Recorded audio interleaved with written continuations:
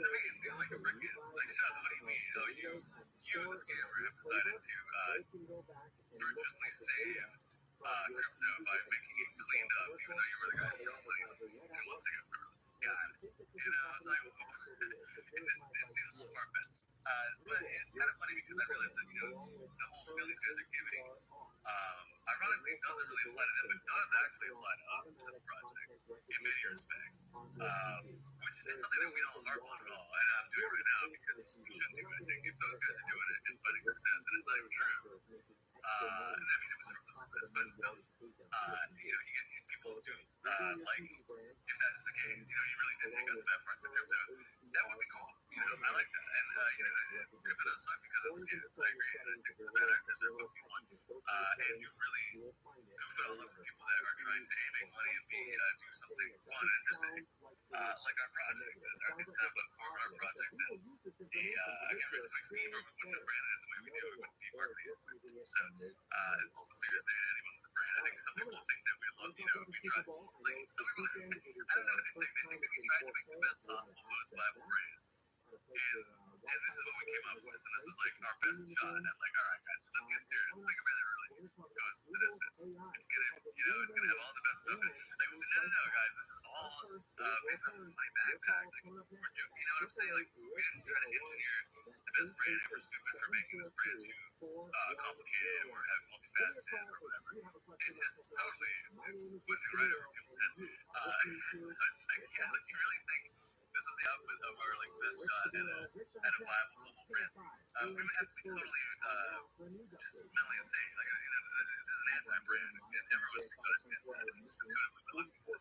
But something else, something that we are really like. This is our version of Nike. We tried our best to do Nike. We came out best. Okay, sure. What did they think we are? But it's not really crazy people look at this. So I guess, none of us are actually insane. And none of us are, I guess, you know, first name's bubble here, but you know, all of us are professional, regular people who are somewhat literate and get our shoes. So it's nice. I think it is sort of is good for crypto to have that. You know, I like to think of us as sort of the driven at mean point. Which we are still on paper and everything, I guess. You know, but besides the legacy guys, the first cycle list, but I mean, I guess that makes sense. Other places making 70 adult but that's it. I mean, okay, we're still basically at the top. So, you know, I wouldn't definitely throw the towel in. I wouldn't even say we're not the top, but I would say we are the top. Especially from, you know, the anointing factor of the authority figures like Mr. ViralRabbi saying that, you know, what is this thing? Have a hyperlink is excellent. If he thought we were anything besides awesome, he would not have included hyperlinks. So, you know, he would have just made a retraction and that's it. So, yeah, the story with Alex is not over. And that's why it's so funny that, you know, this turbulence is not reflecting the reality of the market. We've got this white, just sailing high profile. We've got events very high profile merch drops. Well, they're talking to me in it. Which is very interesting. It's for the branding. Yeah, we were just talking about the Putin interview. And then we talked about the Super Bowl party tomorrow. But we gotta get back to actually I think now that the first actually sucks, is there a better time than ever to experiment with this? Dude, listen to me. The person who owns the house just came to my door and they knocked on the door and they were like, all right, let's go to the bank. And I was like, huh? Because I don't have a bank account. And he's like, let's go cash that check. And I was like, look, I have an appointment on Tuesday at Wells Fargo to open an account. Let me cash it then. So he's, I think, going to let me do that. He's getting really fucking aggressive, though, to the point. And he's like, and you owe me $2,900. I was like, dude, whatever. I'll pay you what I can when I can. So basically,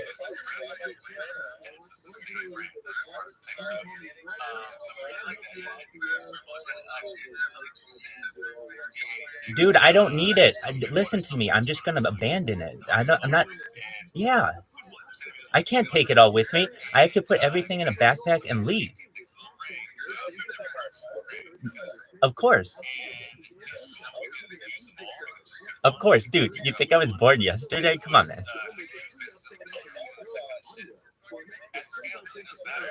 No, I never would do that. I just wanted you to know. He just came to the door and was like, I was like, dude, you need to calm down.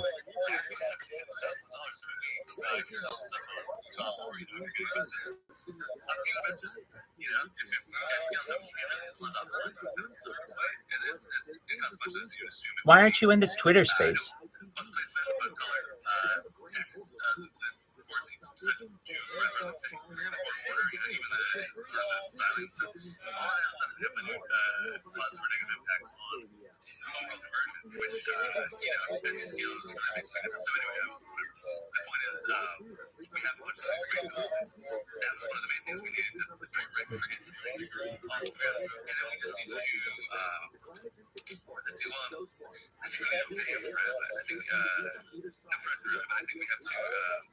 Dude, come on, man. Anatoly, get in on this talk. Jump in on it.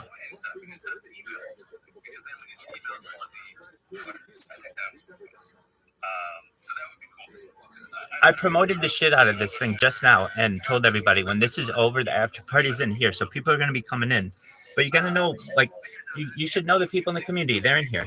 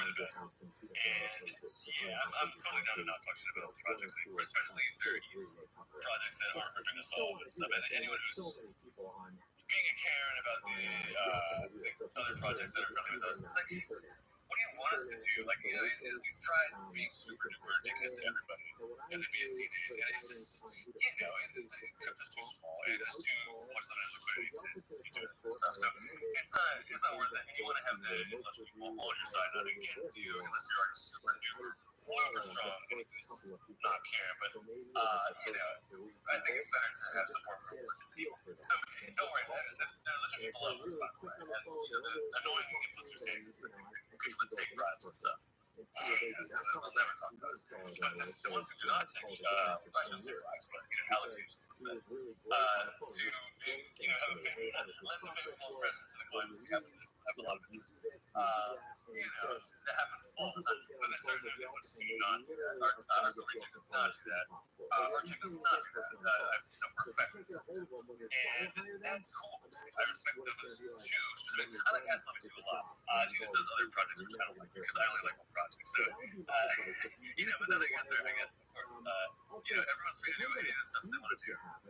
But you have to be okay with there being some Bitcoin hyperpixels in there. People want us to, all of us to be totally 100% we love everything. I don't need that. I have to do that because it's too crazy to be Napoleonic later and just trying to impress everyone else. It's not, people don't like that. But it would be fun, but I'm not doing it. But you guys can do that. And I don't mind that. Look at this guy. I'm glad it's interesting. Engineer JP Morgan, what do you say? Let's see what's going on. Let's talk to by all means, I gotta probably go do more boxing in a second. No, this is Anatoly. He is the person who's been in the VC a lot. He's from Houston, Texas. He's the guy who went to the border.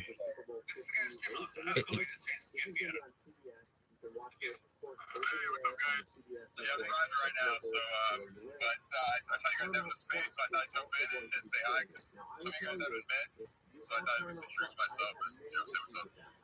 What's up, brother? How you doing? How you doing? I got some iced coffee, going on a little date, so, start my day off right. So, yeah, my day off, But, do you mind speaking to the guy fighting, the 23rd? That's awesome, man. Oh, man, that's awesome. Seriously, good job. Thank you, it's very exciting. I feel much more safe now. Yeah, no, seriously, you made me want to start in the gym. I saw your recent picture. I was like, God damn, I'm fucking, That made me start wanting to work out. So, yeah, no, and I think one thing you got to worry about is the guy doing drugs. When he's on cocaine and you're punching him in his face and he's not even, feeling anything, right? So, maybe there should be some kind of, mouth swab or, nose swab test. Yeah, I can do a test. I can do a oral test. Okay, that's the thing. He's going to be cooked out of his mind, tweaking on all kinds of stuff. I'm clean. I haven't even had any beers. I actually have one beer gelato. It's like a beer mixed with lime juice. I had one of those the other day. But that's it. That's 2 weeks. I'm trying to keep it simple and clean. Exactly. Smoke weed, that's it. So, as long as he's not doing any nose beers, you know what I'm saying, right before the fight. I thought it'd be cool if y'all both did a bump, right before the ring, the bell of the ring.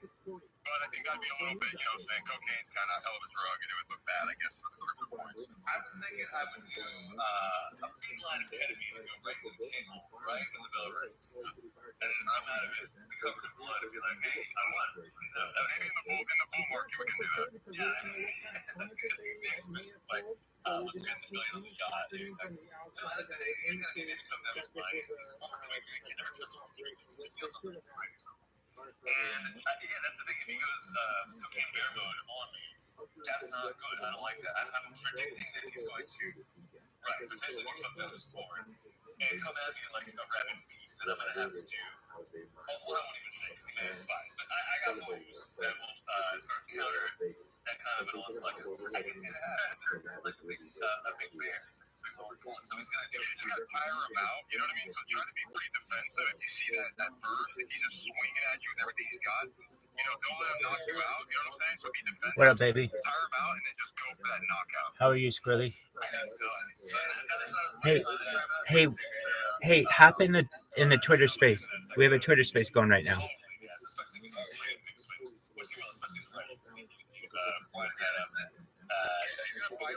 He's gonna fight like he's got nothing to lose. You know what I mean? Yeah, and that's the thing. I'm not really like that or mad right now, at anybody, which is good. But also, I'm not I don't define my belly. I don't want to kill him. You know what I'm saying? I don't really care. I'm you've never been wronged by him. You've never been scammed by him. You made okay. No, I don't buy it. I don't even listen to people. I barely do much, and I've been into crypto for a long time. I was watching more of the DeFi nerds and the hype guys. So I know who Richard Hart was. I like metallic and I like to bang those guys. So, yeah, so I don't really care about this guy. Yeah, I didn't like, I think he's, he actually, his band's the other band. I didn't like the band out of these guys. I think it's kind of slimy. But this guy's kind of funny. I don't actually mind his content. I think he's kind of good delivery and he's kind of a goofy guy, which I like. So, yeah, that's the thing. I'm not that mad at Bitcoin, but I mean, he is really bad. I mean, you can't be pitching coins all the way to your girlfriend's dad's funeral, and then also throw that in, and then go back to pitching coins. That is just unlike. I love that. It has to be satire. There's no way he's I just think he spiraled out of control. You know what I mean? He started out great. Everything was fine. Then the drugs got in, the money. You know what I mean? People change when they start making a lot of money. And then he just fucking spiraled. And we watched it live. You know what I mean? So, I just think he fucked over a lot of people. So you're kind of like being that, gladiator stepping in the ring, taking out like this guy who's like, stole a lot of money from like, innocent normies, really. Like obviously you're not going to get fought by a lot of people dead, you know what I mean? And it's good what you're doing, you know what I mean? So a lot of people are on your side. Just like I said, if he goes out swinging at the very start, he's got nothing to lose. If he takes a step back, remember it's going to be a long fight, so don't rush into it, but you've been training, so you're good. But it's good to be on the team, you know what I mean? And helping out when I can. I float around. I'm not a maxi in any coin, and I like to help projects that I see have a lot of potential. I'm just here to help out. I'm not asking for any funds or anything, but I like having fun. Me and Rabbi have a great time in the VC with a lot of people in there. We'll just keep doing that. I'm gonna keep stacking ticker Bitcoin and make a little money. And in the future we'll meet up for sure. I'm not gonna make it to the fight, but in the future events we'll definitely meet in person. Cause I'm already doxed, and I'm gonna start going to more conferences. I'm good. Yeah, man. Come to everything makes like you can't. No worries. We're gonna do a NYC. What is that? It's called. I forgot what it is. NYC NFT stuff. Yeah, so like that. We are gonna do that too. So if people are East Coasters, come to that. We'll do something fun. We'll probably do some more technical stuff too. We did Austin just for the F1 thing, which was super fun. But when is the New York one? I'm curious. I forgot. When is the NFT? We're going to see. I think April. Something like that. Oh, is that? Yeah, it might be more summertime, but I think it was. I thought it was summer, and it's earlier spring. So actually, it's just good about that. Yeah, we just hit spiral summer. In the meantime, the voice chat is later. So I like that. Yeah, Zero was talking about that before. It was kind of like going before, but now it's like a bunch of people in there, which is very bullish. I think it's actually super good. So no one's doing that. No one's doing that. Like you can jump into coins that are, I'm not gonna name their names, but I hear, they're better meme coin than us, bro. You can't even say anything in their Telegram, let alone jump into VC. You know what I'm saying? It's only a 5 bot, so it's like, they're too big for their own good, right? We're staying humble. You know what I'm saying? We have a lot of room to grow, and we're gonna keep that VC open. Rabbi's gonna keep it open 24/7. Every single day, every holiday. He's gonna have that Super Bowl party. Keep that in mind. So, I think if you look, everyone's got other coins they're watching. Some are Bitcoin maxis is fine. You're gonna see other Telegrams. No one has a VCO.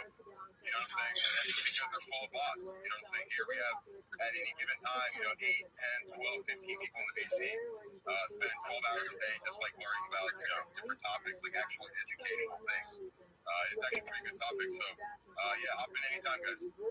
It's bullish. It's super bullish. That's the thing.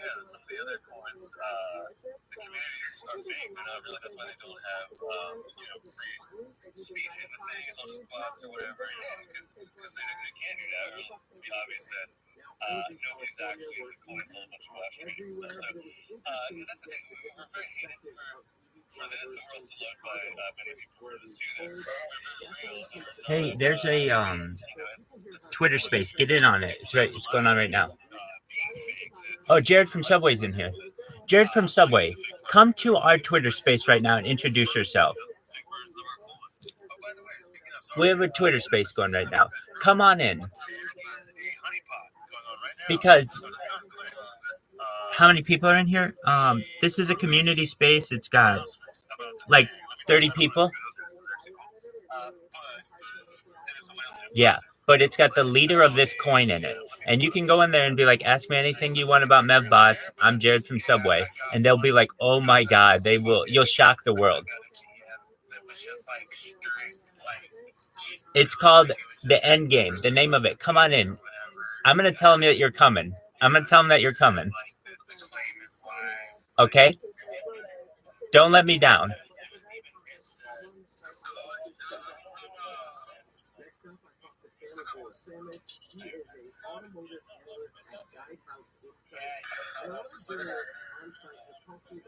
You don't have a Twitter?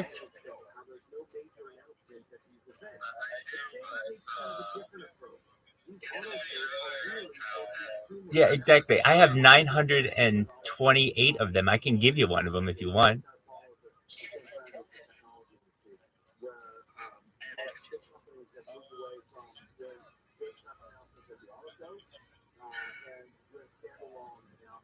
Well, anyway, Jared, if you're like, where is everybody? There are like 30 of us in here. So that's why we're devoting our attention here. Jared, you should just know we really appreciate you being in here, though. Yes, sir. Oh, absolutely. Hi, I'm Rabbi Rothschild. I stream my life 24 hours a day, 7 days a week, 365 days a year, live on YouTube. I've been doing so for more than 2.5 years. I have more data on YouTube than any person in global history. This goes back to the pandemic. We've seen the death of a queen, the birth of AI, the coronation of a king, and everything in between.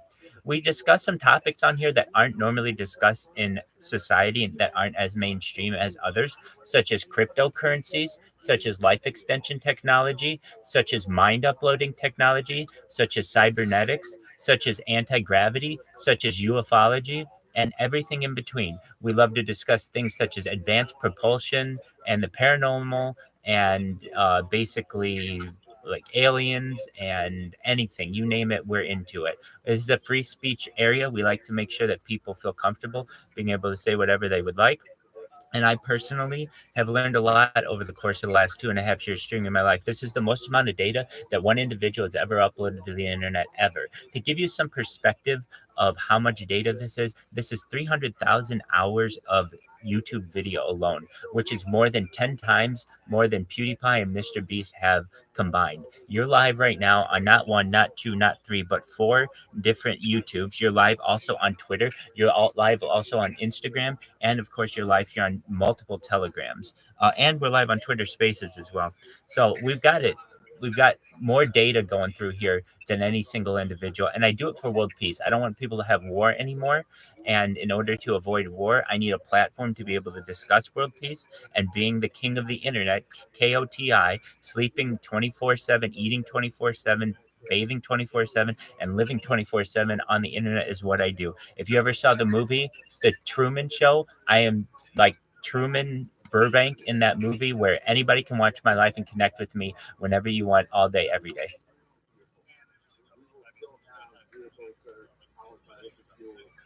So Squirrely, crypto, does that answer your question? Excellent. Well, tell your friend we're going to make her very rich someday. And the reason that the way that we're going to do that is that we're going to do it through I'm going to be able to endorse any product that I want pretty soon, just because I have so much data on the internet, and I'll be a pretty well-known individual. And so you should just be aware that I'm going to want to help everyone who has helped us along this journey. And she certainly has helped us. You have helped us. Jared from Subway has helped us. We're going to produce his movie, and it's going to be a big deal. So tell all your friends that somebody streams their life online whenever you want, 24/7. You can watch them.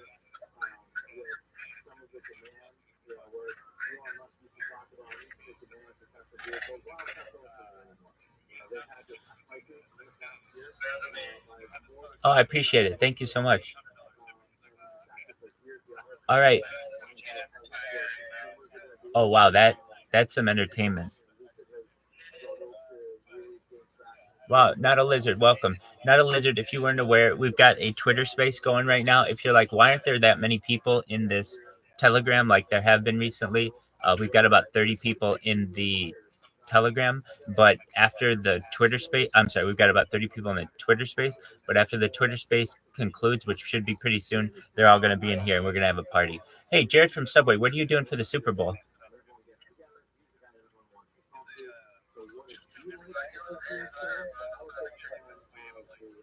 Why do I like it?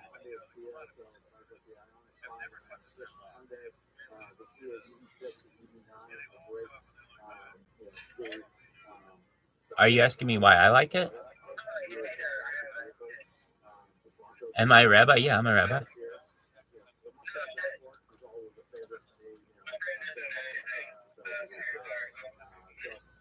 Oh, why is it? Why do I like it? The reason why I like it is that I would go on Twitter Spaces and become quite a well-known entity on Twitter Spaces by playing trivia in people's trivia spaces, on people's Twitter Spaces. So many cryptocurrencies would have a Twitter space for like 8 hours and literally have 3 minutes of content. And then the rest of the time, they're just waiting for people to come in and they, basically are like just ask them all kinds of questions, and then there's no real discussion though. So or there's no real theme or anything, and there's no real entertainment.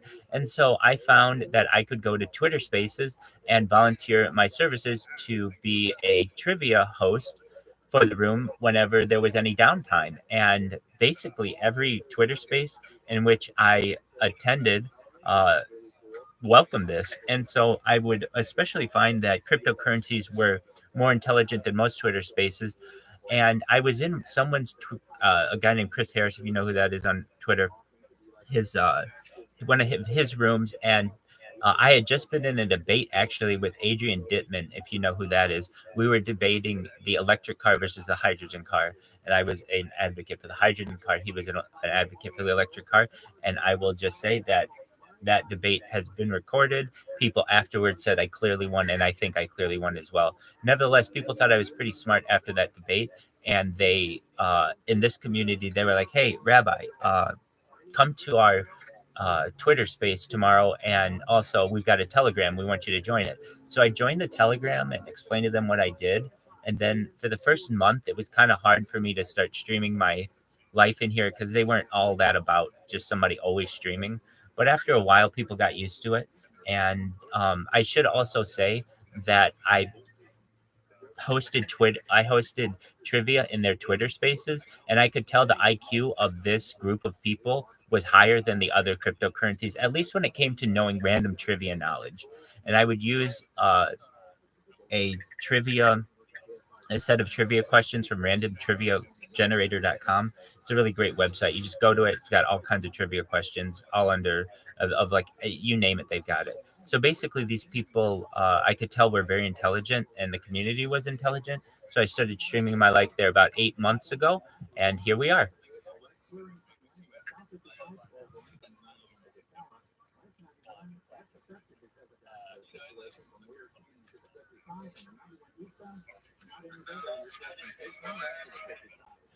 What'd you say? Oh yeah, it's definitely still going.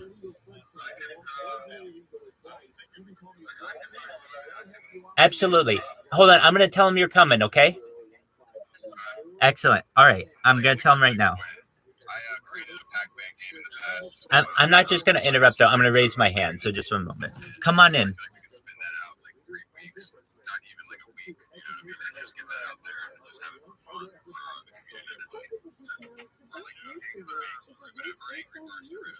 So now's your time to prove yourself, Jared. Jared, I believe you. You're a very legitimate individual. You're cool as a cucumber. And come on in here, and people will be really impressed that you're part of our community. I think it's really cool.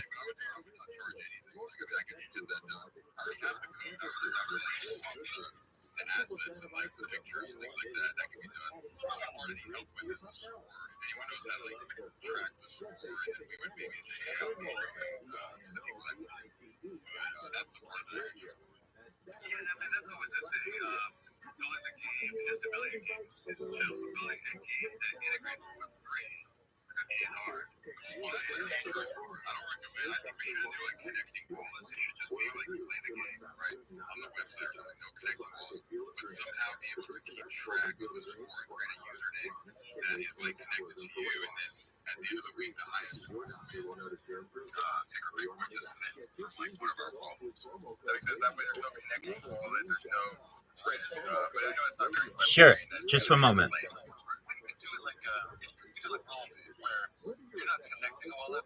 when you sign up, you're getting and it's, it's not like they're not showing you the wallet, but that's how Robin's working. You got your little login. They've created you a new wallet on the spot.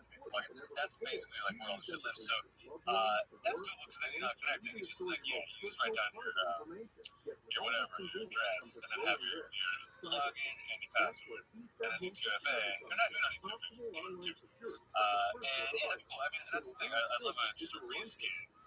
It's the easiest thing in the world. We've got the funniest characters. All you gotta do is get quick theory and get real tournament. You found it?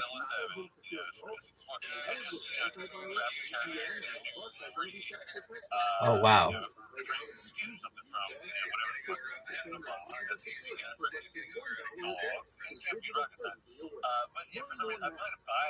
Okay. Excellent, Mr. Jared. I also have the link, and I'm going to send it to you just because. All right, I'll let them know. Thank you so much. We'll see you there.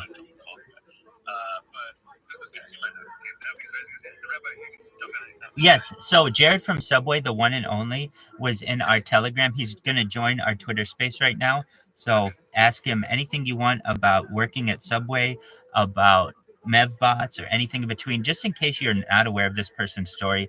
I know that everybody thinks that he may or may not be real. That's up to you to decide. But I know that he has a really beautiful story, which is working at Subway for a year, never eating Subway because he didn't want to eat the same food that he was making, essentially striking it rich in the Shiba Inu community, and now with Mevbots becoming one of the bigger whales in the cryptocurrency community. So I welcome him when he joins, and yes, I just appreciate him being in the Telegrams as much as he has been. So wanted you guys to be aware that he should be joining us soon.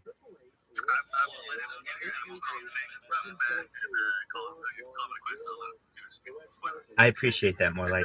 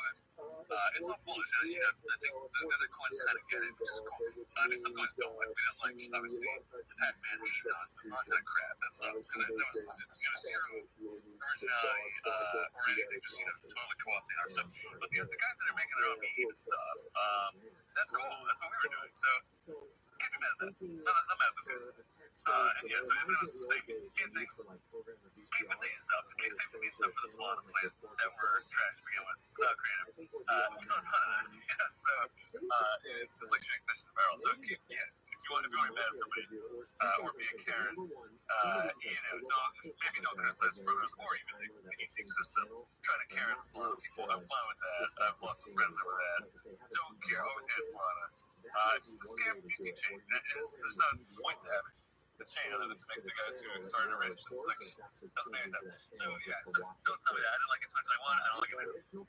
I didn't even buy it when I was buying Avalanche and Phantom stuff back in the day and Polygon stuff. I intentionally did not buy Solana because it seemed like such a bullshit thing. So, anyway, let's remember about why Solana sucks, but it is nice to see people kind of figuring that out. So, when down, that was pretty bad. They like to say it only went down once in a year, but it's good at 0 times a year. Ethereum is just really good technology. Ethereum Foundation is doing. It's not trying to get rich. That's kind of the main thing. And I don't trust any of that the hex grab. Bitcoin's good, obviously. Also Bitcoin I like a lot. Not huge. That's some of it. Your opinion is on BNB. It's a good question. It's kind of just not a scam chain, but not that good tag. We were on Binance Smart Chain. I like these econ. I don't think he's that bad. Yeah, I like him too. Yeah, I like Binance because I think that it's going to be like the East. You know what I mean? Like we're going to have Coinbase, they're going to have Binance. There's no way Binance is going to go down in the long term. I'm talking about 20 years from now. Oh, yeah, well, that's true. Who knows? No, you're right. I think you're probably right there. Coinbase and maybe Robinhood will hold down the West. But yeah, Binance has the entire East unlocked. Bybit's pretty big too, but and OKEx's pretty big too. But yeah, Bybit. Binance. Yeah, Binance crushes. That's got way more users than anything. And SEC doesn't seem to be a craven opportunist. It seems to be a scammer. So he's gone now. He took the fall. So now there's that really shy, lame guy who never talks. I don't even know that. Yeah, he sucks. Yeah, so he got indicted. They flew him to America. They were acting like it was no big deal. And then they first made him the fall guy for the whole Binance. And then he took the fall for everybody. And then now this kind of really lame, shy, because at least he was making memes and was super involved. Like a fucking typical suit. Stick up his ass. I didn't do that. I followed it after the expedition stuff. That's too bad. That happens. I guess it's sort of like Apple going from Steve Jobs to Tim Cook. It's like, it sucks. Jobs is kind of tight. Tim Cook's just fucking a loser. Whatever. It's just a trip. What cool is that guy going to do? Nothing. So, that sucks. That's too bad. Maybe Binance starts to suck now. But, they're also hot soup, I think. They're not the regular subscribe. So they're not going to list for a minute, which sucks. They were going to list Pepper, or they didn't list Pepper. It was either they were about to or they did, and then they got fucked. I forget. But I think they did it. But they got fucked. That's what it was. They were going to do other stuff. They were about to do Robinhood, Coinbase stuff. And then Robinhood pulled out because of the cluster. Yeah, that's it. They were on Binance, and then they had all the malfeasance. And fucking each other taking the shit from the fucking multi-sig and stuff. It's unbelievable stuff. So bad. It really pissed us off at the coin. Because we were second in line. He was looking at me, Pepe on Binance. I was on Binance for sure. That's how it was looking, just flowing was and everything. And then when Pepe screwed up, all of the exchanges were like, oh, fuck me, coins, no way. The guys with the drama, funny on the thing, accuse each other of that. They were just like, never mind, meme coins suck, dude. We're not doing it. Forget it. So we were literally about to take off the bat, and they were like, never mind, game's canceled. I love the founders. We know each other. We have each other's entire information. We know each other's faces a million times. We are not going to do a Pepe game. As a matter of fact, it wouldn't be possible. But, yes. And also, they suck because, we've done over $1 billion in volume total. But it's slowed down, since President February 6th price action. And we got to get our ass here with the stupid listings to buy back things. Did not expect that. I was very convinced because we had done exactly what they said we would do to win. And then they turned around and said, how dare you do what we told you to do? You didn't win. I was like, what are you talking about? We spent a lot of money to do exactly what you said, step by step. That was part of the course. So anyway, that's still ongoing, but, as it may, it seems like they only look at the most recent volume data. They're not looking at total storm, they're looking at the past 3 months. Because we're why not listen to me? We're very consistent. It takes 2 seconds to throw something. But, you know, I guess I would get that if there were within the past 2 months. Like, okay, so that's where we come in. We need to be on Twitter more. Bringing it back to being your guys' fault. You know, kidding myself. I'm totally kidding aside. But, you know, I think we're seeing BTC go up. We're seeing it looking good. So it's good.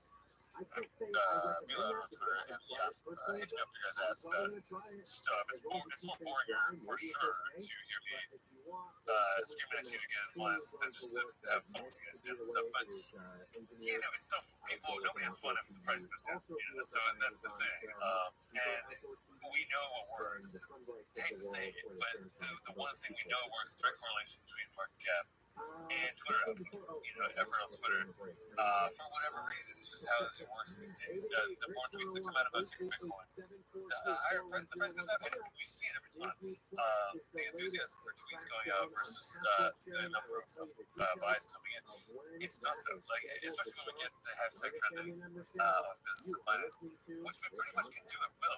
When like 10 or 15 people are retweeting every single thing, replying, and also if they reply to it with a hashtag, you see how that multiplies rather than just being linear thing when you're retweeting every single thing. That's already amplified. And then if you're responding with that hashtag, now all the other people that are retweeting every hashtag are also retweeting that reply. You see what I'm saying?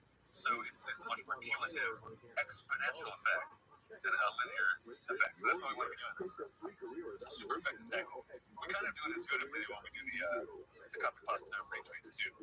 But that actually is a super good tactic. I've noticed other coins actually picking up on us doing that and leveraging it way more intentionally. Well, so something to consider, fellas, if you're in the mines, best thing you're ever going to do, maybe 20 minutes a day. Free. It makes you really rich. And that's the thing. Wherever that feels so good, if we've been tweeting our asses off for like weeks straight, and everyone's doing a couple new soldiers, new big soldiers, doing a tweet, and then we see the market cap 2 bags, everyone's going to feel fucking awesome because, you know, it's just there's something satisfying in you know, putting in work and getting out the direct positive output, but also it's now we're richer and it's, you know, it just feels less impressive to go to the most important stuff when you feel like you got some extra skill in the bank versus like, oh, you're losing less fortune. That doesn't fun. But circles, wow, that sounds exciting. That's a lot of people. Circles, we owe you $20, man. Someone's got to. Pam, I'll give Bitcoin boss $20. He sucks. Snuggles doesn't suck as great. So you guys love these super suck. Snuggles, how you doing, buddy? If it's the real Snuggles, please stand up. Yo, guys, what's up? What's up, brother? How you doing? Good to hear from you. Yo, bro, Snuggles 50 you, let's go. Look, it does that. Right off the bat, pitch me the 50-50. Me 50, you 50. Let's go. New projects. Okay, so Let's fucking go. I'm abandoning Harry Potter Monosaki right now to a new project, whatever it is. Sorry, guys. What is a promo thing? Harry Potter. Harry Potter,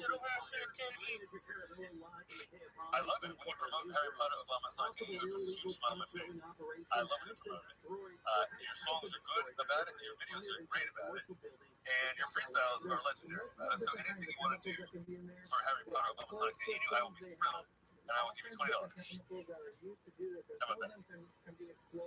You album is about for Harry Potter? Yes, please. I'm happy to donate for that. A good rap, a nice long, you know, very complex rap, please. Okay. Thank you. Let's go. Everyone see a circle to react, please. Let's talk.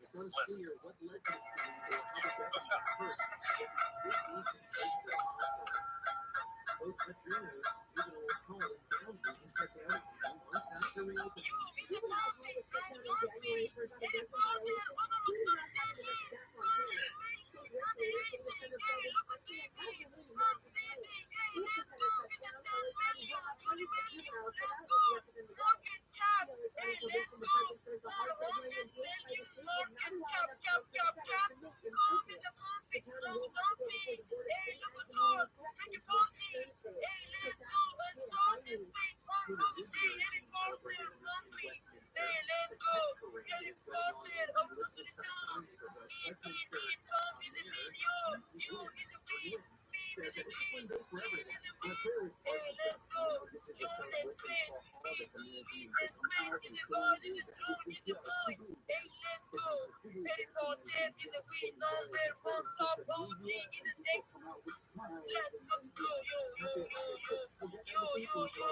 Hey, hey, hey. Put your hands up, let's slap you, each hand up, let's go. 20 bucks, hey, is a chance. 20 bucks, hey, let's go. 20 bucks, hey, chance, hey. 1 million bucks, let's fucking go. Yeah, I'm weed, I'm no loss, motherfucking loss. Is a weed, hey, is a big boy, I'm the new lab, is a weed, you check.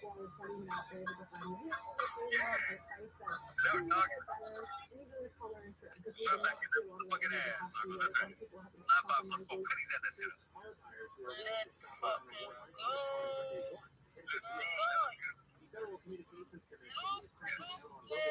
Look, the turtle shrine is on making this back Eminem. Yeah. Oh, good. I like that. Yes, good. Okay, please, everyone tell Eminem about snorkels because... Yeah, please bullish me. Thank you. Yes, bullish him, because I love that. Because I want Eminem to sign snorkels. I think that'd be great. I think snorkels is better than Eminem, personally. Don't tell Eminem that. But I think he's much more talented. And he's younger. He's up and coming. We've already heard him. We have not heard of snorkels. Snorkels needs some stages. If I can just make a interesting comment about Eminem and cryptocurrency, which I don't know if anyone knows, that apparently Eminem, was on the rise when cryptocurrency was just beginning, and apparently he invested some huge amount way back in the day in cryptocurrency, and perhaps maybe some kind of cryptocurrency billionaire, and people don't know it. But if anything, it's a massive amount of his wealth is in cryptocurrency. I think that's interesting. I did not know that either. It's interesting. I wonder if he's got a funny ENF or something. He's like a DJ. He's like in the chat. I would love it.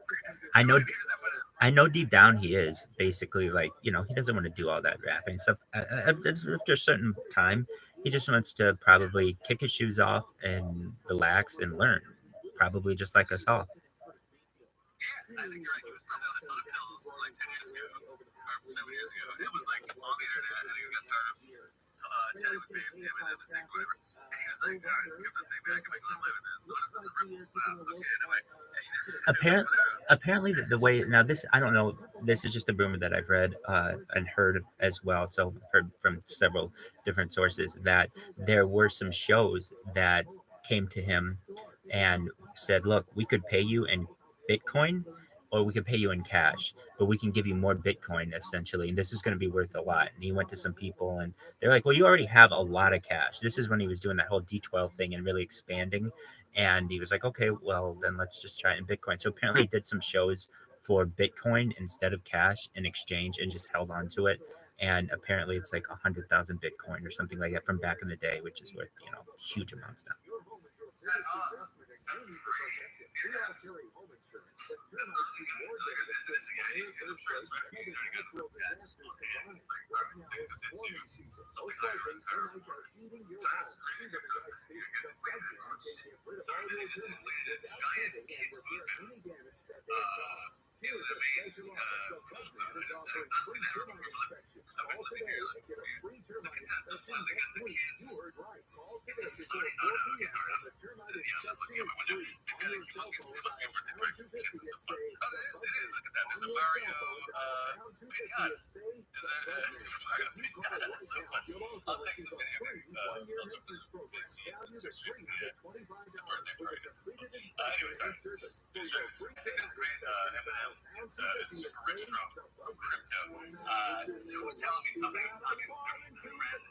Well, let me just preface that by saying that may be the new generation's Marilyn Manson and being able to suck his own dick, removal of ribs. Like this generation's version of that, and the previous generation was like David Bowie and pumping his stomach. Well, this one is going to be Eminem being a crypto billionaire, perhaps, because honestly, how would I know unless he came out and like had a really long, a really public discussion about it? So I don't know, but I have heard it would make some sense to me. Or if not Eminem, some random rapper out there who just had enough money, just randomly made some kind of deal for cryptocurrency, and now it's worth a whole bunch, and they don't say anything about it. But it just so happens if you were to take, like, say, the 100 top cryptocurrency billionaires in the world, like 4 of them are really big rappers, and we don't know it.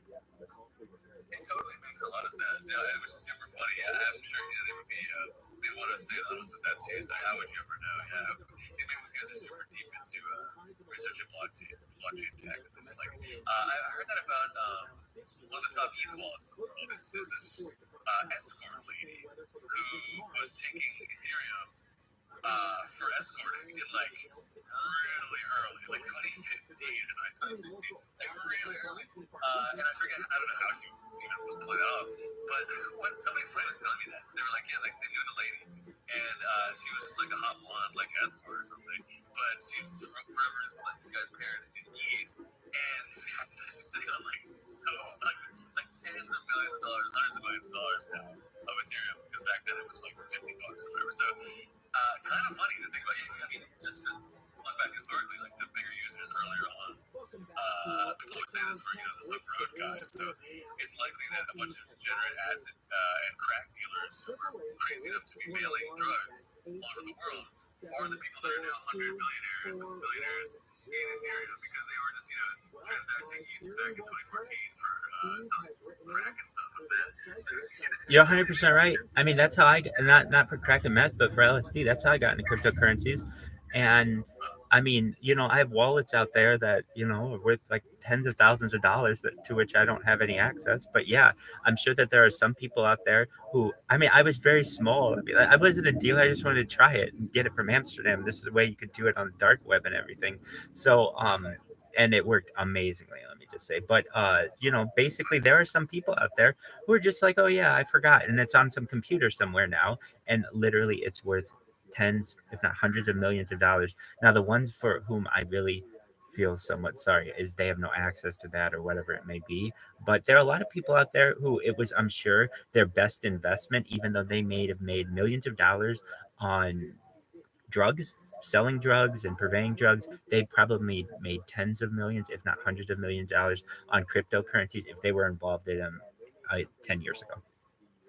Exactly. It's just, I mean, and how would you ever predict it? And that's always the thing too. Like, people would show, I wish I'd been there at the time, but you would not have ever had the foresight to assume that the thing would get nearly as big as it did. Like, nobody holding would have not thought, because they think, oh, maybe it's going to go 100 times higher. Then, people are like, you need to get out of Ethereum now. It's $30. There's no way. It went from 16 to 30. There's no way it's going to 60 or even 100. People are nuts. Excuse me, what are the heavy posted? Yes, sir. Size 07. Ryan, how making $2K? You want to make $2K?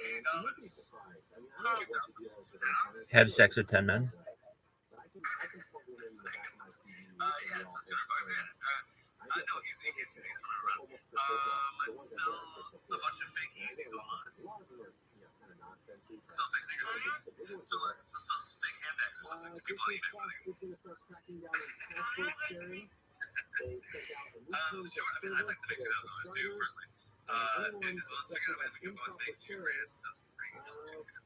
How are we gonna do that? Well, each of you could have sex with 5 guys. And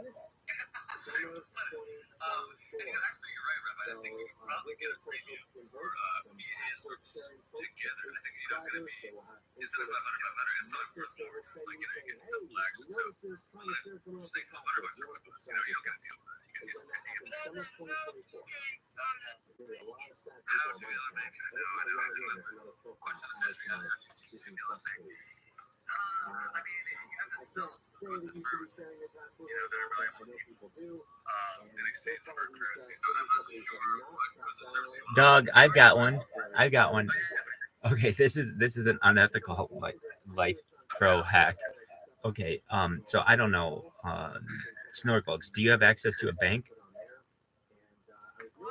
Do you have access to a bank? Like where you keep the money.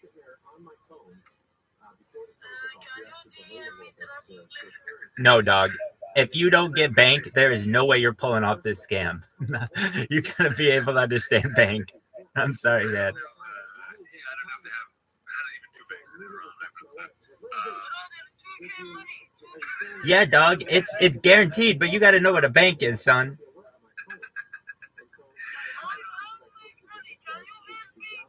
Dog. Yeah, but you got to know what a bank is. Like, where do you keep your money in Iran?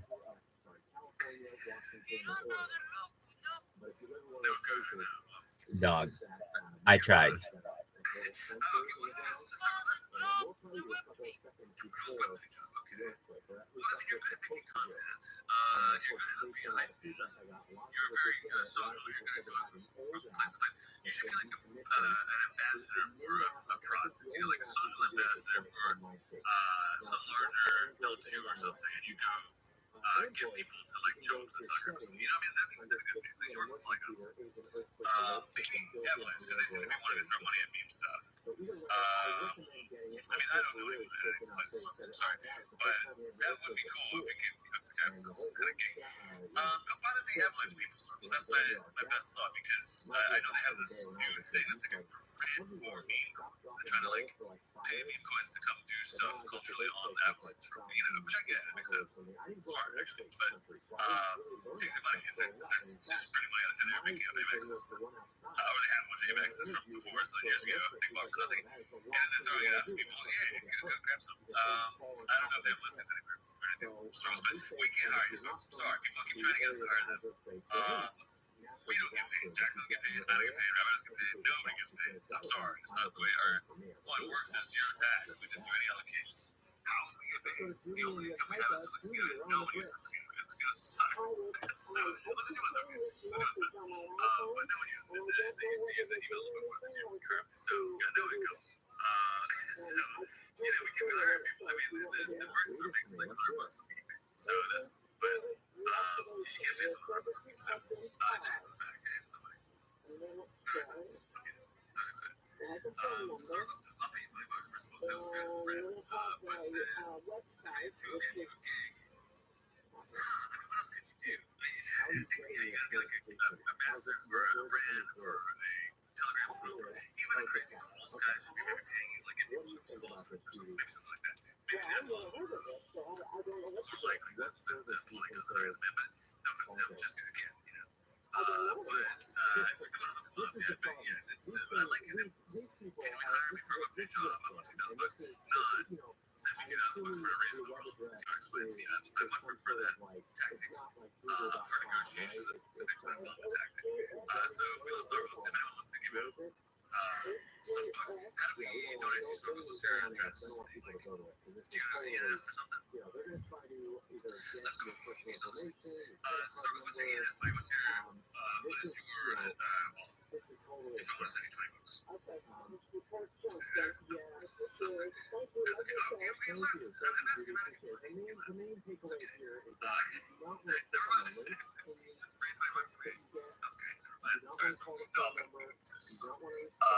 I like the smart cards. Same with Chiller. I'm never giving him a dime unless he makes an amazing thing. If he makes a thing, it's funny like today. $20 absolutely point. He wants 0.1 ETH, which is ridiculous. I give him 0.01 ETH. That's even still too much filler. And then Chiller X is actually good, like the good version of Chiller. I give him $20. This guy's making like 10 videos, super happy, really not his dream, but percent. If we put a moment of thank yous, goes away and does whatever he's doing instead of the story that he gave. This just needs school supplies. Anything of a huge trouble if we don't give me the money. Okay, what school is this? They're gonna like, how are you in trouble for not paying for this? It's just a also mysterious appeared as a at will. And sometimes he has 3 sisters, sometimes he has 2. I don't know if you guys have siblings, but usually it's pretty clear how many siblings you have day to day. Hard to get confused about that, but he does seem to forget one of the sisters sometimes. Maybe she's, way younger or something, and he, doesn't see that much, but, like, okay. I'm not quite buying this. It's just a simple slice story. What's the slice Nigerian plus money? That's my question, too. Not a question, that's been no answers. But it's a mysterious fellow. But anyway. We love the man. He's not doing as much pirate stuff. He's still under the weather because he's in the community. It's not Jewish him. It's feeling very sad. That guilty me about that. And, I do him, but he doesn't get that he's spent a lot of his goodwill already. It's a lot of us. He kind of forgets. He wants us to forget all that because he's forgotten the whole shit. So I think he thinks he forgets what we forget. Which is a lot of girls words sometimes too. He was Max. It's a good talk with him. I'll be back. Yes, sir. I can carry this anymore. Yeah, you Jack, good. I got a social series. How you doing? Fucking, yeah, I'm like going loopy and painting this room. Oh yeah. I took a couple out of van, and now I'm like super like not interested in continuing my ancient project. So I'm just kind of sitting down now. I've been listening the whole time. I've just been painting away. Okay. How far are you? I got a couple layers of primer on it, and then I got to paint it pink. So my daughter into a different room, so I'm making that like the room pink, and then when the other kid is born, he'll go into the baby room. So yeah, moving around. That's fun. Now, why are you not just leaving the one kid in the first room, making the other room? So it's really small. The baby room is super small. There's a room for like a crib, there's a closet, and then there's like, I don't know, it's just like a kind of like a, I guess, if I had to guess, 10 by 10, just like, wall to wall. And so it's kind of a smaller room. And then the other room, she has way more room to put like her jungle gym and other shit like that. Because she's like 2.5 now. So give her more room to run around in that room. And so I'm going to make it like not the walls were blue, that was going to be pink. And then that'll be her room, and then the baby will go in the other room, which is pink. And if my wife makes me fucking paint that one blue because we're having a boy, then I'm gonna do it. I'm gonna finally fucking do it. I'm just gonna do it. Think of that baby that's coming. Gonna be, well, that's okay. It's for this. Oh yeah.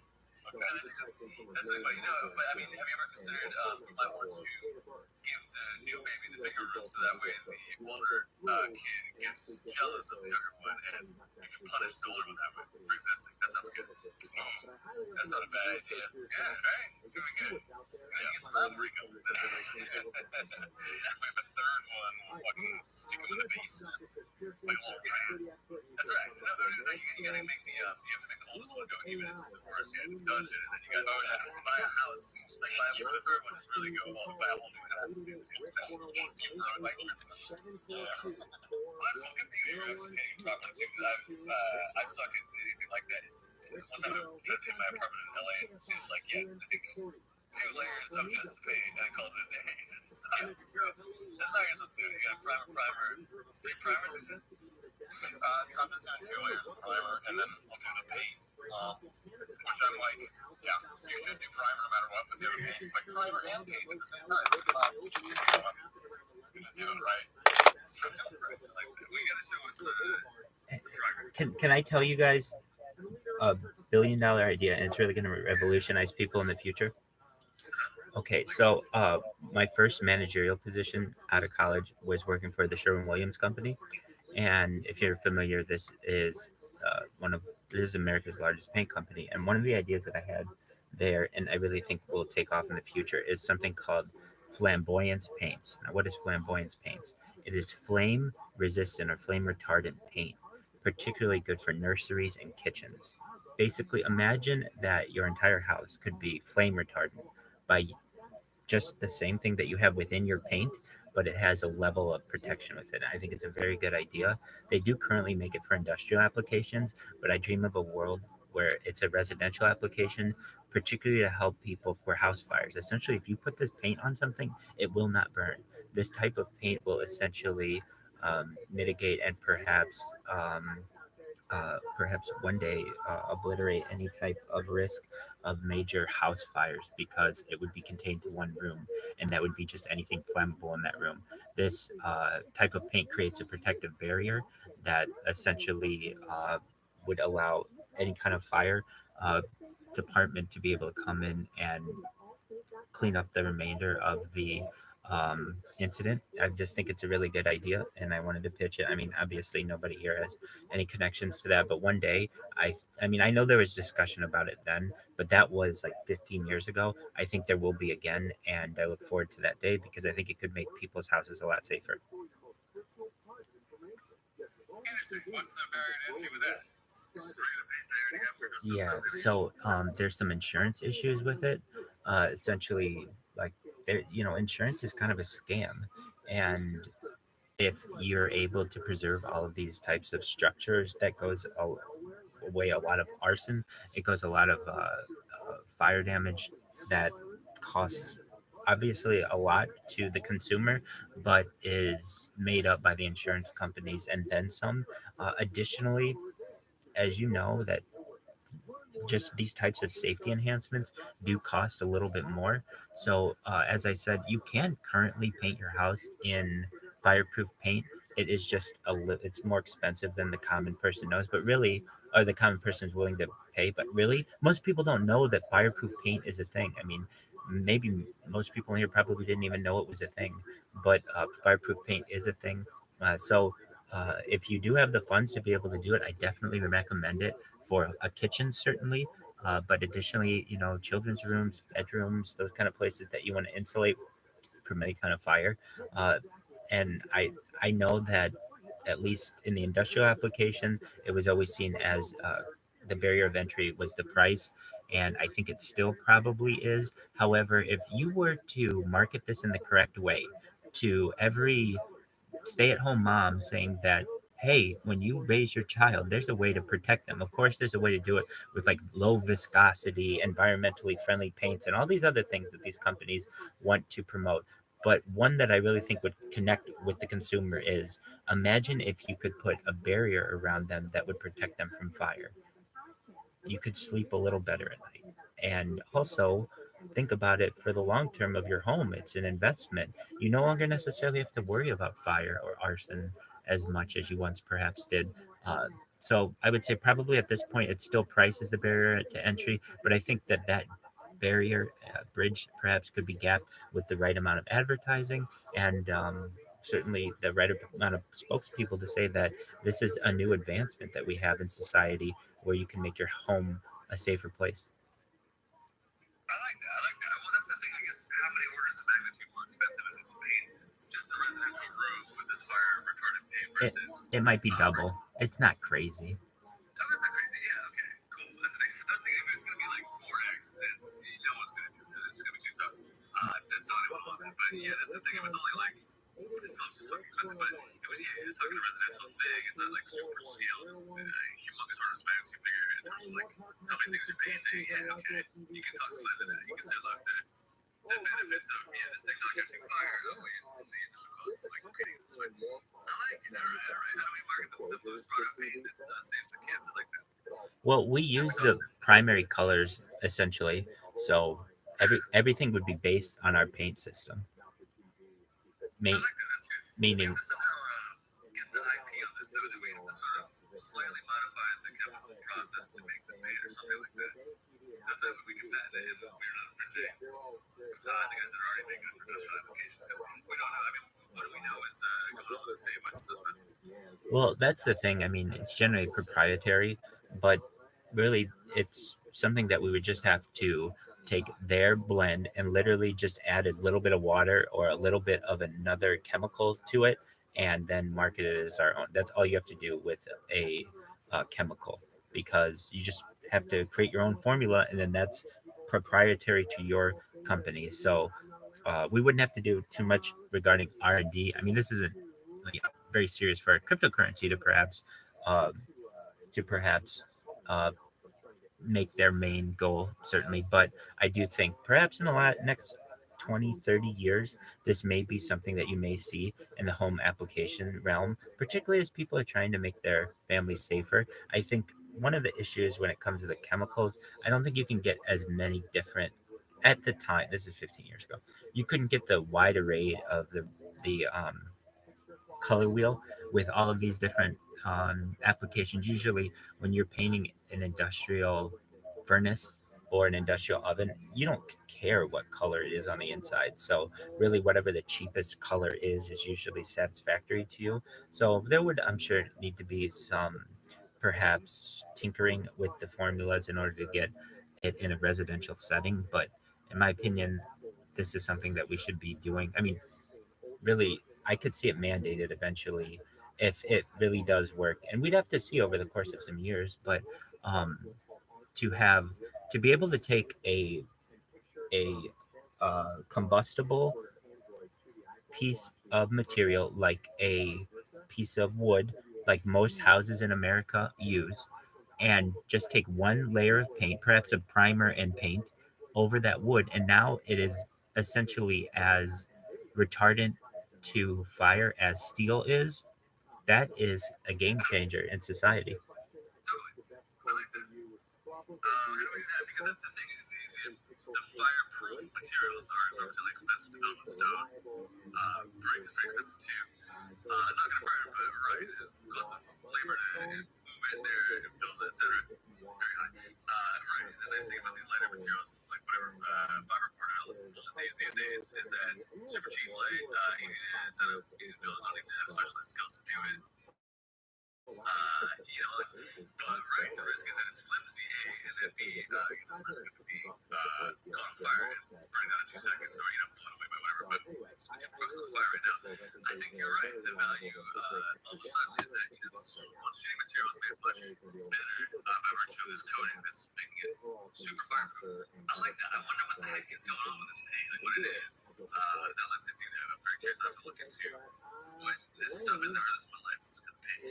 But this is good. I think you're right. We need to start with making proof of concepts in Nigeria by flame proofing the academy or whatever. So, so let's talk about that one. When it comes to helping people in the third world with housing, there was this plan of I believe it was the Heineken company.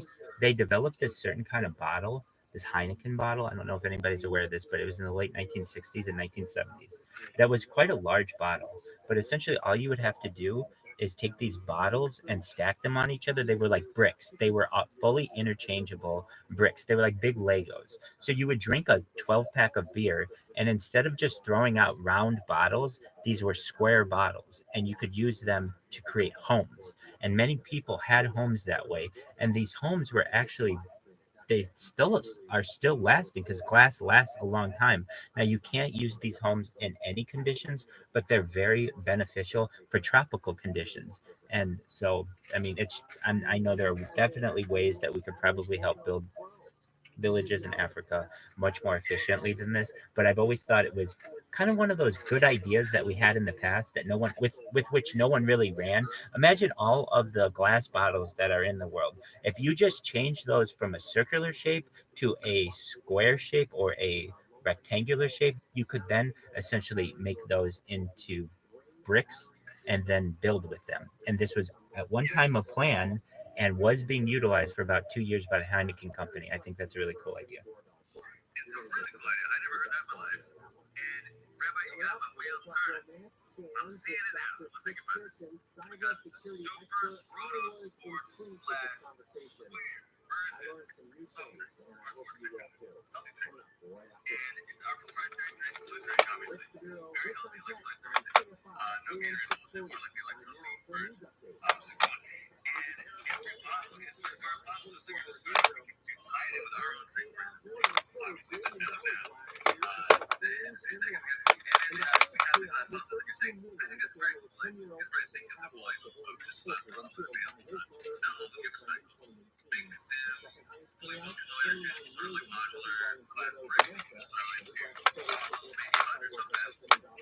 We can test that out in Nigeria. It's there. We got well right next to the freaking glass house. Just throwing skills all the time. I think that'd be really fun. You just have to find a sort of bottling plant that can make a square bottle. We gotta just an exact size from what I can catch that inside it. Just tell me that one was. Sounds like it works. And that's it. We gotta figure out that anyway. Now I gotta take a little bit dirty of coffee. We gotta have great birds, like 80 items. So I think that only makes sense. We gotta have an energy drink or a sports drink. I think I'm in agreement with you. Now, the way that I've seen these houses built, imagine, I mean, I can look up the design of it as we speak. It's fascinating though. These bottles were like interconnected so that you could build them on top of each other and it was like smooth around. And the only place where you ran into an issue, which you might imagine, was in the corners of a house where like you have the little nozzle of the bottle. But they were actually able to redesign the bottle again so that they were able to avoid that. So I'm looking it up right now. It's called a Heineken Wobo, a beer bottle that doubles as a brick. Heineken Heineken Wobo. Oh, it's so cool. Okay, so, man, it makes really beautiful house. Mr. Heineken's idea came after a visit to the Caribbean where he saw two problems: beaches littered with bottles and a lack of affordable building materials. The Wobo became his vision to solve both the recycling and housing challenges that he had witnessed on the islands. The final Wobo design came in two sizes, 350 and 550 millimeter versions that were meant to lay horizontally, interlock, and lay out in the same manner as brick and mortar construction. One production run in 1963 yielded 100,000 bottles, some of which were used to build a small shed on Mr. Heineken's estate in Noordelijk, Netherlands. One of the construction challenges was to find a way in which the corners and openings could be made without cutting bottles. So exactly what we were just saying. Despite the success of the first World Bottle Project, the Heineken Brewery didn't support the Wobo and the ideal stalled. Interest was reignited in 1975 when Martin Pauly published Garbage Housing, which included a chapter Wobo, a new kind of message in a bottle. Heineken once again approached Habraken, who teamed up with designer Rinus van den Berg and designed a building with oil drums for columns, Volkswagen bus tops for roof, and Wobo bottles for walls, but the structure was never built. Today, the shed at the Heineken estate and a wall made of Wobo at the Heineken Museum in Amsterdam are the only structures where the beer brick was used. As to the remaining Wobos, it's not clear how many exist or where, but the idea, even some 4 decades later, remains a lasting example in high and end use innovation. And when you see these houses, I'm going to post this in the chat right now if I can. Um, there, it's just the houses are beautiful, the bottles are beautiful. It's just a new way to think about architecture. And I know, it's probably the perfect group, perfect environment, climate for our community if we can, somehow work on something like that. I'm not saying that's our role, but it's a good idea. Sorry, but I got hopped in a bit late. Sounds like you guys are talking about building some structures in Nigeria. The round bottles do work. I have extensive experience with this. I used to do contract building here in the States with what's called national building, like mostly like earth sand and straw. But at any rate, most of the round bottles do work quite well, actually. So is that what's going on? Are you guys thinking about building some structures in Nigeria? Where Heineken bottles were potentially designed from the beginning to be used as like modular building materials after they were created, which is cool. I've never heard that. And so, excuse me, so Rabbi was talking about that. Just put a foot on that. I never heard that before in my life, but that's kind of a cool idea. And I would just spin it on the bad thing. Obviously, I mean, not feasible. Just to spin it, but if we had, $400 million, we do a crazy drink of some kind, and we do this exact same idea where this proto sports drink is in a glass square bottle that can be used to build stuff. Not necessarily in Nigeria, but probably a good place to start just because we're already Jesus Christ. Excuse me. I was saying, we can see Nigeria because we're already doing a lot of stuff. The wells, etc. The rice makes sense, but we can build something anywhere. And cool, you can just do it with regular bottles. Well, with the regular bottles, you build what's called a cobble. It's basically like mud, sand, and straw that's mixed together, and you kind of just like fill the round bottles in as you go. They kind of serve as like little shitty windows, if you will. You can make it colorful, depending on colorful bottles. But yeah, I mean, if you're just shooting to do like a soft drink over there, and the cost for the bottle, the square bottle or the rectangle bottle or whatever shape it is, isn't too much more than the round bottle, then yeah, you just go with that. And it's probably a lot easier and less time consuming than mixing up all this mud and stuff to then put the bottles in, I would say. So yeah, go for that. Okay, cool. Yeah, that's the thing. I mean, if we can figure that out somehow, I don't know how the heck, but it is cool. It's a good idea. Maybe we need to build a humongous pyramid bigger than the pyramids of Giza out of this photo glass bottles that we produce. Like that would be sick. That's like a 2025 thing, but we can pull it off. It's like, well, wait, Rabbi, the photos is kind of fuzzy. Did it come through? What's the room? For me, it looks like the president's page is like two pixels. So you can't really see the house. I'll go around for it later, but this is a cool idea. This is a fun idea.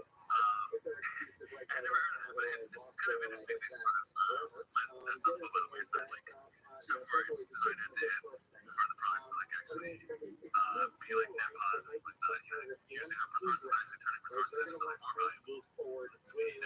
Glass brick out of just something was normally traded or would have been traded. I guess that's way better. It's like if it was like which by the way is not very good for the environment and actually costs more energy, puts out more, quote unquote, clinical greenhouse gases than if you just throw it into the dogs.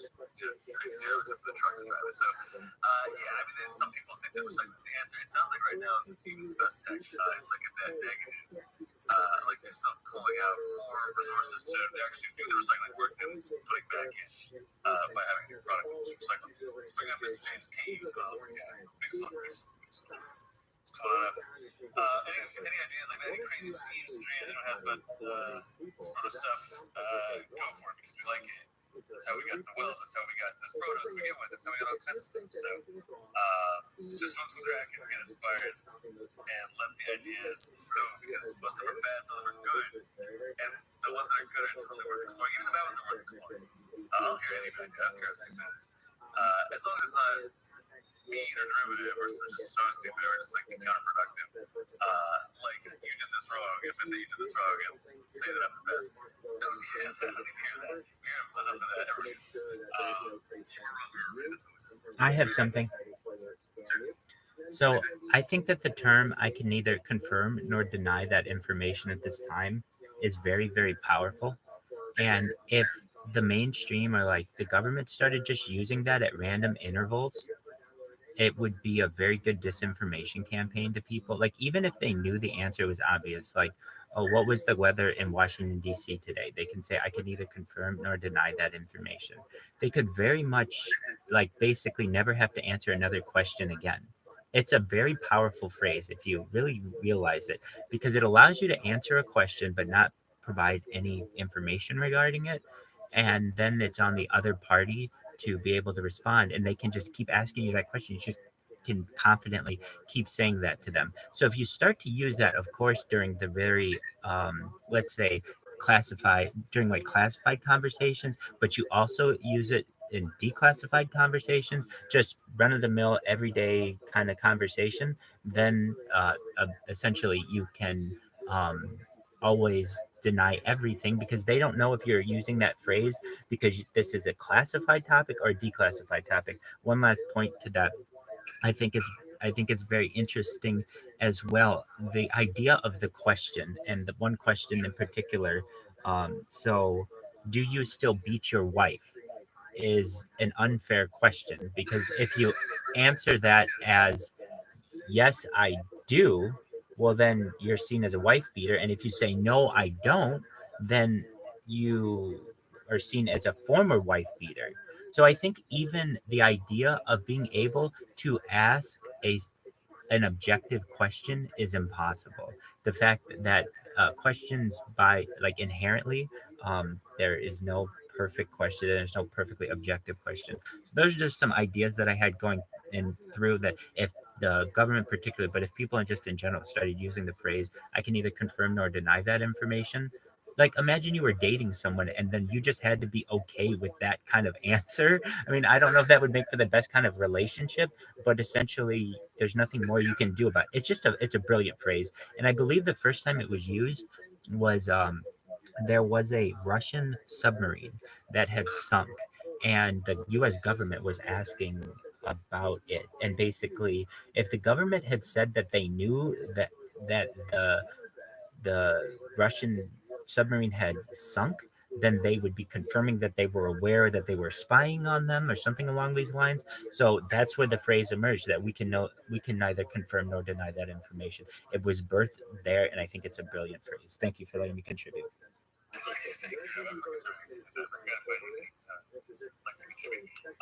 That's funny. I think you're right. It's not a fair response though, because why can't you confirm or deny?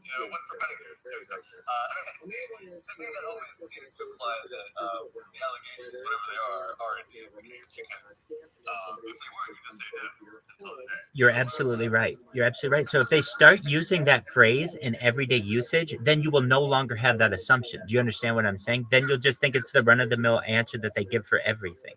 That's why it would be genius of them when somebody's asking them a question that they know about the economy or about, public policy. You just throw a couple of those. I can neither confirm nor deny that information for the stuff that you really do know, and it'll confuse the audience because then they'll be like, well, is this something that's classified or not? And then eventually they'll just accept it as the answer that is given by the press secretary.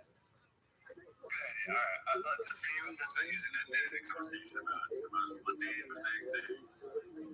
Don't need to be evasive at all. I'm just gonna really pull the wool over their eyes.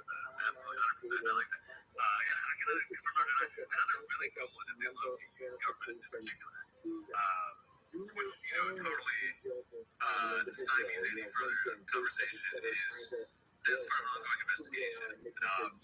Which you just know I can't say right now. So what you're saying is it kicks the can down the road and is putting the blame on some unknown random phantom third party that is conducting allegedly some sort of investigation, which could go on indefinitely. So you cannot answer. You're absolutely right. We cannot comment on pending litigation. Oh, okay. Exactly. And then once the litigation is no longer pending, then they say that we can no longer comment on closed litigation. So they really never have to make any comment on it. It's basically over the course of the last, I'd say 20, 30 years or so, the deep state and the media, which are in bed together, of course, have come up with a certain set of phrases that have appeased the American and the global public. And now, when before people would be very excited for press conferences and the press secretary, you don't get any information out of them. And we've kind of been lulled into this docile state where we just have to take what they're saying and we don't get to respond. Yes. You're punishing each other. I mean, you see in the White House press conference, we punish the dudes for asking, even remotely non-softball questions. And it's just like, well, that's what they're supposed to be doing. But, not anymore, right? Their job is to just be complicit with the whole thing, of course. And, you're not supposed to criticize. It's very bad. It's rude. It's bad form. It's not professional. Because these people, they're just doing their jobs, driving the world into the ground. So, it's like, I think we got to be more cognizant of, I guess, the propaganda at play. Because, right, they're feeding everyone a bunch less. And that's the thing, there's phrases like, let me be clear. And then they just say the sort of obfuscatory thing where they're like, okay, let me be clear, this part of an ongoing investigation, we've already said this a million times. We can't comment, it's part of an ongoing investigation. That's not clear at all. It's still, muddying the waters, just like you were before. And taking no responsibility for it either, which is just like, yes, you go and do it. Of course, that's your only job is to sit here and do this. Why we're all sitting here today, have a conversation, give an answer, and it's like, well, no, these magical forces are preventing me from saying it right now because I would get something. So the investigation would get messed up. And it's like, okay, well, how does you tell the truth right now have any bearing on the investigation's outcome? So, this is you're going to sway, you're investigating evidence, it's not going to change the evidence because now you're talking about something. So, I don't get the argument on this makes sense. But, we're supposed to slow that apply to sticker. The guy was being clear. If I reply what he said 8 times, so clearly it wasn't true. I would never repeat it. So I have an interesting story, if I may contribute it. And I love these things. I love that perhaps you haven't heard these things. These are the types of ideas that they're just like hidden, esoteric, occult kind of ideas sometimes. Not everyone has heard of, or maybe they're just kind of things that pass by in history, like that Heineken bottle that, maybe I was able to capture in my memory and contribute. But this one was really interesting. So it's about a bank robber. It happened, I think, in Indiana in the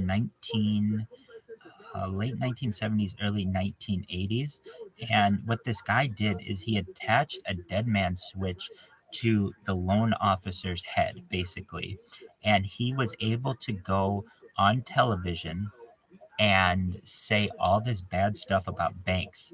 And um, he basically had the bank manager or the bank loan officer with a gun to his head on camera. This is something that happened in the United States in the 1970s. And um, basically everybody was absolutely terrified of what was going on, and that this person basically had, okay, so his name was Morris Lynn, and he outdid, let's see, wait, that's a different one, I think. Hold on. It's a loan officer that he did. Um, so basically, what happened was this loan officer had what this person felt taken advantage of him and on a loan agreement and was going to take his house. And so instead of this man losing his house, he took took everything into his own hands. So this is what happened. His name was Tony Caritas. Caritas was a resident of Indianapolis, Indiana, and fallen behind on mortgage payments for a piece of real estate in early February 1977. When his mortgage broker, Richard O. Hall, refused to give him additional time to pay, Caritas became convinced that Hall and Hall's father wanted the property. The property's value had increased and could be sold at a high profit. He claimed that he had proof of it in writing. So what he ended up doing, there's a Pulitzer Prize winning photo of Caritas holding a shotgun to Richard Hall's head. It's a crazy picture. I'll post it. It's like they don't let this stuff happen on television anymore. On Tuesday, February 8th, 1997, Cretisis went to Hall's office and wired the muzzle of a sawed-off shotgun to the back of Hall's head. The wire was connected to the trigger, and the other end was connected to Hall's neck. This dead man's line meant that if a policeman shot Cretisis, the shotgun would go off and shoot Hall in the head. The same would happen if Hall tried to escape. Cretisis called the police from Hall's office and told them that he had taken Hall as a hostage. Cretisis held Hall hostage for 63 hours. During this time, most of which was spent in Cretisis' apartment, he made frequent calls to the radio station WIBC newsman Fred Heckman, who had broadcast what Cretisis said. Finally, a lawyer said Hall had signed a document stating that he had mistreated Cretisis and would pay him $5 million. The document also stated that Cretisis... Hey, what's going on?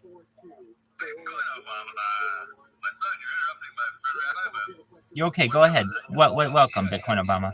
So today, my brother, I have brought some angry because of my sisters that have been in my life. So they disturbed me and crying day and night. So I don't know why. They're crying day and night. They're like crying because they didn't have to go to sleep tomorrow. They didn't go to sleep tomorrow. I don't know how they would have done that, but that's not good. I don't like that. So I'm a little confused with what Obama. It's not confused, my brother. You know already, I did around 6 months ago already with my sisters, right? Even if you could remember, you promised to give them notice that they are going to schools from your side, right? You remember that. So this time around, the school fees has been ended. So I don't know. That is why I come into the Bitcoin community, because Bitcoin community is my life. Bitcoin community is my life. Bitcoin community is my life. The area where am I going to do my complaint about the crazy. So that is why I come into the Bitcoin community and ask the community to pay the school fees of my three sisters. They are still not going to school.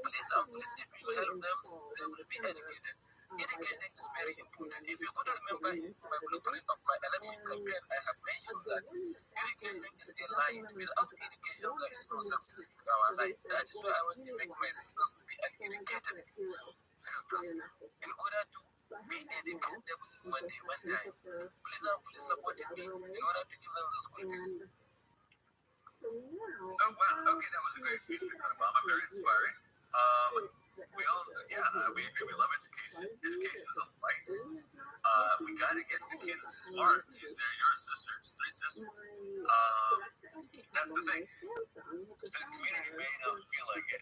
I'm not sure. I think you might have to inspire them to do it. But so far, so good. It sounds like very inspiring. Bitcoin Obama, how are we going to make sure that the community feels enthused to donate to you? It's a question of the hour. I'd like to get you some donations, but I'd like to see your sisters. Maybe it's just yeah. Even Mr. Mandela said that education is a lie. That is why I want to educate my sisters because my father, as I have told you, that my father has died. Last years ago, last years ago. So that is why I am the one that sponsors the educations and all the welfares of my three sisters. So guys, if you're supporting me now and you see me, I will try to do my best. And I will give them the school fees this time around. Today is Sunday here in Nigeria. Oh yeah, Saturday here in Nigeria. Tomorrow is Sunday. And next to tomorrow is Monday. That is the school day. So please, I'm looking for a money here to do to put a school fees of my three sisters. That's great. It would be really helpful if you made a video with your sisters talking about their education, what they need, maybe extra pencils, paper, things like that, and post the video. And so, because that really tugs on the heartstrings of people that make donations, So I love it. Yeah. So to be frank, as you know, that my three sisters, they are not the biggest. They are not the biggest. So if you could remember, they are even not good accents to speak fluently. So that is why I come here in order to make, after they grow, they and like they will be the entertainers, and they will be the controllers of the Harry Potter's Obama's military community. So if you trust in Bitcoin's Obama, so you will trust in the Bitcoin's Obama. So this time around, I come with my knee and head and shoulder in order to access special donation. I got 1,600 students at my school that need all those supplies too. So I don't know who's going to come first. Obama, you first needed 0.1 ETH, and now it sounds like he's asking for his entire wallet. This is a very expensive school, so for three sisters. But then it's a good point. So you're saying these sisters can't do any content because they're small, they're not old enough to do videos? I mean, it's just curious to, there's people doing TikToks, they're like just born. So we just want to hear from them directly from the horses about how we're going to help them, because that'll inspire people to, donate and stuff. They can really see the direct people that they're helping. So we love Bitcoin Obama, but it would be awesome if we could see Bitcoin Obama with his lovely sisters, sort of explaining the whole thing, because then it's much easier to donate. Sisters, Bitcoin Obama, that's right now we can donate. But before the video, it might be kind of tough to get to say. That might have been his sister he was giving money to about that. That's how he delivers the school supply money. This is the concept we had it all wrong. That was all donations for their education. I have a question. Are these the same sisters that found your seed phrase a long time ago? Bitcoin Obama?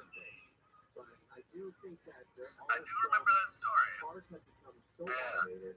He wants me to remember that when I promised to buy his two sisters a car about a year ago, but not the part where he said that they were the reason that he saw them on him. You're very good at manufacturing consent, because he says you will remember, you will recall, like all these things, like you remember when you said this and stuff like that. He's like a hypnotist. He's like, yes, Bitcoin Obama, you're right. I totally believe him, though. I know. I feel terrible for these sisters. They need fucking, $200 for school supplies right now, emergency.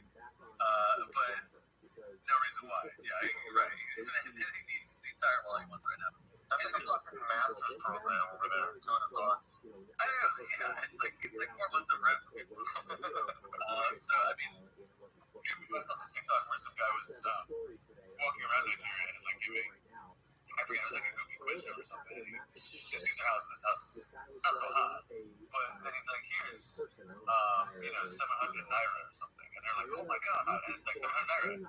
That's 2 months worth of rent for these people. And then I look at he's giving Bitcoin Obama like 2,000 naira every time he does anything. So it's like, That's absolutely hilarious. We have no idea about the value of their currency. He's over here like, please, can I get rent? We give him the price of a car. He's like, oh, I need more. Literally, right now we've handed him like enough to buy some of our houses, and he needs more somehow. I don't know what he buys. Like, he already has his car. See that? Like, he must be on something because we're like, he's going to that phone store, right? That's his phone store. He got that one, right? For sure. I think probably, which is actually smart. I mean, that's good if you're having this liquid capital, and you don't want to waste it to get into like a real asset or something. Store, yeah. But I always assumed that he was getting tricked by some sort of phone store racket guy because there's like a zillion people with these phone stores in Nigeria and they all have the exact same font, sign, and they all. So to me, it was like a thing where like some guys like selling these guys a dream of going to a phone store, and it's like the whole multi-level marketing thing or something. As far as I can tell, that Bitcoin Obama got tricked into this kind of thing rather than like he really is owning this thing and killing it with that. I don't know, I could be wrong, but I can see it going that way. It's either like a multi-level marketing thing or it's like a legitimate franchise, but like it's too third world for us to suss out either or. For a while though, he was walking around the shitcoin casino and taking the donation monies. Apart from the phone store that he bought, he was spending like a year's salary in Nigeria on live pairs basically, which is hilarious. Like it's awesome. No, I love it. Fucking like imagine fucking Bitcoin Obama in the Las Vegas of Africa, just like walking around with fucking like Ray-Bans on, like expensive clothing, just like going up to a blackjack table and like throwing like the equivalent of like 50K USD down on the table, losing it, and then being like, oh no, I must go back to the community to get more donation money for this fucking gamble. It's all actually like legendary. It's crazy, right? We've seen the things that he buys. Because here's the thing, guys, if you're not in the chat or whatever, we've got a little bot that tracks Bitcoin Obama's wallet, and he's got something more sophisticated in recent days, where he's got like more than just one wallet. And he has a BitcoinObama.e as well. And he was doing stuff out of that, which is hilarious because it's the same wallet. But we had another bot that was like tracking every time he bought it and sold the thing. And it's always amazing because he'll be like in his face with us and whatever, or he'll be in his face with like another coin, and you see him dumping that coin while he's in his face with them, so you know that they gave him the coin to just do some content. And he's instead of doing the content that he owes him, he's busy just selling the thing like on here. And he does it a zillion times. I don't know why they keep doing stuff. Oh, just even the other day, I hate to say, the man's unstoppable. He can't help himself. Honey Badger, I like Dumpster. I think he's great. And Honey Badger's nothing to do with us. So like it's weird.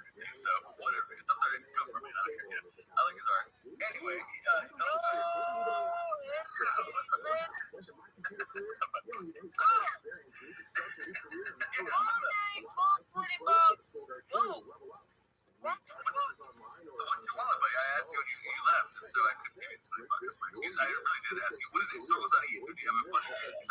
What up, baby? How are you? Hey, Bitcoin Kyle Chandler and Real Schiller X. We've got a space going. Join it. It's on Twitter Spaces.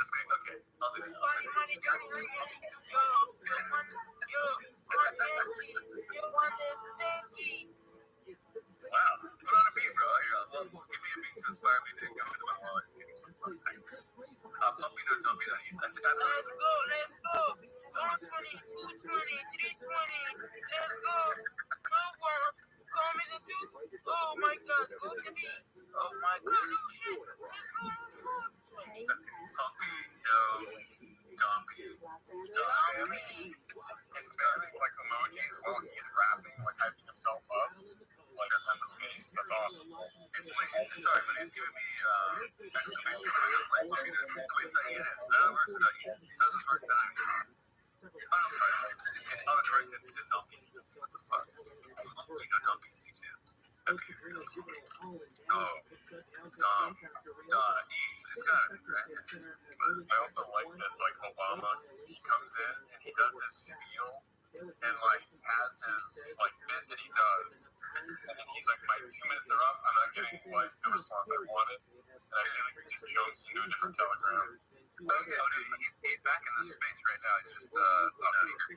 Get up here, dude. I know, I need to try harder. Because I like when these ballers are just doing crazy content with this dude. It's so easy to do. And it's like, for him, that's monumental. And whatever, I hate when he's getting all annoying like this, where he's just like, give me the money now. And it's like, I'm like, bro, I'm busy. He's like, okay, give me all the money now. It's like, I'm going to change my name for Bitcoin Obama. It's like, no, you're not, man. It's like, no, you're definitely not. Because your entire cloud comes from that. You'll be putting your comment for Obama. He knows that. I know that. I just sent you some money, snorkels. It should be coming through. It's like $20. It's like $18 or something. So, there you go. Gas kind of high. But, I lost all my money. But, look at my Bitcoin. That's so sad. It's going back about it. I'm fucking it. Let me see. Let's bring up real celebrity actors. This guy's awesome. Yeah, let this be a lesson. Bitcoin Obama snorkels came up here and rapped, and he got money immediately. That's it. So, just saying. Oh, wait, Bitcoin Obama has left the space. He's all pissed off, probably. I'm bringing up Bitcoin X. Who's actually at? Yeah. I'm very newly. Excuse me, guys. Yes, sir. Yes, sir. Look at the JavaScript. Okay, I said it. Don't worry. Yo, brother, Eddie. Yo, I'm making rap, record the rap for the reporter. Obama superintendent. That's great. I love it. Yeah, you probably get more donations from even other people for that. For sure. Go for it. Okay. I love that. Okay. How much? I just think $20. I don't know. Someone else said $20. Someone else said $10. What's the lowest you'll go? I make a recorder. Yes. Okay, good. Whenever can I pick my mama's screaming juices? Hello, my son. So my brother, that is what so I have uploaded the network issues, but now I come back. Oh, good. I'm glad you're back. I will do this. What's that? Oh, wow. You sound like you're shooting guns this fun. Okay, good. Because above you sound riled up. I like that. All right. Bullets. Whatever you want to do. Go for it. You're shooting people in the space. That's good. You want to jump in the sea? That's good.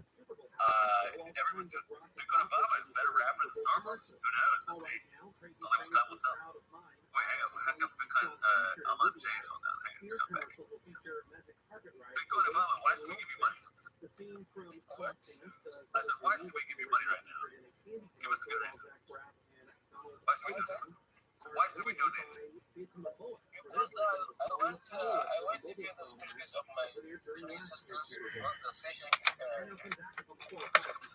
So they make you pay for school like after the fact? It's like a restaurant. You go to school and you pay them. Someone is a leader among the people. So I have a great man of the only man in our family. My mother sponsored my life and education when I was a baby. I was up to the last 2 years ago. So after I graduated from the Yusuf Midamas University,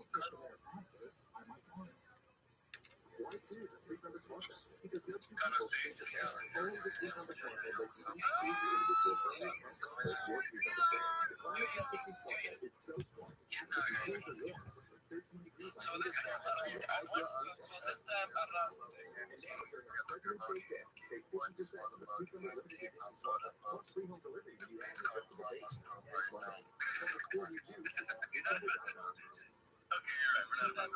want to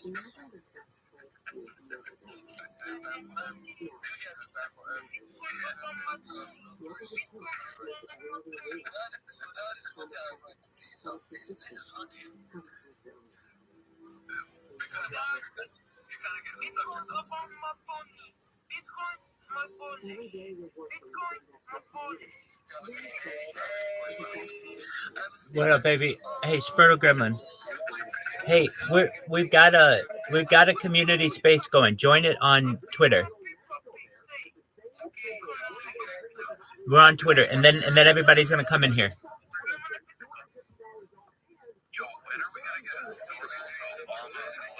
Thank you. It's happening. I just that's great.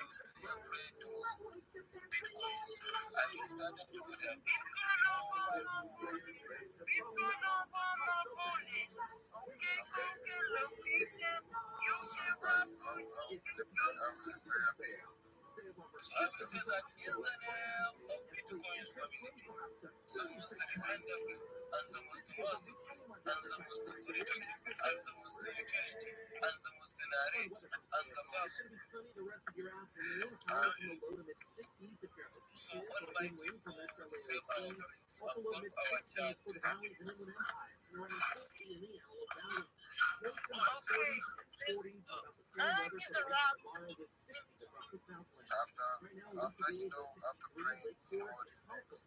Because prayer after work is selfie. We gotta work. We gotta work. We gotta pray, we gotta rap, and we gotta work. Right. Let's go.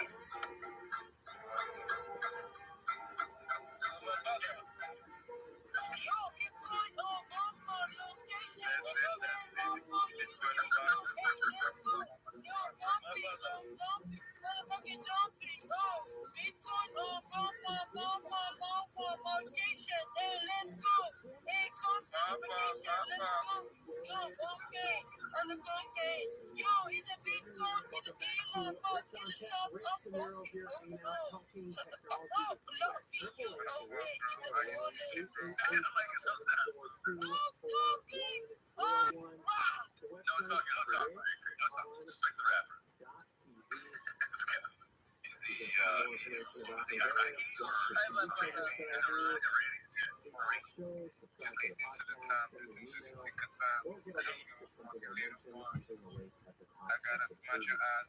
Listen to Bitcoin Mama when it's talking, bro. Put on your fucking mix for listen, bro. Go to hell, I'm going to IG if you don't wanna know. Goddamn. Got another fucking Star X at bars. No. Here we go. What's your report to that, Mr. Starbucks?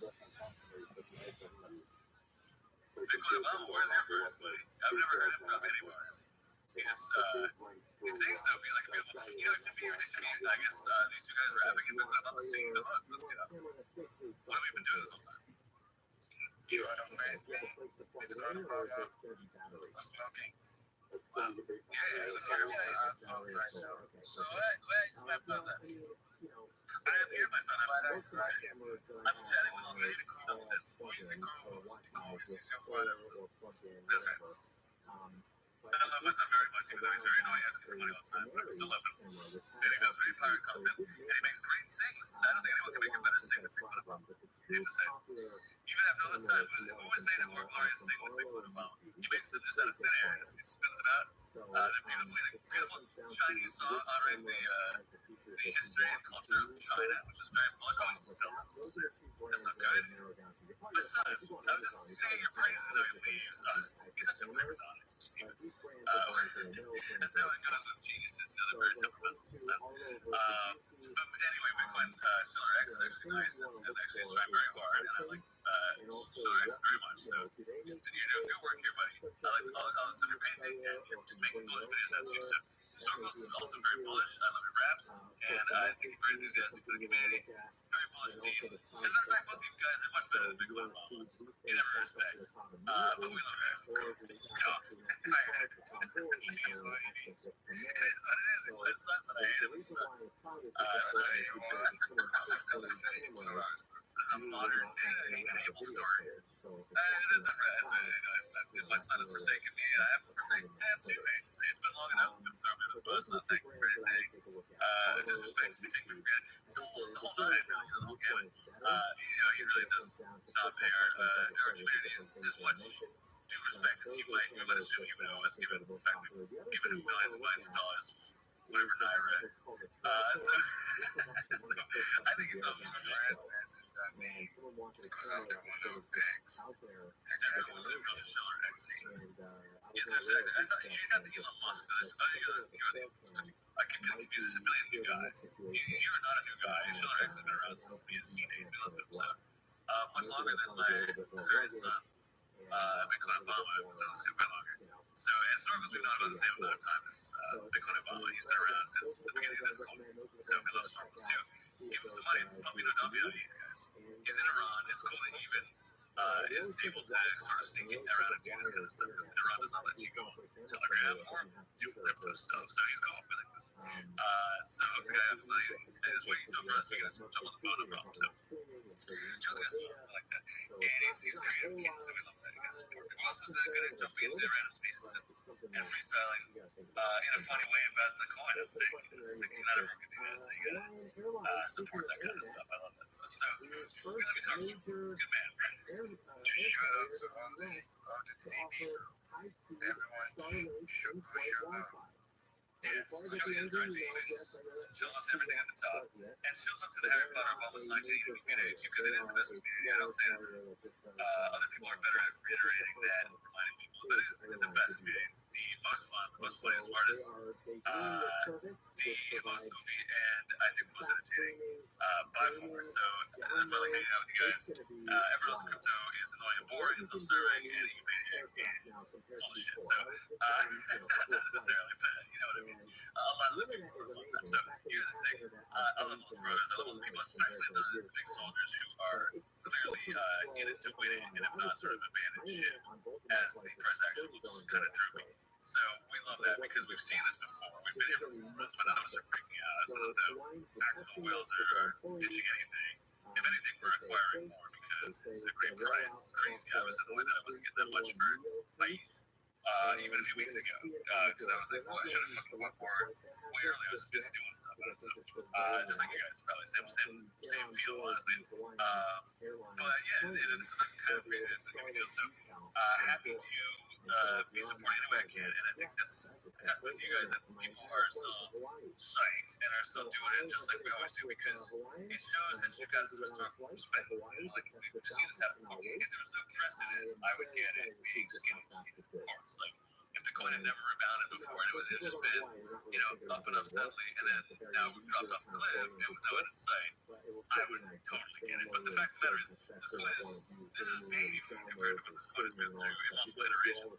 It's just not a big deal. Like we're not seeing that big of a fluctuation or increase. So yeah, I get it. People who are used to other kind of coins, I guess, would be freaked out, but they just haven't seen what happened before. And get the sort of inheritance of the community, the unique potential of the community that no other coin I don't think has. They might have to some degree, maybe in some way, shape, or form, but not to the degree that we have. So yeah, I mean, we saw it go from the 600K down from it was so that's cool. And we come back from that stronger than ever. It's actually very positive. I am always like, I like to see the chart high. I hate when it goes down. I just want it to go up to infinity for tomorrow if possible. But if not, then soon. And so I don't like when it goes down. But I do hear that people say that it's good when it goes down because it shakes out people who are going to be in it. And they want to fuck the chart up later on if we're really pumping and they decide to dump the entire bag. We don't like that. We're on a big exchange. We don't like that. So better to get those guys out of here early on. They didn't see the whole plan or the potential at hand. Best to shake them out. So yeah, it seems like I'd rather just have it go forever. But I do get that side of things too, where it's like I'm seeing just the real deal dudes are still around, and the people who are gonna just float around and sell them anyway. Man, the Queen, we're in the middle of a Twitter space right now. Join our Twitter space. The big litmus test for any game point anyway on these downtrends is if the community is still vibing when the price is in the proverbial gutter, right? Like that's kind of why everyone stuck around during the 700K dip way back when from like you said 10 million because everyone was vibing, Telegram was hot, there were spaces, this and that, and it kind of feels the same. It feels the same now as it does back then, right? Like prices in the gutter down quite a bit, right? From all-time high as it was back then, and yet here we are in a fucking space. We just got an Iranian-Nigerian collaboration. It's called collaboration, right? And we're still feeling nice. Okay. Hey, cutie. Here we go. Finish your homework, just checking. So, My favorite J word. Hey, baby. So yeah, I see a lot of familiar faces in the this space and in the Telegram as it is back then, that's good. And yeah, like you say, there's a bunch of people that get shaken out, and that's fine. But you know, seeing the familiar faces, the big soldiers, that's it's really good. So yeah, fucking pretty comfy, just chilling, and I think it's super important just doing these spaces and hanging out with each other and vibing. Like, you know, I've been saying it for a long time, like, this thing's not over until I stop laughing, you know? And, like, I check in the Telegram, I check on Twitter, and, like, I'm still laughing. So, like, I think, and, like, the long-term approach that the team has taken is really helpful for that because, you know, I'm sure a ton of people that are active in the meme coin space, they see it all the time, right? Like, some meme coin will launch and it's like a very quick and fast thing, ends up not doing well. But I mean, we've been around since fucking May of last year, right? We're a couple months, we're going to be approaching the 1 year mark, and people are still going, the team's still pushing, and vibes are still high, right? Like, I think I made a tweet about this actually today. Like, people were tweeting about like, oh, the sentiment low, but like, I don't really feel it, you know, like. I don't really feel that the sentiment's all that low. You know, if that were the case, like the Telegram would be dead, these spaces would be dead, or they just would be non-existent.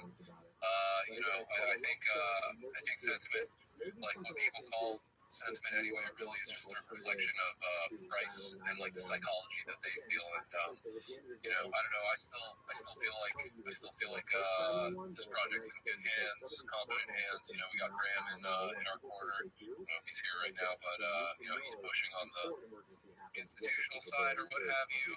And yeah, I mean, it's good shit. I see Yo-Yo's in the audience. He's fucking workhorse. Shout out to Yo-Yo.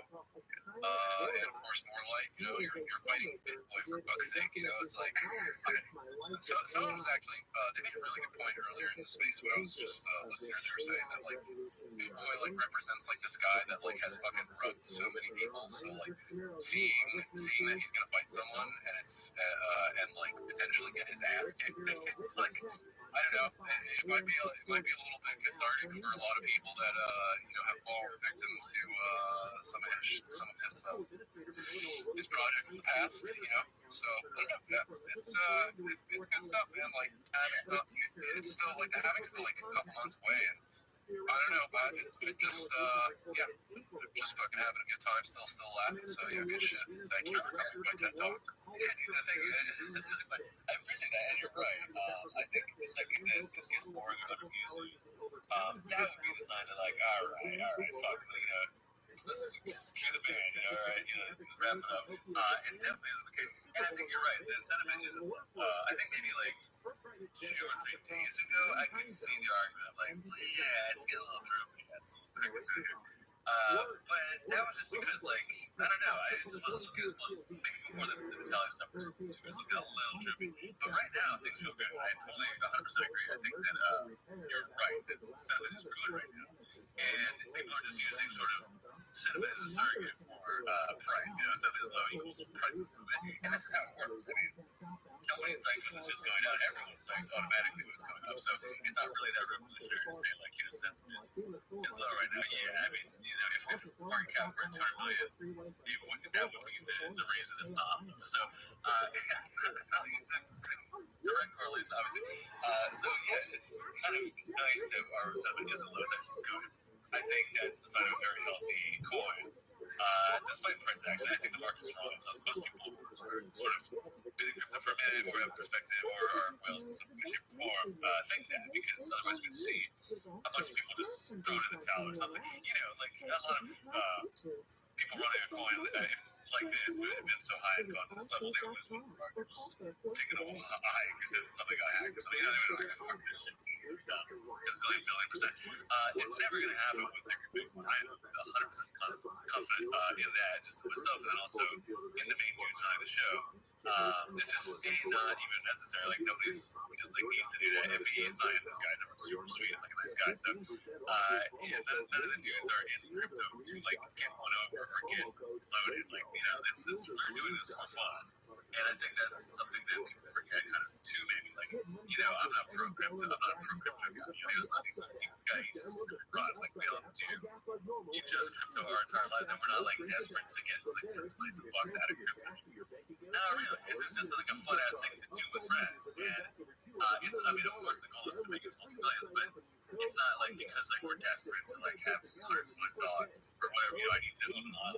Like clearly, no, it's not like that's. I think that's kind of cool about the project. Like, if I sense that people were in this to be creative or something, or like get famous or anything weird, I wouldn't be doing it because I hate shit like that. Like, I've quit bands because I thought the guy was like being too egomaniac, like wanted us to get too big or something. That's just like weird. I'm not playing your ego game here, but like I'd rather just do my thing or not do it.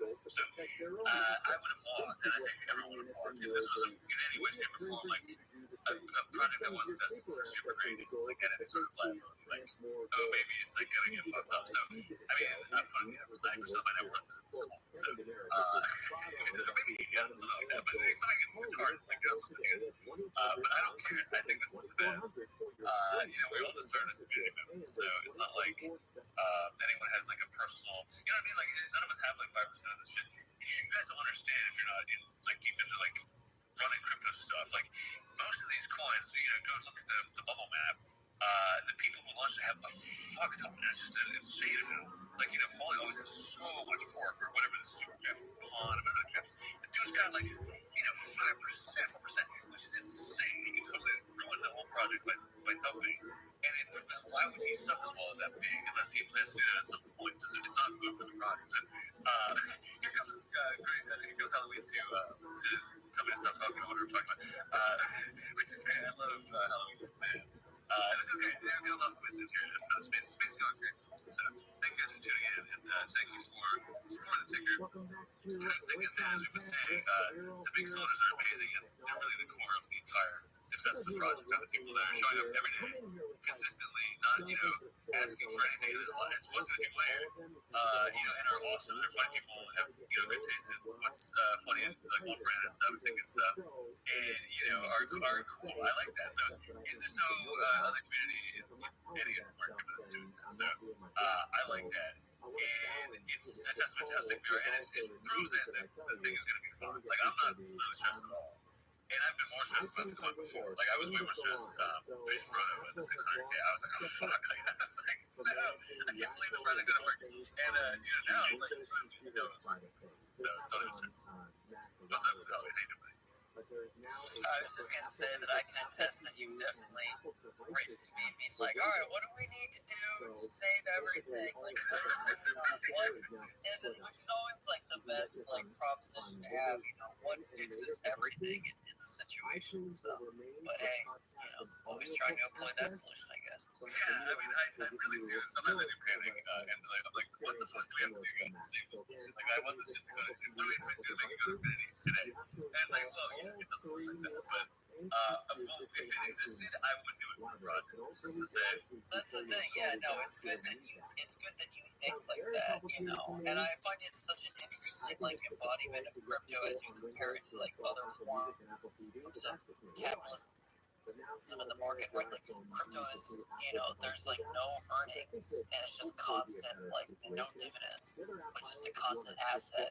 So it's all about the price and whatnot. Like you have like a company and there's actual like events that push things. Like crypto is just always reactive to it. So anybody that's running a project is like running a company where like all it's about is the stock price, but with no product that informs that price. So it's like basically having the responsibility rights for something, but having like no decision making rights over what actually makes it happen. Like Mark Zuckerberg goes sink billions into a metaverse concept if he wants to, and see how that impacts the company's price, but nobody, I guess, Chainlink, their labs, they can go and create all kinds of different stuff and then spin that off and try to see how that impacts price. But I don't know, it's kind of like a microcosm for the computer age, right? Which is, the famous quote that it's everywhere but the productivity statistics. It's like, you just have most crypto, I guess my criticism of most, like, projects that, obviously we have no utility and don't pretend to have it, but projects that do try to come off with some alleged utility, they strike me as just being the kind of epitome of exactly that, of, innovation in which you're just creating things for show and for people to believe into it, but it doesn't actually do anything, right? I mean, the steps that it took to go from having no indoor plumbing and no electricity or no heating, to having those items, to having things like the automobile, that actually changed people's lives, the efficiency in which they could do things and how they could live. But all the innovation of the computer age just makes it easier to be a consumer. So I don't know. This may be getting a little too less crypto and just meta ranty, but that's kind of my I agree with that. Honestly, I'll go on that same exact rant for hours. Once again, which they don't, I don't think, but maybe they do. I don't know. But, no, I think it's some circuit. But we won't push it. But I think you're right, though. It's annoying that sort of the fundamental promise of technology was always to make everyone's daily lives easier and better and more, full of freedom and leisure and stuff, rather than having to do drudgery. That was the entire point. And then that fell by the wayside, right? And as you said, it's exactly that. It's just a way to sort of show people a catalog more conveniently so they can buy things, and one market to them more conveniently so they can't avoid the marketing. And then the president is not into it. It is also like, it's a diminishing marginal utility. Like, if you look at the industrial revolutions, each one had less subsequent impact on productivity. I think that's true of just anything in life, is that it has diminishing marginal utility, but it's just, it kind of, begs an answer to a tough question, which is like, where can we actually grow from here, if at all? And there's a lot of kind of good academic study on this, right? Just like the concept of like what innovations could actually change. Like right now, you're seeing a lot, I guess, medically, right? But I don't know. I suppose you have a few good conspiracy theories on how they're trying to control us with that stuff and whatnot. Of course I do. 100% I do. I think you're right. What was the first conspiracy theory you remember yourself embracing? I'm curious about that. How did it all start? Sure, great question. No, I used to be totally anti-conspiracy theory. I thought it was stupid. I thought it was retarded. I was very, very leftist politically in like high school, organizing against George W. Bush, all that kind of stuff, very anti-Iraq war, all that kind of stuff. Of course, I mean, should have been back then, I think. But somebody, my friend said, you gotta look at this Alex Jones documentary about Bohemian Grove. He was like, I love it. My friend Pete, he's a great guy, weird, crazy guy, but really fun. One of my best friends, probably really close. And he was like, I took this documentary. This guy takes a kid at camp and takes them to the land of the elite summer camps that they all go to. President, former, and current, everyone, heads of military and state, and they all go to these woods, and they set the real camera in and shows everyone. And they're just going to, burn human sacrifice rituals that are allegedly an effigy to a giant statue of Baphomet at 40 foot tall owl. And I was like, there's no fucking way that's set up. And he was like, no, you have to see this, it's real. That's crazy. And so I watched that, and I was like, well, that wasn't staged. I mean, it's literal footage of this happening. What is that? That's crazy. So I started looking at that, and then I watched Loose Change on Left. And, when I was in high school, and I'm having, so I remember I was in music theory classes. Music theory English, that I was the only person at the time being like, oh, we deserve that for our foreign policy. Of course, served us right. The way that we've been acting on the one state is obviously going to encourage that kind of thing as a reaction. So I never talked about the of course. But, looking back, right. But, at the end of the day, I started to look into that a bit more, and just even at the time, it wasn't adding up with the sort of free fall speed that this building was collapsing in its own footprint. Doesn't happen for still structured buildings. And so, I started looking at that, and then the way you said that, it's like the way people memorize lines. You have it ready to go and slice down the free structure of building. I mean, no. Is it true? Still structured building loaders who's never classes are fire, especially not at free fall speed. So, footprint, that's crazy. It requires somebody doing controlled demolition in some way, shape, or form. And then, they found nanothermite stuff at the scene. Nanothermite is very advanced plastic explosive. You're just going to see that nanoparticulate stuff like floating around in the air after it exploded. It gets really deep, I get into it. But that's how it started. I watched the Alex Jones stuff. back, which everyone should watch. It's called Inside the Groove on probably Rumble or something, I'm sure, or the Rumble's great. They've got it. What's the other one? This is the other like sort of the other conspiracy theory embarrassing you. yeah, go watch the dude if you want to see the craziest nonsense you've ever dreamed of before. Yeah, but then there's not because that's the thing, like that kind of conspiracy shit where it's like first-hand video footage is something that's crazy. That doesn't add up, and then they clearly are lying about it. That's what everything else is speculative, subjective. It's some random person has a cookie story and they're selling the phone. Okay, yeah, that sucks. I get that. Well, I just don't understand how someone as smart and rational as yourself, would stray so far from Occam's razor so quickly. Occam's razor is false because it's also subjective. I mean, to a middle age is correct. The obvious explanation is that the flies are spontaneously generated from meat. Everyone knows that. The easier explanation is the obvious one. But then the easy stuff, the ancient Aztec, the easy explanation is that we didn't sacrifice those in our brain. I gotta say, it's incredible to me that you are such a conspiracy theorist that you have a preloaded argument against Occam's razor. I've never heard anyone be like, let's break down the logical reasons why Occam's razor is faulty. I need to be able to refute this concept as to why simple explanations are correct. Because it's imperative to me that my extremely complex, convoluted explanation would be. What's complex about losing people rule the world in the shape shifts? Here's my thing, for example, Watergate, right? That shit got out, How in God's name has 9/11 not gotten out if it was a giant conspiracy?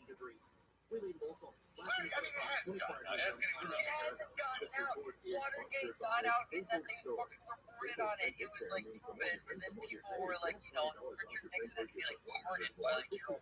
Like it's not like George W. Bush said to be pardoned for like murdering 3,000 Americans, which is the allegation for morality. Here's the difference. And we didn't have the internet though. They were trying to take out Nixon because Nixon was anti-deep state. That's why they haven't been a scandal, and they let him actually. He created the EPA to further his Right, I don't actually know the details, but that's the thing. I mean, they would have, if it was like Clinton was the thing, he would have let him off like they did. Graham, I got a response to that. Well, you know how most black projects, everything is compartmentalized? Exactly. Okay, yeah, what's the So say you get 6 people in different teams coordinating different aspects of an event. So I personally think 9/11 was an inside job, but everyone thinks about Thank God the minority of the team that is here to represent the 9/11 was actually 9/11 commission. I mean, Occam's razor applied to the 9/11 incident. You see this thing that looks like a controlled demolition. It's like maybe it was just a controlled demolition, right? I mean, the thing's fucking coming straight down.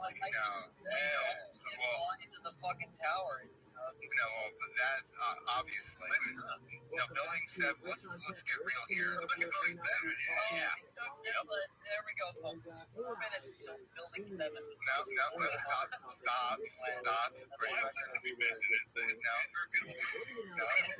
I'm fighting. I'm just saying it's like the building and the construction of the towers was absolute dog shit. So they were going to collapse. That's why Building 7 collapsed. It wasn't like an actual demo. That's crazy. I mean, you see the squids flying out of the building. You can see one video of the explosion popping out. And then that was because the raptors were squids. What? Whatever you're talking about, missiles being shot at the some people think crazy conspiracy about lasers. Death lasers. There was no plan to hit the side of the Pentagon. The fuselage that was found. That was kind of crazy. It could have been burned up, And a huge Rolls-Royce fucking bastard, 40-ton fucking turbines, belts. That's for the first time I get to it. Airline crashes. That is kind of suspect, but wasn't there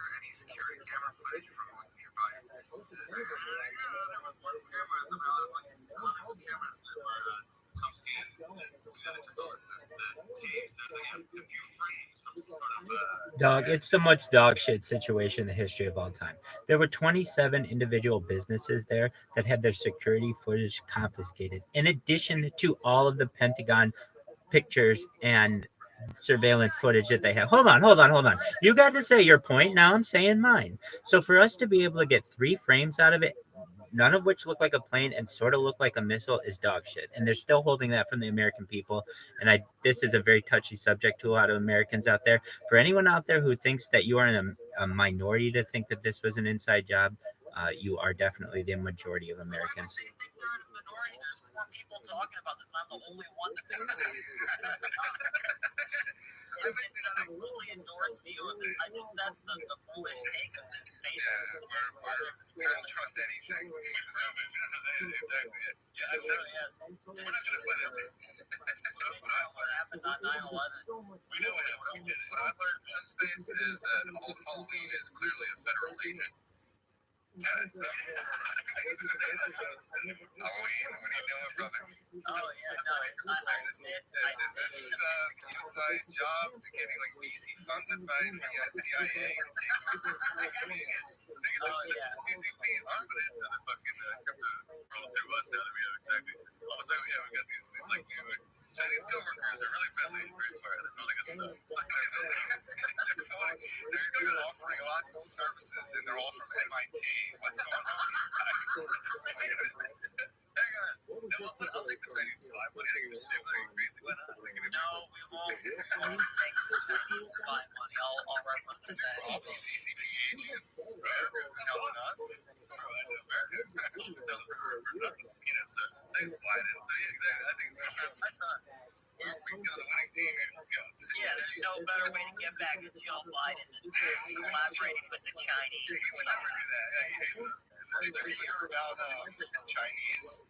Xi Jinping is like prohibiting people online from negatively talking about the economy. They're like straight up nuking like. They're actually like Telegram chat admins. Yeah, we're exactly Janice Jackson. Oh yeah, Shut the fuck up. This has been good recently. It's been telling him things. Fuck up, guys. Well, I want spaces every goddamn day for doing my job. Suck on my fucking ass. It's so good. my job. I'm trying to do it. It's like a conference earnings call in which they can just shoot down any bad questions and analysts, just delete bad user content. Accidentally, the fucking banned Indian police one time, and all of a sudden, I'm fucking like the Gestapo of the Telegram. Like, sorry. I banned. Did I ban GB for someone? I banned some their music. Right. Yeah, like a giant soldier. I forget who it was, but Can we ban Yannick? Like, I'm tired of it. Hey, those of you out there that are fucking have scrotal ladies, we have nothing to do with this weird 404 thing. Stay away from it until one of their goddamn admin or mods answers me their Telegram.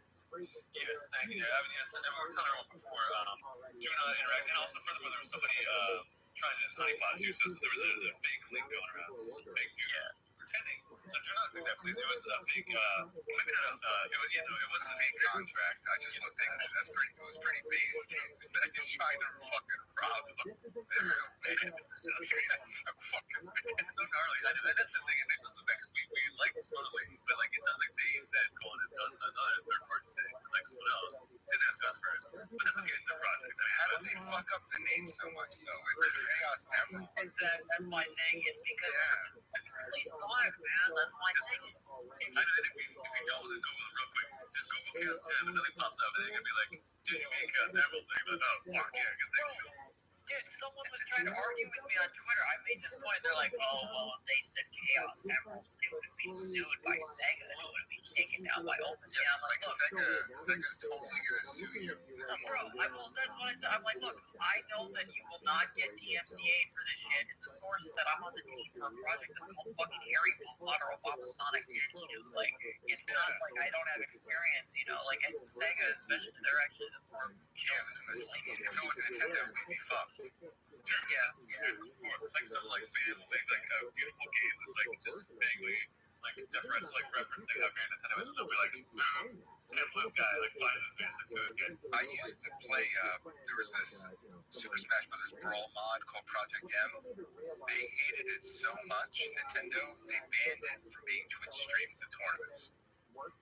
That's fun. That's crazy that that kind of club, but I guess that's crazy. We pray. At least to me, happy about that kind of stuff. People are so psyched on their brand and IP. They're like building stuff for free that they could probably market as like a product. It's like have a big win-win. They don't care. They don't fuck with our Mario. Yeah, it's like listen, if anyone has any experience with whether Sega Shoes or based on crypto related IP stuff, it's us, and they don't. So don't worry about it.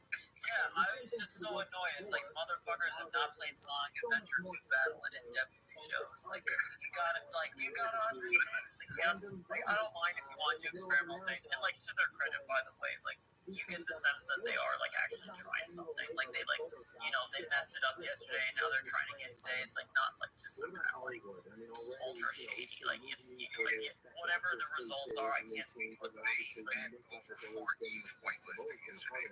Yeah, it's insane. So, like, they're clearly, like, so at least it's not, like, you know, a trainer or whatever, but, like, it's just kind of annoying. I just wish it'd be apples, you know, and to make it depth, it's like a further twist of the knife. Like, oh my god. Like, there's at least a reference now. It's like literally the total game. Just so stupid. Yeah, that's too bad. And I think you're right. It doesn't seem like they're trying to seem creative here. I think they just tried to do something cool, and they fell on their face. It happens all the time in crypto. Like, we forget just because we're kind of launching stuff. Other people might not be because it's hard. It's a lot of variables. I wouldn't know how to launch a 404 that shit that came out this week. I know. It's called 404 too. Like, it's in the name that's gonna crash, you know? Like, there was never an ERC or EIP, like, formal review for it, so I don't know who the fuck is interacting with this. Honestly, they're out of their minds doing that. It was weird, yeah, and it's not even open source. It's just weird, so we can't look at it. It's proprietary. It's funny. Who's benefiting from it? Who owns it? I like that. Well, I mean, I think there's like a GitHub that's open source for it, but I think it hasn't been audited and reviewed, and it hasn't been approved through the EIP, the Ethereum Foundation standards. So they're interacting with spaghetti code, and it's very risky. Weird. I didn't even think of that. Like the fundamental source code is risky to even be interacting with on a wallet. All right, so maybe it's not. We were going to do it anyway, but we'll definitely do it. Yeah, it just seems like another flavor of the week articles has things where it's like, what are we doing clogging a bunch of data onto the chain for no good reason? Like, we don't need to be doing that onto the nice blockchain we're trying to free up. Why junk it up with a bunch of nonsense? We don't stick, you know, play the Wolfenstein onto the blockchain just to prove we can. It's the point again. You know, if anything, we're supposed to be trying to make it more freed up and scalable as well, or something like that. So, I don't get it. Yeah, I don't know how to tell you. I guess people are saying RWA, like real world application bad somehow. Like, it's good to think that RWA is the biggest BS, like, attempt to basically just paste on TradFi investing into. It means absolutely nothing, and it's just like PowerPoint jockeys that say it. It's just, it's the most dribble shit, and like people within like TradFi too also think that it's like, because like it literally just calls attention to the lack of actual feasibility of using crypto on something. Like, if it's called a real world application, that's just something that's true of everything else that is a real product, you know? Yeah, wait a minute, you have a great point. That's a great point. If there's any application whatsoever, it's a real world application. Otherwise, bullshit fake crypto thing, like, I guess, what is it, like an in-game thing would be non-real world. Anything else is. Saying like, okay, well, you should invest because there's a utility case that's called use case. You know, it's like, okay, well, what is it? It's like, yeah, well, we're tying crypto in with real stuff, so that's good. Well, it's just trying to have a fuzzy word, but I have to get moving. But before I do, here's my question for you to round off our conspiracy theory discussion. The Kennedy assassination wasn't just Lee Harvey Oswald. Give me the truth. Everybody knows what happened. The name of the shooter from the grassy knoll was James Earl Files. No, that was Martin Luther King Jr. No, James Earl Files is the man's name from the grassy knoll. He does a interview from jail, It's called Files on JFK. Oliver Stone interviewed him as well. I recommend it highly. He knows everything that happened in the JFK assassination, including, I can tell you, the type of gun that he shot. There were multiple shooters, but he shot a Remington Fireball using a mercury-filled round. That was the fatal shot that what came from the grassy knoll. But the shooters had been triangulated. There were like 8 shooters. There were a lot of them. Well, the mercury filled rounds certainly adds some flair to it all, but I'll take a look. I do love how conspiracy theorists tend to have a united vision as well. So generally, it tends to be black or white. It's either the accepted account or the unaccepted account. So we'll see if maybe I find the unaccepted account now. Hey, what's up? What up, baby? Man, I got a question for you. How's the Cybertruck? I saw you. Dude, I'll say, I think folks should wait to buy the second generation.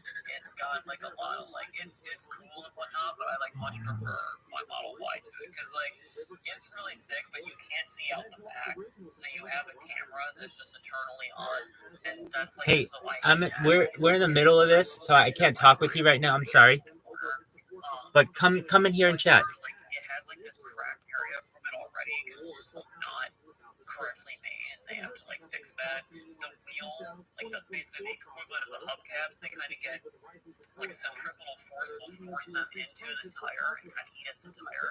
So that's what the fuck, yeah.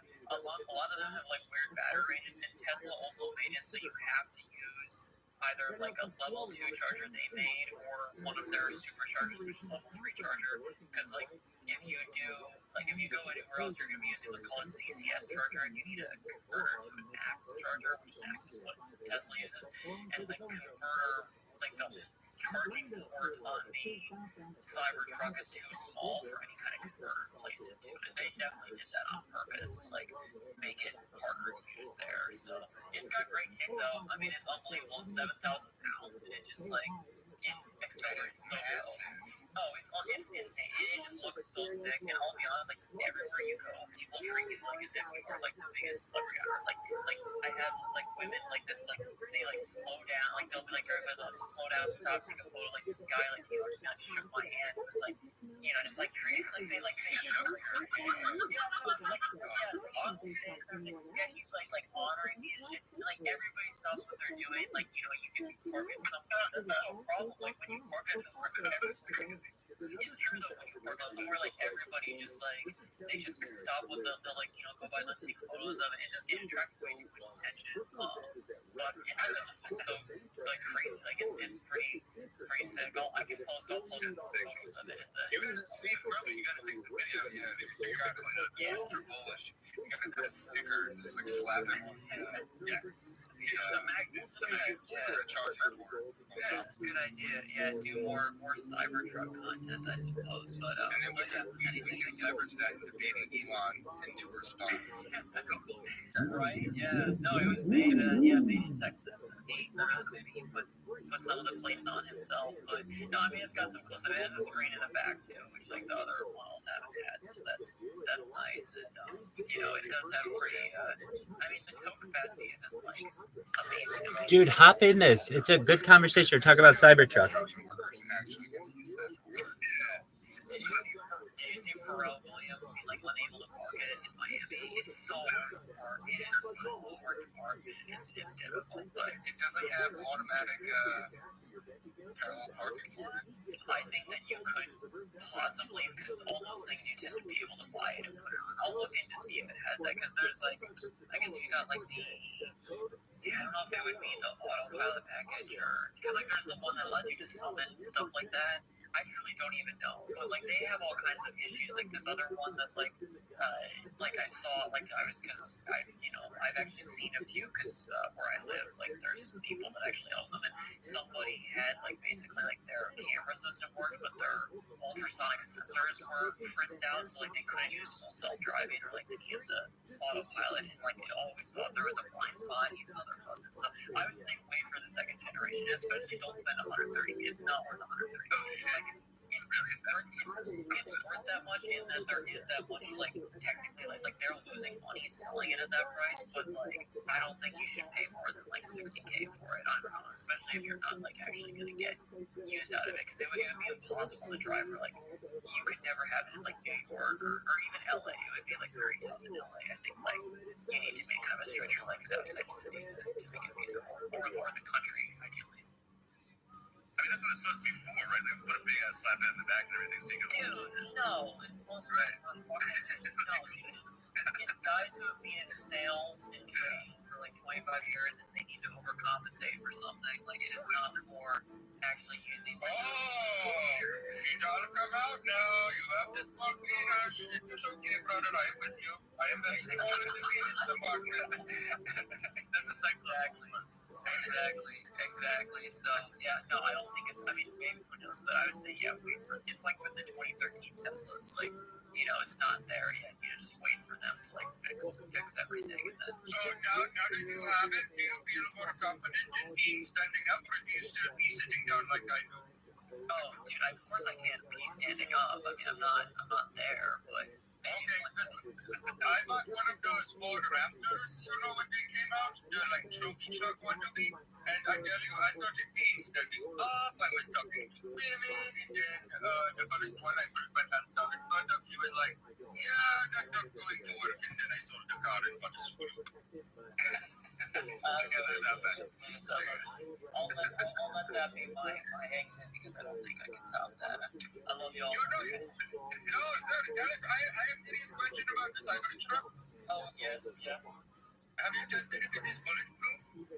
I haven't gotten into any gang fights yet, but I'm kind of trying to plan those for the summer, probably around Father's Day. Bro, let us, okay, come to San Francisco Bay Area where I do not live, and we will go to Oakland, we will go to, East Oakland, I know the right neighborhood to go to, and we will pretend like we want to buy the car, and I will yell the N-word thing out the window, and we will see what happens. Well, I think that certainly is a mode to conduct our tests that might be successful. I'll get driving on out there, and we'll see you soon. I am bulletproof vest you can borrow, like level 4 NIJ certified, so like you will not take any hit in the vitals when the blinking go off, The fact that you said level 4 NIJ certified makes me think you actually are lying for some reason. That's no, I am not lying. I am very, pro wear body armor in Oakland, right? pro wear body armor in Oakland. I like that political position. That's what I certainly consider. But indeed, I do have to be moving along. A confession of all things become good. See, it's good. Exactly, yeah. I'll see you in Mass tomorrow, right? I'll be there as Maybe not physically, but it's spirit. Yeah. I gotta be training, bro. Otherwise, if they got a heavy bag in the freaking. No, you still need to go to Mass, even if you're training. Back in the day, there was some priest who was like, oh, the layman only needs to pray for 30 minutes a day. Like, that was, like, easy for them back then. Per day, every day. So, yeah. So, gotta get your prayer up. But, all right, I'll see y'all later. How we going? I'm glad you enjoyed it. I like when elevator space is very bullish. Yesterday, too. Jumped on, dude. An amazing, rousing, very inspiring summary of everything we've been doing recently. And it's nice to hear, because it's workout. And we forget to reiterate this stuff sometimes. Why we're sick, why we're not sucks, why we're doing great, why we're not sucks. You gotta, all of that stuff, because if you don't do it, no one else is gonna do it. So you gotta do it. And I like the Cybertruck, but yeah, that's the thing. These guys were never even gonna get this shit off the assembly line. They were like cracking these things out by hand, like way behind what they were predicting stuff. So I'm glad to see they actually launched the thing, got something off the factory floor. Because yeah, for a second, they're losing tons of money. I didn't know this shit was expensive. It was like McLaren or something. I thought this shit was like 60 or 80K. It's just like 130K. It's not worth it at all. Still, so I'm not buying it. I don't know. People shake your hand and be like, hello, my brother. I spawn penis too. It is very bullish. I like the, what do we call it? The demon or whatever the fucking fastest Hellcat. Hell yeah, this is definitely, there's a King Gladiator Hellcat. Oh yeah, that thing is pretty cool. That's sick. Yeah, I like that. Yeah, and better than the Cybertruck. Oh yeah, and it makes loud noise. So So I am funny story. I was in Lake Tahoe, on ski trip with very funny, very foolish. And I helped pull a cyber truck out of a burrow. With a super back. I'm not kidding. It was very bullish. As they were pulling. I mean, that's the thing. They were doing like the tractor pulling stuff. And they were bidding like the big trucks versus the cyber truck. And they're trying to say the cyber truck is like better torque or like pulls the shit further better.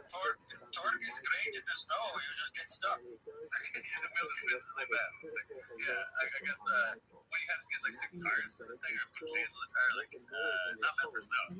So, no, we just put the toe strap on it and I gave it a little like Yankee and I pulled it out and then maybe he got stuck again and I went on my business with the snow bunny and the outback. And then a big lesbian. That's like, I mean, that's kind of maybe we should talk to the cyber truck about this being a lesbian car. Well, there's different aspects as well. But actually gets the job done, I guess. Yeah. Cyber truck, I don't know. It's kind of sick looking. I like it, but yeah, if you're gonna get a truck, get a regular truck. Charges the same money. Yeah, I can't wait till we get. I can't wait till we get first video of house fire for cyber truck. That will be very crazy. Yeah, like it's in the car. It is the biggest battery they have made so far, and it is just a numbers game. Eventually, it will happen. So very foolish. Yeah, and it's like the Samsung Galaxies that were sold. Like it's not awesome. So in the San Francisco Bay Area, I know a lot about this place, but I do not live. There are 4 houses on average lost a year to Tesla. Really? Just because they catch on fire and like into the garage, they're like, that's going. Explodes. I don't know, just like a flash of light and then fire that can't be put out. Just they have to let it burn and then take the house with it, and then the Facebook employees like, oh my god, I am so sad, I lost my 7 belongings, my North Face jacket, my MacBook, my stand-up desk, my big black dildo. Like they're very sad about the big black dildo. Yeah, they kind of think balance to this. Upsetting. You worship one. That's fucked up. I didn't realize it's like electrical fire, so you can't even maybe for water. It is like being thrown battery, Crazy. That's like it's like any regular car. Like they've been having regular cars in garages for a long time, and not often does it explode and burn the house. That never happens. Never. It's not gonna ever fucking happen. That's crazy. It just explode. Okay. Dog, you should be painting the inside of your garage with fireproof paint. There you go. You're right. Oh, you're right, Rabbi. Oh, more like I have big news. That will be very, very big. The flag has shipped. It will be here Monday with the extendable hold. Flights are booked. The departure is in 10 days. That's sick. Okay, that's super bullish. Now we're talking. Yeah, we will spill the beans on that. You can reveal that whenever you want. I will leave it to you, but I will be taking videos, talking with Indian voices, probably using my client. That's all right, good. That's very bullish, guys. This is some amazing content. We'll not divulge what that is. No clues even. I'll give it a clue to that. It was something that we tried to do almost before, and we didn't do it. And now we might actually do something even better by a long shot than what we're going to do. So if anyone knows the lore from like May or something, then they might have a clue on what it is. So that's it. So there you go. Put that in private flag. Thanks for the interesting. That's good to say. I'm glad that worked out because I could have taken too long or something. So very bullish, very bullish. I like that. Yeah, it will be good. It will be very good time. Yeah, you see, guys, we're getting stuff from all over the place. And in this next phase 2, is Bitcoin Obama sailing the 7 seas as well. We'll see where it's going to go. We're trying to get if we get into Somalia, do we find it? Well, that's the thing. We had him as this Bitcoin strip pirate killer of the HMS Ascom just recently, and he's been doing really good. He's been doing really good content. Not a pirate voice. Different stuff with eyes. He's how he lost his hand, how he lost his eye. He's got a whole it's really good. Just take it back to his last 20. But for a second, he was doing a lot of 10 parts. And so we want to I need to Ethereum donation. I know. Yeah, he's point one for his supply. He's definitely going to have an emergency right now. It's like that. Yeah, we're trying to get it back on the pirate track because it's really fun. And yeah, I think season 2 is like he's actually on an old-fashioned pirate ship as the real captain, having to go steal narco stuff. So we get the cocaine and the narco stuff and sell that for bacon. Oh wow, very foolish! Because what are they gonna say? Oh, hey, these guys stole our narco stuff. Like, what are they called? Cops? Like, it's not gonna work. Easy. You know, it's like taking candy from a baby. If anyone's gonna do it, it's Stiller as a pirate in full pirate costume. We got this good video of him on a horse in a pirate costume. That was cool. He's yelled some stuff super stupid. So, yeah, we need to post more of their pirate stuff. People haven't seen it. If anyone has that, let's tweet it. Let's do something at the top. Because their pirate stuff is bullish. His scripts are really good. He has one where he's figuring the mermaid, and the mermaid's pussy rips his hand off. That's a good one. It's really deep into that. It's like a 2-minute thing. And I forget how he loses his eye. This is like a film special, I think, somewhere. It's pretty good. I'm waiting for someone to make an animation besides the one that Phil did make one where it's kind of like the intro to Paul. It's like the pirates are in the tavern, and they're like, I don't believe in that pirate. There's no way he exists. And the guy's like, I've seen him on the ghost ship sailing 7 seas. And you're like, I want spoiler. No spoiler alert, but yeah, they're probably still like super bullish, and he's at least playing along a little bit. So, but yeah, we gotta get him on a boat. Like, it's July when we sing. I think he's probably closer to that Caribbean. So, he's gonna go around the Cape of Good Hope, I guess. I don't know how he's gonna do it. Around Cape of Horn. And yeah, he's gonna somehow get over there. Because the slot pirates are kind of cool. Like, I heard they had like a stock market where you can kind of like go in on the pirate adventure, like you can like throw down, and if they pulled it off, you would get like a percentage of the spoils relative to what you put in. That's the kind of thing. I mean, that's why they made corporations to begin with, like Dutch East India and stuff. So, kind of in keeping with the whole tradition, I think it's smart. So, I would do that to Stiller. Right here, I think he's a good player. I am. You should come on in it. What up, girl? How you living, baby?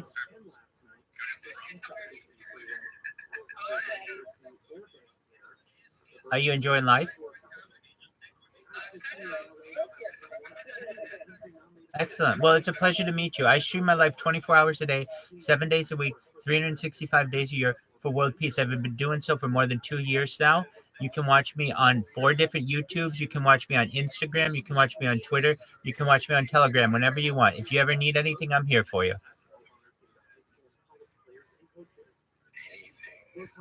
You're in good hands, though. You've got Alex around you, so I'm not too worried about you. But if you ever need anything, I'm here 24/7 online.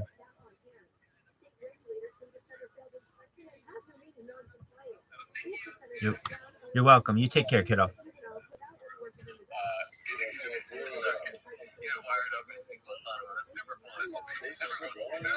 You got it, man. I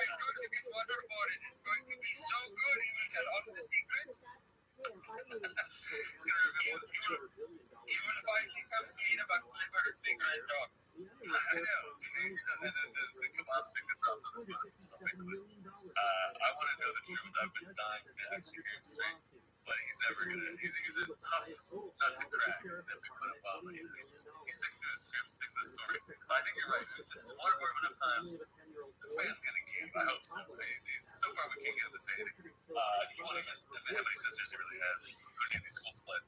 Allegedly, if anybody who didn't change the 2 recently, so he's good at covering his tracks. You never know with this guy. But I think you're on something. Somehow he needs to be captured and tortured. I think the best way is to have him be fired.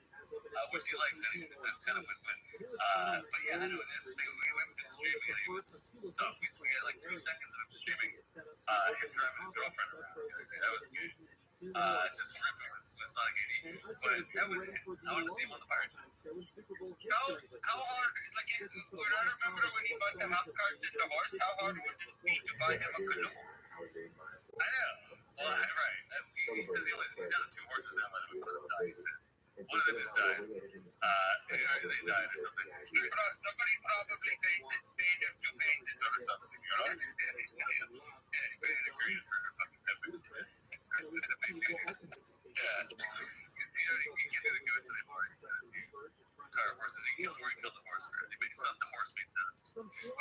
horse make one hang out, cleanse everything. Maybe I can ship an inflatable unicorn, you know, like one of those big inflatable unicorns that all the party girls get on for river float. You would love that. You would probably have sex with it and deny that you did that. And he has access to horses because we just saw him. For some reason, he thought that he had to not only put on the pirate costume, but had to be sitting on a horse as a pirate. But it's kind of like, well, I mean, sure, pirates have boats, they don't have horses. Like, it's not a pirate thing to have a horse. Like, how would you get the horse onto land from the boat? It doesn't work. So, yeah, if anything, I think you're thinking of, like, Patriots or something with that same. Oh, no, he's Mongolian and he's Kyrgyzstan. It's like a part of the step back, you know. I invited to the step. I come from the North Valley. He's Mongolian now. You should send him to Mongolia, or someone should send him to Mongolia. I spent many times there. I don't think they would welcome him because, you know, the Nigerian passport. We would have to get Ogo to remarry him so he can get the Turkish passport, and then they would take him. That's okay, I like that. Hey, that's close for a number of reasons. But also, right, that's the way to get out of it. Because that's the thing, these guys have visas and passports. I had like a D bugging me about getting a remote work in tech world. And it's like, yeah, you know, I'd love to, but like, it's just certain. You gotta get the work. He's gotta marry somebody, right? The Ogo's gotta marry Mr. Bigfoot Obama. Actually, it's funny, I was cast for a reality show, like this very like fiance, like his girlfriend. It was very hot, very crazy, great for the show. I canceled it because he lied to me and stuff. So that was that. But they still have my shit on file, and they emailed me out of the blue like last week. This is a random person. They're like, "Hey, I'm a new producer for that fiance and all the spinoffs. So you're still on file. Are you still interested in like, do you still have a girlfriend overseas you haven't met, or some crazy crap like that?" And I was like, "Wait a minute, I can spin this into a show for sure if I do this in some way." So gotta collude with the Ogo or somebody like that and be like, "The Ogo, you're my, you know, Ogo fiance in the future. We're gonna do this show and we're both gonna meet up and have this love of cryptocurrency, and we love Harry Potter mobile songs and you wearing the merch every day or something like that. Like I only bring 10 shirts. You know, they're all Harry Potter mobile songs. All white clothing, all Harry Potter. You don't wear tennis shoe, only slips. You are literally like an NBA player." I know that'd be sick. I can see, and we have stuff like that. We got the Mono, we got the whiteboard shorts. You know, we're ready to rock with this. I think it's foolish. Yeah, I think I'm gonna do a show and somehow just fit it into whether they like it or not, and they definitely don't. They're not supposed to be doing any sort of like marketing. Don't care. It's gonna have to be like, you know, the salt shaker in the back has the logo on it, or something like, you know, the magnet on the fridge, something like that, or like, you know, the magnets on the fridge spell out, take your Bitcoin, you know, something like that. Or you have multiple personality disorder, where sometimes you're Harry Potter, sometimes you're Obama, or sometimes you're Sonic, you know? That's bullish. That's very bullish. I like that. I can get it. There. Like it's like these like revving up. I like that. You do Blueface? Yeah, that's okay. I can do Blueface. I think that I can get that much trouble. People like to get me trouble, so maybe I'll like it. So it breaks across the coals for the Blueface, but no, I think it's okay. I mean, who am I offending with blue?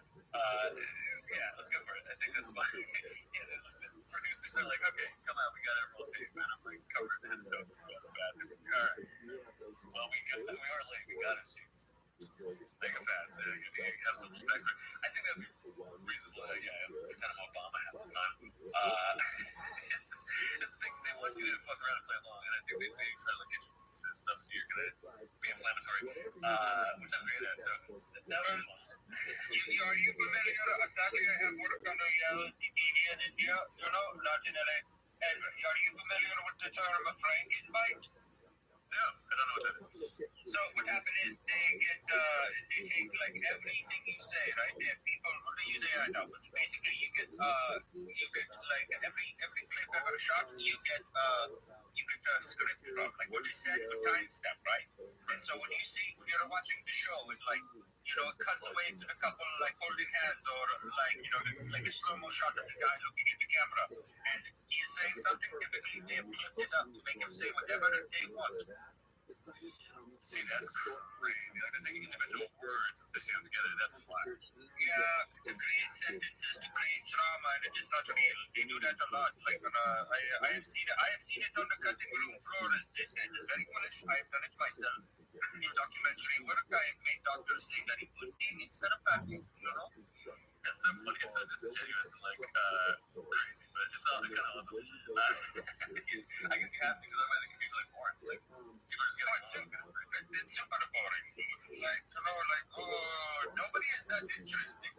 Yeah, I know, and I understand why they try to get them wasted. Like in between sentences, like shots where they're like going off to go do something versus in the house where they gotta get them smashed so that they might fight. And at least that's something. Like they were telling me, like they wanted to make sure, like. It's kind of perverse, I guess, to say they don't pay very much for people to go on the show because they want better drama because then people are fighting about how to afford their housing or their vacation and stuff like that. And it's like, okay, A, that's very convenient, and B, there's other ways to serve drama than rip people off and not give them any money. It's another struggle. We call it cheap TV. It's very cheap. Very cheap to produce, very long, lots of commercial, good for eating. Yeah, I mean, it's really too. I think I was going to make like a few grand per episode, if that. It was like maybe even like $8,000 per episode, and I shoot like 8 things. That's it. That's not even episodes, I guess. We're doing like if you get to season 2, bro, like you will be able to do hydroxy cut that. Yeah, that's what they said. They were like, listen, the initial payment you get set to it, but you get this humongous Instagram following or whatever following from doing the show. And then from there, you parlay that into just a million stupid product sponsorships. They've all done it this like times. So, right, you're hulking, weight loss bullshit, all that kind of stuff. And that's good money. All you have to do is do a fucking Instagram post, twice a week or something, and you can ass. So that's kind of cool. I can see that. I like that kind of goodbye with what's good. I love that. Goodbye more billboards for the coin. So that's good. I don't know. I would hate to do it just because it's also ridiculous. And I asked people on whatever, like Reddit, I found like a people really like the show. And I was like, yo, they've offered me to do it. I'll make like 12 burgers or whatever. And it's fun, but is it worth it, guys? And they were like, honestly, if you like crazy weird people online, like going and digging up your entire history and like trying to mess with your life and your entire family's life for no reason, do the show. If you don't like that, don't do the show. It's like, shit. Like, I guess I didn't think of that, but I mean, the same thing done with your crypto project. I guess it's ironic, but I to a lesser degree. Apparently, like, it sucks. Like, people go and, like, find all of your, like, hometown friends, like, email weird shit about asking and telling and just being weird. And, like, calling your family's house about weird shit. It's like, dude, I do not need to check this out. That sounds terrible. Other people from hometown, this time, but, then we call my mom's house. That's insane. So, not worth it, maybe. Not worth it. Although, if it was to pump the coin, if somehow it pumps the project to multi-millions, bro, I'll go on the show and take a piss on my own face. I don't care. Like, whatever it takes. I'll eat the deviled eggs. What are the eggs we do? Poached eggs? The blue eggs. Not the eggs. Of course. What am I talking about? We have to have blue eggs on the show. It's the only way to do it. It's the thing. I'm not sure, like, how something would be to be saying anything about crypto. Because they were pretty adamant, like, you can't have brand clothes. You can't be, like, secretly talking stuff. That comes with season 2, right? Between when you're done shooting season 1. It could be bullish, right? But that's also a nightmare. But it would be funny. I think it has been coordinated with another caller overseas or something. They know that that's what we're doing half the time, too. It's funny that now they request you have photos with their girlfriend. Like, because it's so easy to just slide. Like, you send yourself, you send your photo, then Russian girl sends her photo, you spend the money afterwards or whatever. But now they were like, at least for this last one, when I first got cast, they were like, hey, you said, like, we want to see, like, 5 photos of you with your girl at various places. And I was like, okay. But I get it. Like, they want to preempt total scam. Like, people are just playing a role. They'd like it to be really good. So, I guess if the others want to do it, we'll find someone else to do it. Safer bullets. But, I don't know. At the same time, like, I wish I would want to do it. Sounds like it has. And apparently there's all these drawbacks that you wouldn't have assumed, which aren't really worth it. So, Tuesday worth the squeezes, they're like harassing your entire family don't stop for a reason. It's like, it's good. Look, everyone worried about price right now. I am buying the floor. I am retard guy, I know. But like, listen, bros, on the 23rd, I think it is going to be very good day. Bitcoin will be getting the punishment he deserving.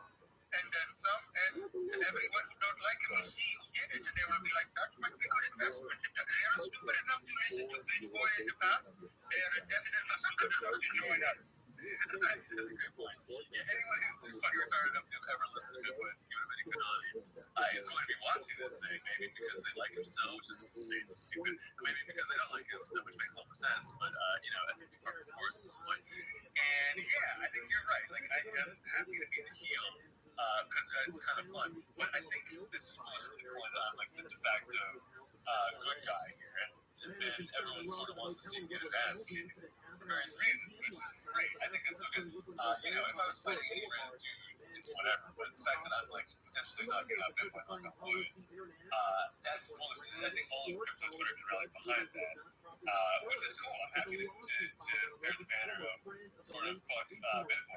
As I was saying earlier, I don't really care about Bitcoin. Like, I didn't really hear what he was. I get the gist of it. He's not something too many people. Most of this, like, he got in early and lucky. People he knows about both things, YouTube and crypto. But whatever, like, I don't have any animosity towards the guy that bought that. I do. He bought the Bitcoin. No, I never buy. So, like, I've been in crypto a long time. Like, in 2017 around, it was like Sabo Man was the YouTuber, and this last run, it was Bitcoin. And he was like, Ethereum, $250,000, $1 billion corporate, and like, people were listening to him, and then they get wrecked, and now they don't like him. Well, I mean, that is the thing, yeah. I guess if you're hyper bullpussing insanity, and then you're just dead ass wrong. And that's the thing. I was just sort of caught up in a little bit of that at the end of 2021. I remember people saying 100K Bitcoin by end of year, and I was kind of like, I can see that. I like this argument. Like, okay, things are falling into place. Totally didn't have it, and so it's sort of like, right. Like, I was like going all out. Like, I didn't really stick my head into base on that, but I was buying it, and I was reading it online. Like, just keep going. Six figures, these things are going crazy. Why would they ever stop? Yeah, and not the case. So I like that. I'm happy to wreck Bitcoin in the name of the people that were wrecked by him in turn. That's not good. So happy to do it. I do want to knock him out. He's kind of just has more capacity. He's a slob. He's a schlub. And so that's okay, but I think it will be just strong enough to get the momentum and like knock him. But I will try. But it will be easy to gas him. That won't be a problem. I think he's off the TRT now because he cannot afford and they're drug testing him to the court. So that is not good. But I had a question about, like, for memeability, do you have like somebody there with phantom camera so they can get it in like 2,000 frames per second? You just like sinking into his face, like really close up? That would be sick. That would be very bullish. No, we need to run the video. We need to run the super high speed camera.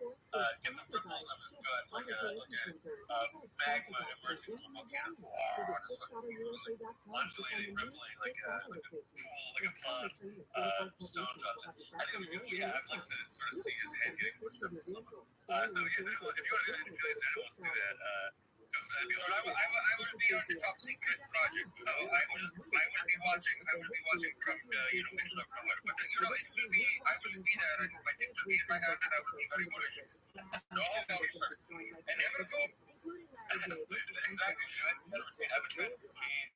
To get some LD factor, it's like aggro is good. Like aggro is better. So working on that. Very cool. Almost none. I won't say none because it's almost virtually zero. That's very good, man. So, yeah, it's really now until the bio. That's pretty cool. You guys will do that. No comment, just totally unnecessary at this point. Gotta win. Obviously, will. And that's the thing, the only comment is short the fight to 2 rounds, 2 minutes each. It's all fun.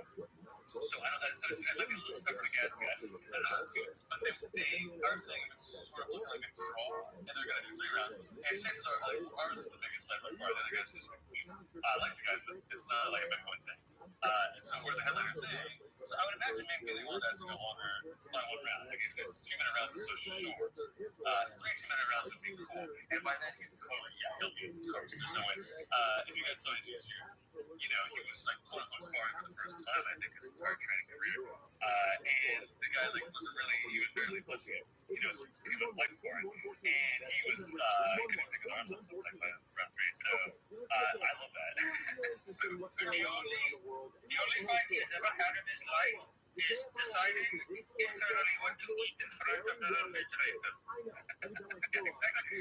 Yeah, it's a total fight about managing your regular food habits. Or do I eat the hot pocket or do I eat the sunset chips? I don't know. It's the only way. I mean, the poor guy, he's, you know, he's saving his top 5 points while he's literally on the way to his dad's funeral, and, you know, doesn't even bat an eye about his history. And, you know, I like that he's delusional because he really played it power. But, you know, he's really over estimating his characters, which his music players love. You know, keep him delusional. If anyone has ever, like, sees Ben in the space, please, you know, tell him he's afraid. He looks like he's in fighting shape. You know, he just needs to relax and feel groovy. You know, you feel good about the play. You know, just keep him stressed. Don't stress out too much. Doesn't want to hurt his cardio. Don't worry about it. He's gonna be fine. The sodas are definitely not a big deal. Just keep on chugging the same stuff. Oh, yeah, he's a big coffee and thirsty man. Keep doing it. So, you know, I think I'm going to be okay. I've been training for, like, able to be a local, but, Okay, I will infiltrate his team and I will convince him that drinking entire boba tea before a fight is a good idea. he'll love it. He probably does in the YouTube. He posted himself. He could have picked whatever footage he wanted. He walks into the boxing gym and holding a humongous big gold soda. He's super on it. It's like, really, you should have left it in the car if you're trying to make it good. It's not even safe. You know, like, soda. I think it's unbelievable. I think it's really, he's in for something. On the play market thing, I just checked. I'm not trying to clone. I'm just, it pleases me greatly. They got me winning a fight 75% to 25%. I like those odds. Maybe that's not bad odds. So we got to live up to that. But, Okay, look, you are on that. You get permission from India police to throw the fight as long as you bet $150 million on yourself, and then you buy back the charter. I would love that. I know that's the thing. Some people are telling me that they're gonna go on the Karate Combat app, throw $1 zillion on Ben, and have me throw the fight. You know, it's like a Pulp Fiction thing. I have too much pride for that. I have to. Well, yeah. Nobody would ever fuck you again. You will never go without your right hand ever again. Like, it will not be good. I'd be involuntary celibate forever. Permanent cook because, yeah, I lost to this fucking slow ejaculated Ben, but the biggest fan of Oh, the neck beard. I think I'm taking it too. I'm gonna prove I'm getting jealous. I mean, the man looks like he's 6 years old. And we're about the same age. Like, I'm 37 or something. He's 40, I think. So I'm about to be 30 coming up actually right after the fight. So we'll see what happens then. But I think for some reason, I just, it's a matter of if I'm gonna knock him out, like in decision. I'm still gonna throw way more strikes. He's gonna be very tired, and I'll definitely sock him a lot. But and he's not gonna hurt me. I mean, I don't think he's very slow. You know, he might get 1 or 2 wallops, like right out of the gate. Like he's gonna like try to do something crazy, and he might catch me like the thing, like the shoulder. But like, I don't think the dude's not. You're right.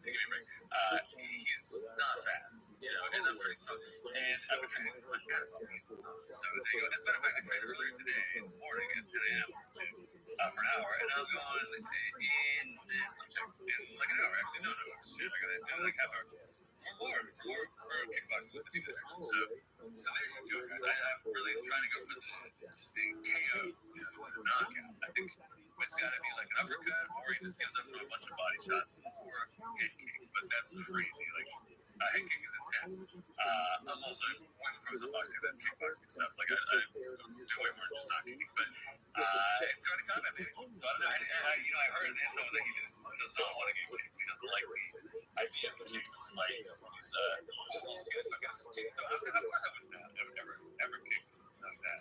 No, this is just fun match. It is for fun, you know, not serious. Not serious at all. You're not putting in the smackdown for all the scamming people for 3 years. I know, that's the thing. It's going to be fun because I think just most of the people are on my side because they just don't like the big boy guy. And then it's also fun because it's in Mexico.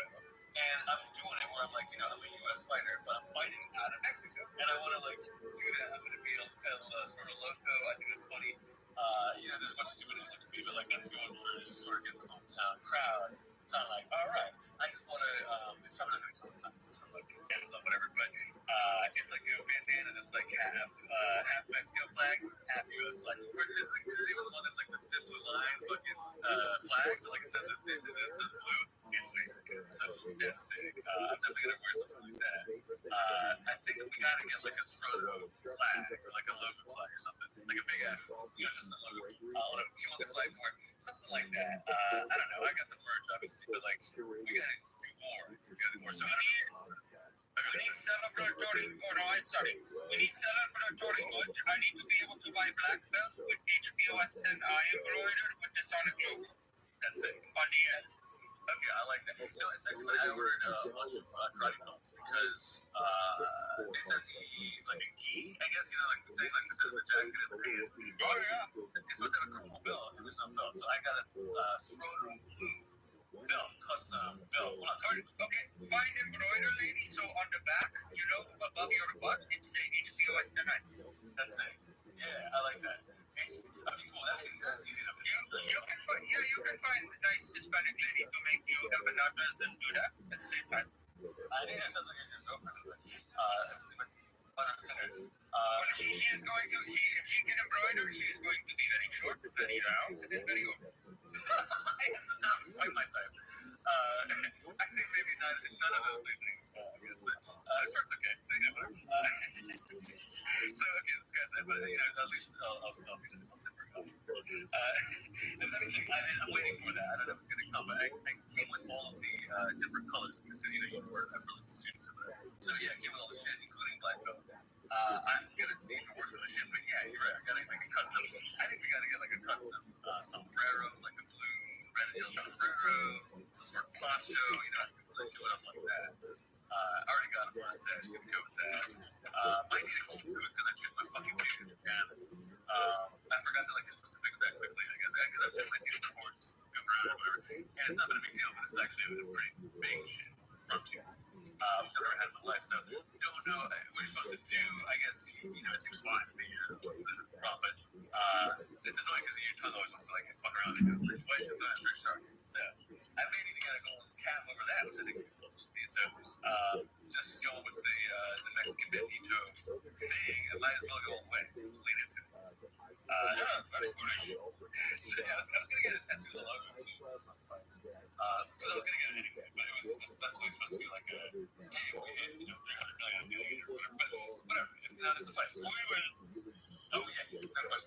I am holding to dust. I will never sell. I think it is too funny to make money. I don't care. Me too. I think there's a bunch of people like that have non-insignificant bags that are literally like, I do not care. I'm going to sell it for goose for a can.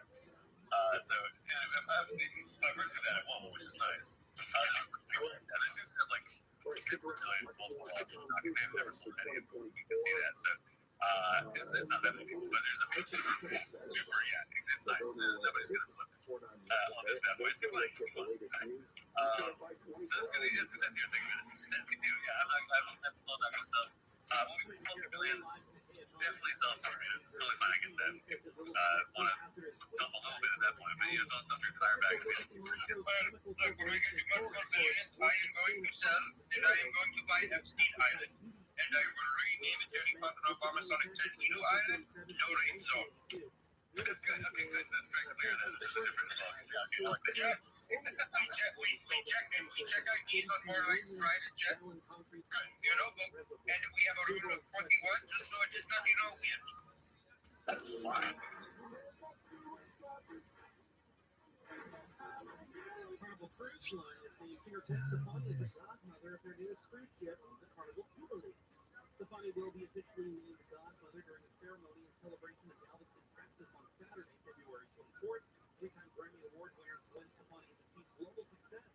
The songwriter, performer, front woman of No Doubt, and as a multi-platinum solo artist, Stefani is also recognized for her philanthropic work, including her support of children's causes. Carnival Jubilee began cruising in December. And when San Francisco 49ers quarterback Brock Purdy lines up behind center in the Super Bowl, a new NFL record will be set. Purdy will become the 49ers' fifth different starting quarterback in the Super Bowl. More than any other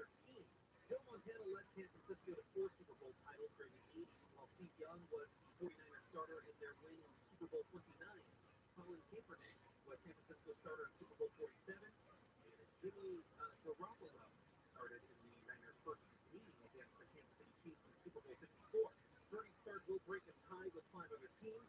Commanders, Eagles, Giants, Raiders, and Rams have each had 4 starting quarterbacks in the Super Bowl. Right now, getting a look at KFI traffic. Looks like there's an accident in Long Beach on the 405. Pretty bad one too. It's blocking the car pulling through left-hand lane on the north 405 right at Woodruff Avenue. That's causing a backup to Steel Beach Boulevard. Up ahead, north 405 slows again off and on from the 110 in Carson all the way up to North Austin, the San Fernando Valley. Onto the so-called Pasadena curve, 210 westbound at the 134. An accident on the right-hand shoulder. Left 610 to South and go from the 57 all the way into Pasadena. And taking on the 134, eastbound side of Pacific Avenue, an accident clearing off the right shoulder. KFI is down to get you there faster. I might know it. You know what, looking along, though, they have so much going on all the time for you. Get some rest and relaxation, of course, win big. Big Game Flex is finally here. Good game on big screen with big prices. So they've got 3 sports giveaways on the 11th. Orange and Sensation 112 live February 16th. You want to get those tickets now. Enjoy a 5 sports Valentine's Day surf and turf fees 4-2 at Cielo, the 14 for a very special price. And you get a game day stay. Very easy. Get a room, $20, free play, and 2 tickets to the Big Game Blitz for the big game. Book online or on that great Morongo app. This year gift giveaway. Get a stainless steel steamer. Win it, earn 500 points on your rewards card for 13. Morongo Casino Resort Spa. Good time for everyone. Southland weather from KFI. Lows tonight in the 30s and 40s. Tomorrow expect highs in the 50s and 60s. Right now, starting from 63% to 64 degrees. We will be local. Live in the KFI 24-hour newsroom. I'm Andrew Carabelli. Toyota's President's Day deals are too good for just one day. So Toyota is celebrating President's Day all month long. Whatever you're looking for, the Toyota dealer's got it. Hurry in, save big on stylish new Camry, powerful Tundra, or versatile RAV4. See all offers at Toyota.com. But don't wait. Get to Toyota's President's Day sales event today. We make it easy. With Toyota, let's go places. It's easy to buy or lease any new Toyota, and easy to own one. Every new Toyota comes with Toyota Care No Cost Maintenance. You're covered for all normal factory scheduled service for 2 years or 25,000 miles, whichever comes first. Performed by certified technicians using genuine Toyota parts. See your dealer for Toyota Care details and exclusions. Valid only in the continental U.S. and Alaska. Toyota, let's go places. For official rules and more information about contests on this station, go to KFIAM640.com/rules. Ladies and gentlemen, welcome aboard this Air Pulse radio announcement. Our very best 90th anniversary fair has just ended. From now until February 21st, enjoy our very best prices during the Air Pulse rendezvous and benefits from our 90 years of experience in design, comfort, and fine dining. Book your rendezvous with Paris with daily flights from Los Angeles starting at $1,535 round trip, taxes included. Elegant is a journey. Air Pulse. Round your purchase required. Advertised fair not available on all sites. Additional restrictions apply. See terms and conditions at airpulse.us. Imagine the best place you've never been. No. What does it take to make it really real? How much effort? How much consistency? How much resilience? Is it all been worth it? Every day you're working to get that destination. Very closely, because that's how it is. Love it. Make sure it's California. At My Diamond Plumbing, we smell good. Show up on time or your house call is free. MyDiamond.com. KFI AM 640. The news, what it means, why it matters.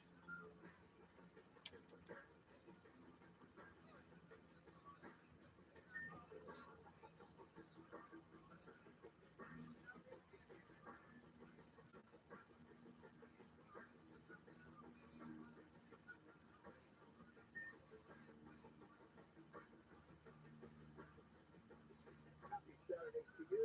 KFI AM 640. Live everywhere on that there iHeartRadio app. Hey, everybody, support all things food, beverage, and I have your friendly neighborhood store supporters, Mike Baker Happy.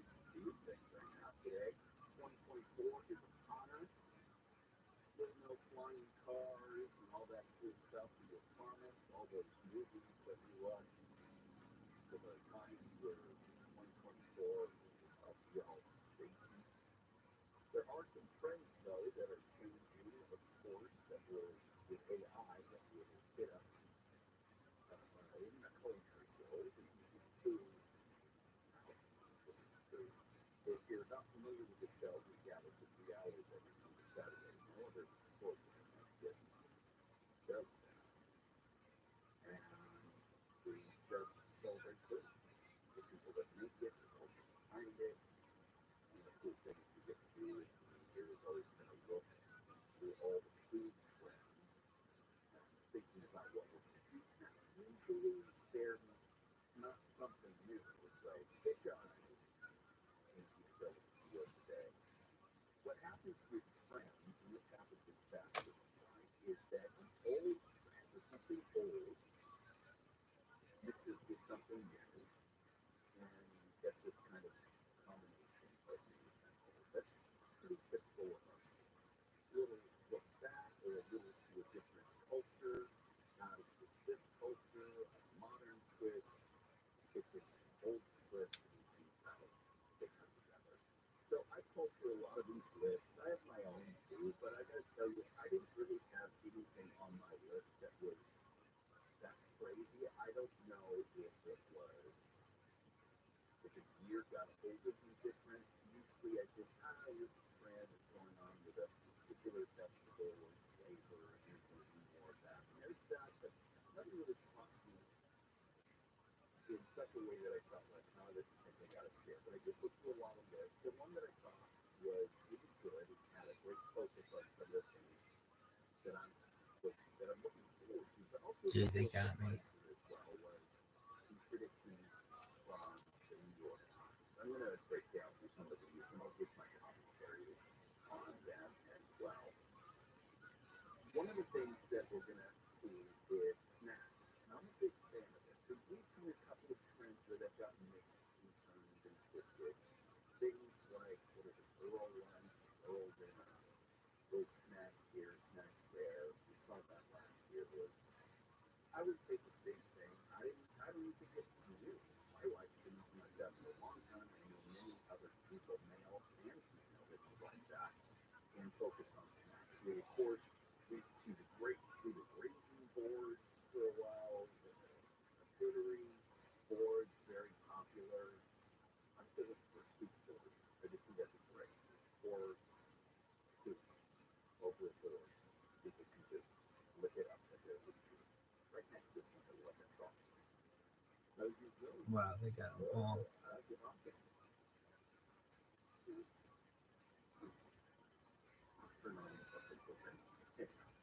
But snacks are not going anywhere. Small bites have a couple of things to them. One, small bites. You're not sitting down for one meal. How many times have you taken an entree and then someone else puts an entree and you after them? So tacos have been popular for that reason. It's sometimes different things. And I think this whole snack thing is going to lie in that category as well. You taste different flavors. You don't get filled up on this one flavor and so how these steps manifest, well, they seem to be first starting out with the most popular with fast food, which is often the case. Fast food will experiment with something and turn out. And others will take that trend. Sometimes it works in the reverse. But right now, big meals they're saying are so 2023. This year is going to be focused on these small, very tasty bites. Yeah, the words that I saw to explain this are roast. You know, think about that. You're going into a situation where you're going to buy something and you want to roast it. I don't want to think that. Talk about having problems with knitting. But this one is snacks. Just a little something. A snack for the entree, a snack is just like a one-night stand, I guess. Don't want the relationship of an entree. You just want to make out a little, hang out with a snack. So, roast steak, try different cuisines, the shawarma crunch wraps, mustard, French mustard, and Skittles, milk bar,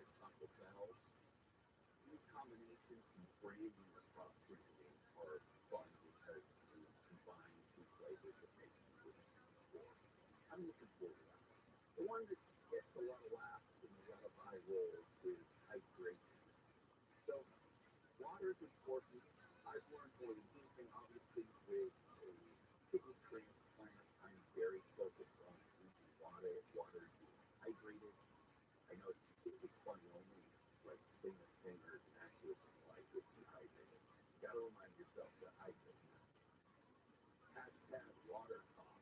So a lot of people watching other people add powders and syrups, anything they can add to water, that seems to be running at a steady pace. We're going to do that. The water sommeliers are where I think most of us roll our eyes. But I've said this before on the show. My lovely wife Tracy has years at ability to distinguish between different waters. Now I can tell, water I like and water I don't. But she can blind taste test, and I've done this many times, and tell you which one it was. Like I'll put the bottled waters in front of her. I'll take it from the tap. I'll take it from our reverse osmosis tap. I'll take it from the filtered water in the refrigerator. Put it all in front of her. Blind taste test, and she'll tell you, oh, this is green, this is this, this is that. So apparently people do know. For me, just drink more water. It's not 8-ounce glasses like you were told when you were a kid. That's ridiculous. I'm a 230 some odd pound man. I'm going to drink a lot more than my little wife. So really it's about half an ounce per 5 pounds that you should put in your body. Unless you're super athletic and running and things like that, then you're probably going to want to up that one. So that's a good thing. More grains coming our way. One of the big ones this year seems to be buckwheat. That has a trend.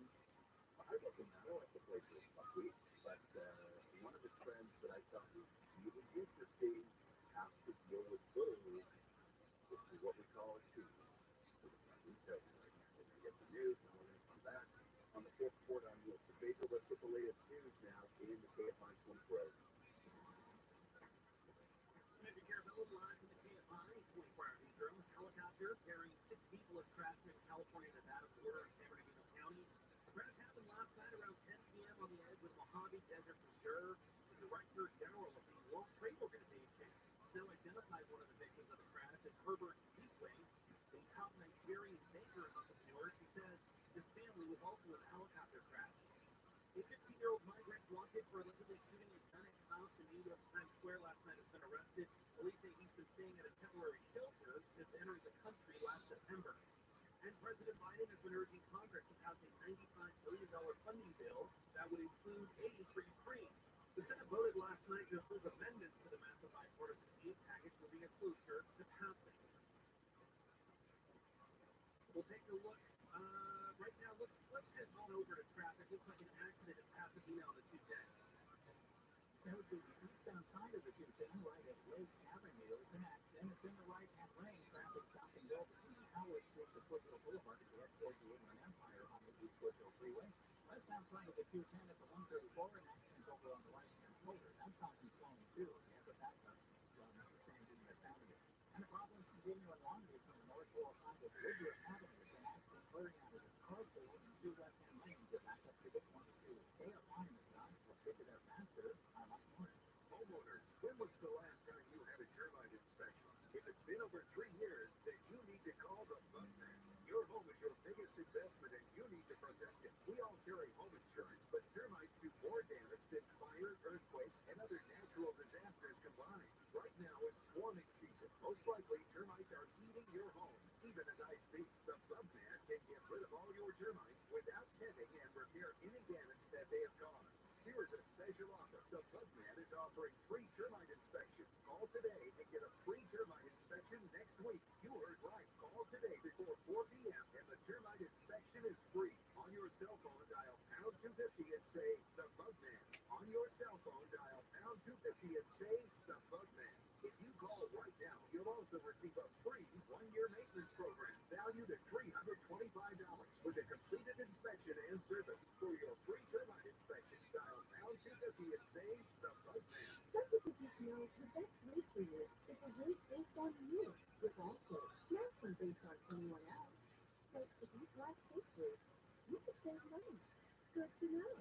Visit allstate.com or call for a quote today. This report is sponsored by Allstate. Some people just know the best rate for you is a rate based on you with Allstate, not one based on anyone else. So if you drive safely, you could save money. Good to know.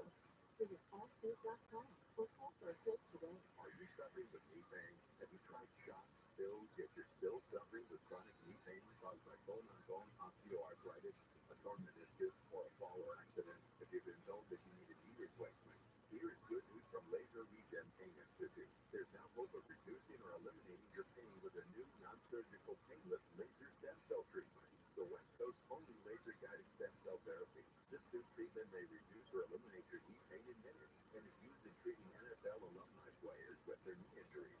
If you have knee pain, here's a special offer. Call now and receive a special $97 exam that includes an infrared laser joint inflammation scan, a Neuro 7 verge test, an X-ray and MRI review. This exam is normally $375, but if you call today, it's just $97. Grab your cell phone and dial pound 250 and say, knee pain. Don't delay. These $97 exams are limited. On your cell phone, dial pound 250 and say, knee pain. Some people just know the best rate for you is a rate based on you with Allstate, not one based on anyone else. So if you drive safely, you could save money. Good to know. Visit allstate.com or call for a quote today. Honey, you still feel severe, honey. Get close to your heart. It's a powerful cleaning treatment. It's with 100 vicious steps because life doesn't stop for a cold. Okay, ready to go? No, I'm getting cold. Try Dayquil Honey, the powerful cleaning fluid. Dayquil with honey flavor. The daytime coughing, aching, stomach head, fever, honey wishes, hours in the day, minutes. Start with joy. Pizza's here. Oh, great. I love them, but I'm worried about my stomach issues. If you're worried about having diarrhea, gas, bloating, stomach pain, or loose toilet stool, it may not just be stomach issues. It could be a condition called exocrine pancreatic insufficiency, or EPI. With EPI, the pancreas doesn't release enough enzymes to break down food, but EPI is manageable. Use the symptom checker on identifyepi.com. Talk to your doctor. That's identifyepi.com. Sponsored by Pepsi. Hello, this is Susie Esmond and Jeff Garman. And we are the hosts of the History of Curb Your Enthusiasm podcast. And we're going to be rewatching and talking about every single episode, and we're going to break it down, and we're going to be joined by special guests, including Larry David and Cheryl Klein, Richard Lewis, Olsen Kirk, and so many more, and we're going to ask them, and it's just going to be a lot of fun. So listen to the History of Curb Your Enthusiasm on the iHeartRadio app or wherever you get your podcast. A good night's sleep is more critical than ever. What do you feel like after a bad night's sleep? Miserable the next day. We all do. So let me tell you about the Sleep Number Smart Bed. This is proven quality sleep and is designed to make a difference in your health and wellness. You can customize, adjust each side of the bed to your ideal firmness, comfort, support, to help you feel your best. That firmness level is your sleep number. My sleep number setting is 100. I like a particularly firm mattress, and I changed that sleep number setting over the years. Same mattress. And the Sleep Number President's Sale is going on right now. Save 50% on the Sleep Number Limited Edition Smart Bed, and this is through February 26th. Plus, free home delivery when you add an adjustable base through Monday, February 12th. These beds are only available at Sleep Number stores or at sleepnumber.com. There are 30 locations in Southern California, including Palmdale, Topanga Plaza, Irvine Spectrum, Porter Ranch. Visit sleepnumber.com. Get ready for the big game with the free iHeartRadio app, the official partner of the NFL Podcast Network, featuring the biggest names in the game like Ross Tucker and his daily NFL podcast, NFL Now, and many more. Search NFL and listen now. iHeartRadio. Free never sounded so good. Portions of the following program will be recorded. This week on How to Money, the password sharing crackdown continues. You're going to have to fork over more money to keep that streaming service in your life. And who don't need access to your paycheck early? Sounds nice, right? Well, it can cost you a lot more than you think. How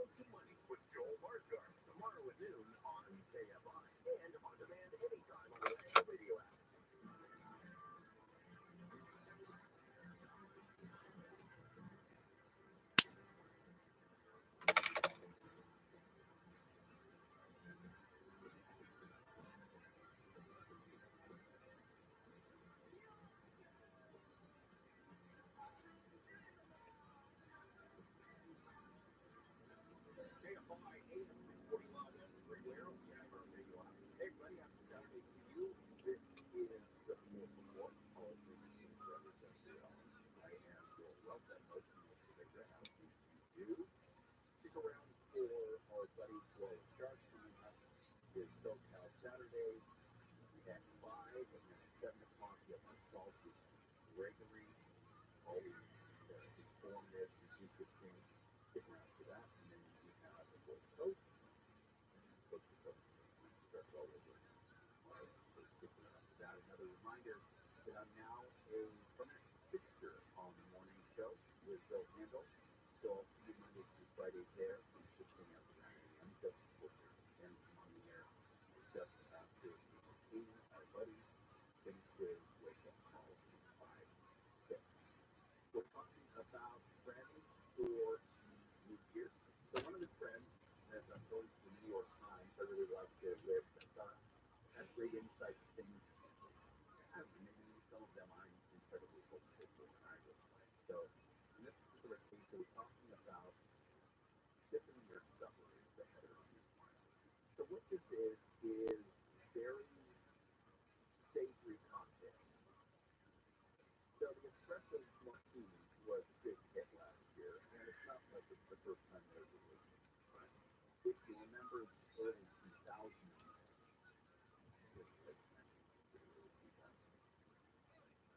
that teams, whatever you want to call it, were very popular. There were places all over Los Angeles and beyond that everything was a team. It was whatever. They did it with chocolate. They did it with whatever. It was a big deal. They were everywhere. Well, the espresso martini was very popular, still is. But there's other things that were based in really high-end cocktails with mixologists and bartenders who really like to go that extra mile and do things like backwashing. So backwash bourbon, if you've ever been a part of one of our East Camp Lives with the brother Craig Stagra, I'm sorry, 2-time Tony Award, Craig Stagra, he and I broadcast from his home bar. He and his husband have a speaking there. And we talked about that wash bourbon from the line. So basically it's infusing these flavors into alcohol. So it doesn't sound it doesn't sound it seems steady. It does feel steady. The bad one. But it gives you delicious. So when you step walk a bourbon or a wine or even a white wine, you're leaving it kind of mingling with a liquid stuff. I mean, it's down to time, ratios, all this stuff goes into it. But it mixes and causes the wonderful, rich, sort of round biscuit addition to alcohol. And you're going to start to popping up all over the place. I told you early last year, I talked about one of my favorite drinks in cocktails was a cocktail called Salmon Martini.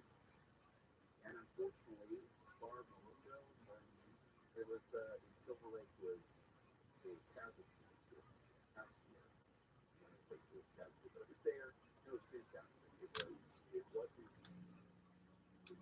ocean and had some of those notes that you expect, I guess, from fish, but it wasn't fish. So it was more like a dirty martini of sorts that did have a complexity to it. It was very rich. It was fatty biscuit from that lovely fish itself. That is delicious. And now they're looking at like a caprese martini or a double chicken martini or these tastes that have that you would think of for an entree, but not so much for a cocktail. I'm going to encourage you, if you're one of the folks that listen to the show who likes to dine out a lot, you go to bars, restaurants, and you see something strange like this, I'm going to encourage you to try it out. Try something really different. You might be surprised how it ups the flavor and the complexity of the drink. And then let me know where you found it, what it was. All right, stick around. This is most important. AMI, AOSP, HTTP, Los Angeles, one stuff. Well, at least you've decided to listen to KFI. See, you're making progress. KFI. handle it all the time. Everywhere on the Anchor video app. I'm Andrew Caravello live from the KFI 24-hour newsroom. Trino's juvenile hall in county was shut down just months after reopening. State Inspector State Center has only corrected 1 out of about 12 violations, including overworked staff. The LA County Probation Center chief says the county was not given enough time to make all necessary changes. He says within a 2-month period, they had to transfer nearly 300 minors, with 2 other juveniles closed last year. The county will meet with state officials to plead its case next week. Cybersecurity experts in Orange County say people should be careful of fake dating profiles ahead of Valentine's Day. Families tend to prey on the elderly and those who have lost loved ones, as they could be more vulnerable. Grant Larson with the Orange County Intelligence Reception Center says scammers are targeting people on almost all dating sites and social media platforms. Cyber threat actors are usually overseas. They've become really, really good at this. The training guides that they have to be able to get better at being these romance scam artists. She says romance scams in the U.S. in 2022 cost Americans about $1.3 billion. She says if anyone you meet online asks for money, it's probably a scam. Chris Atkins, KFI News. The mayor of Redondo Beach has died. Bill Brand died from lung cancer. He was 65. Brand has long been a champion of open space policies and environmental protection. He was elected mayor in 2017 and has continued to serve while undergoing cancer treatments over the past 4.5 years. The San Francisco Art Commission is considering a proposal to install a statue of martial arts legend Bruce Lee in Chinatown. Lee's daughter says that she supports the move, calling the Bay Area a rich and vital part of the family's legacy. She says her father was born there. This comes as the city celebrates the Lunar New Year in Year of the Dragon. At least 2 people have been killed in a small plane crash in Florida. The private plane crashed on Interstate 75 and caused a shutdown on the highway. The plane hit a car when it crashed yesterday. The key elements they'll show it onto it is how much fuel was on the airplane when it started out and how much fuel it burned. When you land a business jet, your power is up, and if you lose an engine or both engines, you're going to know about it immediately. ABC's John Mann says the pilots on the plane had reported that both engines failed shortly before the crash. Court records have shown there were suspicions about bodies being poorly treated by a funeral home in Colorado more than 3 years before anything was done about it. Nearly 200 decomposing bodies were discovered inside a building last October when someone made a complaint about an owner nearby. Colorado has some of the weakest rules for funeral homes, with no routine inspections or qualifications requirements for funeral home operators. And O.J. Simpson is being treated for prostate cancer. Local media is reporting Simpson has been undergoing chemo at a local hospital in Las Vegas. Simpson's been living there since his parole release from prison in 2017. He was convicted for armed robbery. Simpson posted on social media yesterday that he's not going to hospice care. You told me that night. So I'm down here near the hospital. I don't know who put that out there. Simpson says family is in prison and decided to stay in Vegas after the Attorney General in Florida refused to let him live there following his release from prison. Steve Gray, KFI News. And in addition to R&B superstar Usher performing at the Super Bowl halftime show, all kinds of rock and pop hits will be heard in Super Bowl commercials. All right now, Tracy Strain and Sweet Child of Mine are among the songs featured in movie ads. Beer commercials will feature Magic Carpet Ride, The Wait, and Love Train. The theme from Flashdance does double duty with the original feature in a candy commercial, while Zach Braff and Donald Faison are joined by Jason Momoa for their version of the song in a follow-up to a mobile phone ad that premiered during last year's Super Bowl. Right now, taking a look at an accident. It's in Downey on the 605. Southbound on the 605, right at the 5 San Diego Freeway, next inquiry from the center divider, but you can slow starting at the 2. On the Pasadena, big problem. East Lieutenant Lake Avenue, the crash, taking up the 2 right-hand lanes and traffic stop and go on the East 210 from Howard Street all the way down to Foothill Boulevard. Long Beach 405 northbound at Woodruff Avenue, and that's been cleared down to the powerful and 2 left-hand lanes. The traffic is packed back to the Westminster Boulevard. Up ahead, 405 northbound right at the 10 is an accident on the right shoulder. KFI this time, I'll get you there faster. I'm Mike Miller. Homeowners, when was the last time you had a termite inspection? If it's been over 3 years, then you need to call the Floodman. Your home is your biggest investment and you need to protect it. We all carry home insurance, but termites do more damage than fire, earthquakes, and other natural disasters combined. Right now it's swarming season. Most likely termites are feeding your home. Even as I speak, the Floodman can get rid of all your termites without tending and repair any damage that they have caused. Here is a special offer. The Floodman is offering free termite inspection. Call Call today and get a free termite inspection next week. You heard right. Call today before 4 p.m. and the termite inspection is free. On your cell phone, dial pound 250 and say the Bugman. On your cell phone, dial pound 250 and say the Bugman. If you call right now, you'll also receive a free 1-year maintenance program valued at $325 with a completed inspection and service. For your free termite inspection, dial pound 250 and say the Bugman. Southland weather from KFI. Lows tonight, 30s and 40s. Tomorrow sunny throughout the day, a lot like today. Highs in the low to mid-60s at the beaches and inland from Israeli OC. Also, low to mid-60s in the valleys and the Inland Empire. Around 50 in the high deserts. Right now, Rancho Santa Margarita 62, Costa Mesa 61, Hamilton 65, Osage the Heights 62 degrees. We leave local. Live from the KFI 24-hour newsroom, I'm Andrew Carabella. Listen on the free iHeartRadio app for all your music, sports, talk, and podcasts. Free never sounded so good. KMR AM 640.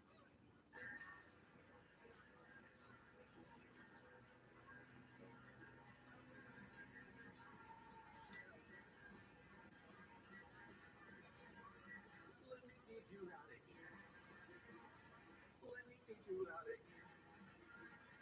How to marinate the meat. Let me teach you how to eat. It's a culinary treat.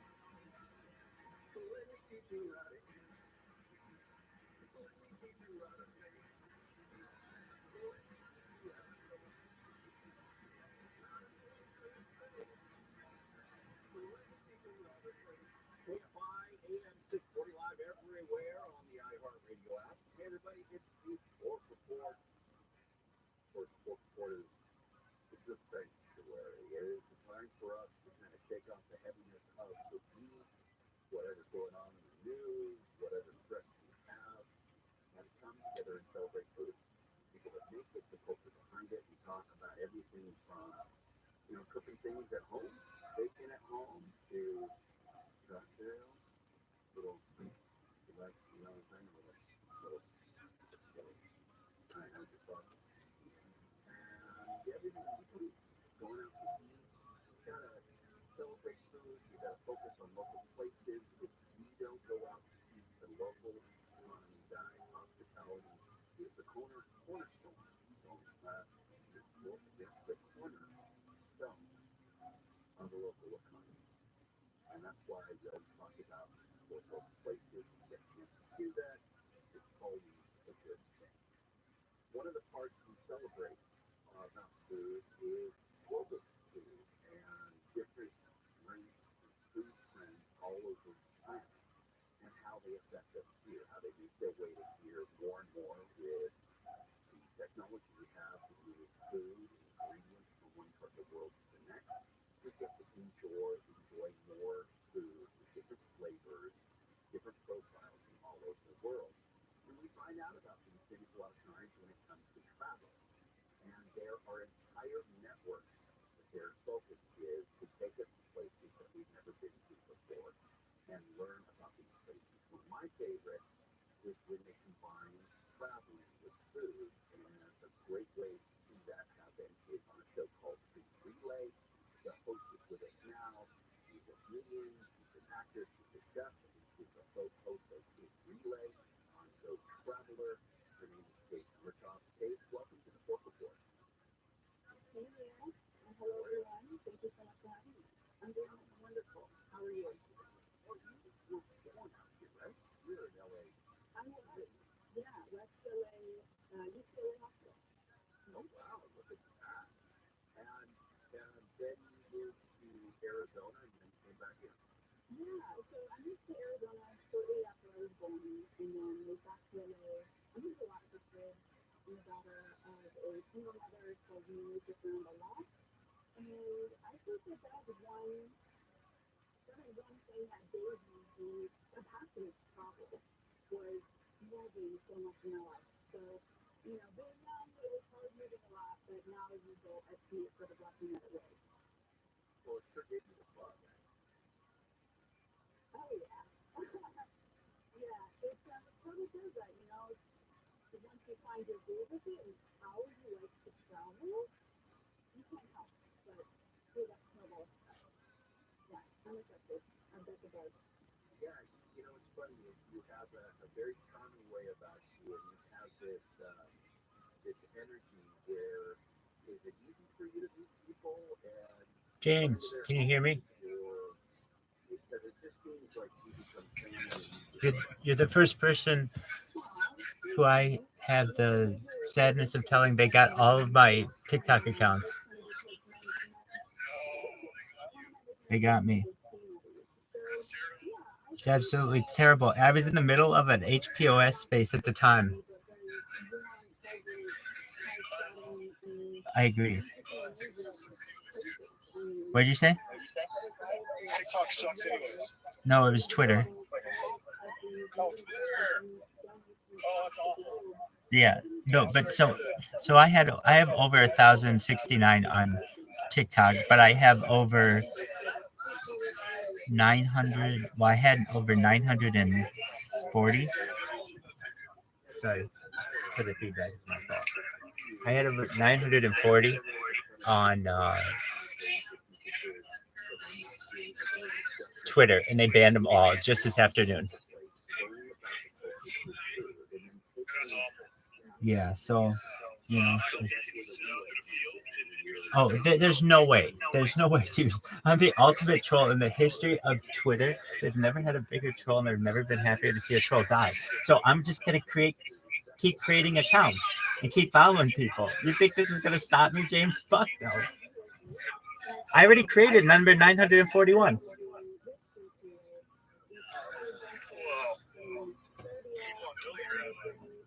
Word, Mockingbird. People still know about me. It's not like my impact goes away. And here's the funny thing: if you search ViralRabbi in Twitter, everybody's posts are still there that are complaining about me. So it's not like my impact went away. Hold on, let me turn this down. I agree. I think getting arrested could do that. I think getting banned from Twitter can do that. Hell, I even think getting evicted could do that. You never know. Where are you, at a sporting event? Oh, that's right. Okay, so Nebraska's playing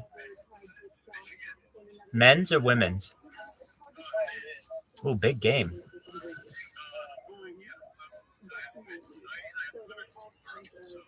I remember you saying that. Are you a season ticket holder?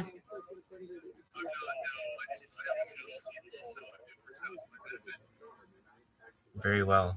Well, James, the person who owned the house came to my door today, and they were like, "We need to go to the bank." I was like, "Look, because I have this check." He's like, "You owe me $2,900." This was all unexpected. I was like, "Okay, this is the last thing I need." So I'm like, "Look, let me stay till the end of the month," and I think he's gonna let me do that. But then I'm gonna have to bounce, and I think I'm gonna move back to the Midwest. I'm not sure, but it's gonna be an exciting few weeks. So be in the Telegram, baby.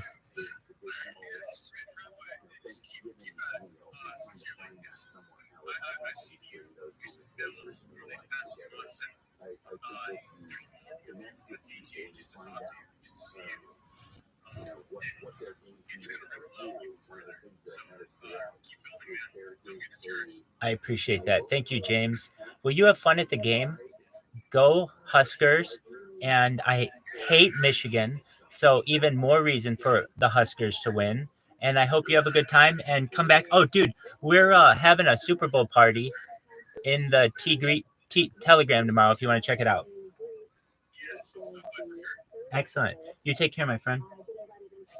Bye-bye.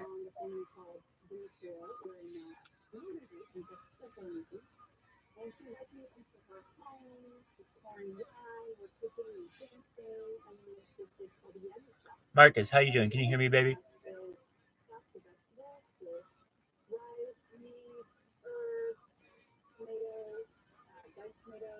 If you can hear me, shout out to you. If you can't, well, I am alone, and that will not be the first, nor probably the last time. Maybe.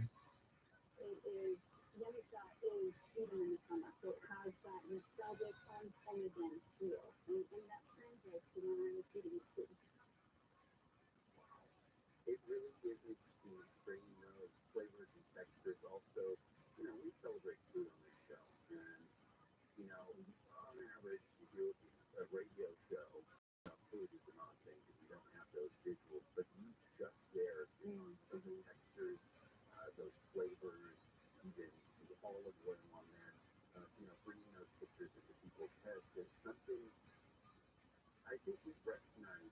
Faces are the first things that we learned when we were a kid, and the second thing is food texture. There's something about that when you describe that, I can picture that exactly in my head, and I'm like, I want to eat that thing. What do you think that? I want that in my mouth. That sounds like a great combination. Okay, so anytime we're going to get some news, we come back and we'll talk more with Paige Martin, the host of Food Relay. We talked about Go Traveler on the show before. You can go to gotraveler.com. You can see the first season there that actually ends up, and we'll talk about this, actually the first episode ends up in Los Angeles, there on the pier in Monica. But you can go check it out there. But I encourage you personally to do what I did, and that is download the Go Traveler app.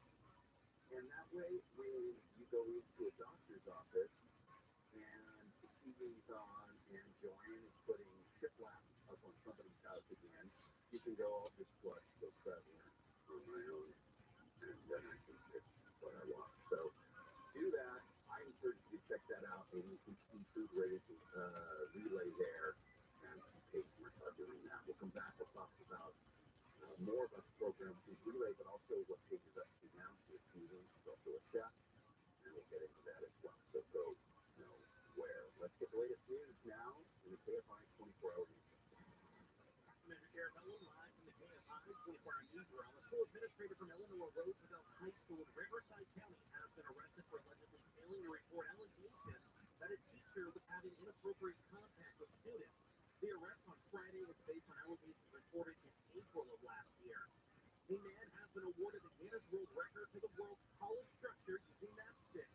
After first having a deadlift rejected, the man built a model of the Eiffel Tower using over 700,000 matchsticks to win the world record. And a question on everybody's mind. Taylor Swift has been expected to make the epic journey from Tokyo, Japan to the Super Bowl in Los Angeles.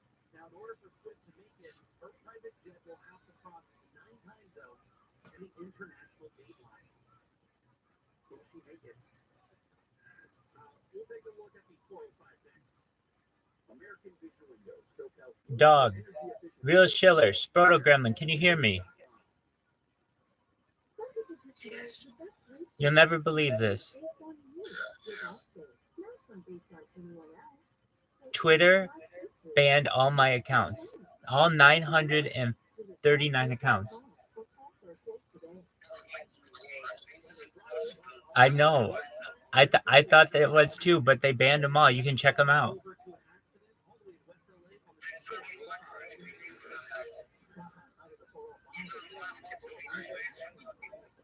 I think he well.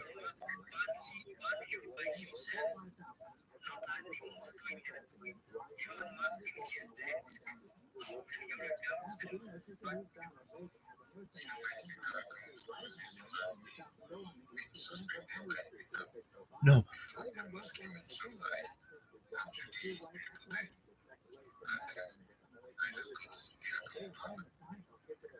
Dog, but you have to understand, I had 939 accounts. He's not giving me those back. That's so many. So here's what was interesting. I was in the middle of streaming on Twitter at the time, and I was also in the middle of not only streaming to Twitter at the time, but I was streaming on I was in the middle of a Twitter space with the Harry Potter Obama Sonic 10 Inu crew, streaming that here in this whatever you want to call it, Telegram. And all of a sudden my phone went quiet and it went white. And I looked at it and I looked at my other phone and I could tell something was up. So then I tried logging into some other accounts and it was like, okay, well that didn't work and that didn't work. And then I started logging into like all the accounts that always work. And it was like all of them were suspended. Then I went to an account that I had that isn't associated with any of those accounts, and I looked and all of my accounts were gone except for one. And then the other accounts that were still there were accounts that people had made that looked like mine, but were not, and they were under different names. So it was quite incredible. And like one foul swoop, 939 accounts went bye bye.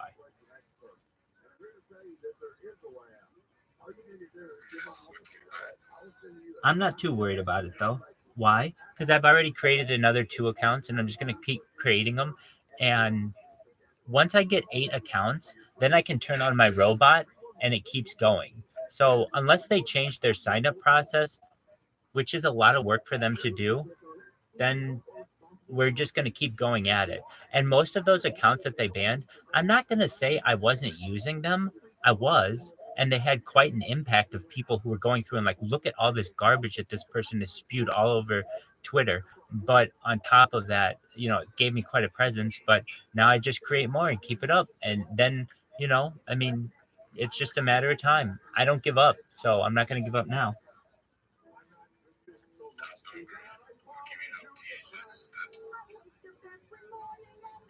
And Real Schiller X, I might recruit you to create accounts with me. You don't have to, but I'm just I'm kind of kidding about that. But that would be cool if we could get like 2 or 3 people doing it. Then it's really easy to get those accounts back. But in the meantime, I mean, as you see, I'm creating more accounts, and all I need to do is get 8 of them going, and then the Tommy gun goes. So basically, it just starts following people, and the people who it follows are their big accounts. Now, there are only like maybe, I don't know, 2 or 300 big accounts on Twitter before uh, then you start getting into real people. And that's all I need to do is start delving into real people who have big followings. And every single day, they're just going to be getting this. And here's why. This is going to focus on these big accounts because after a certain amount of days, Twitter's just going to keep banning me. And so I won't be able to get like 5,000 followers like I was getting with some of these accounts. So I'm not necessarily even that sad about the situation, simply from the fact that all my hard work is still preserved by all the people who have tweeted about it. And now, if you type ViralRabbi into the search, it's only the complaints, and you only get the complaints of people. And it's hilarious. And here's the other thing, too. It's not as if they can't unsuspend those accounts. It's not as if they don't still have all of it. And I've gotten those accounts unsuspended in the past as well. So I'm not too worried about it. You know what I mean? Like, they can just unsuspend it and I get all the videos back and everything. So it's no big deal to me.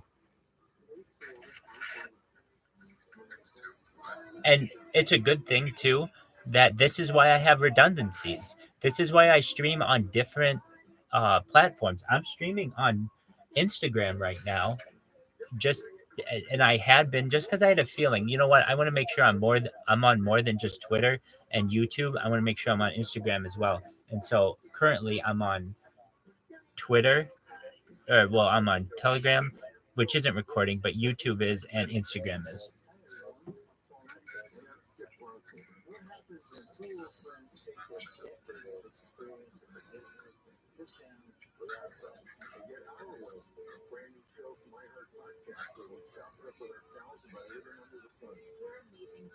What are you trying to do on Instagram?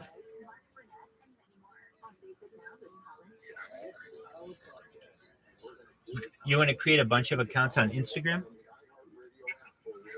Well, that's not hard. That's one of the easiest ones to do. I have 26 Instagram accounts.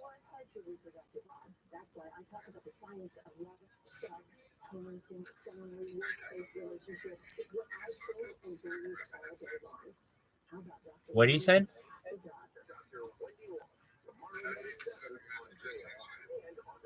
Oh, I'm sorry. I can't look at it right now. Can you just tell me what you need?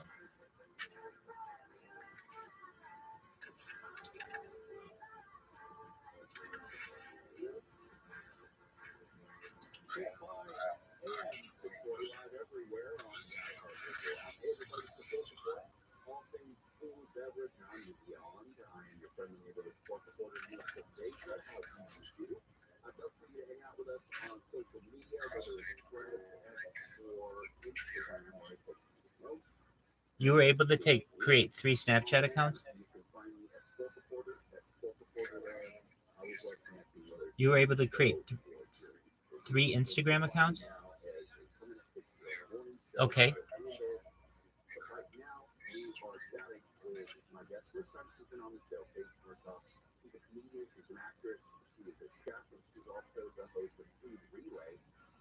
So what do you want to do with those Instagram accounts?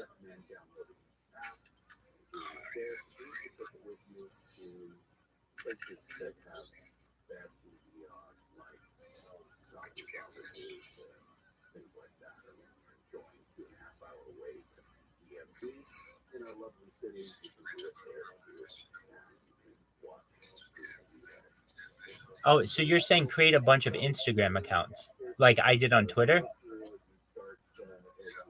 Oh, that's a very good idea. I honestly think that's the best way to market yourself for free and get a lot of people to know about you.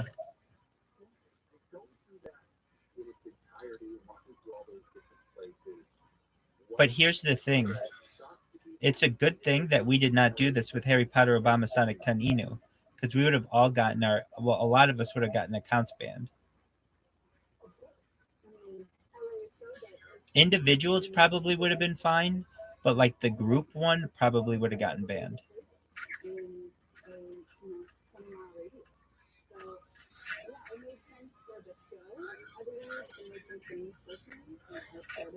I think it's a good idea. Have you talked to Morelight about it?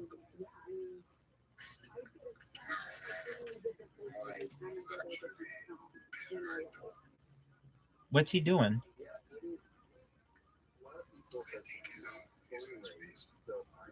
Oh, okay. Because I was trying to get on Spaces, and that's when they took away all my accounts. So let me talk to the people about it. Hold on, I'm going to talk to him right now, or see if I can.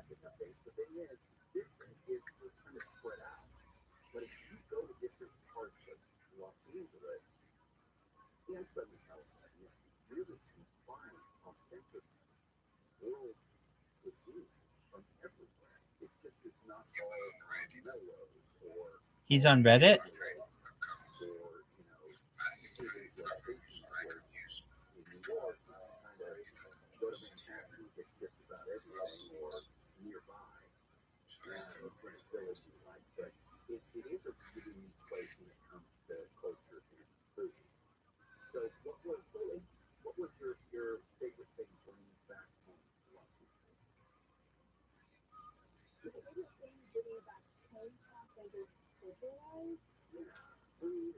Is he still having a space, do you know?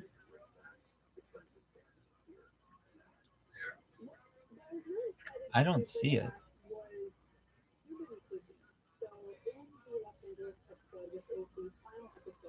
Oh, that's because he's not hosting it. Jackson's hosting it.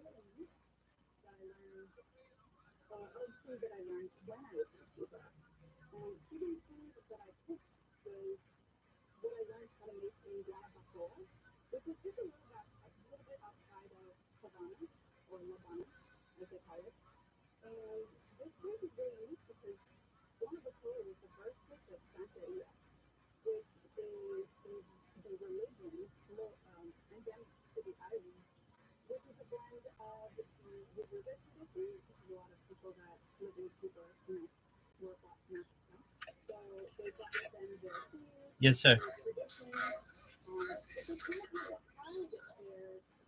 What did you say?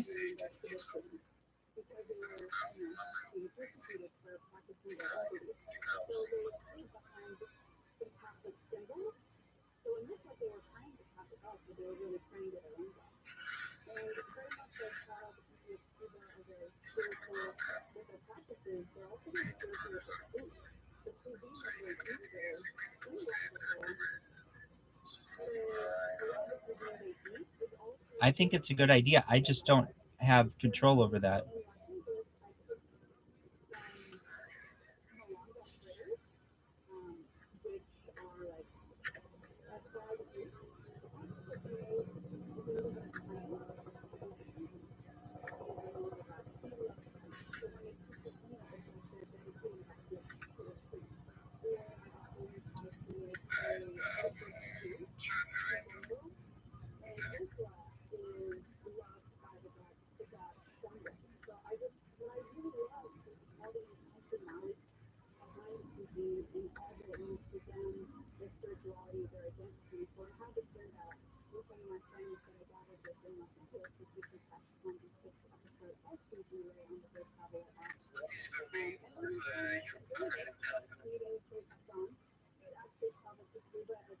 What did you say? I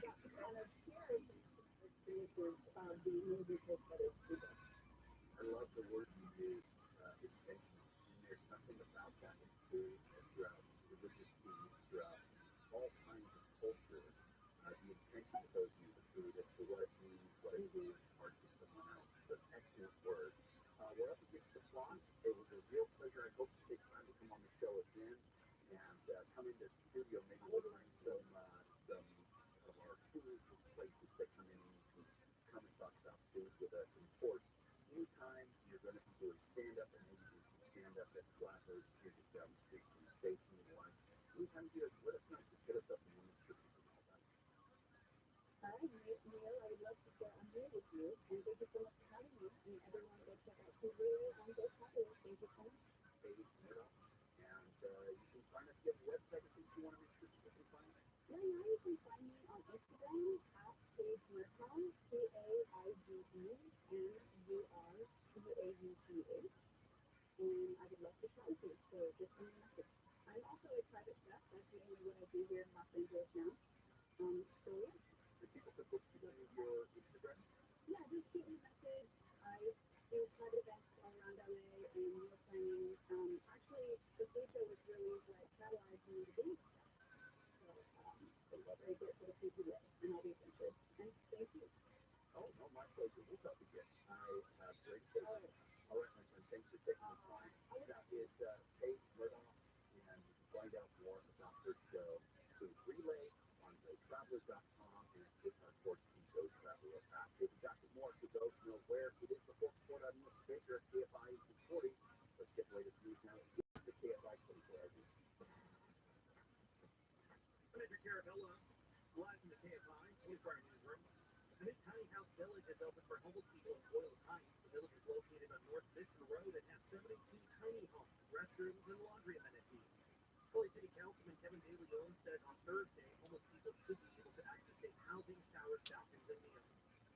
LA County paid out more than $250 million last year to settle claims and lawsuits, and the highest payout was $32 million to the family of 10-year-old Anthony Haviland, the boy who was tortured and killed by his mother and her boyfriend in 2018. The second highest payout, $29 million, to Kobe Bryant's widow Vanessa over graphic photos taken at the crash site where her husband and daughter were killed in 2020. The cost to defend the county went up 26%. After outside contract law firms and other legal fees totaled $83 million. The department responsible for the total highest payout is the Sheriff's Department at $28 million. Steve Gregory, KFI News. Cybersecurity experts say people should watch out for romance scams online ahead of Valentine's Day. Lance Larson of North County Intelligence Assessment Center says scammers are usually based over and date several people all at once. Sometimes they forget who they are, and that's how they mess up when they're talking to these victims. They forget what their name was supposed to be or where they were supposed to be working or traveling. Larson says anyone refusing to meet in person or ask you to send money should be a red flag. He says scammers are on most dating apps and social media platforms. Romance scams cost Americans $1.3 billion back in 2022. And Sacramento has seen an uptick in mosquito activity. Officials say the warmer winter weather before the storms hit NorCal last week brought the insects out of hibernation. They say the mosquitoes have been extra aggressive, but assured people it's not the same species carrying the West Nile virus. They've urged people to get rid of stagnant water that can be used for breeding before the warmer weather comes back. And Taylor Swift's alleged stalker is unfit to stand trial. Prosecutors in New York made the announcement yesterday saying the guy was deemed incompetent for a criminal trial based on the results of a psych exam. The criminal case against him has been dismissed and he'll be committed to a state hospital for mental health treatment. The man was arrested multiple times outside Swift's apartment in Manhattan. For now, good news on the 210 and constant feedback.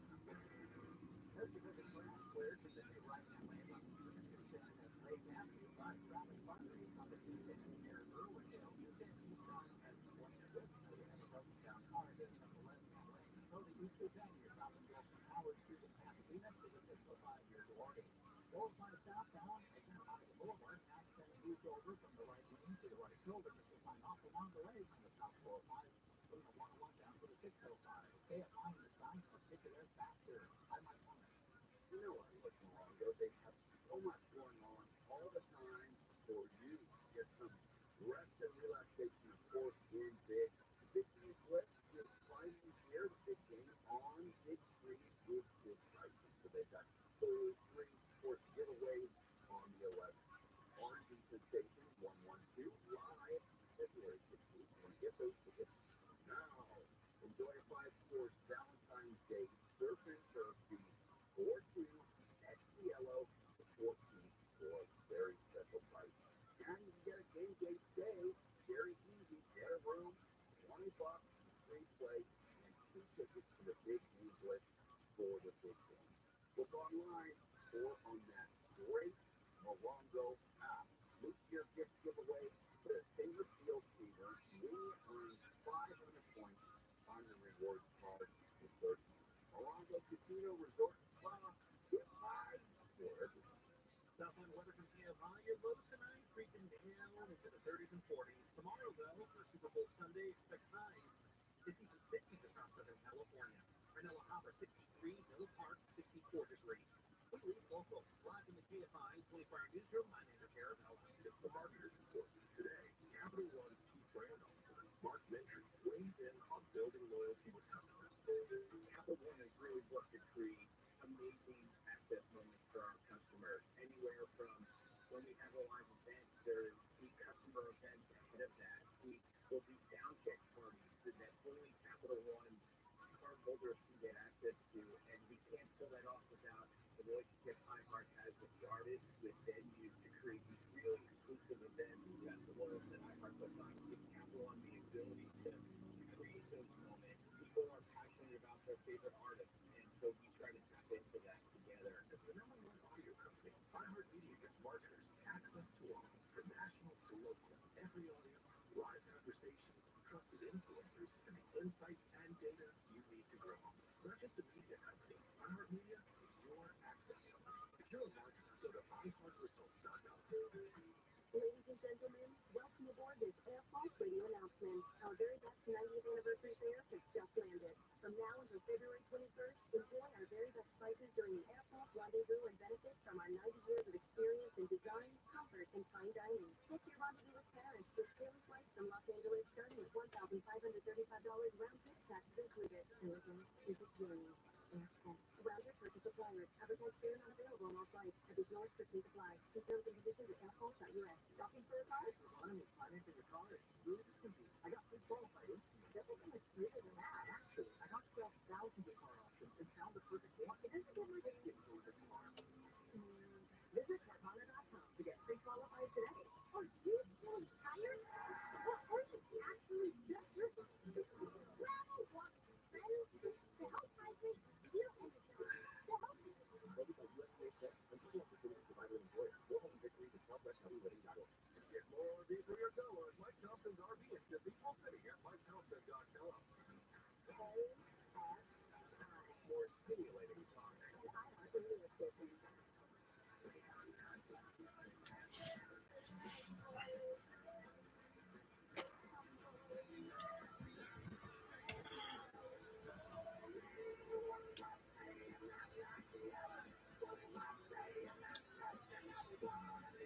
KFI AM 640 live everywhere on the iHeartRadio app. Hey, the page, the report, all things food, beverage, and beyond. I am your well-fed host, Mr. Don't forget, you have our Saturday Slow and Sharp with the Count Saturday coming up at 5. Then our buddy Steve Gregory takes over at 7 from 7 to 9 with Solve. And yet another friend, Clay Rowe, goes ahead and does before the coast. And on to the coast to coast. And so basically what I'm saying is go, where, easy for you to leave.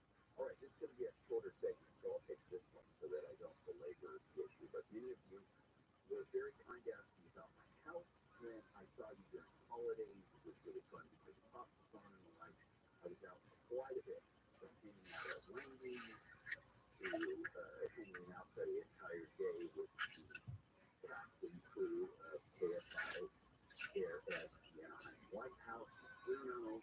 to Katarina's club to Scott to be with Smart Final, multiple Smart Finals out there in Orange County.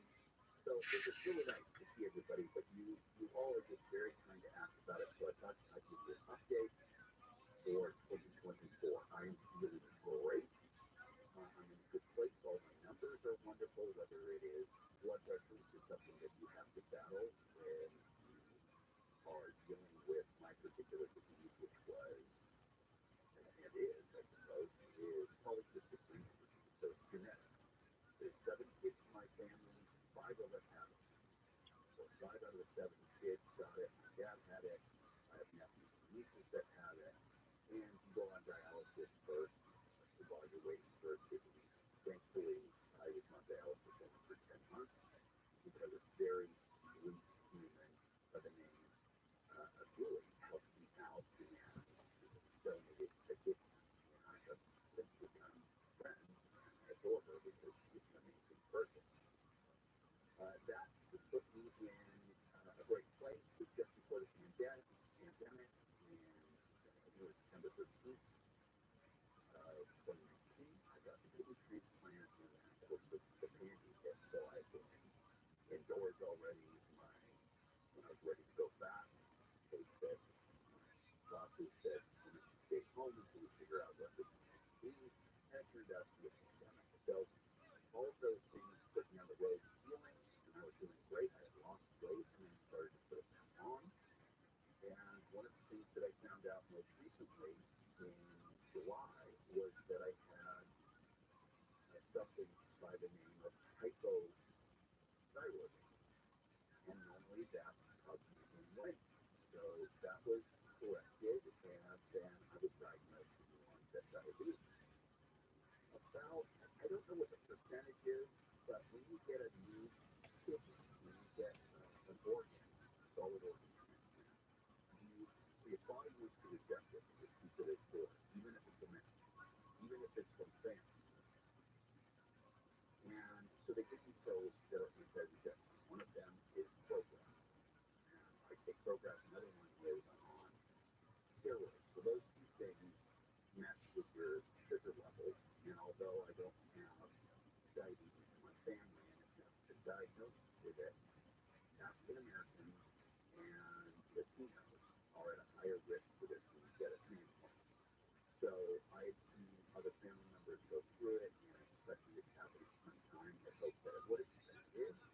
And with that, in medication, the medication for my hypothyroidism and medication called metformin for diabetes, I started dropping weight very quickly. So I'm down from 280 to, as of today, 237 and a half pounds. So that's equal.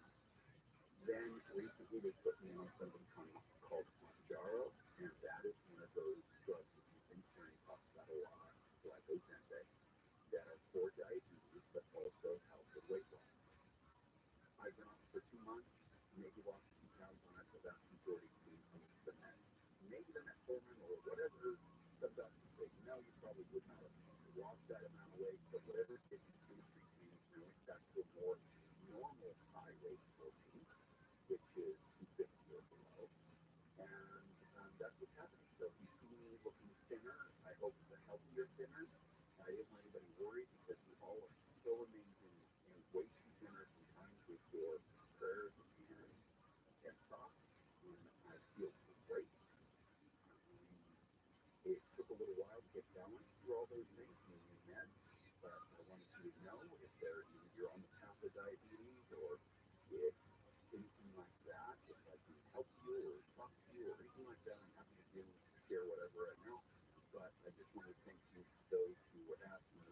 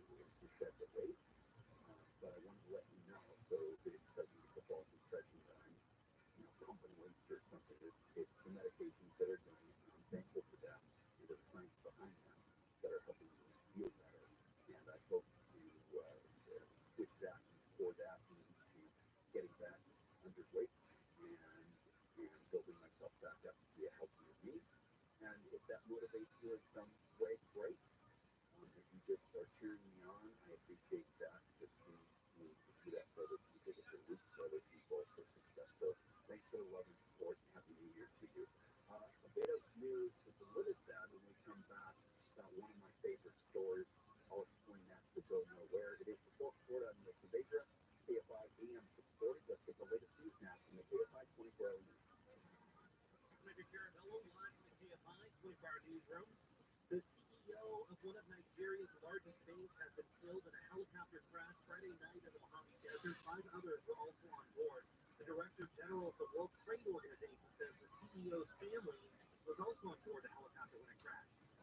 The man has been electrocuted on the roof of a business in Riverside County this morning. The man fell off the roof and then was impaled by a wrought iron fence.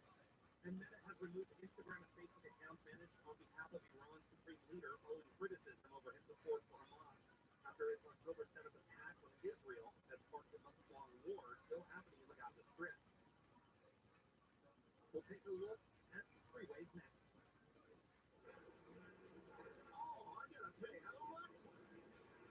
Maybe your dealership for car repair lately? You know, half the car service at AMCO even needs a new transmission. At AMCO, we've been shifting gears for over 50 years, delivering top-notch service and unbeatable expertise. Our expert technicians will give you an honest assessment, and we won't fix what's not broken. So before you say yes to costly repairs elsewhere, put a second opinion at AMCO. That's AAMCO. Transmissions and a whole lot more. Disabled vehicle in mid-city on the 10th.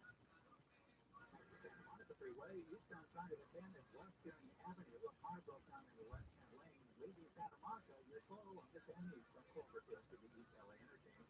Onto the East 10 San Bernardino Freeway in the San Gabriel Valley. East 10 is San Jose Avenue. It's a crash on the right-hand shoulder. I can't. It's still going. Did you say it is still going?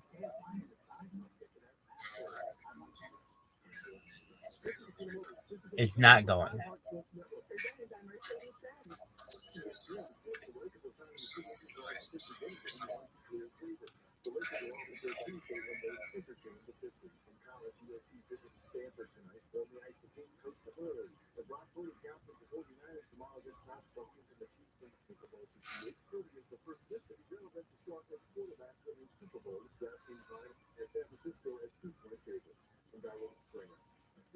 Currently versatile all-electric ESUVs from Mercedes-Benz. It's impressively second and surprisingly roomy, with available seating for up to 7. The vehicle is all electric. The feeling is all Mercedes. Learn more at MBUSA.com/EQV. This report is sponsored by Catalina Island.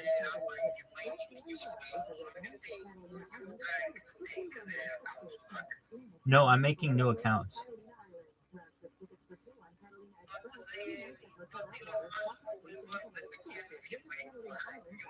That's okay. Every hour it follows 3,200 people. That's a lot of people.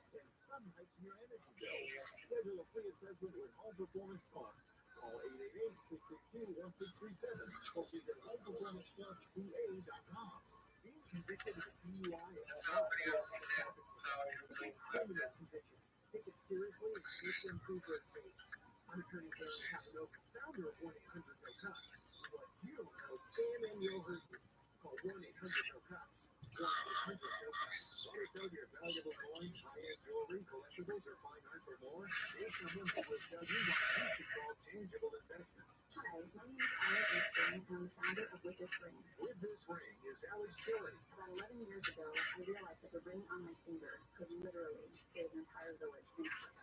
So I donated that ring, and now we have rings coming in to our organization from women and men all over the world. So who buys Alex donated rings? Tangible investments. Our ring donors send their rings directly to tangible investments, and they give us more money for those rings than anyone else ever has. It still tells Ally is changing the world. It helps us do what we do best, which is healing from water wells in Nigeria, Africa. Tangible investment donor Sylvie Genova has become America's top dealer in coins, precious metals, jewelry, and fine art. Still guarantees you'll get more. Thanks so much, Bill and Tangible Investments, for all you've done for us. Call now for a no-obligation free professional appraisal. 800-711-2800. 800-711-2800. 800-711-2800.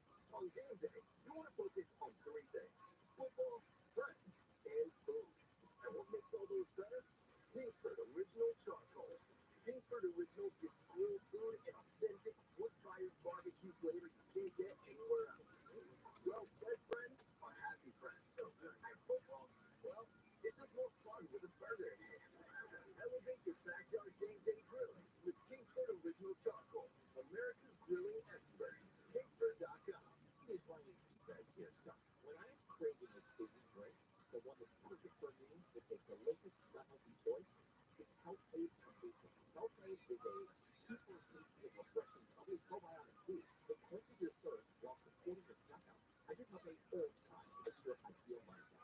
you're taking your healthy habits seriously in the new year, it's also perfect for you. Find all of my favorite healthy and delicious flavors at Whole Foods today. Start the new year off right. Look at the brown bottle with the flavor. My mattress is so lucky that I fall into the cracks. I wake up every morning and I have a broken back. But this is late, saved us from that old fight so bad. Stop sleeping on. It's Christmas Christmas sale. Save over 50% off select brands. And free interest-free for up to 36 months. Extended will beat anyone's advertised price on your mattresses. Get ready for the big game with the free iHeartRadio app. Pre-game with perfectly tailored playlists like big game parties and more. Just open the free iHeartRadio app, search Big Game, and listen now. Make the big game great with iHeartRadio. We never sounded so good.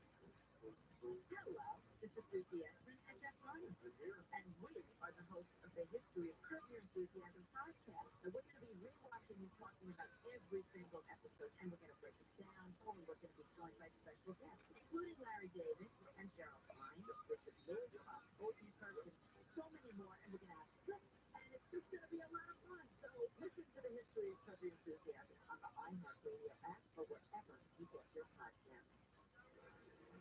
Oh, I gotta pay how much?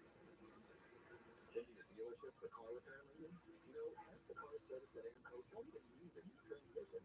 At AMCO, we've been shifting gears for over 15 years, delivering top-notch service and unbeatable expertise. Our expert technicians will give you an honest assessment, and we won't fix what's not broken. So before you say yes to costly repairs elsewhere, get a second opinion at AMCO. That's AA, MCO, transmissions, and a whole lot more. Are you a victim of the constant draft and think there's no way out? I'm Chuck McDowell, the founder of Wesley Financial Group, the original content cancellation expert. And I'm here to tell you that there is a way out. All you need to do is give my office a call. I will send you a contra-action information kit absolutely free, explaining how the transfer industry works and your options for cancellation. Call Wesley now for your free info kit. 800-311-4114. That's 800-311-4114. Okay, you listen to KFI. Clearly you're interested in what's going on around the world, and you want the whole story, right? You're not alone. The KFI audience is influential, affluent, and very well educated. I know. Every time I screw up, they tell me. If you're a business owner, CEO, or responsible for marketing, KFI AM 640 can help you reach your goals and connect you with brand new customers. As the most listened to radio station on the entire iHeartRadio app, KFI reaches more consumers in your target area than anyone else. And not just anyone, you know what I mean? People exactly like you, homeowners, business owners, CEOs, etc., etc. Top-end people. KFI listeners know they can trust us, and most of them have purchased a product or a service that we've recommended. KFI has helped thousands of great Southern California businesses to grow, and we'd also like to help you out as well. Just want to show you how KFI AM 640 can work for you and your business. Just dial pound 250 on your cell phone and say, grow my business. That's pound 250 and say, grow my business. And then you sit back while you grow your business. Happens to work. Be gone with this station. We all know Goodwill. But did you know when you donate stuff to Goodwill, you help provide job training for people right here in your community? Goodwill. Donate stuff, create jobs. Find your nearest donation center at goodwill.org. A message from Goodwill and the Ad Council. Are you suffering from back pain? Pain in your legs and feet? Do you suffer from leg cramping? Pain when you walk? Numbness, prickling, or tingling sensations? Have you tried all the pain treatments, the shots, the pills, yet you're still suffering with chronic pain caused by peripheral neuropathy, spinal stenosis, or a failed back surgery? Here is good news from the Laser Regen Pain Institute. There's now hope of reducing or even eliminating your pain with a new non-surgical, painless, laser-guided stem cell treatment that may reduce or eliminate your back, leg, and foot pain in minutes. If you're in pain, here's a special offer. Call now for a special $97 back, foot, and leg exam that includes an infrared laser joint inflammation scan, a Neuro 7 nerve test, and X-ray MRI review. This exam is normally $375, but if you call today, it's just $97. On your cell phone, dial pound 250 and say pain-free for the special $97 exam. On your cell phone, dial pound 250 and say pain-free. 1-877-5-KARS-COUSIN. 1-877-5-KARS-COUSIN.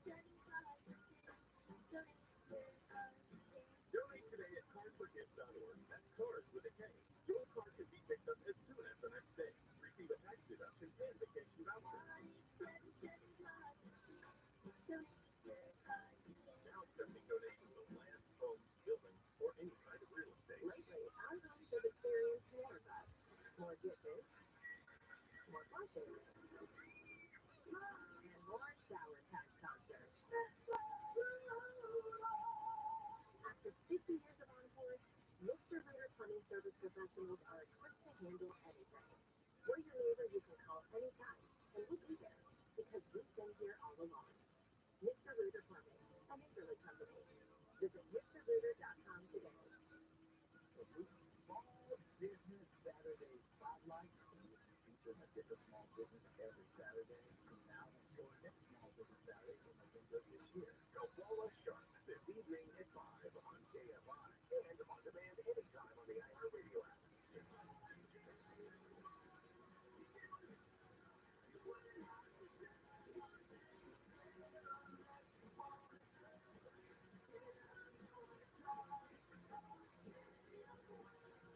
KFI AM 640 live everywhere on the iHeartRadio app. Neil Sabacre here with you on the Book Report. We're always happy to share thoughts and ideas, celebratory comments about food, local cuisine, world cuisine, of course, eating out with each other, going to, celebrate events we like with each other at different restaurants and bars that made it through 2023. Really sad to see a lot of them fall apart and have to shutter. And sometimes it's not like this implosion. Sometimes it's just like the upping that we've worked really hard to try and stay and exist through everything and all the changes and all the hoops they have jumped through the pandemic, obviously. And then just couldn't. And some of it ties into people making changes in their own lives. And one of those stories is about a good friend with people's there at Bomb Sauce. And I mentioned this on Bill Handle's show. If you didn't know, I'm now a permanent part of the morning show when Resident has mostly retired. They'll still be there on Mondays to do they have a case and hopefully fill in, obviously, things like that. But I am now a permanent member of the morning show crew. And I told Bill about this. And it's a bummer. He's been to the shop as well there in Claremont. The good news is Kim is making decisions for her own life and writing new chapters for her life. So I'm sure it's bittersweet on her end. As far as you go, as far as I know, it's done at the end of January. If I'm mistaken about that, you can call the store and find out for sure. So, pretty amazing, and I love their stuff. I will continue to love their stuff. I know some friends of hers own the one in Ventura and own the one in Diego, I believe. So, those are some other options for you for this beloved place. I have just been such a huge fan of Kim, and she's a lovely human being, and she's a faithful and spiritual and thoughtful individual, and treated her food wonderfully and all of that. So if you want to go in and get yourself some high end spirits, get yourself some wonderful food stuff. They have vinegars, they have oils, gourmet foods. I bought a lot of seasoning on them this past year. Did the vast majority of my family's gifts I did at Mom Fox this year. And I will tell you this, full disclosure, I paid full price. I don't even get or ask for the discounts that you guys get for telling them about my stuff, because I try and support them as well. And just really enjoyed all the things. Everybody always mentions how great they are. We send them off with love and prayers to Kim and the entire crew as they shutter this wonderful location of Bomb Foster. We love you, Kim. Bon voyage, wherever you might be going, and enjoy.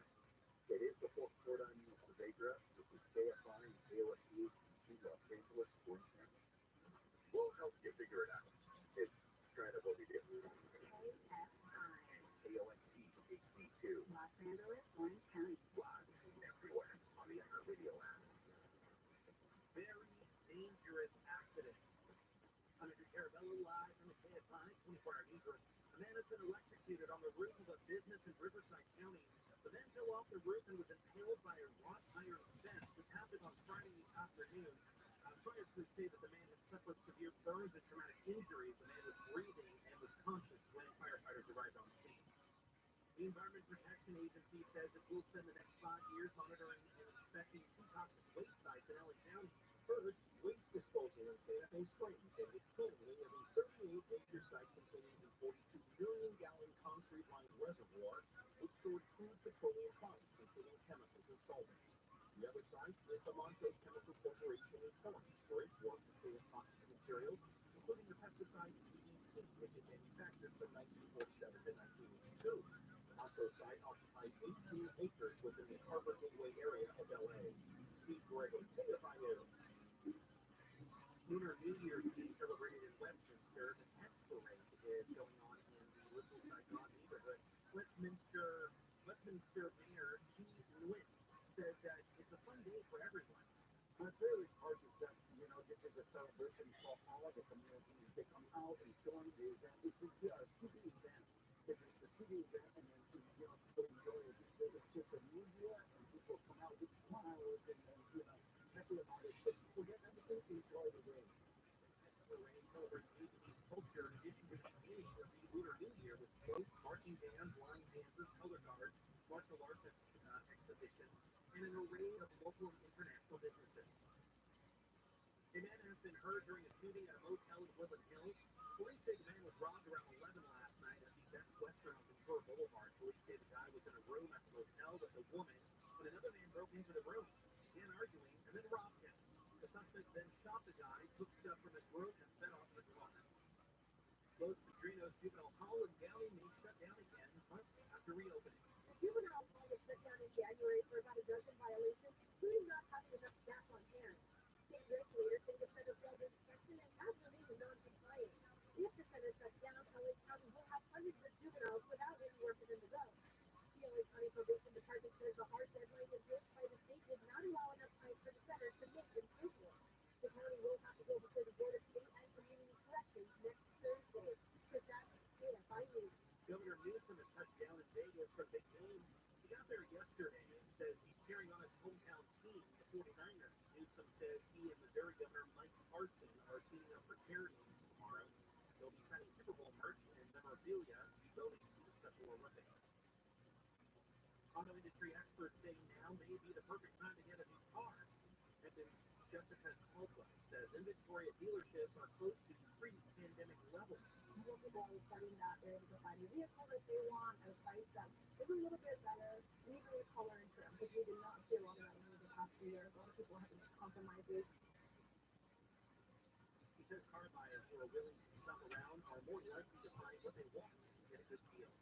And the Federal Communications Commission is cracking down on robocalls that use voice generated by artificial intelligence. In an expansion of the 1991 Telephone Consumer Protection Act this week, the FCC outlawed scam phone calls that feature AI-generated voices. Right now, KFI traffic looks like there's a stall on the 105 through down. Just before Lakewood Boulevard, this hotel cars in the center wire traffic is backed up to Wilmington Avenue. We got through a stall in downtown LA on the 110 northbound connection to the 101 north. Just crossing the left lane, traffic is backing up to the 10 freeway. Also seen some slow going through the mid-city area in Tucson and Western. Stable vehicle there blocking the left lane. Traffic backs up to Sacramento. They're past through Pasadena. In restaurant at Sarah Oaks. That's off to the right shoulder. Traffic still slow coming away from Huntington Drive. Can't find the sign. I'll get you there faster. I'm Jonathan Willis. Toyota's President's Day deals are too good for just one day. So Toyota is celebrating President's Day all month long. Whatever you're looking for, your Toyota dealer's got it. Hurry in and save big on a stylish new Camry, powerful Tundra, or versatile RAV4. See all offers at Toyota.com. But don't wait. Get to Toyota's President's Day sales event today. We make it easy. Toyota, let's go places. buy or lease any new Toyota and easy to own one. Every new Toyota comes with Toyota Care no-cost maintenance. You're covered for all normal factory scheduled service for 2 years or 25,000 miles, whichever comes first. Performed by certified technicians using genuine Toyota parts. See your dealer for Toyota Care details and exclusions. Valid only in the continental U.S. and Alaska. Toyota, let's go places. Southland weather from TFI. Lows tonight in the 30s and 40s. Tomorrow sunny though throughout the day. A lot like today. Highs in the low to mid 60s at the beaches and inland to Metro AOC. Also low to mid 60s in the valleys and the IE for Super Bowl Sunday. Also around 50 in the Antelope Valley. Right now, Irvine and Santa Ana both 63. West Covina 62. Lancaster tuning 63 degrees. Daily local, live from the TFI 24-hour newsroom. I'm Andrew Carabell. Listen on the free iHeartRadio app for all your music, sports, blog, and podcasts. Free. Never sounded so good. KFI AM 640.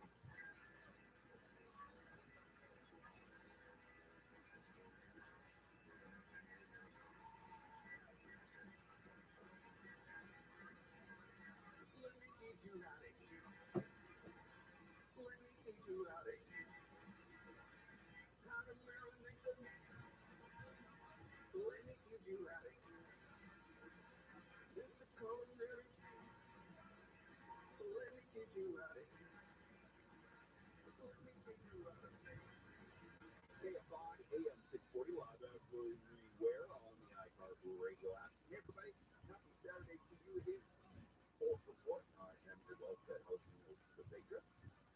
Do you? If you're not familiar with the program, we get together every single Saturday for 3 hours to celebrate food. That's what we do. We celebrate food, the people that make it, the culture behind it, and of course, everything in between. Speaking of culture, this is something that you hear a lot when it comes to America. Since we have so many cultures here, we kind of, I don't want to use the term pollute them, but we do modify them to our own taste. So often when you get some food here, Chinese food for instance, it's modified. There are certain dishes that you're going to come across here that you won't really come across in China because they've basically been created for American palate. And so we hear those things all the time. But what we don't normally hear is the reverse. And this is a fascinating story out of China. We have a 30-year-old Beijing resident named Alan Lee. Is it blind? I'm not sure. But he has been really hooked on something called New Orleans style chicken. And these weeks he has been consuming for a decade or so. He loves them. And he gets them once a week or so at the local KFC outlet. Yep, it's a fried chicken. And he imagined in his head as he's eating these things, he loves them. What would it be like to go to America and go to New Orleans to have them there?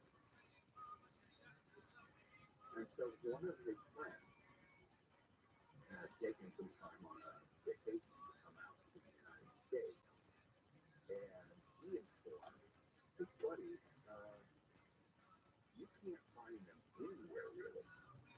Yeah, there are a couple places that do something similar, or there are places that say New Orleans style wheat. But the reality is the same flavors and everything that he expected from a New Orleans style wheat doesn't really exist, and has almost nothing to do with New Orleans as a place at all. Now, there are Chinese concoctions that are hard to find in the U.S. or vice versa.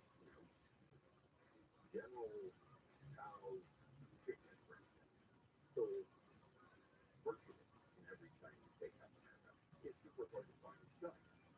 And styles of like orange chicken and the way you might think of it or I might think of it is going to be different. And this happens all the time. You get Hawaiian pizza, and that was created in Canada.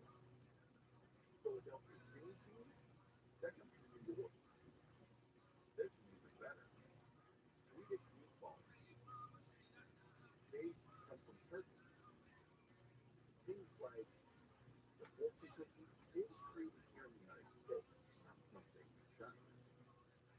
And I'm always fascinated when I'm going up for this guy. One of the things that he wanted for his birthday was German chocolate cake. So the assumption is that if you haven't had it, it's got this caramelly, coconutty, wonderful frosting. And then it's this rich dark chocolate cake. It really is fantastic. It's a great cake. So the assumption is that German chocolate cake is what? It's German. No, it's not. It's named after a guy whose last name was German. His last name was literally German. And he created the cake in the United States, and that's why it's referred to as German chocolate cake. So sometimes there's misrepresentation like that. Sometimes there's a concoction name for it, depending on how it. But this poor guy in Beijing was like, it's not American, it's not a gift gift, beloved gift gift. Find out that it's difficult to find in the United States when we assume that it's in the United States. So Walmart membership only Sam's Club, things we have here. So they have outlets in China, and they sell bags, get this, from Iceland. They sell bags of flavor, style, chicken. Anomaly, can you hear me? Anatoly, I'm sorry, can you hear me? Dude, guess what? Guess what? Can you hear me, Anatoly? Can you hear me? I know, I can hear you. Can you hear me, Anatoly? They banned all 939 of my Twitter accounts. Every single fucking one is gone. You heard me correctly. Earlier today, when I was in that discussion, remember, and I was like, dude, I'm trying to talk on this. While I was in that, my screen on my Twitter account went white. My screen on my Twitter video went white. And it's like all at once, they all got banned simultaneously. So guess what I'm doing? Exactly. And I've got 8 more to go, and they're ready to start firing off in the next 2 minutes.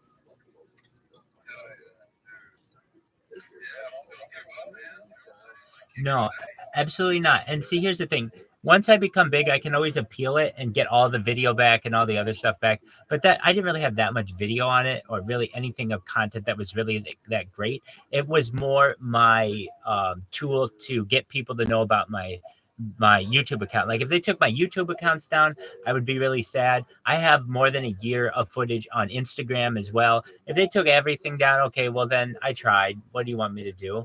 But essentially, at least I just think it's funny. It was bound to happen on Twitter sometime. So that's why I'm not too worried about it. All I do is just create 8 more accounts and just start following them and start it all over again. And they literally have to have a programmer go in there like manually and delete them, or somebody like that, because I can recreate them and start following people right away. So it's not like they've got some kind of override where you can't use the name ViralRabbi or something.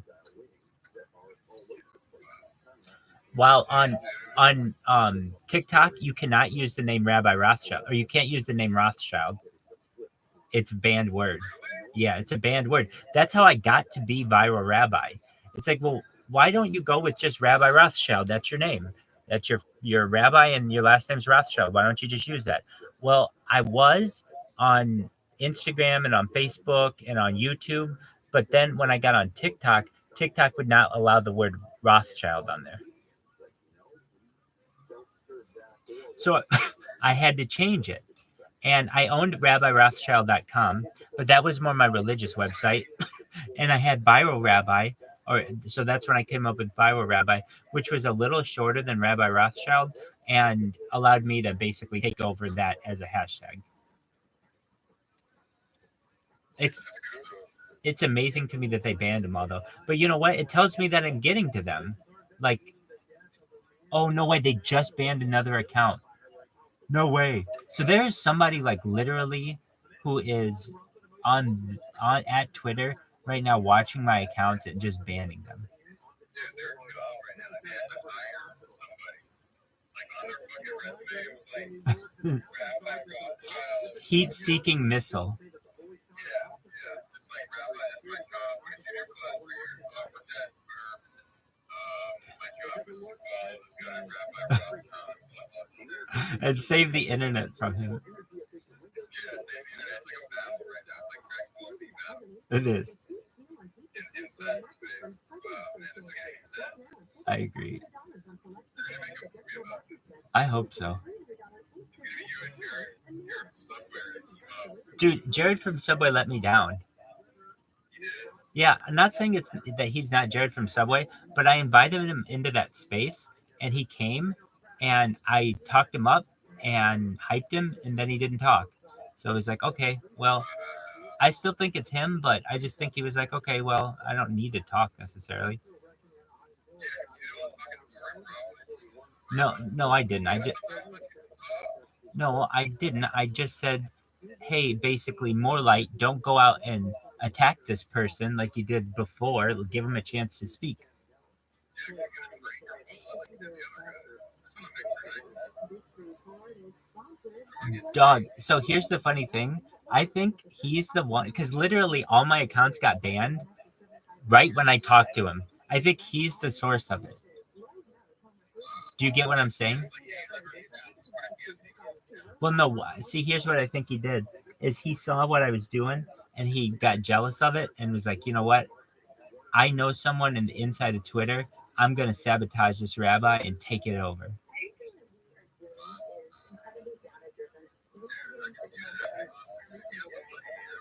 Oh, definitely. Well, here's the thing. It was within 10 minutes of me talking to him that all these accounts went away. You're absolutely right. It was. Oh, you were there. Oh, yeah. Yeah. But here's the funny thing about it, too. I think it's a good thing, is that if you go on Twitter and search Rabbi Rothschild or ViralRabbi, you still have all of the posts that all the other people have posted about me that have been archived. So I'm still, like, it's not like you can't see what I've done or how many accounts that I have or that I have had. So I'm not too worried about it. And now all I have to do is just have these accounts go through and follow new people, and we'll see. It'll be like a battle of wits between Elon Musk and your favorite rabbi. How is that girl? How's that girl?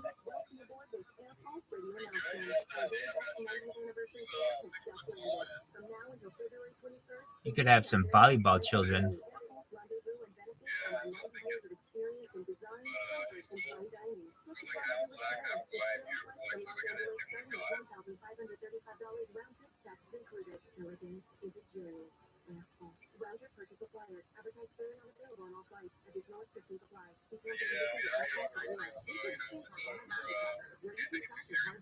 Who's your girlfriend?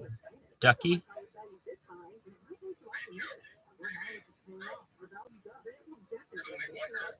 Ducky. I know.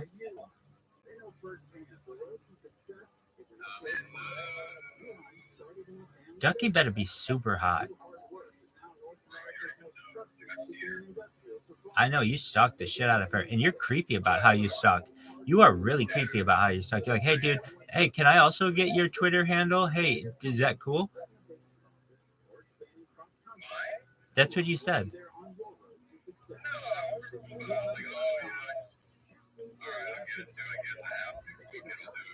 Oh, yeah, that's so smooth. Smooth move, man.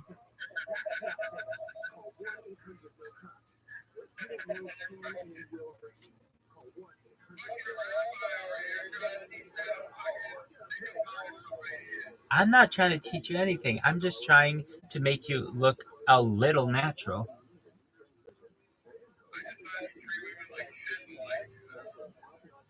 For some reason, that works.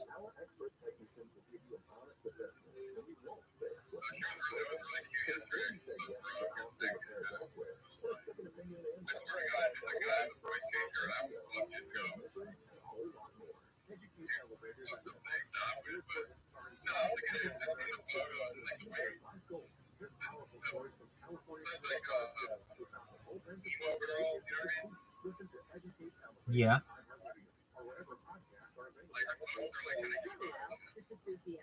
Are you a fan of big titty goth girls? Dude. I just like saying big titty goth girl.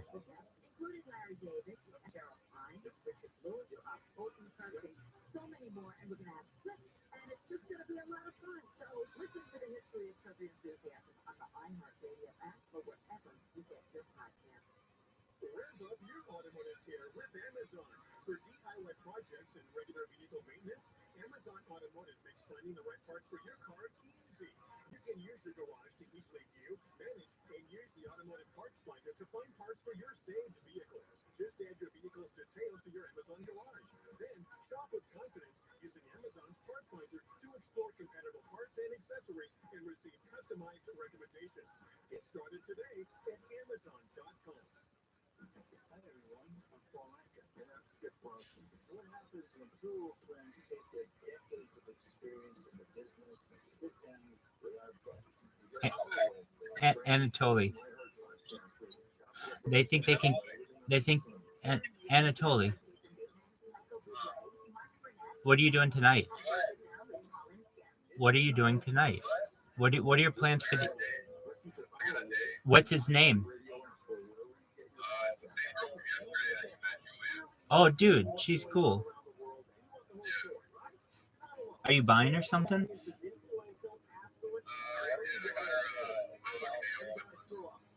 So you bought her a dresser and dog nail clippers?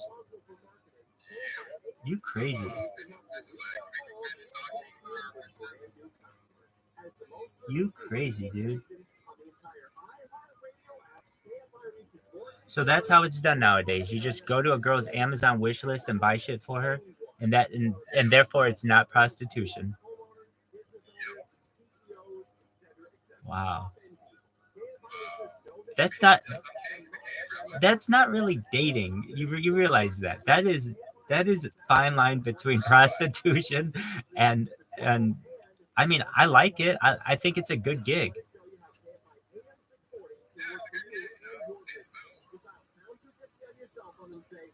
So basically, these girls just have an account on Tinder, and then you swipe right on them, and then they're like, "Hey, I know all the secret sauce. I'm the one who told you the secret sauce of Tinder. I've dated girls who worked for Tinder." Yes, I did.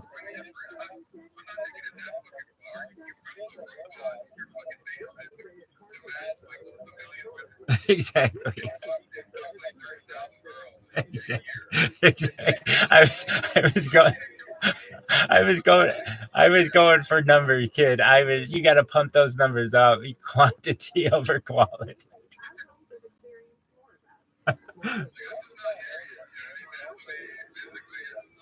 Few men are. Truthfully, few men are or will ever be.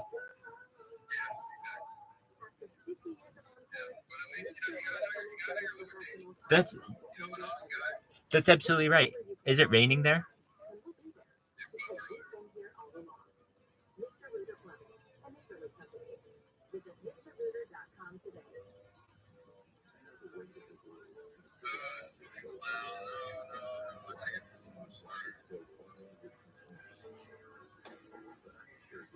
All right. So that thing is fucking following people now.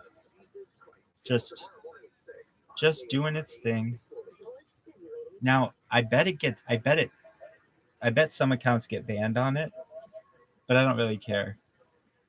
It's literally gonna just follow people, like 400 people, and get banned, and I don't care. Do you know what a kamikaze pilot during World War II was? Well, that's essentially what each one of these accounts is. You understand what I'm saying? Like, I create them. Exactly. It's a perfect analogy.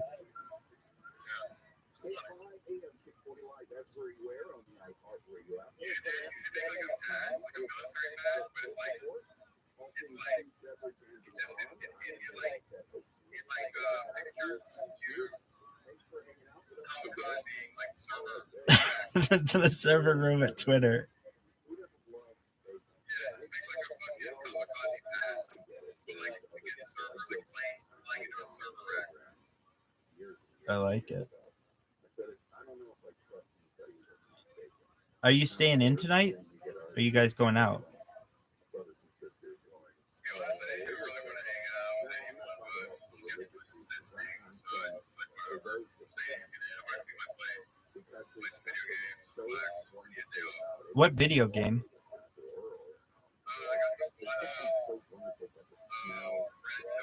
Red Circle. It's like, I'm not sending you it's such a fucking dope trailer. Watch the trailer. Will you watch it? I sent it to you. Yeah.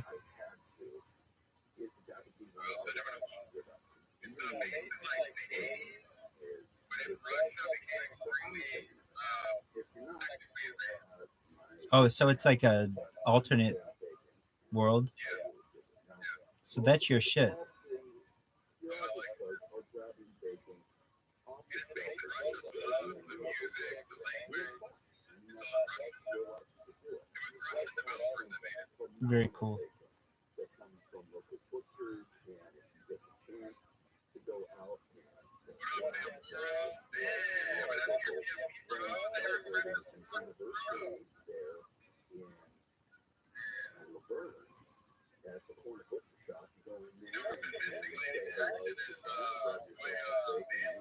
Yeah, I talked to him earlier today.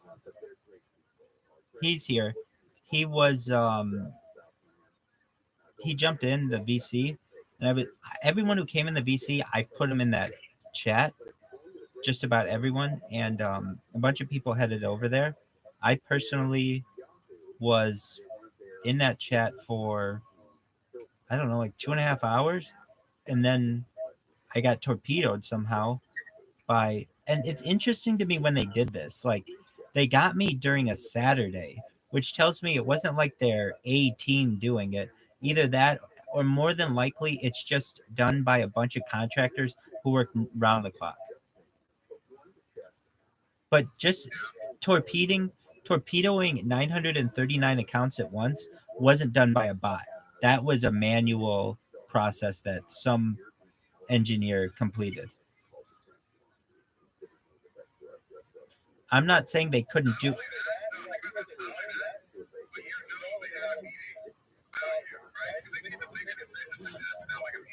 Right. I'm in agreement with you on that.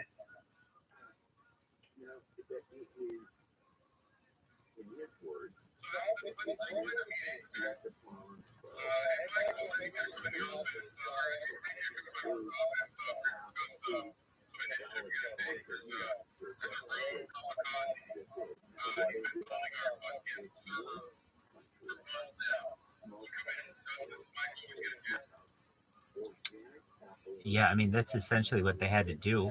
And as I see right now, they're still getting me. It's like they're getting one of my accounts like a little at a time, basically. And I just have to rebuild them.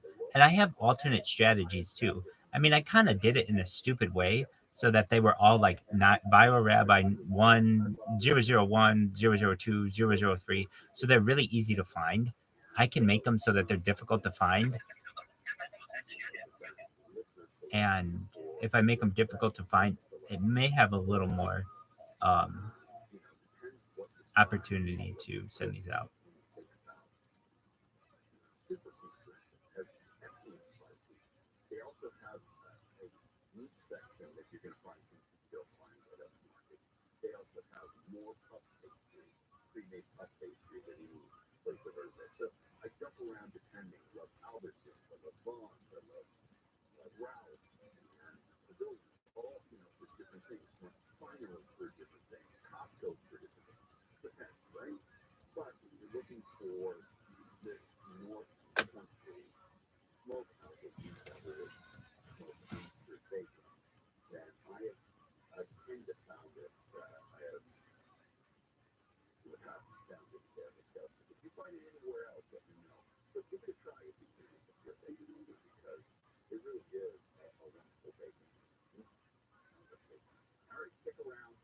More to get to. Big sport report on the Baker KFI News 640. Let's get the latest news in the KFI 24-hour news.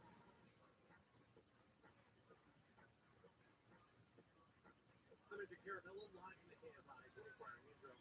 An LA County Sheriff's deputy has been hurt outside the station in Temple City. Shooting happened around 10 last night. It's unclear what led to the shooting or how the deputy got hurt. The deputy did need to be taken to the hospital.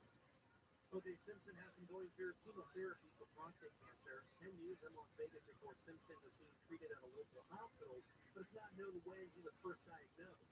Simpson has been living in Vegas since he was released from prison on parole in 2017. He had served 9 years for armed robbery. Simpson posted on social media yesterday that he's not going into hospice despite rumors he is fragile and dying. Caltrans has some big plans that might affect your late-night drive through East LA. Tonight, many of the connector roads that make up the East LA interchange will be closed for maintenance by Caltrans, affecting your drive on the 5, the 101, 10, and 60 freeways. The Clippers host the Pistons in the afternoon at Crip. Later, they peel back the court there so the Oilers can play the Kings on the ice. And just a reminder, most local police departments say they plan to step up patrols and DUI checkpoints for Super Bowl Sunday tomorrow. So plan ahead. With your weekend watch out for traffic trouble spots, real cold driving, KFI in the sky. Coca-Cola has introduced its first new permanent drink to North America in 3 years. Coca-Cola Spice Zero will go on sale in the U.S. and Canada February 19th. The company says people's taste palette has evolved, prompting it to dial up something that brings in an interesting, unique taste profile. Coke has previously experimented with adding hints of coconut, strawberry, and other flavors to its drinks for a limited time. Right now, problems. It's on the 134 in Glendale.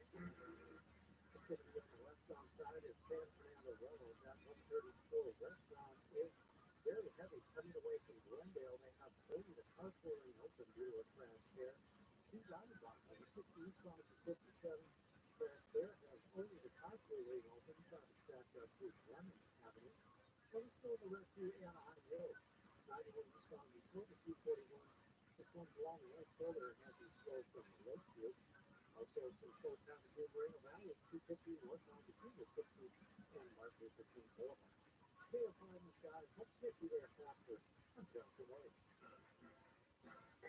The big game and Valentine's Day in the same week. Yes, I'm booking a room and doing them both at the window. Again. And now the top 5 reasons to visit Orlando. Number 5.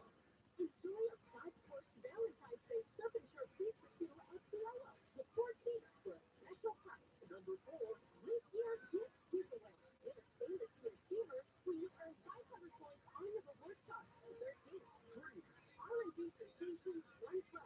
Friday, February 16th. Get tickets now. And the number 2. The Big Game Blitz is finally here. The big game on big premiums with big prizes, food, drink, and giveaways. The 11th. And the number 1 reason. Game day game. Your room, playbook, replay, and 2 tickets to the Big Game Blitz for the big game. Book online or on the app. Orlando, good time for everybody. Southland weather from KFI, lows tonight, 30s and 40s. Tomorrow, expect highs in the 50s and 60s. Right now, Newport Beach, 60s. Mountain Valley, 62 degrees. We leave local. Live from the KFI and 24-hour newsroom, I'm Andrew Carabello. Lately, our homes have experienced more of us. More dishes, more flushes, and more shower tax concerts. After 50 years of Encore, Mr. Rooter Plumbing Service professionals are equipped to handle anything.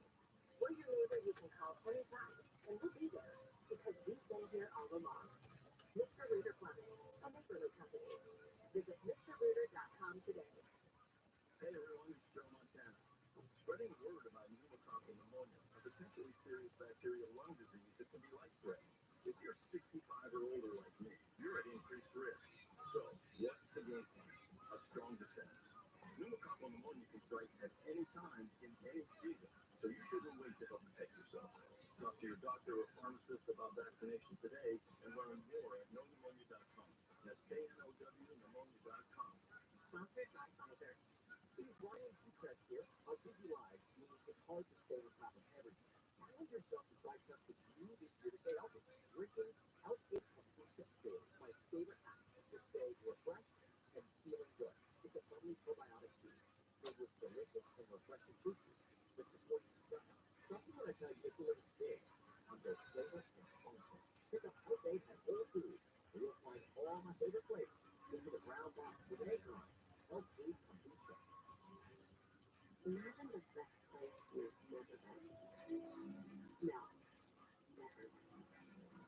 What does it take to make it really real?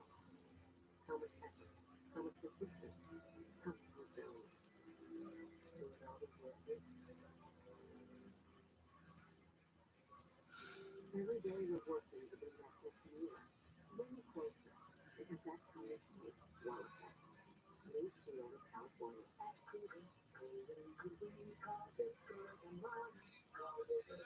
Get ready for our 2024 iHeart Podcast Awards, presented by the Hartford, live at South by Southwest. March 11th, we'll honor the very best in podcasting from the past year, and you'll help decide who wins Podcast of the Year. Vote now at iHeartPodcastAwards.com. The Hartford Small Business Insurance is the presenting partner of the 2024 iHeart Podcast Awards, live at South by Southwest.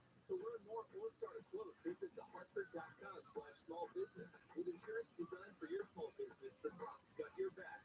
Educate Elevators, a new podcast geared toward inspiring Black and African American students to achieve their life goals. Your powerful stories from California community college students who found the hope and support they needed to succeed. Listen to Educate Elevate on iHeartRadio or wherever podcasts are available. Hello, this is Susie Esson and Jeff Garland, and we are the hosts of the History of Curb Your Enthusiasm podcast. So we're going to be rewatching and talking about every single episode, and we're going to break it down, and we're going to be joined by special guests, including Larry David and Cheryl Hines, Richard Bull, Ocean Kirk, and so many more, and we're going to have fun, and it's just going to be a lot of fun. So listen to the History of Curb Your Enthusiasm on the iHeartRadio app or wherever you get your podcast. Looking to sell your valuable coins, high-end jewelry, collectibles, and fine art? Cindy, she's been around the block when it comes to buying and selling jewelry. I buy jewelry to resell. I've been going to tangible for about 6-7 years. Tangible just pays more. Here's a great example of the tangible difference. I bought a gold and sapphire bracelet. I shopped it around. They offered me 50. They offered 100. I bought it to tangible and gave me $475 for it. More cash, more respect. Tangible treats me as well as it did the person coming in with $10,000 worth of gold. Tangible investment owner Sylvie Genova has become America's top dealer in coins, precious metals, jewelry, and fine art. She'll guarantee you'll get more. Everything I've heard about them on the radio is true. Call now for a no obligation free professional appraisal. 800-711-2800. 800-711-2800. 800-711-2800. Everybody's in your ear. Everyone on your screen. Call us now. Ask Kate Fine AM 640.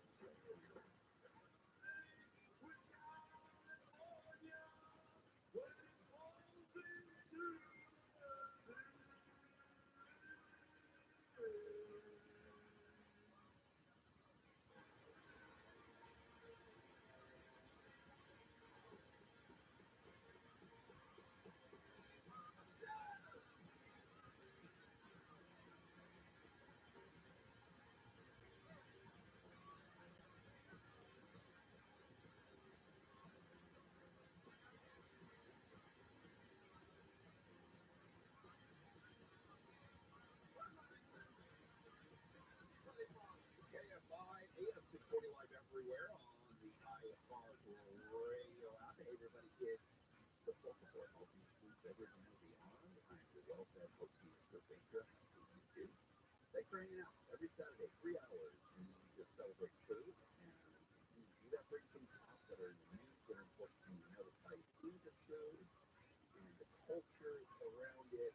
It is really inseparable, food and culture, and so that's part of the show. Get into that.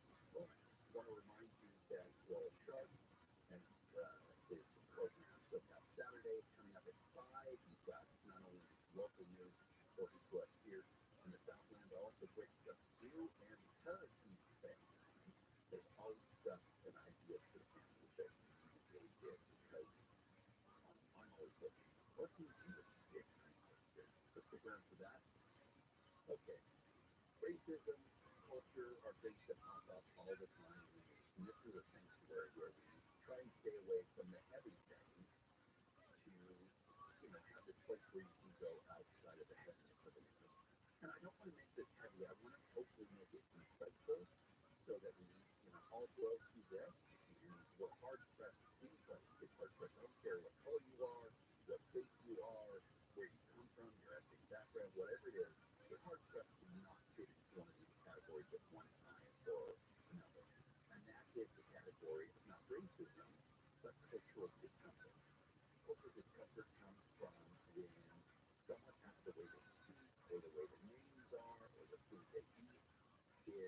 either confusing or so different to you that you seek help making fun or belittling it. And then at that point, it hits and goes into a type of harassment and racism.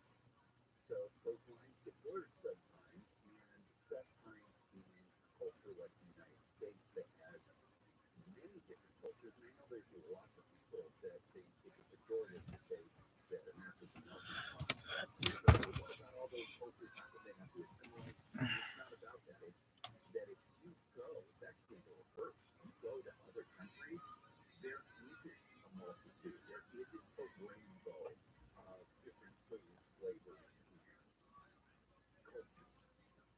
And that is one of the things that I think makes America special, is that we have a lot of culture. But still, there is some of the same things that are different that come in, that come from out, and happen throughout history. It still does happen.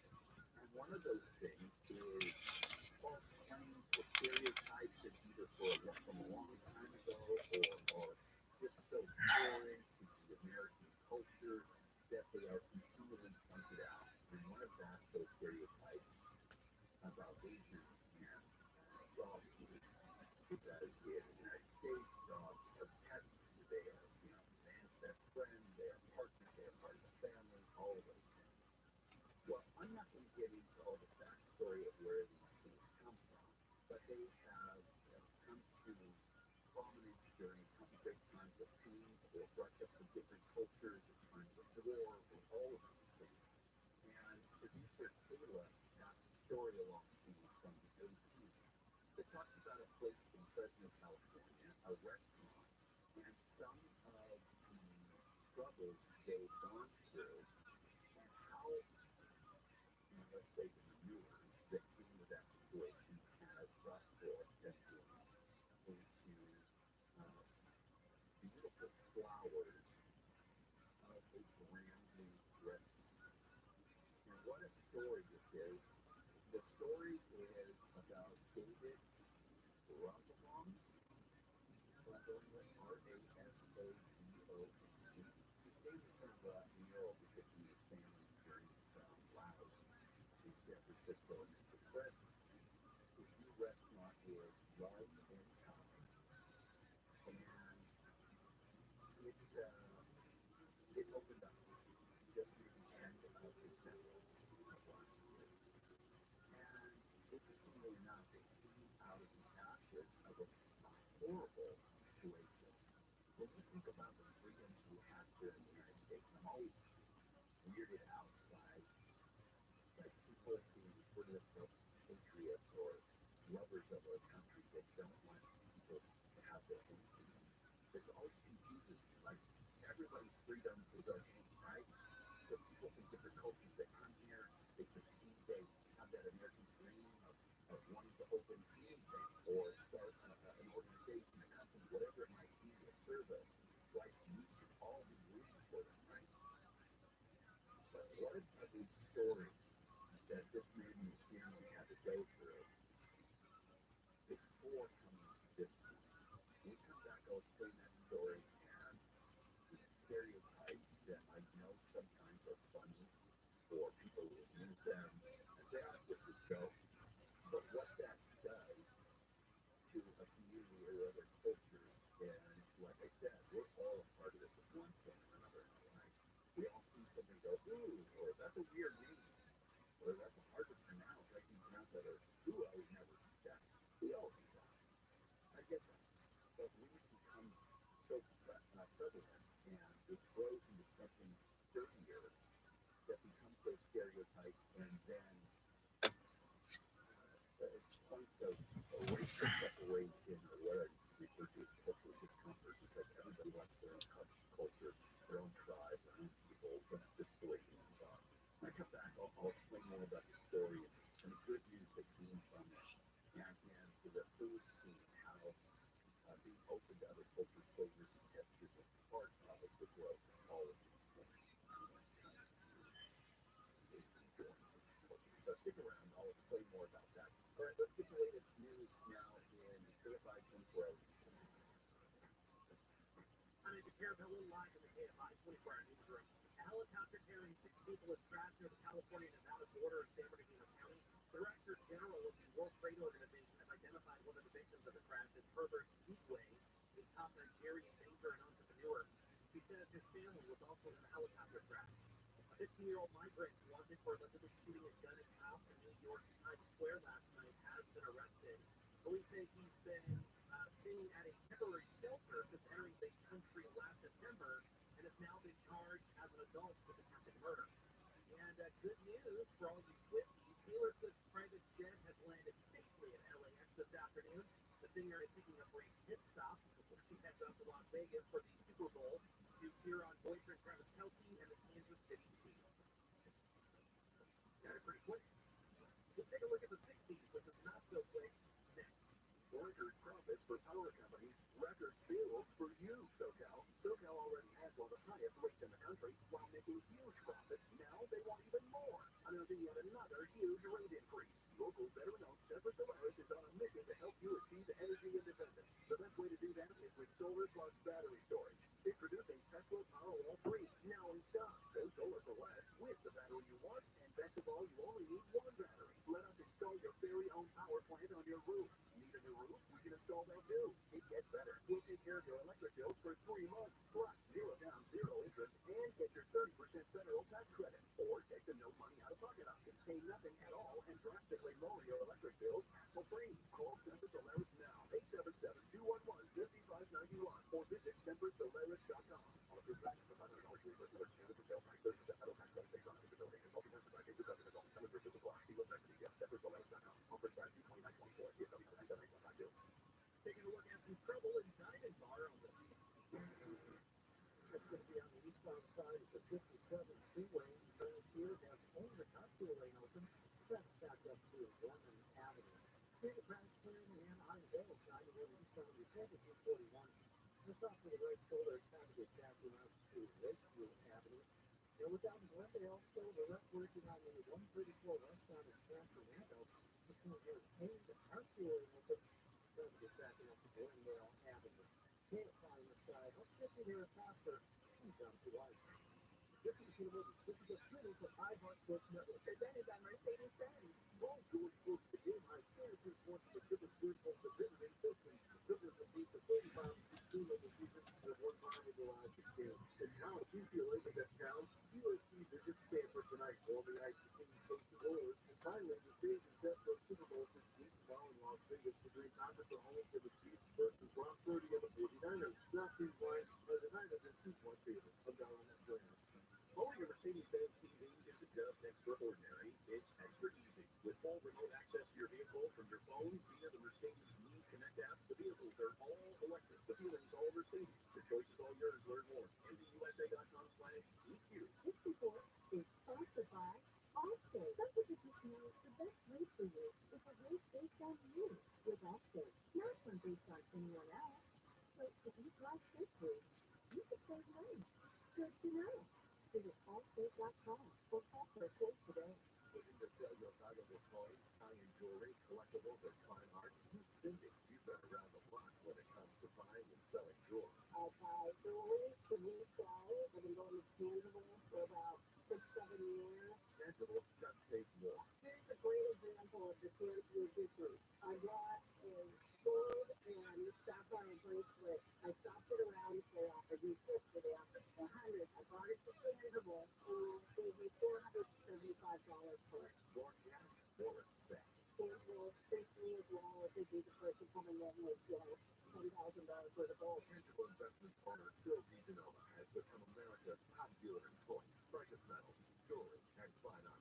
Still guarantees you'll get more. Everything I've heard about them on the radio is true. Call now for a no-obligation free professional appraisal. 800-711-2800. 800-711-2800. 800-711-2800. Staples Print Big Sale means the more you print, the more you save. Get $20 off your print purchase of 100 or more, 50 off your print purchase of 200 or more, and 100 off your print purchase of 300 or more. And speak at 24, see Staples.com/print for details. Rent more, save more at Staples.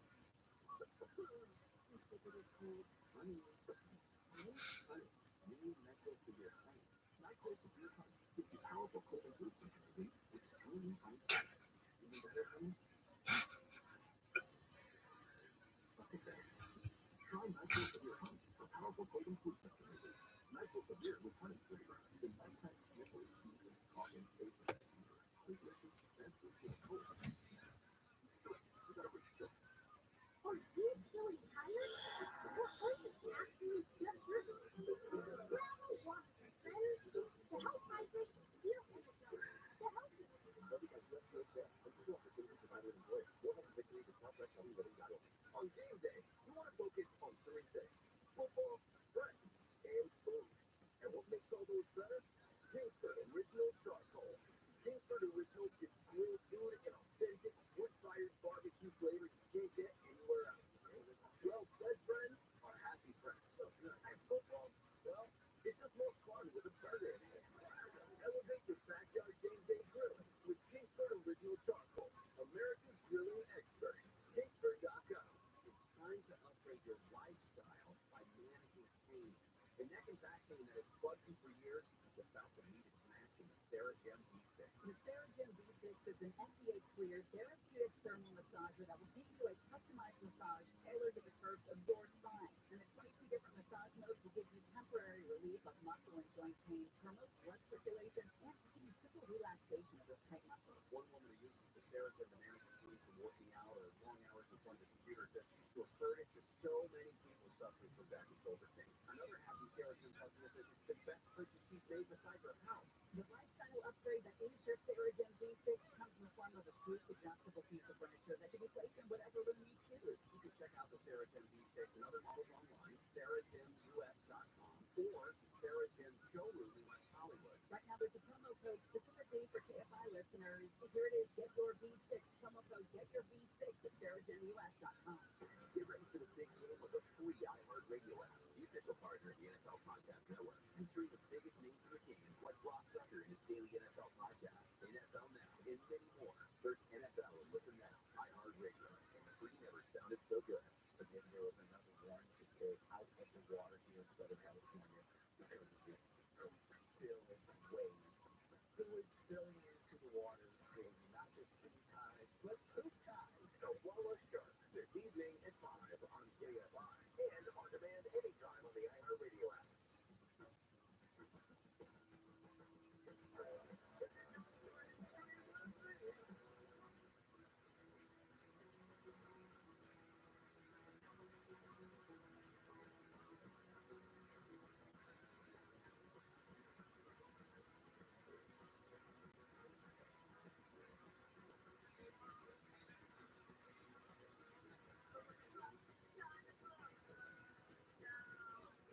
KFI and 640 Live everywhere on the iHeartRadio app. It's the 4 for 4. Yay! Woo! Woo! I'm your well-fed host, Mr. Baker. How do you? So, you know what? Let's talk something nice here. Dog consumption legality in 2024. So, in general, dog slaughter is allowed in 44 states of America. The only states that have said no dog meat are California, Georgia, Hawaii, Michigan, New Jersey, interesting. Okay, so obviously this ties into what I was talking about, and we don't get heavily into this, but there are times where I think the culture of food and different ethnic foods and the beauty of the United States being multicultural, not in the pejorative sense that I know politicians have tried to put on it, but in the true sense of how cool it is. And I've been to countries that have one religion for the most part, and one culture, one food, and yes, there's regions and things like that, but I've been to those countries. America is not that. And you have the beauty of different languages, and you can't say that person doesn't look American, but you can say that in other countries that they don't look Native American or they don't look what have you. There, you can go to different countries and say, this is what like because they're marrying themselves and they're not watering things down, or what some people say is watering down their husband by agreeing with someone else getting married. But so talking about this story about Fresno, where you have this family start a restaurant in Fresno, only to have a misunderstanding of what I know about the story is someone saw a dog tied up to his neighbor's house, not even on the property of this place, started passing rumors that dog was eaten and that they were serving dogs. This is not only a false accusation, but goes back to a horrible slur against Asian cuisine cultures that has persisted here in the United States for 150 years. So these types of things that we perpetuate even through humor can become very damaging. So this gets picked up, and this was, gosh, within the years of stopping becoming a rally cry for Asian Americans, Pacific Islanders, and where these jokes, and we told them, we tell them that everybody likes their own culture, and you talk about other people's culture, but when it becomes true racism is, you can start by joking. There's an old saying that the devil wants nothing more than to be portrayed as red with a pitchfork and a goatee in the pajamas. Because the more it's a cartoon, the less you think he's real, and that's what we do to other people. The more we joke about them, the more we tear them down, the more we build up the caricature of a culture, and the more we get take it apart.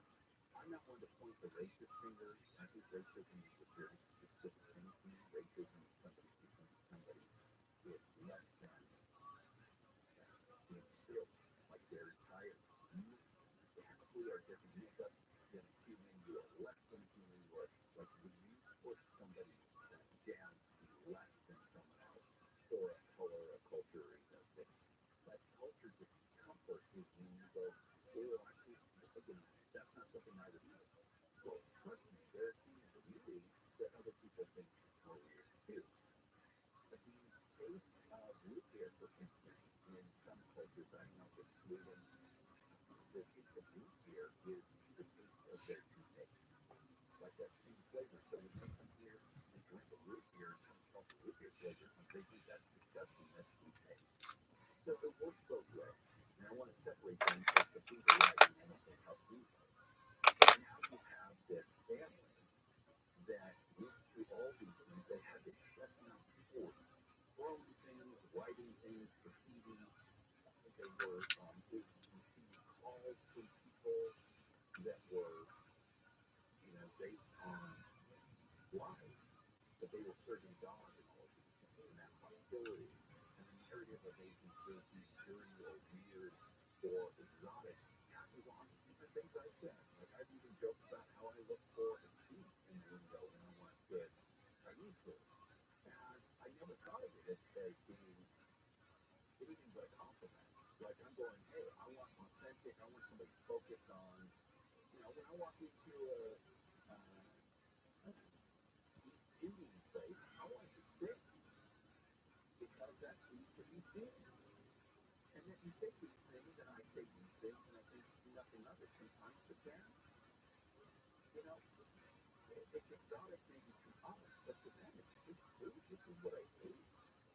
And so many kids that I've heard stories about that, come to this country and then bring their lunchbox and they open the food that is their comfort food, and people go, ew, what's that?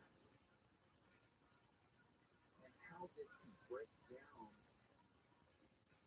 and deconstruct a culture that is equally as legitimate as any other culture, to the point where they had to close down. The best part of this story is that this family picked up the pieces from this, got help from from a lot of really lovely people, artists, designers who said, we're gonna paint the mural for you, we're gonna decorate your new place. Somebody that heard the story said, hey, I have an open venue in this really lovely shopping center or whatever it was, so you can bring your restaurant here. People came and helped David Roosevelt. I hope I'm pronouncing that right again, Rasaboog. His cultural pride now shows throughout this Fresno restaurant, love and time. And I wish them well. And I hope that if you're in the Fresno area listening, that you go check this post out and you support them, because the garbage that they went through based on lies, misinformation, quote unquote jokes, is just global. It is un-American. It is undignified. It's beneath that which a flag and our country stands for. And I know we're all capable of doing stupid things, innocent things. But going, oh, that's gross. Like I joke about bullying. I'm sorry, man. I can't believe it. But the fact that others for you and it's part of their culture, you have to understand that, because their stuff loses. You go, man, that peanut butter and jelly, that's the weirdest damn thing I've ever seen. Unless it's was it Marmite or whatever, stuff that we in Australia. That's delicious stuff like that. So I just want to bring that story up, because it really comes out. It just seems so un-American to open your home to a place like that, good food, the country and culture that they want to bring and share. We're lucky to have that in this country, especially in the country. It is the Folk Report. I'm Neil Sevegra. This is KFI and KOSP HDC, Los Angeles, Orange County.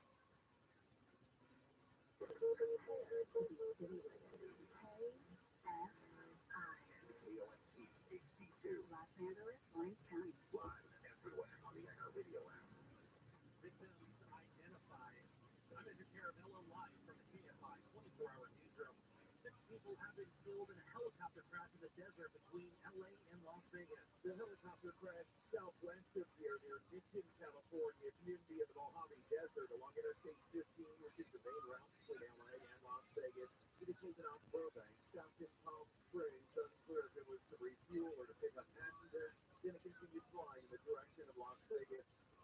ABC's Alex Stone says the FAA says the Eurocopter EC-130 went down around 10 last night, just east of the 15 freeway. The helicopter is registered to Orbit Air, that's a Burbank-based tour company. The Director General of the World Trade Organization has identified one of the victims of the crash as Herbert Wheatway, a top Nigerian banker and entrepreneur. He says his wife and son were also in the helicopter when it crashed. A possible illegal pot growing operation has been destroyed by a fire inside a commercial building in South LA. There's multiple different kinds of chemicals that can be in there. They have closed systems. They have all kinds of different chemicals that are used to do this. And some of them can be explosive, and they can have deadly results.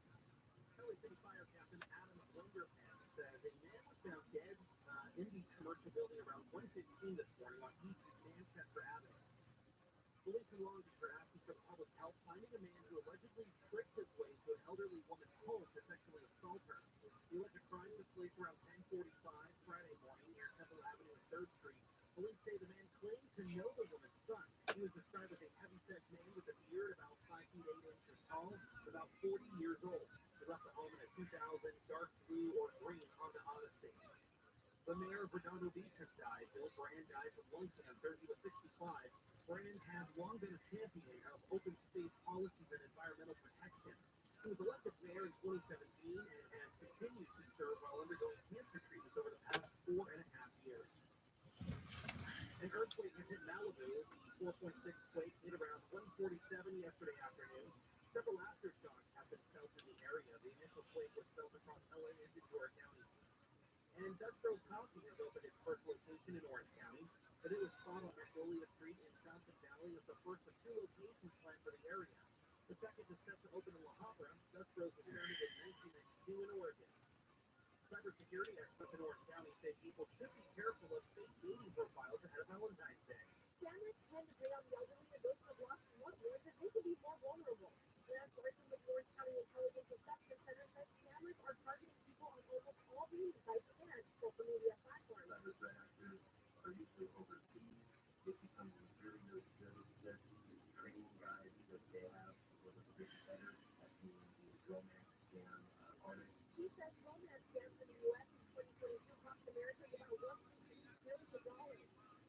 see what you need online after 7, it's probably there.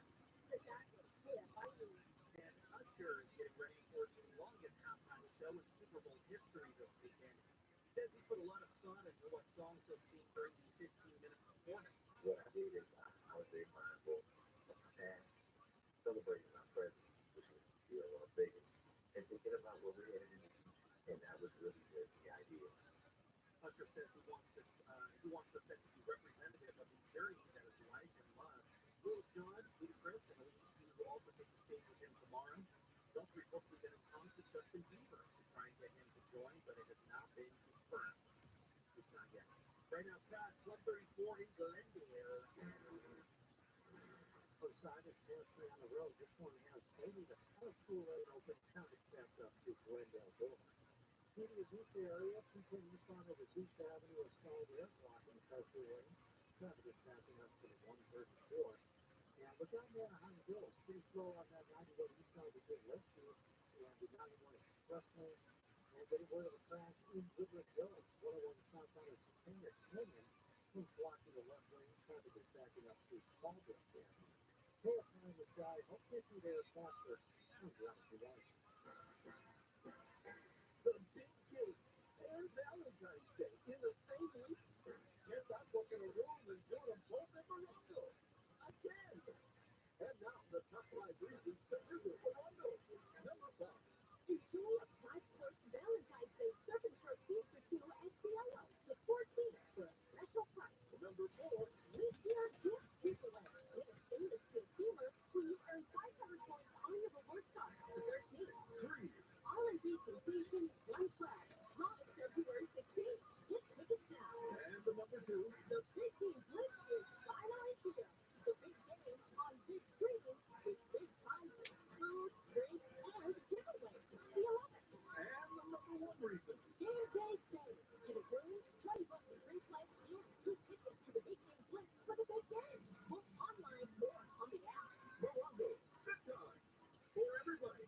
Stop by weather from KFI. Lows tonight, 30s and 40s. Tomorrow, sunny throughout the day, a lot like today. Highs in the low to mid-60s tomorrow for Super Bowl Sunday. If you're hanging at the beaches or inland from Metro AOC. Also low to mid-60s in the valleys and Inland Empire. And around 50 up in the high desert. Right now, Fountain Valley 61. Stanton, Hollywood, and Cordera, all at 63 degrees. We leave local. Live from the KFI 24-hour newsroom, I'm Andrew Arabella. Listen on the free iHeartRadio app for all your music, sports, talk, and podcasts. Free never sounded so good.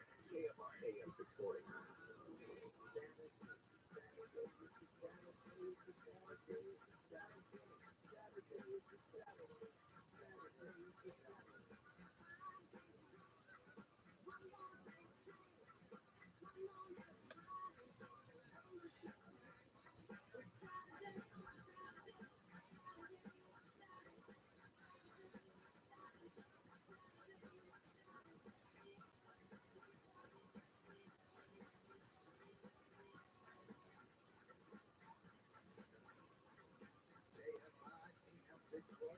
Live everywhere on the iHeartRadio app in Commerce, Delta, Newport Beach, and is it Little Creek?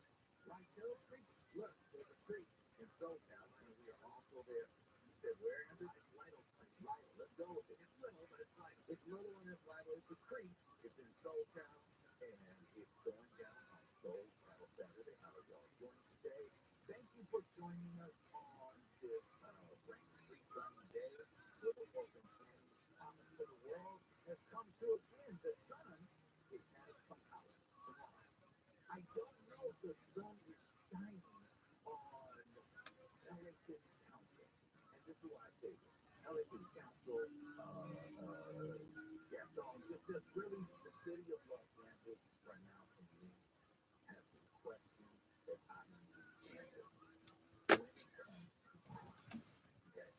Because LA City Council is set to vote on a plan to clean up the graffiti-covered downtown high-rise complex in downtown LA. You know, the one famous now, taggers, they got all the floors just tagged all over the place, right? And now LA City Council is saying that they are going to be introducing a motion to require that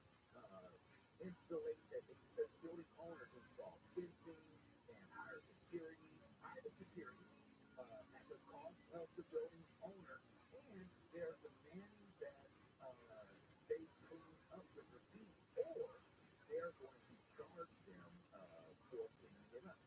Okay, let's go with that. They want the building owners to put up security, they want the building owners to put up fencing, they want the building owners to clean up the graffiti. Yet, here's what they also did. They arrested 4 individuals in charge who were charged with spray painting and putting up tags all over the building. They only cited them and let them go. Okay, so I'm confused here. So you arrest individuals responsible for the graffiti, and all you've done is cite them and let them go on their merry way. Maybe even to come back at a later day until this building can come up with the funding for private security and fencing, tag up again. Maybe go tag up another building. That's wild to me. You let these individuals go. How about you hold them and charge them and force them to clean up the graffiti that they put up? How about you do that? Instead of charging the building owners who are victimized in this sense, why not allow the individual to put up the graffiti?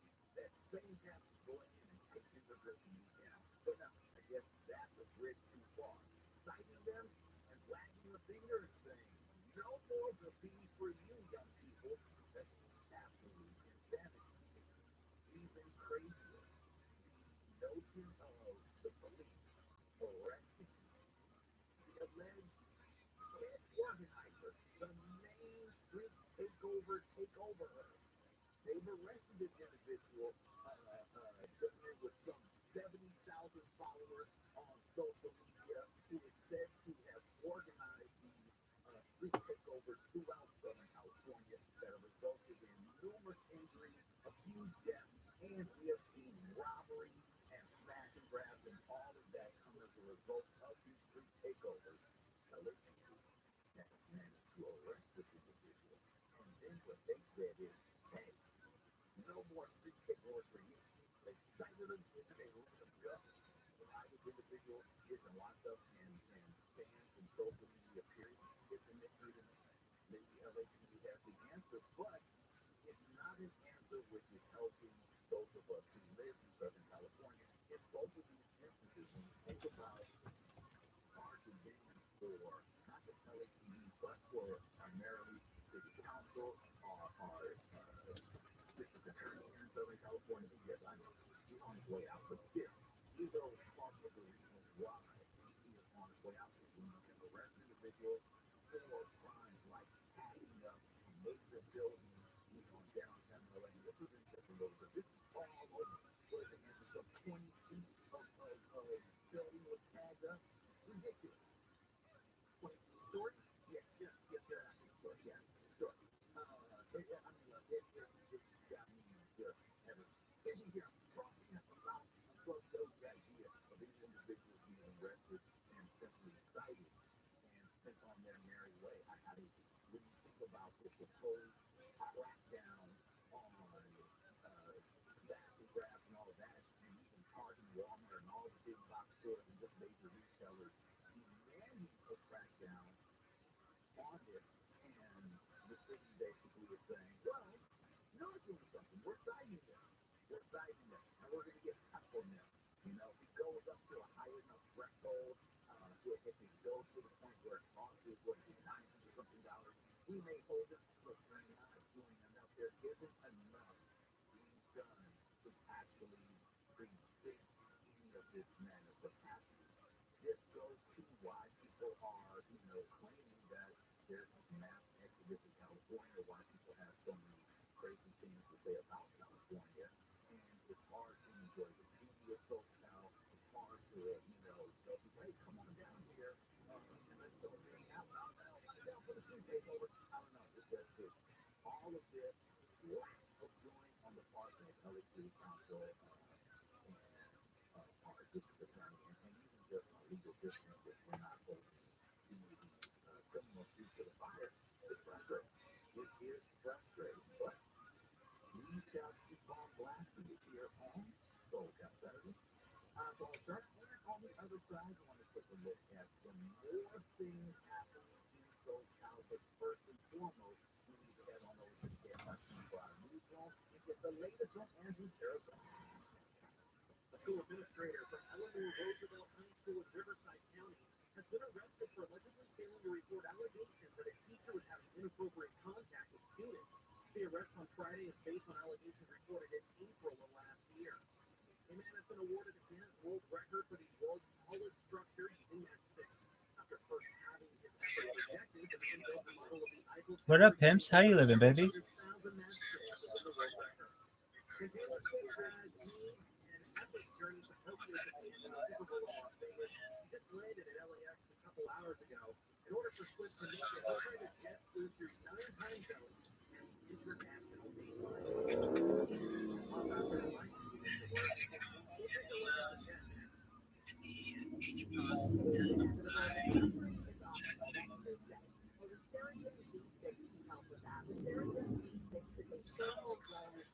For your home, this is a sleep machine that's going to hold up to fit in any room of your choosing. ViralRabbi.com. Users love it.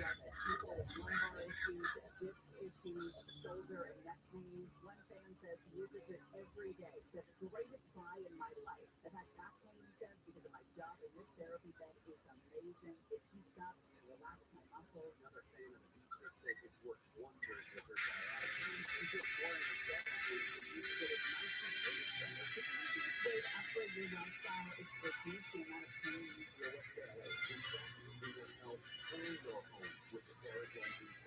We have a promo code for KFI listeners. Here it is. Go to ParagonUS.com and type in Get Your V6. That's Get Your V6 at ParagonUS.com. Taking a look at how much money that's on the restaurant side just before Bound navigated the crash, sure there was less tension down the motorcycle, and right now trying to slow as we approach.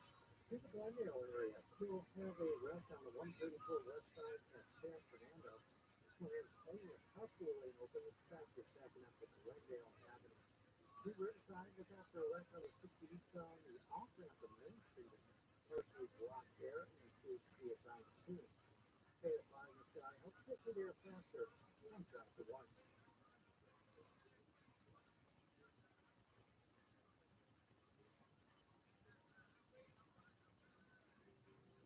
Imagine the best place you've never been.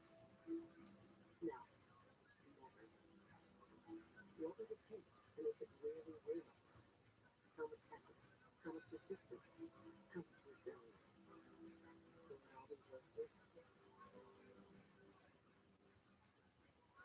Every day we're working to bring that place nearer. Bring it closer.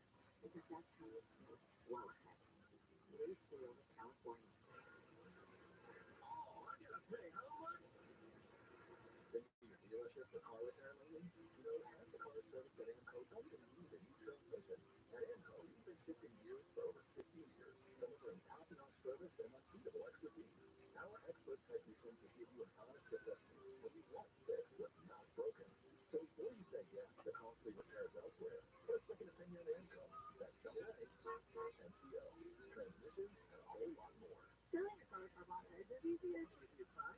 Sure, all you have to do is enter your license plate or VIN. It's easy as a stroll in the park. And just answer a few questions and get a real offer in seconds. As easy as Why not? Visit Carvana.com to get an instant offer today. Life may be getting back to normal, but COVID-19 research isn't done yet. The Active 6 study is conducting research to see which existing medications can help people with COVID feel better faster. If you test positive, you can participate from home. To learn more about the Active 6 study, go to active6studies.org/radio. That's ACTIE6studies.org/radio. We're always talking about sweet games, accident attorneys for good reason. Here's the story that proves why you should never face an insurance company alone if you're hurt in an accident. One of our listeners was seriously injured in a trucking accident. Here's what the insurance company offered him for his injury. Zero. Nothing. We called Sweet Game, and not only did they get him the medical care he needed, but they secured a whopping $10 million win. Life-changing, right? In the legal system, having the right attorney makes all the difference, and that's why you call a firm known for consistently delivering the top results in the state. Call 809 million. That's 809 million. you won't pay a dime. So they when you pay, every case is unique, and they can't promise an outcome, but you need to have an experienced team by your side. And don't wait to call, because waiting may hurt your case. Call Sweetback at 800-9-million. That's 800-9-000-000. Or Sweetback. Hey, Bill Montana here. Back in my football days, I knew the importance of a strong defense. Now I'm sharing how you can help defend your health against pneumococcal pneumonia, a bacterial lung disease that can be life-threatening. If you're 65 or older, or 19 or older with certain chronic conditions like diabetes or asthma, you're at increased risk. Talk to your doctor or pharmacist about vaccination and learn more at knowpneumonia.com. That's KNOW, pneumonia.com. Hi everyone, I'm Paul and I'm Skip Bronson. What happens when two old friends take their decades of experience in the business and sit down with our buddies? You get our way for a brand new show from My Heart Podcast where we chop it up with our pals about everything under the sun. We're amazing guests like Jason Bateman, Michael Bublé, Mark Burnett, and many more. I'll take it now with Paul and Skip. This is our podcast, and we're going to do it our way. Listen to Our Way on the iHeartRadio app or wherever you get your podcasts. Yes, I know. I have a calming demeanor. You know when it's your job, basically, to push people beyond their comfort zones, it's good to make them feel as safe as possible. Like an open heart surgeon for your home. You'll be fine. No worries. We got it. Home with Dean Sharp, the House Whisperer. Tomorrow morning at 9 on KFI AM 640.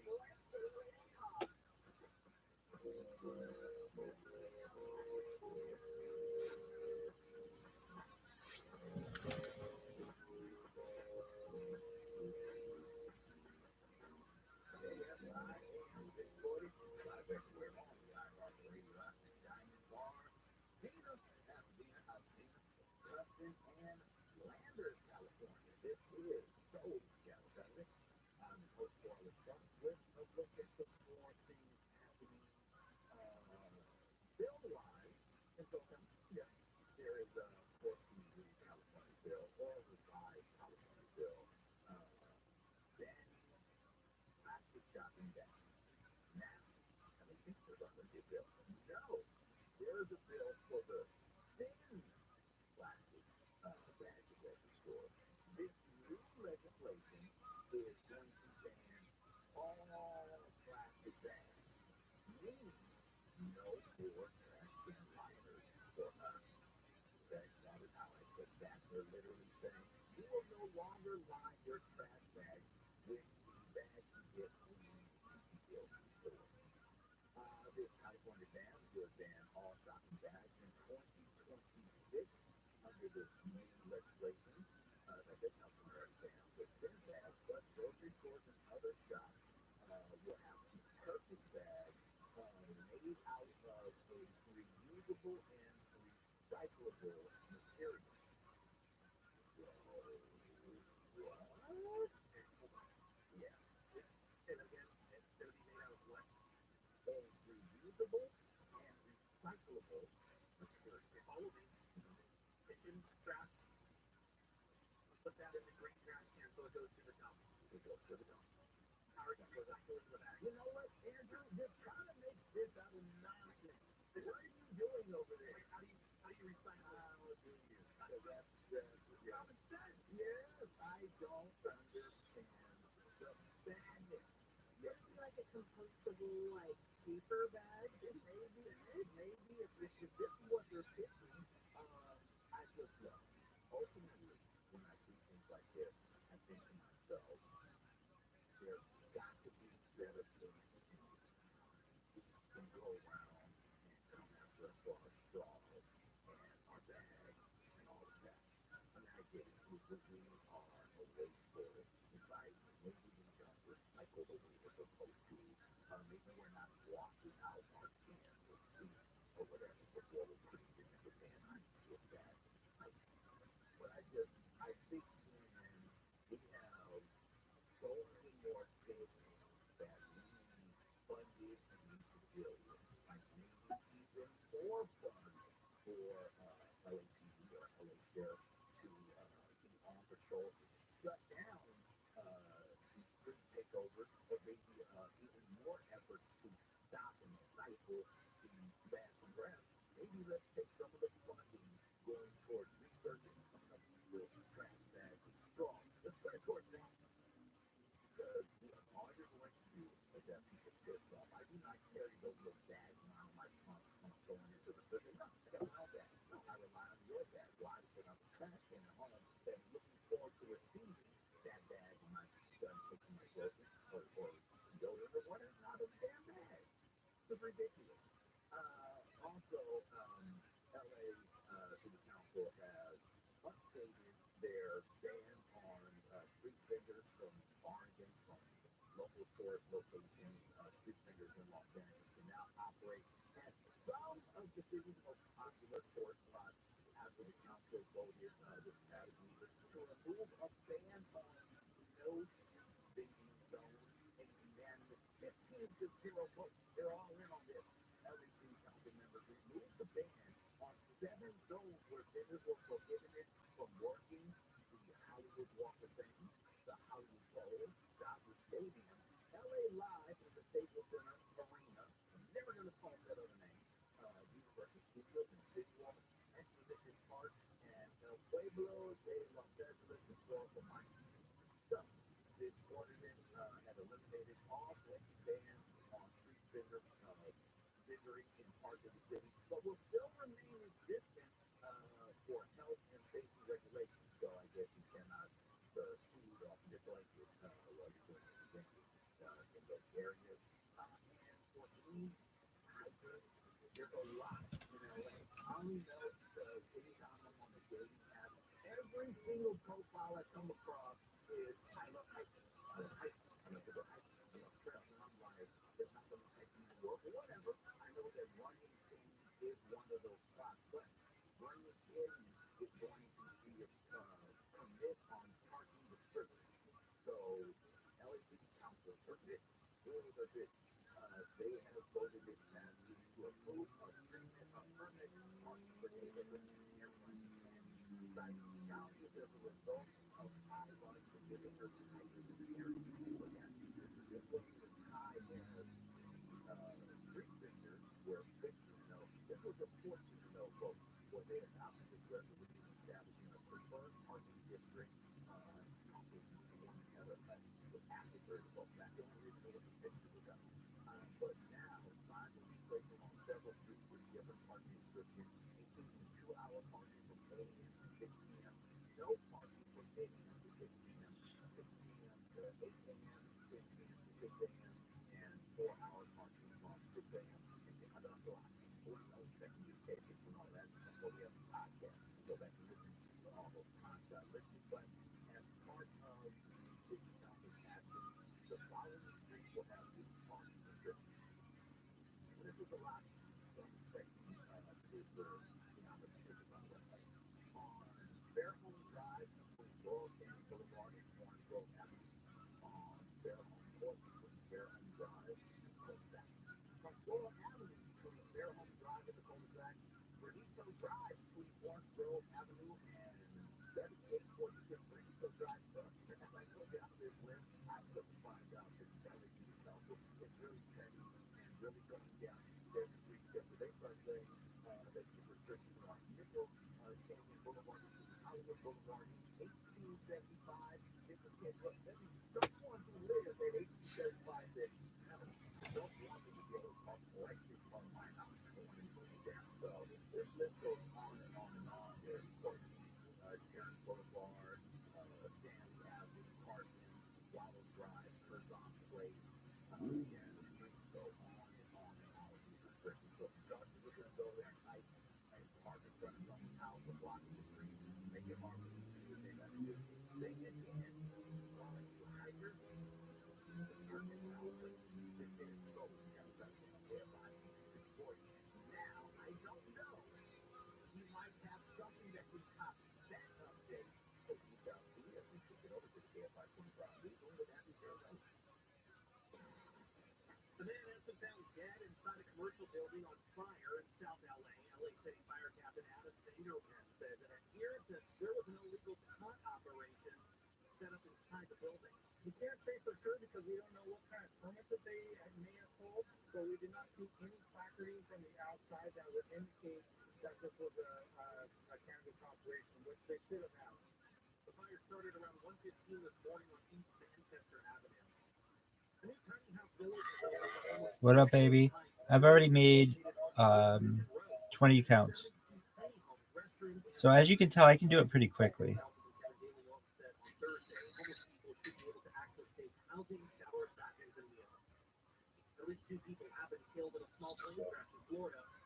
I agree. How's Julia?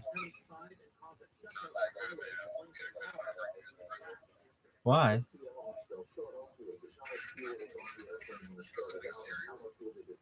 Fuck that.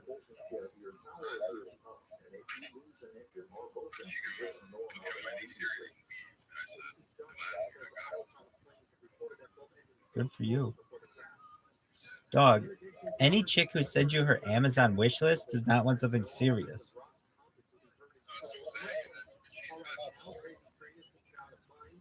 Yeah, she'll be back tomorrow. Okay.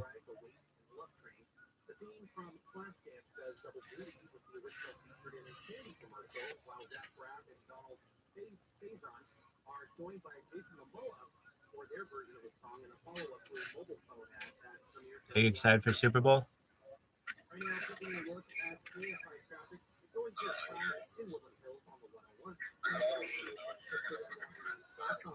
Have you thought about dropping some money on the Chiefs?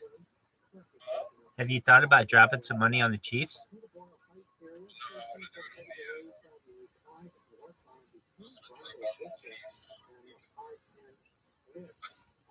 Is it legal in Texas? Is it legal in Texas? Sports betting is legal in Texas?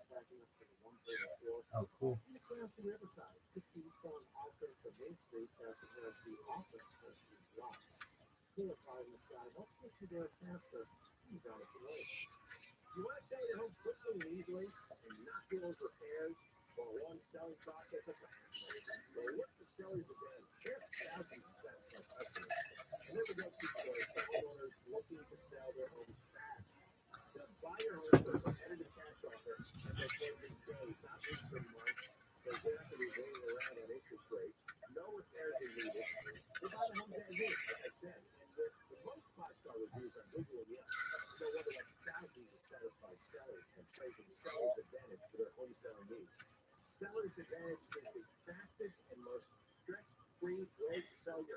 You already did what is like number one move that you do after you break up with a girl. You know what that is? Yeah, you tell your friends that bitch is crazy.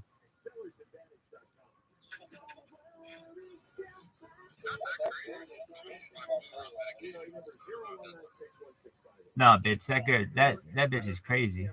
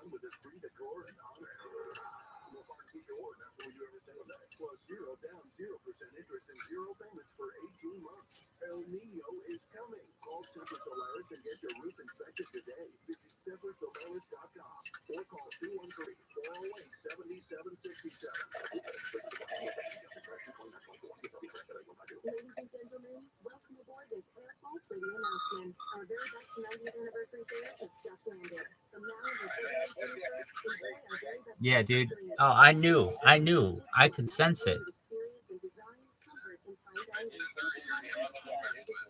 From Los Angeles if you want a long-term relationship. Hey, you know what I mean?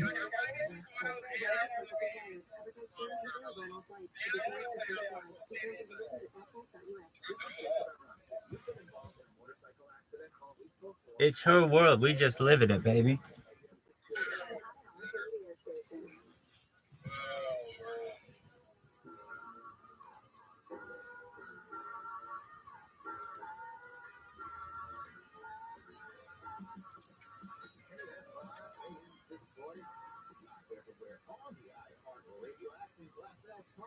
Hawaiian Garden, Pioneer Town, and Cathedral City. This is Soul Cow Saturday, and not long ago,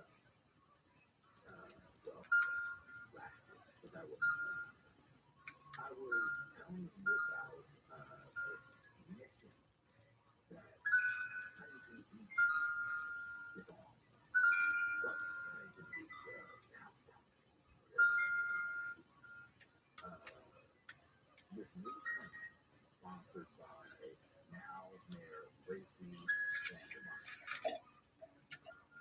He was on a mission to police not just her children and what therapy is needed in the library, but our children as well. Any child going into the library,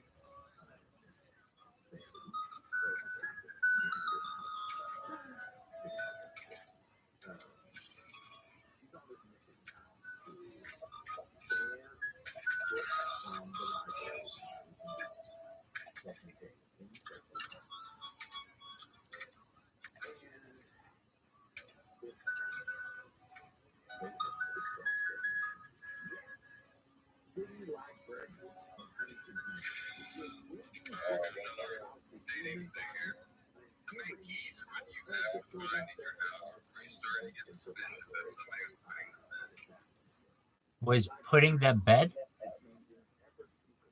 She said, how many keys would you have to find in your house before you start to get suspicious that somebody was putting them there? Oh. ChatGPT that question. Just get some ideas. I mean, I don't know. Probably one.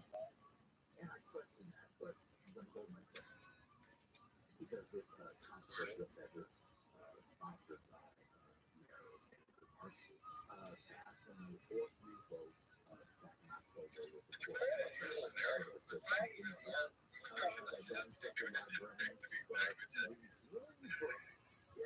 quite an unusual scenario, but finding even one goose in your house without clear explanation could be enough to raise suspicion. These are not typical indoor pets. Their entrance usually wandering to No, you have to say it. You have to say it like you did the other one, where it was like, hey, somebody sent me this in a dating app. What would be a really clever comeback for it? That was good.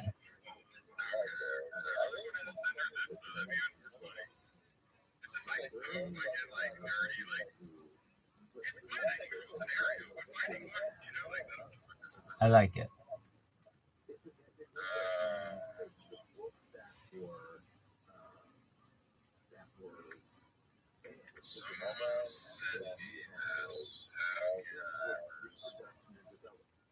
Say in a dating app.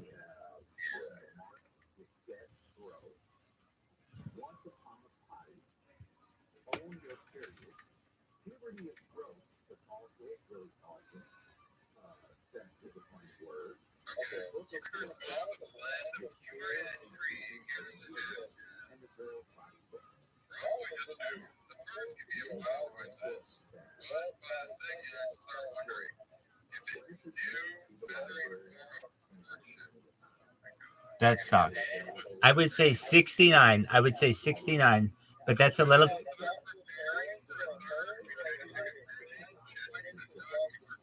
I would say 69. Dog, 69. See what she says. That's pretty gutsy.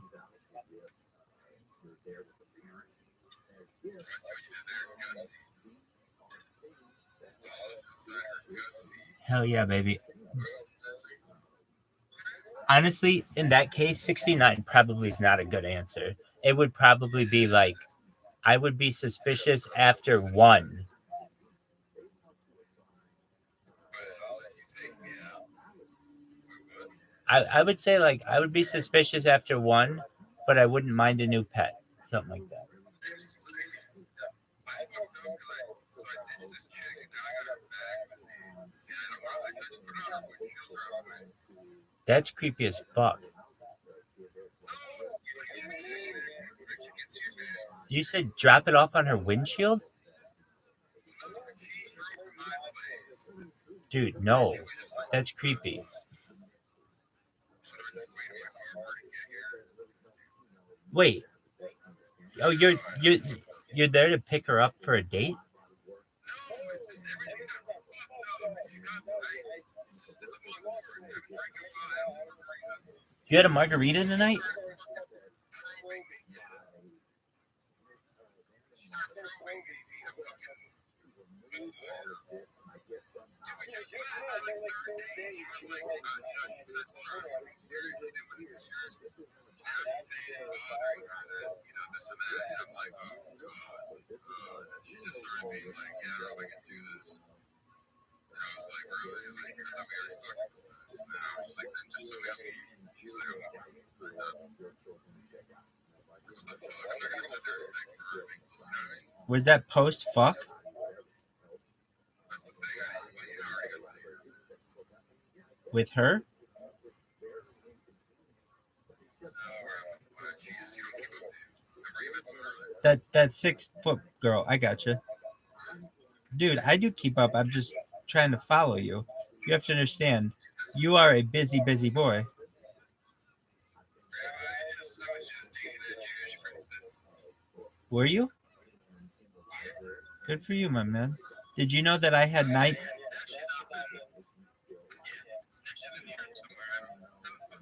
Did you know that I just lost 939 ViralRabbi Twitter accounts? I literally lost every single Twitter account today. And guess what I've done for the last 3 hours? Make new ones. You think that's going to stop me? Fuck no. I am a freight train.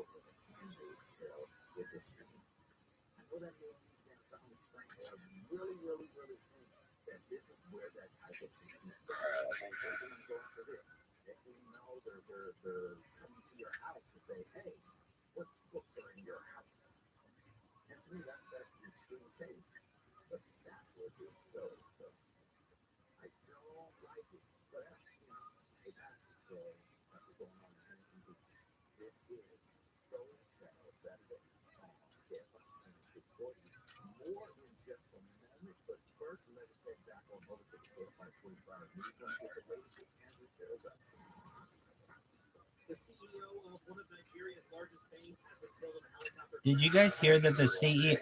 Did you guys hear that the CEO of one of Nigeria's largest banks died in the United States in a helicopter crash?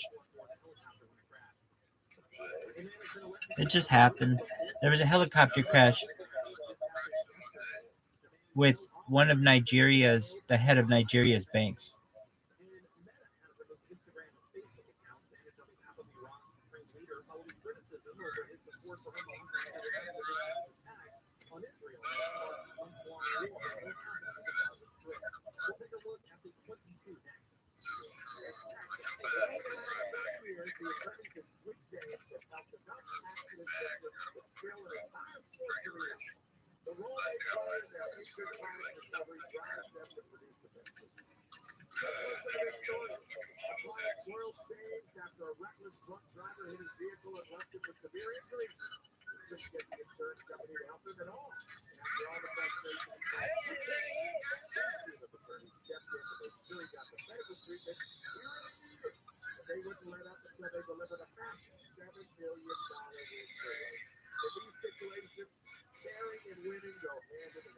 If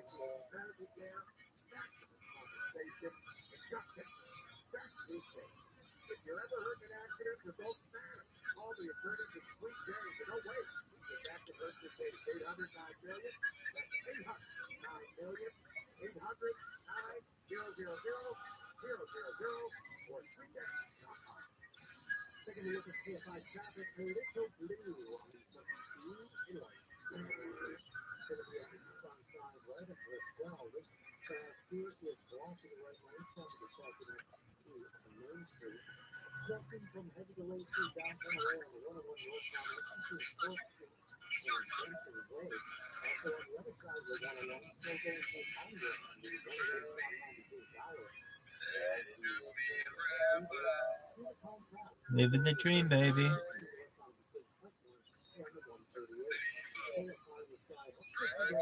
Absolutely.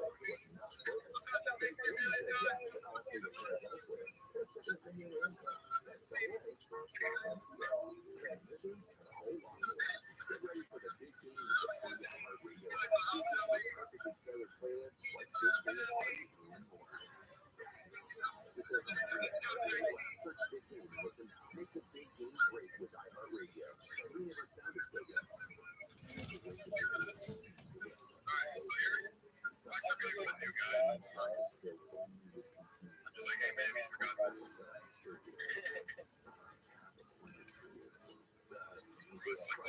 Tomorrow morning at 6 on KFI AM 640.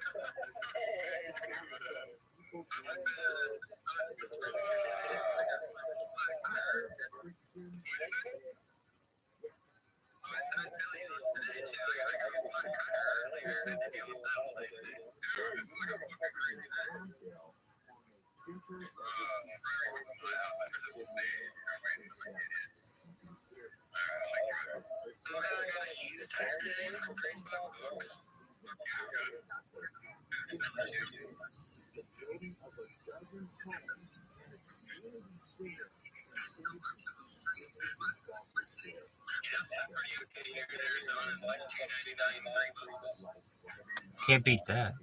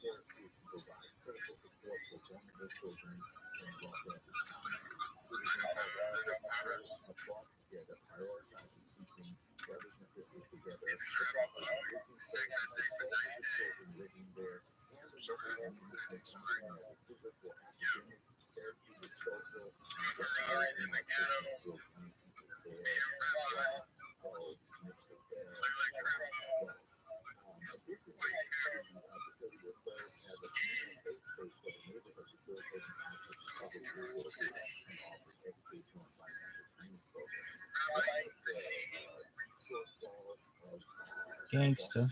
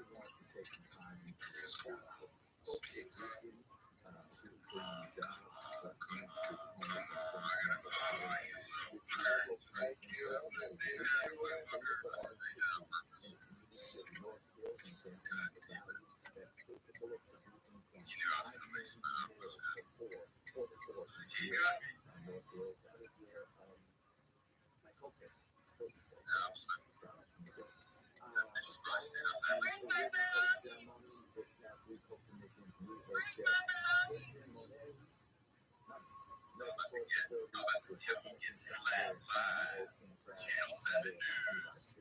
Midnight News with your host. And Los Angeles City Council President Paul Corrigan and LA City Council members John Blumenfield and John Lee. And they just put it all out there. Casino Day. Known for Casino and the restaurant makes the restaurant. Casino Day. Casino Day. That's crypto. 3%. Poverty, hunger, and homelessness are the things of a music assistant and long-term solutions that I definitely wanted to spotlight on both actor Kristen Bell and Hope Submission for your work. Would you like some of that social casino? But they're in the state. That makes pretty cool. She's here. We're going to find out, man. He's not here. He's like, oh, hey, oh, my bad. Dedication. God, you fucking bitch. I will be joined by Southgate Casting founder, owner, and operator, Miss Maria. So he's here. He's in.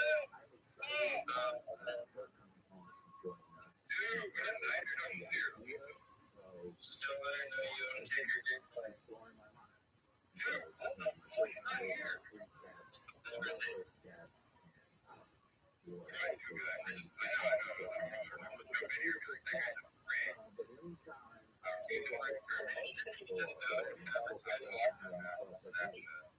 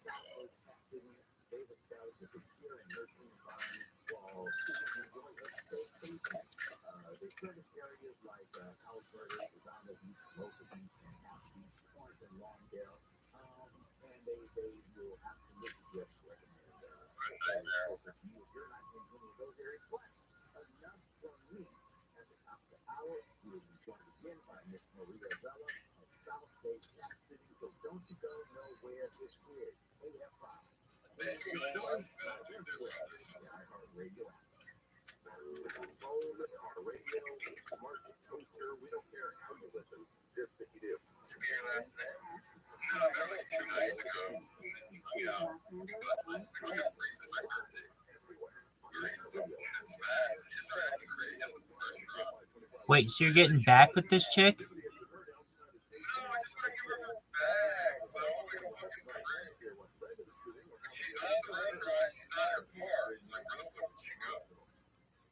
Dude, I don't know. Just go home and do your own thing. Okay, then throw the bag on her car and leave.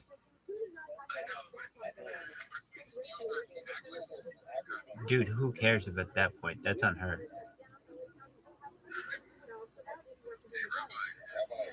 I am fucking cutthroat, and I don't give a shit about anyone, especially bitches who I am leaving in my fucking wake.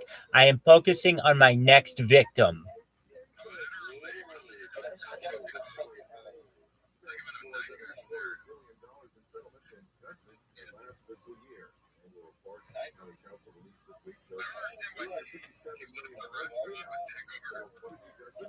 Dude, I don't know. All I know is that you spent literally far too long thinking about this. Throw her fucking shit on her car and leave. Baby, you don't have time for this. You got dick to slang. It's Saturday night. This is prime time. You could still get another mark on the chalkboard.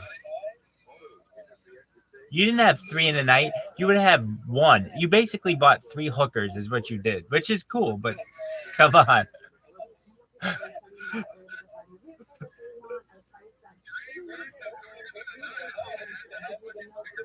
Dog, I like that.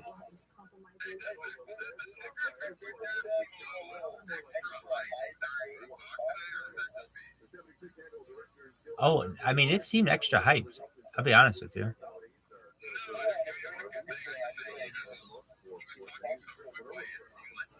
No, and a good thing. Oh, you mean more like the main guy? Dude, he speaks very quickly. He's very intelligent.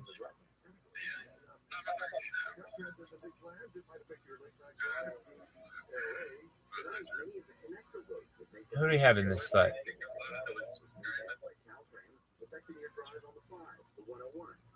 Hey, Real Schiller. If I could walk to your house, could I live with you?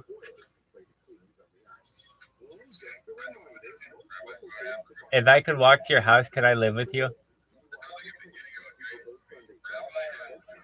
Hell yeah, man. Dude, Real Schiller has better connectivity than most of the United States. He's kicking ass over there. Hell yeah, baby. We're going to be Nigerian billionaires.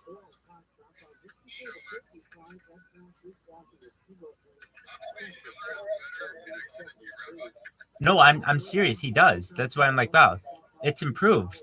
Motherfuckers on here all the time, throwing up gang signs, living the life, and I want to be like Schiller. What can I say?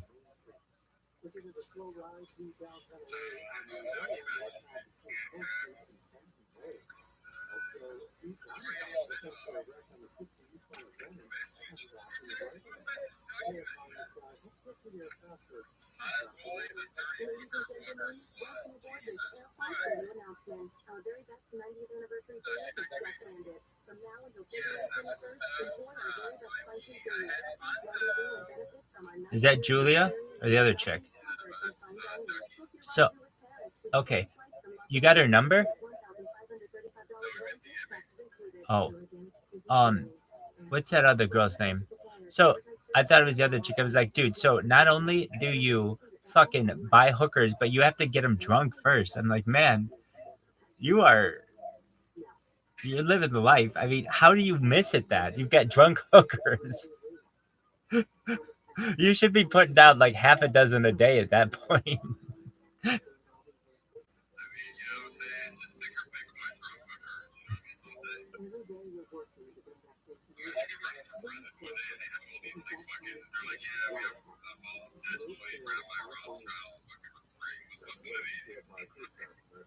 I'm down for it.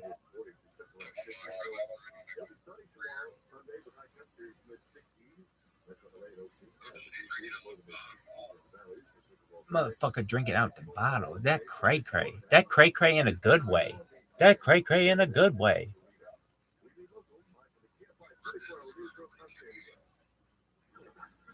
Oh.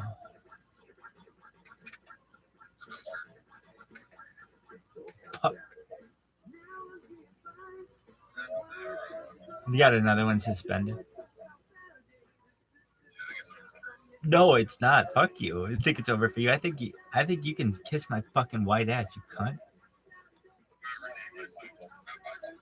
Rabbi 2. I like that.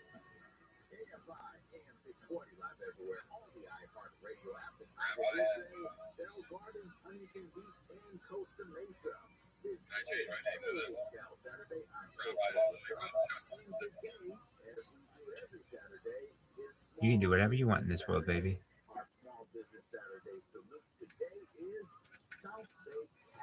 Where are you off to now, Anatoly?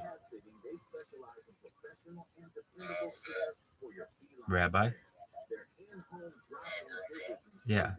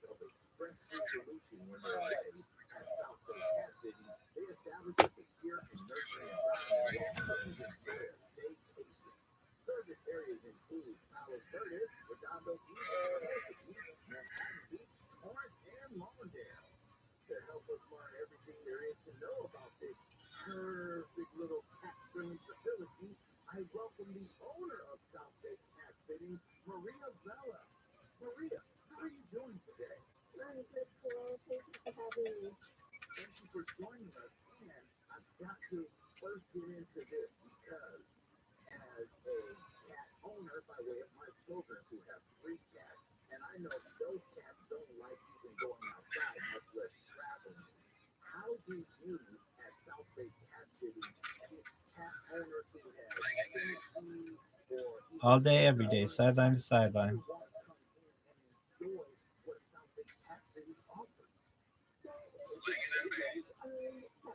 Spanking and yanking it.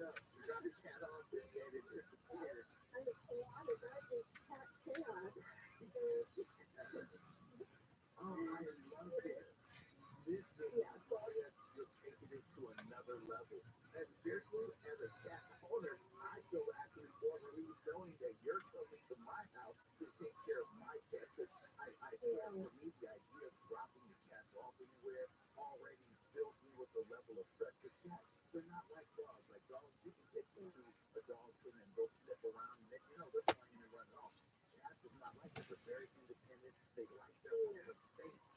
Oh, Right. They don't want to go on a car. They don't want to go to a facility. Even though there's some beautiful storage facilities, it is just not supposed to do that. They have to just be in their own home. So for folks that are going on vacation, it's perfect. Sometimes cats need to be fed in the morning and the evening. They'll be there in the morning and the evening. They need an insulin pump. They need inhalers. I mean, maybe they're doing medication. You know, another reason people want to ask this person, well, you just put me on sick and you see my cat and people get it off. So it's kind of an obligation to a task to do that for you. And when I keep in communication with the client, when I drop in, I let them know I'm there, when I do sitting in company and everything is fine and how it's doing, so they get a update all the time on how this has to go. Maria, bless your soul. This is a revolutionary service. I'm telling you, as dog owners, they may not understand it. They may not know what we're talking about here. But as cat owners, this is such an incredibly valuable service to know that you also have the ability and the training background to care for cats who may need medical attention or anything like that. I swear, I feel relieved just knowing that South Bay Cat Sitting exists. If any of our Soul Cow Saturday listeners want to get in touch with you to get a hold of you, to have you come in, they may have a vacation coming up soon. You're in the Palo Verde area, Redondo Beach, for most of you, Manhattan Beach, Orange, or Lawndale. How can they get in touch with you, Maria? They can check out my website, southbaycatcitting.com. I'm also available by email at info@southbaycatcitting.com. Or if you give me a call at 424-262-6449. There you have it. South Bay Cat Sitting, Maria Bella. Thank you so much for what you do. Again, as a cat owner, I am telling you, this is a godsend. Seriously, you are answering the prayers of so many cat owners who are like, I don't know what I'm going to do. Because it is stressful, like even the thought of taking it to like the vet or any cat place or like a kennel that they don't really have for cats. Well, yes. Thank you. Oh, thank you so much. Yeah, I certainly hope that I'm providing a service that people need and aren't even aware that it's out there. So yeah, I hope I'm providing a service people need. Absolutely are. Thank you for joining us today. We wish you nothing but the absolute best. So let me tell you, I love you. I love Taylor. I love Ken. I love their Hannah and Neil and Jesus Christ and love. For you, now with KFI. It's so I hope that you guys, a lot of road drivers. So you guys are my go-to. I love you guys. So thank you so much for reaching out to me. No, absolutely my pleasure. My absolute pleasure. Thank you for joining us today and keep on safe. You too. It's your time. All right. I'll be thinking about you. You take care. You too. This is KFI AM 640, live everywhere on the iHeartRadio app. Now let's head on over to the KFI 24-hour newsroom for the latest. I'm James Wells, live from the KFI 24-hour newsroom. A helicopter carrying 6 people has crashed near the California-Nevada border in San Bernardino County. The FAA says the chopper went down around 10 last night, just east of the 15 freeway. Gas prices still going up across SoCal. The average price per gallon of regular gas in LA County is up for the 16th consecutive day. Whitney Simpson has been going through chemotherapy for prostate cancer in Las Vegas. Before Simpson was being treated at a local hospital. Southern weather for KFI here. Cold tonight, lows in the upper 30s and near 40s. Sunny tomorrow with highs in the 60s. This report brought to you by Dick's Auto Collision Centers. We'll take the 110 freeway coming up right after this. Moments like my daughter telling me a new joke mean a lot to me. But after being diagnosed with metastatic breast cancer, or MBC, which is breast cancer that is spread to other parts of the body, they mean even more. I think Ibrance 125 milligram tablets with an aromatase inhibitor is very good with HR positive, HER2 negative MBC as the first hormonal-based therapy. Ask your doctor about Ibrance and visit Ibrance.com. Ibrance may cause low white blood cell count that may lead to serious infections. Ibrance may cause severe inflammation of the lungs, both of which can lead to death. Tell your doctor right away if you have any or worsening symptoms, including trouble breathing, shortness of breath, cough, or chest pain. Before taking Ibrance,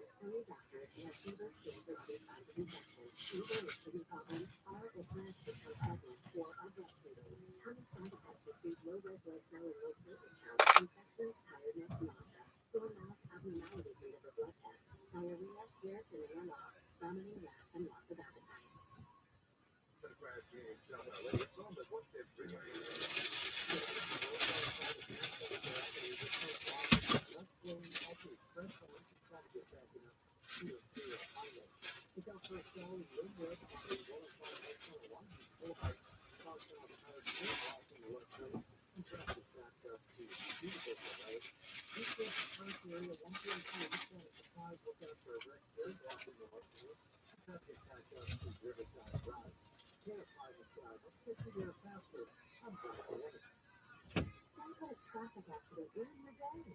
Visit $6USA.com to find the nearest Six Auto location. Their highly trained and certified technicians will have you back on the road in no time. You have a choice on who fixes your vehicle. Tell your insurance agent that you want to go to Six Auto.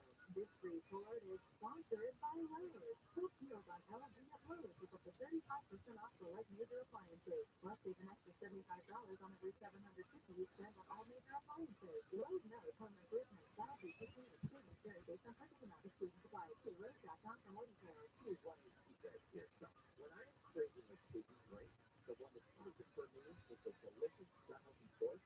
It's Health-Aid Kombucha. Health-Aid is a super tasty and refreshing, probably probiotic tea that cleanses your thirst while supporting your gut health. I drink Health-Aid all the time to make sure I feel my best. If you're taking your healthy habits seriously in the new year, it's also perfect for you. Find all my favorite Health-Aid Kombucha flavors at Whole Foods today. Start to move here off like look at a brown bottle with a filter on it.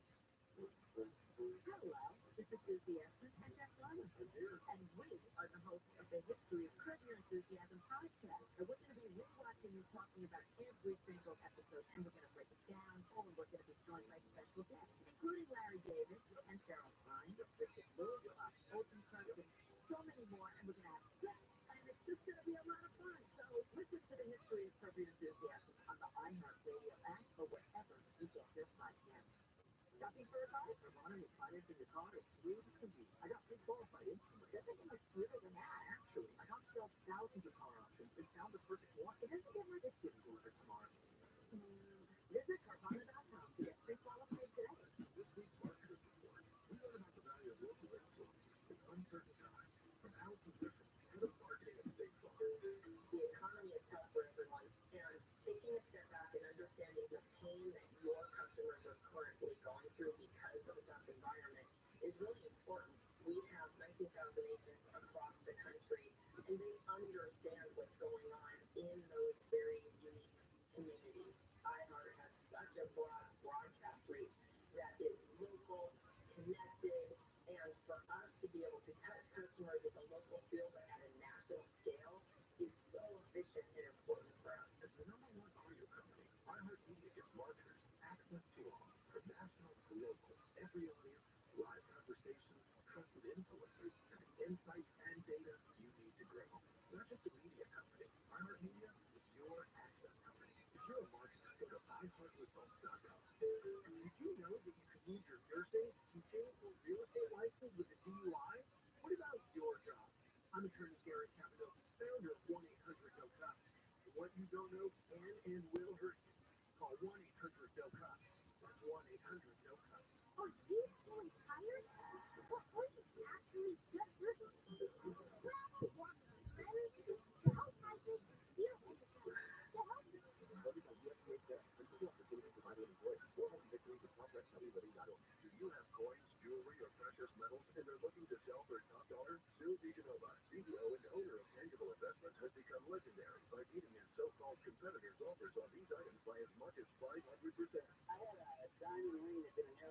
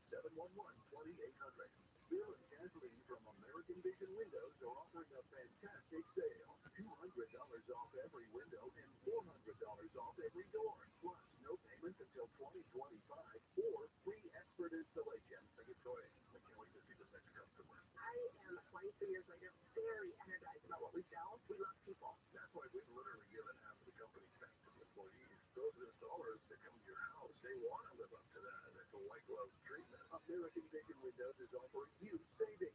$200 off every window and $400 off every door. Plus, no payments until 2025 or free expert installation. It's our amazing savings opportunity you don't want to miss. Call 888-226-9908 or visit AmericanVisionWindows.com.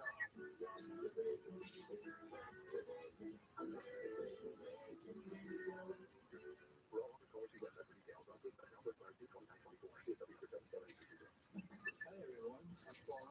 And I'm Skip Bronson. What happens when two old friends take their decades of experience in the business and sit down with our buddies and get our work in a brand new show from my heart podcast where we chop it up with our pals about everything under the sun.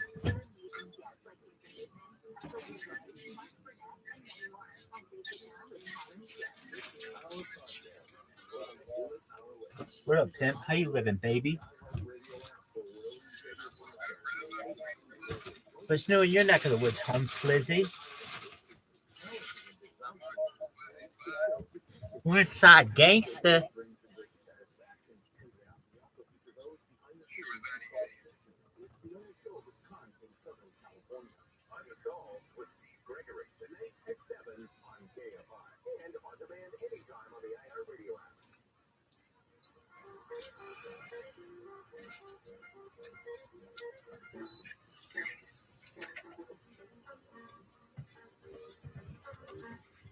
So did you get this hoe her shit back?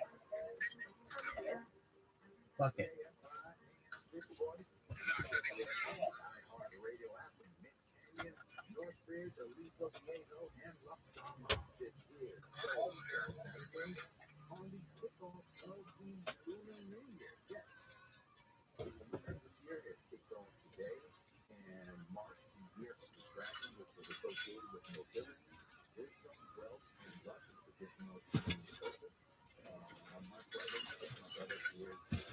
Dog, how good was that calzone yesterday? Where'd you go?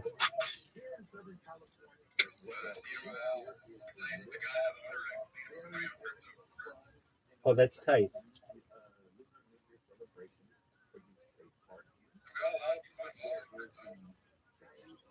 You're the crypto missionary, dog.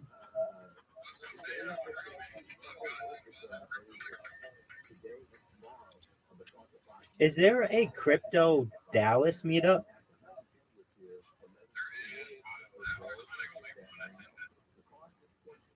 No one goes?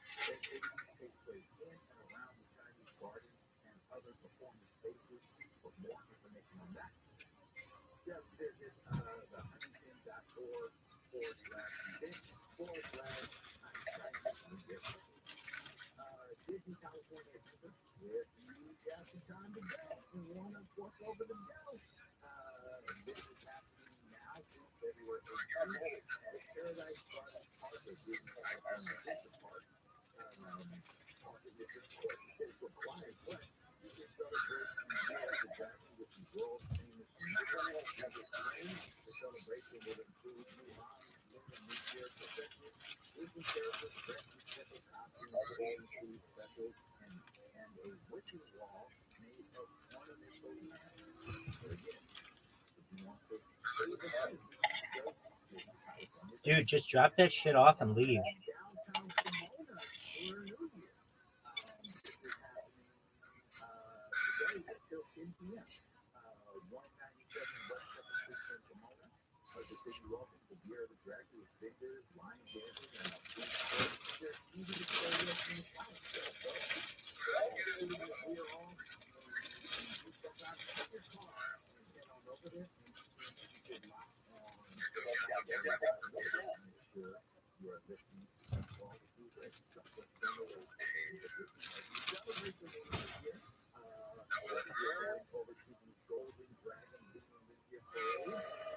You got the wrong car?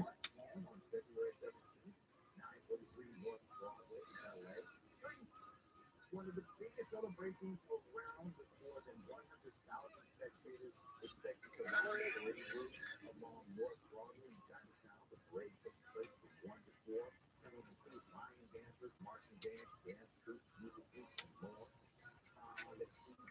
historic Main Street School starting to grow. This is today and tomorrow. You have a little more time today. Don't worry about it today. Like Sproto Gremlin?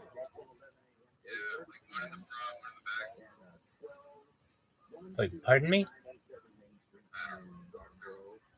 No one knows what the fuck you're saying.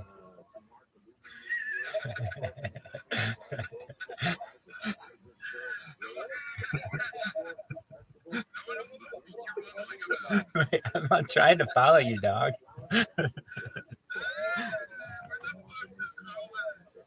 I love how I just take the opinion of everyone where I'm just like, no one get like I'm the only person who doesn't know what you're saying.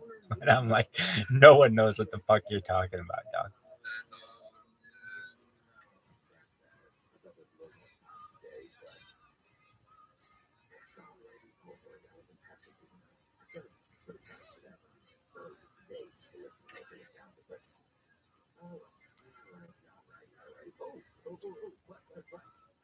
Yo, dog. Are you excited for Super Bowl?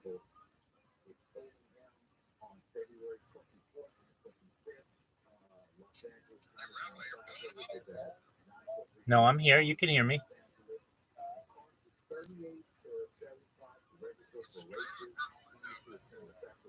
What's Sproto Gremlin doing? How you living, Sproto Gremlin? Living like a peasant all day, every day.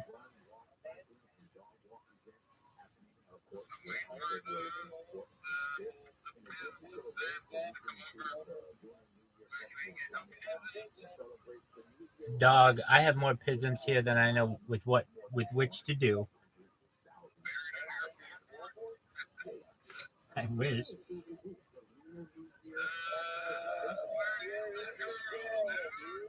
Dude, this girl ghosted you.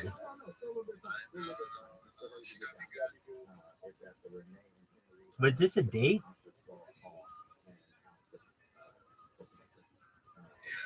Oh my god.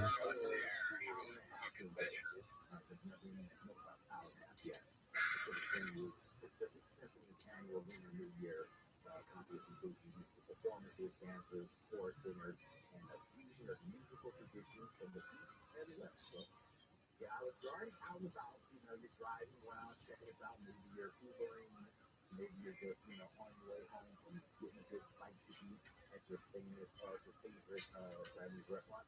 And I love it there.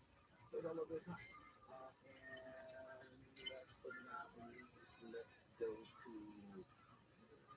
the Alhambra Lunar New Year Festival.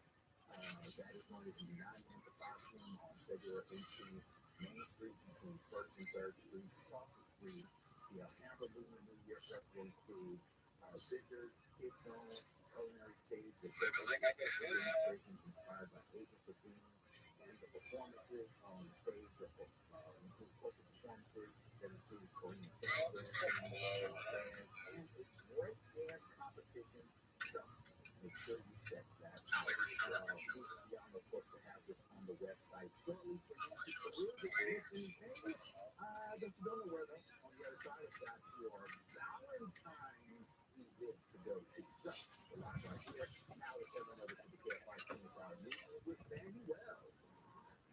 Commentary people have crashed through the California Nevada border in Director General of the World Trade Organization has identified one of the victims of the crash as Nigerian banker in Upstate New York. She says her family was also on board the helicopter that went down last night. The last week, a commercial building on fire in South LA. Hot operation set up inside the building. The fire started on 1:15 early today on East Manchester Avenue. The Environmental Protection Agency says it will spend the next 5 years monitoring and inspecting 2 toxic waste sites in LA County. Third, waste disposal in Santa Fe Springs and its handling of a 38-acre site containing a 42 billion-gallon concrete-lined reservoir which stored crude petroleum products, including chemicals and solvents. The other side is the Montrose Chemical Corporation in Torrance, where it works to clean toxic materials, including the pesticide EDC, which it manufactured from 1947 to 1982. The Montrose site occupies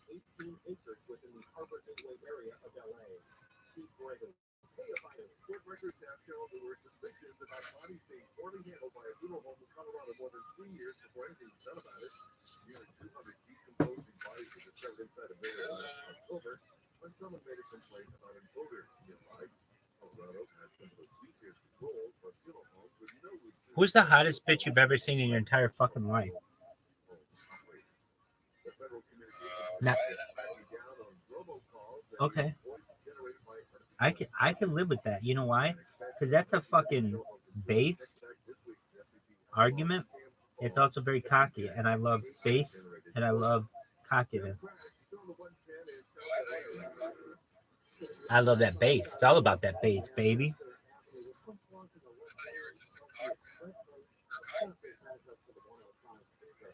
Was that a Freudian slip on your path?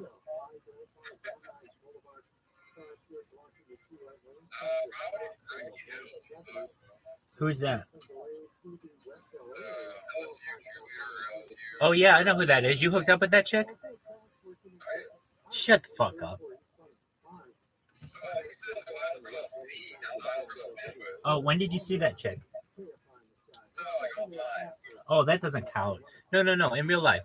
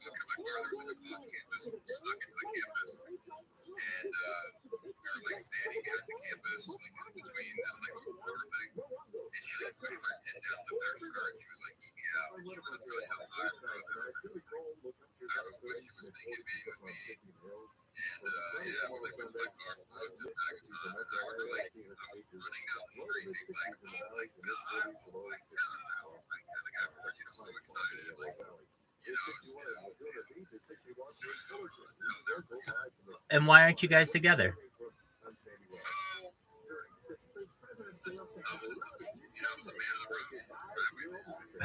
You were a highwayman, a man of the road. All right, dog. I can get that. I can get down with that.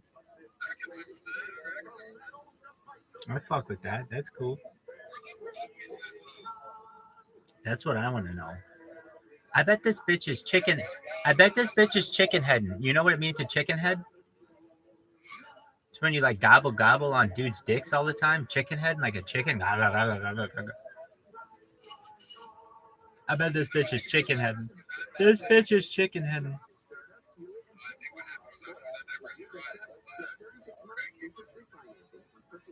I bet he's finger banging her right now in a janitorial closet. That guy is licking his fingers clean like he's just been to KFC. Oh, that's disgusting.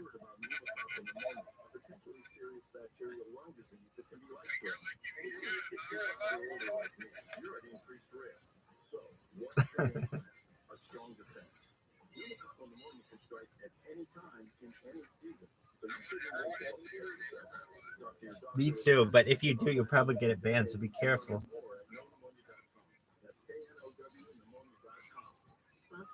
Do you know who Joe Montana is?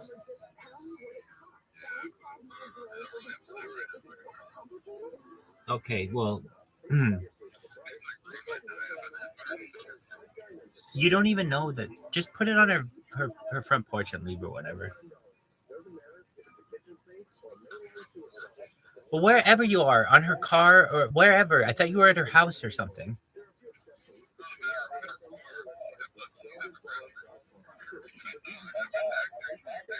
Dude, that bitch is gone. You know what? You just got yourself a purse. You got her purse now. That's now your purse. Yep.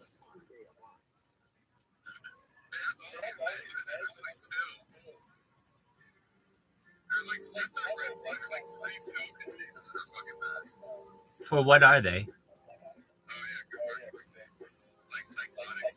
It's just not a Would you hear that? Yeah, I mean, just honestly, do you know? Just text her. I have your shit. Come pick it up. Dude, then just throw this shit out on the road and leave.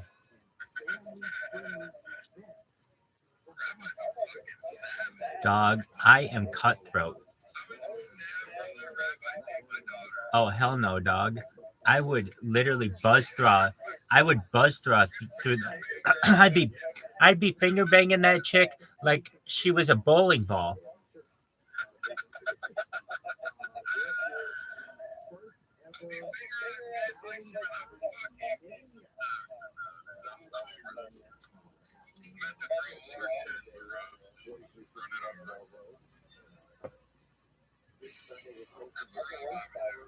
No, I know some dudes who would have had that shit pawned by now.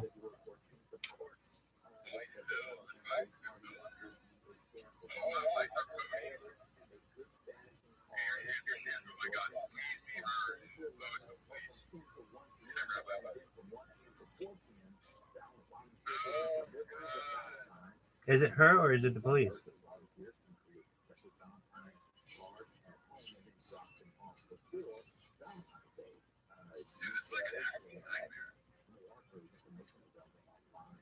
Welcome to my life.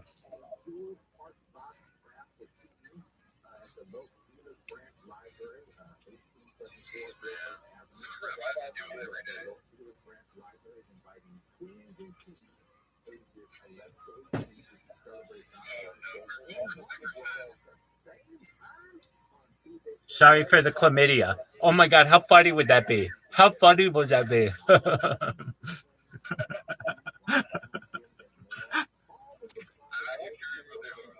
Sorry for the chlamydia.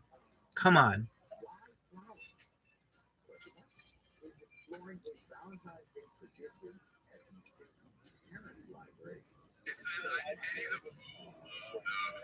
Oh my God. Do you know what that means?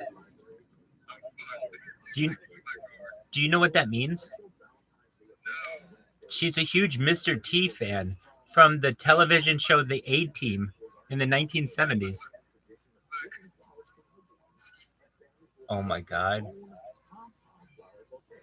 How do you know that's her video, her vehicle? I can't see what that says. What does it say?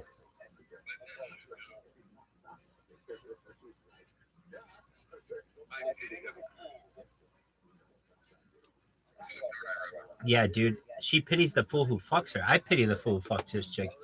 You know what they say? Rabbi. Hey, Rabbi Anatoly. You know what they say? You know what they say? Don't ever stick don't ever stick your dick in crazy.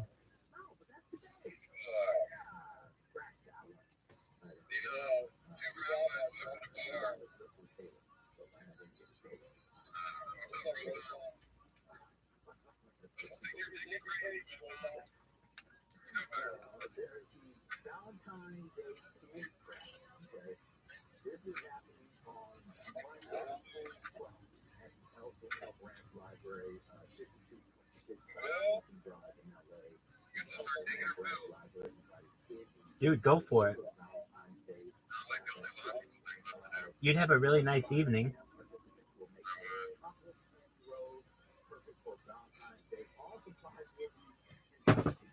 Why does this bitch need hydrocodone?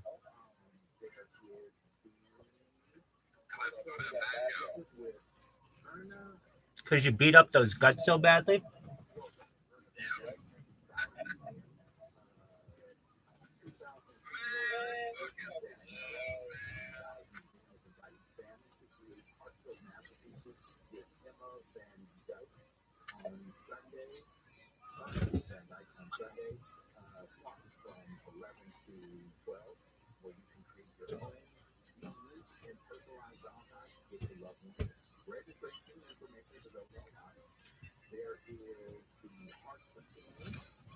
Yo, bitch, if I send you my Amazon wish list, will you buy me a bunch of shit and then I can ghost you?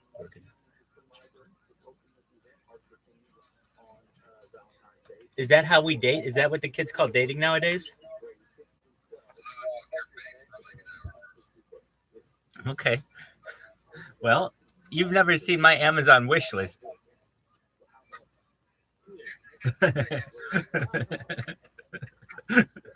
Be careful what you wish for, friend. Be careful what you wish for, friend. What up, you sluts? How you living, babies?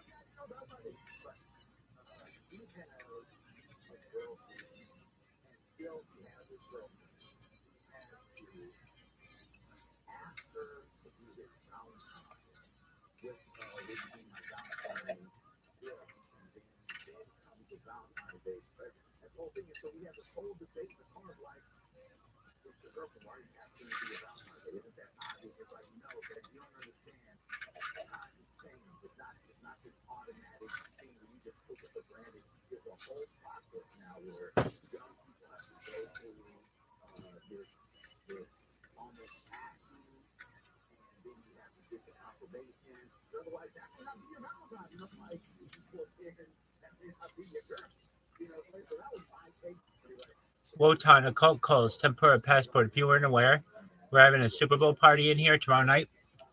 Get your shit together. Make sure that you're there. Quit spanking and yanking it. Be there, be square, baby. The only excuse that you have for not being there is A, either playing in the game, B, being too hungover from partying too hard tonight, or C, you're in jail. All of the above could be a possibility for your old favorite Rabbi over here. But we look forward to seeing you tomorrow night, if you can make it. Hey, Anatoly, who are you taking out for Valentine's Day? Which one of Julia? Hey, wait, Anatoly, which one of Julia's personalities are you going to take out for Valentine's Day?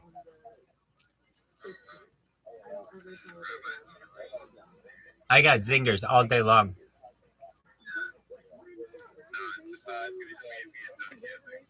Right. All right.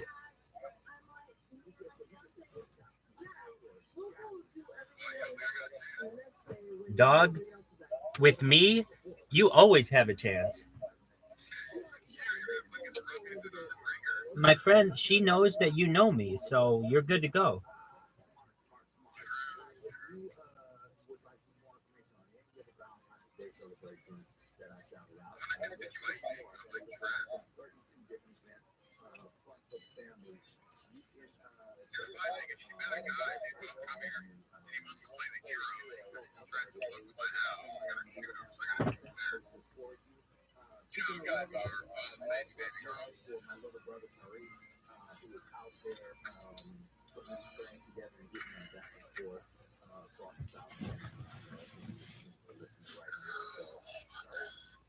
If Ducky was in New Jersey right now and she said, listen here, Anatoly, if you come drive 25 hours straight and come here, you can fuck me right now, would you?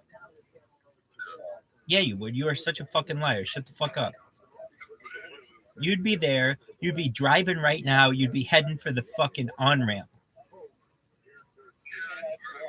You're full of shit, dog. I know you. You're such a pussy hog. You're such a pussy hound. You make it to the border.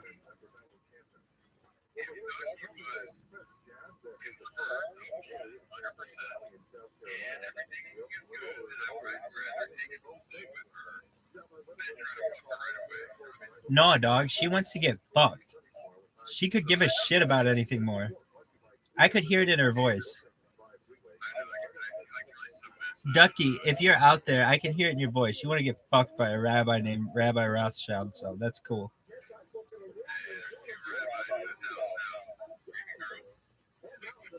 I know which one she's going with, whom she's going home.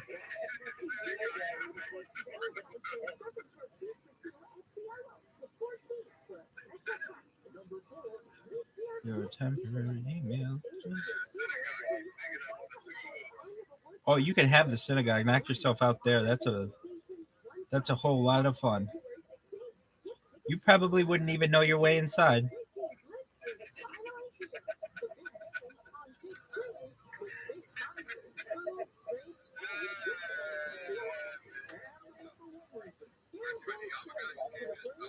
Yeah, I'd love to see it.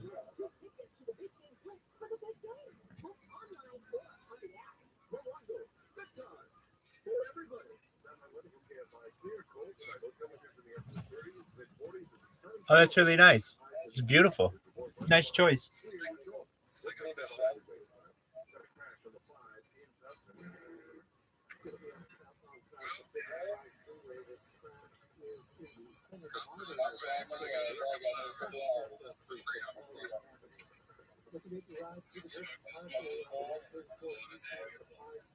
I love how you're like, I don't like to smoke pot, yet you have smoked pot like 60% of the time we've been together.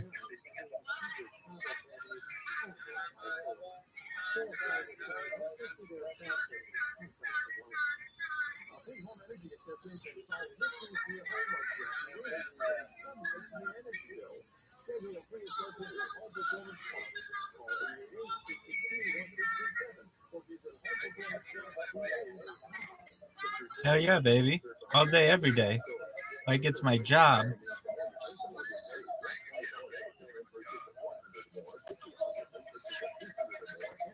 It's all been savings.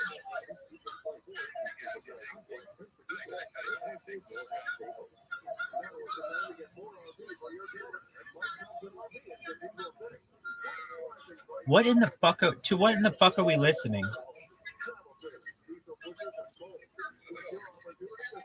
No, what is that? No. What the fuck is that?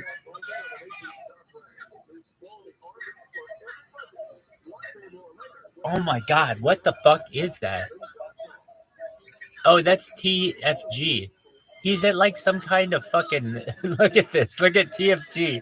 He's at like some kind of play.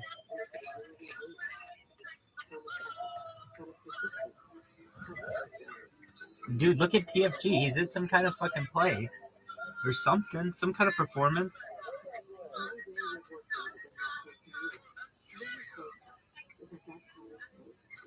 That's not Julia. Suck this dick. Dude, wouldn't it be hilarious if Julia hooked up with TF Gems? He just had that kind of game. Right, he has that kind of game. Every chick he's following you, like, just trailing you 20 feet behind you.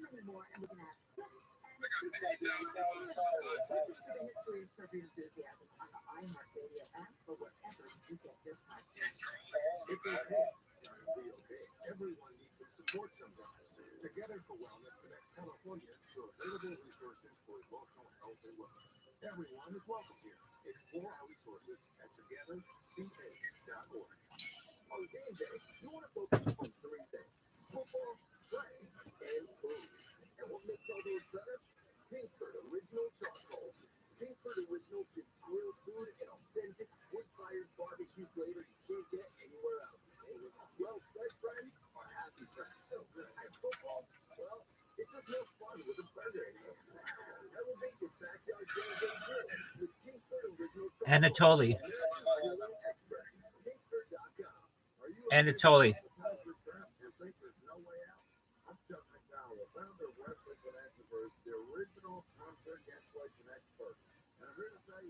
InfoLab. All you need to do is give my office a call. I will send you a timeshare action information kit absolutely free, explaining how the timeshare industry works and your options of cancellation. Call Wesley now for your free info kit. If you want to be happy for the rest of your life, my personal point of view.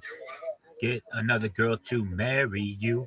If you're worried about having diarrhea, gas, bloating, stomach pain, or loose oily stool, it may not just be stomach issues. It could be a condition called Yo, dog, do you ever have loose, oily stools? EPI. With EPI, the pancreas doesn't release enough enzymes to break down food, but EPI is manageable. Use the symptom checker on identifyepi.com to talk to your doctor. That's identifyepi.com. Sponsored by FB. Get ready for the big game with the free iHeartRadio app. You take a part in the NFL Podcast Network. Anatoly, are you excited for the Super Bowl? That's what I like to hear. Who's your favorite player on the Chiefs?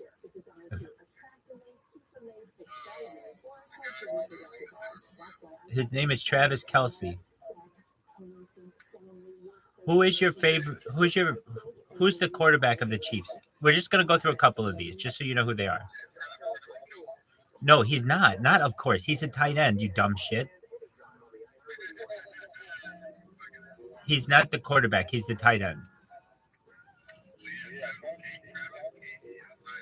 That's not his name. It's Kelce. Okay, so Travis Kelce's a tight end. Patrick Mahomes is the quarterback. Okay? Now they got Pacheco and some other guys at running back, and we're not going to go through them. Then for the 49ers, they're playing the 49ers, right? What city, San Francisco? I said it incorrectly. I was going to say, what city is the 49ers? It's San Francisco. Okay, their quarterback is Brock Purdy. There's a reason why it's kind of special that he's in the Super Bowl. You know when they do the NFL draft every year and they choose all the players? He was the last player chosen in the draft. Yet he's in the Super Bowl, so that's pretty cool. They have a running back. His name is Christian McCaffrey. He's very good. They have a kicker. His name's Moody. He sucks.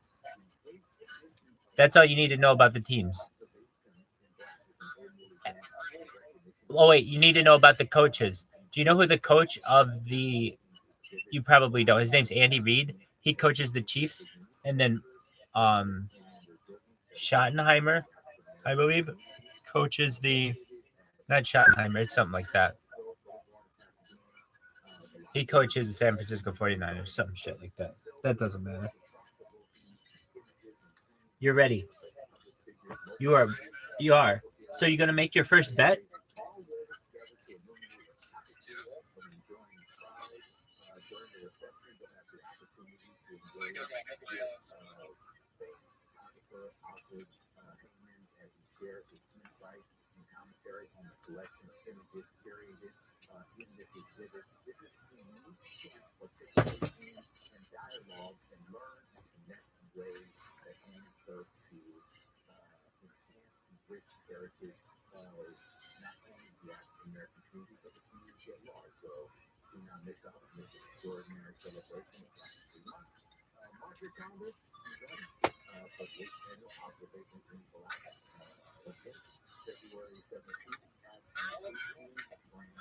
Slang dick, dude.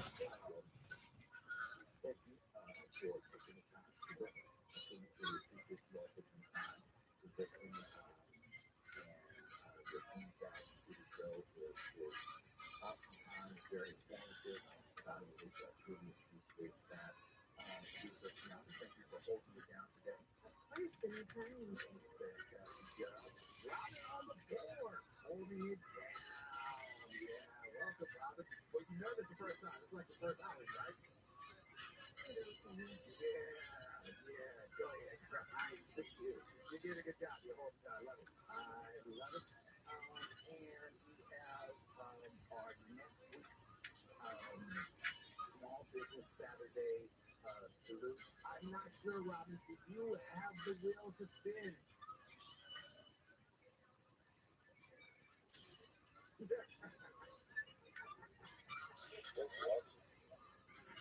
It's like this. Don't worry about it. We just go in and just roll with it. Yeah. Who do we have on this? We have Tarzana Community and Cultural Center. They provide the community with events for adults and children, such as nature and gardening classes, comedy nights, music nights, art classes, a whole lot of other stuff. Tarzana Community and Cultural Center. Fantastic. So they sure do tune into that to continue to salute our small businesses here in Southern California all year long on Soul Saturday. Up next, you don't know where because the one and only Steve Gregory is here. Dude, can you hear me? Anatoly. Okay, so they're coming after me pretty hard on Twitter. So here's what they just said. How to stop ViralRabbi is to report him to YouTube. They have an X account, Team YouTube. Report that he is indeed saying that he'll make people a trillionaire. That's called the scam/fraud. He is using X to get YouTube subscribers. Post on their X. Like, I love how they have like step by step what they have to do.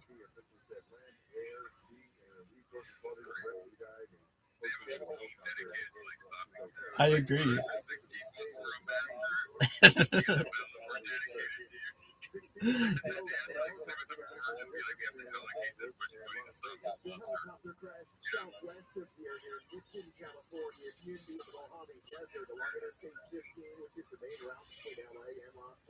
So this woman also says this person has over 1,000 accounts.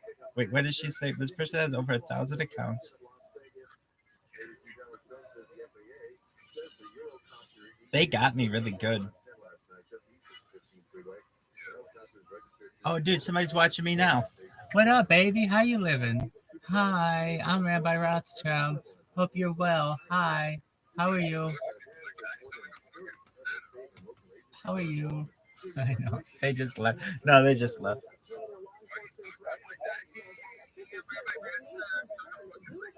I want to sound like that. Wait. I want to sound like that. Why? Because they're not going to stay. They already left. They're there for 10 seconds and they leave every time.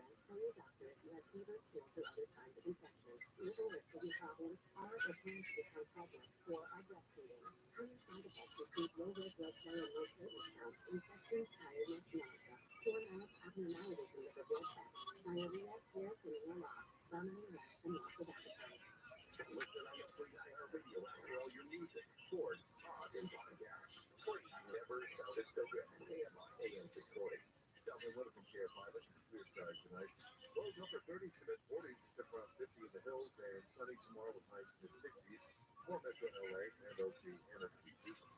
And below the yep, to the low to 64 of the valleys, it'll be, well, right now 58 for Plymouth Park, we have 56 here in West Covina, now we're checking in at 58, and Data Point, it's 58 degrees. We need local 5 for the campfire, 24-hour news. I'm Sandy Wells. AFI, AM 640, heard everywhere on the iHeartRadio app.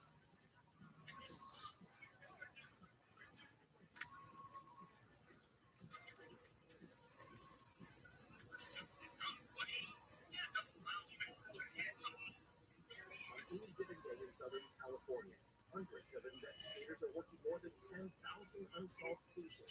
That's thousands of friends and families who have lost loved ones, thousands of people who got away with a crime, and thousands of murderers who still walk the streets. Killers who may be your neighbor, known in your church, a cook building a close friends. For the next 2 hours, we'll highlight cases that have gone cold, baffled investigators, or just leave them one witness to speak out. This is Unsolved with Greg.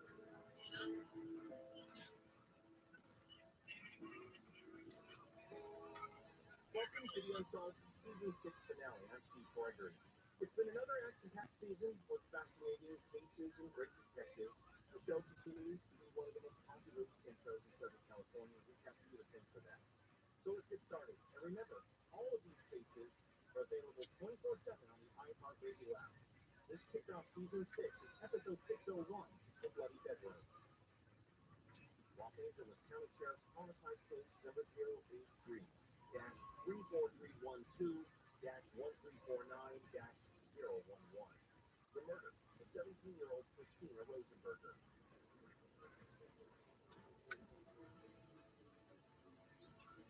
Cold Case Detective Sean McCarthy is a friend of the show and a frequent contributor. Told us about a case from 1983 that happened in the city of Artesia.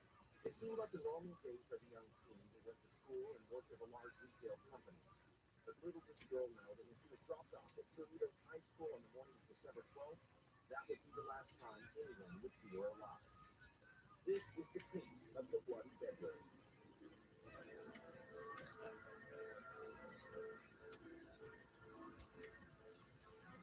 Christina Rosenberg was a high school student. Her daily routine career was to be driven to school by her mother at approximately 7:30 in the morning. She attended classes late morning, after 1:45. She would generally return home, change clothes, and go to a local department store, big department store back in. This particular day, December 12th,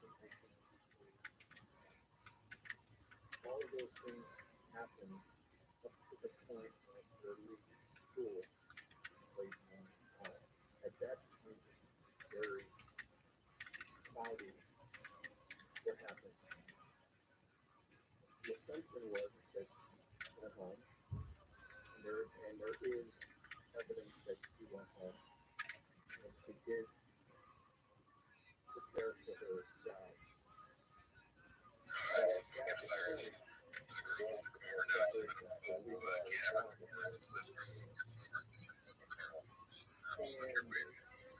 So that bitch's car is still at your house? So that bitch's car is still at your house? Tell her that you'll go over to her house. Does she have a room? Dog, I am all about cutting to the fucking chase, man. I know. You try living in a room by yourself for 3 years. You see what happens, dog.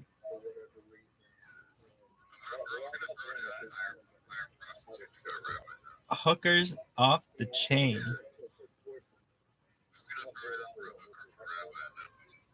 Dude, you know we used to, as a group, all of HPOS, we used to look at hookers together and try to pick one out for me. We used to do it. We used to do it every morning. Yeah, I mean, it was just kind of a thing. Like everybody would be like, "Oh yeah, let's do it," and then nobody would go through with it. They just like looking at these girls, so it's like, okay, fine. These girls were so fine though. LA high end escorts are the most beautiful women in the world. Well, I mean, you know, with the cryptocurrency, there really shouldn't be an issue. Meaning, you can always negotiate, but really, you're getting like 10 people involved. Each person throws in $100, and you could easily have a really nice time.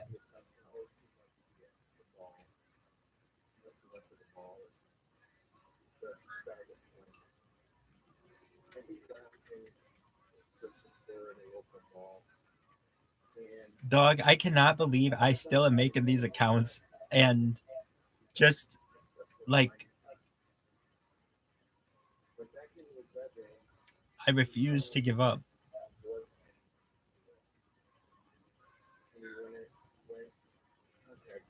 Well, and the hilarious thing is it's still making a difference. People are still tweeting about it. I agree. And pretty soon I'm going to have 50 and then I'll have 100 and then I'll have 200, then I'll have 300 and I'll be pretty close to what I was. Honestly, it didn't take me that long to make 960 accounts or 939 accounts. It took me like a month.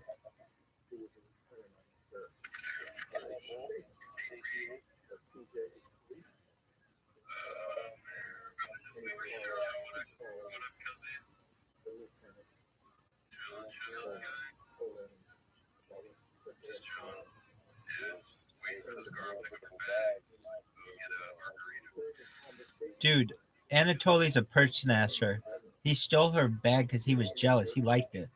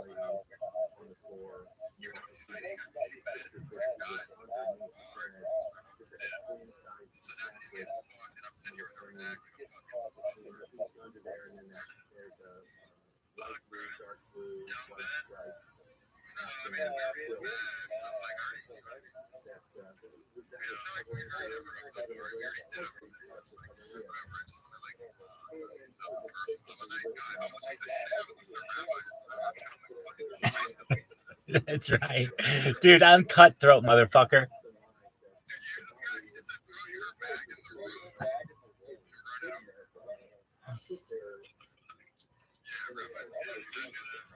Dog, I didn't say that. I did not say that. I said you are spending way too much fucking time worrying about this. Put her shit on her car and leave it alone.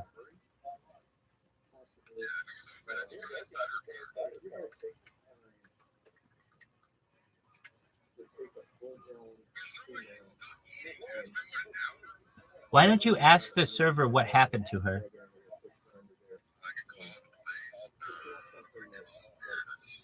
No, you just go in there. You just go in there and be like, hey, about an hour ago, I was having. So wait, you didn't even pay for your food?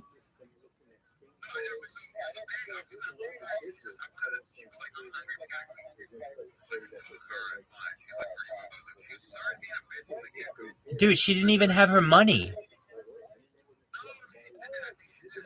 No, she didn't. You have her purse, dude.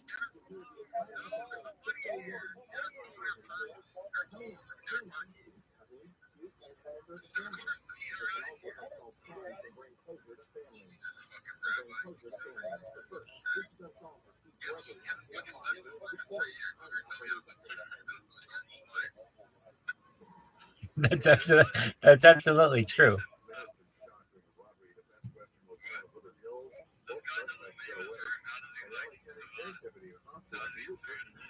I have it delivered. President Biden denies from memory loss because in last night's the special counsel report on the scandal of classified documents which characterized it as elderly man with poor memory. Governor Butterfield KFI fears both tonight both upper 30s and mid-40s tomorrow to present citizens. This report brought to you by Morgan & Morgan Legal Law Firm. Well, Sector 110 next. Hey everyone, it's Joe Montana. Spreading word about pneumococcal pneumonia, a potentially serious bacterial lung disease that can be life-threatening. If you're 65 or older like me, you're at increased risk. Dude, I didn't say do that. Just literally leave it on her. Leave it on her car with a note. Dude, leave it on her car with a note saying, "Here's your shit."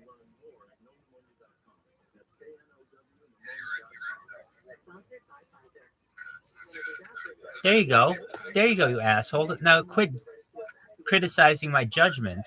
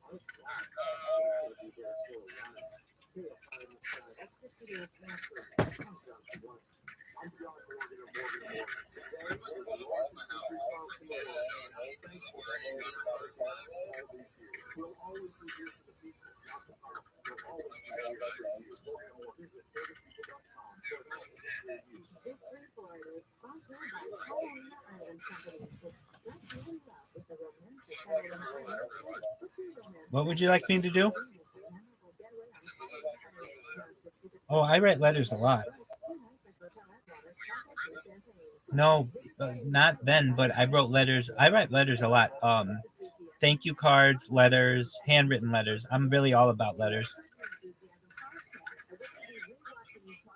5 days. 5 days.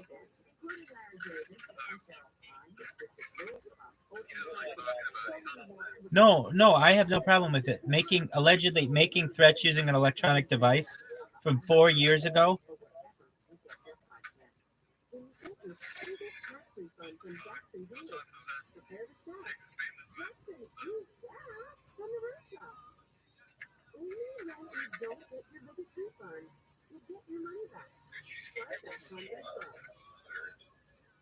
Dog, just... Yeah, I didn't even know that.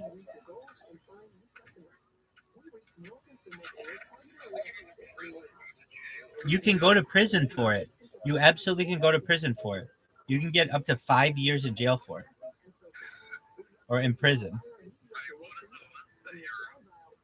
I don't know what he's saying. That's what he said. I'm not on a list. Yeah, list of guys who have a huge dick and are hilarious. I'm number one.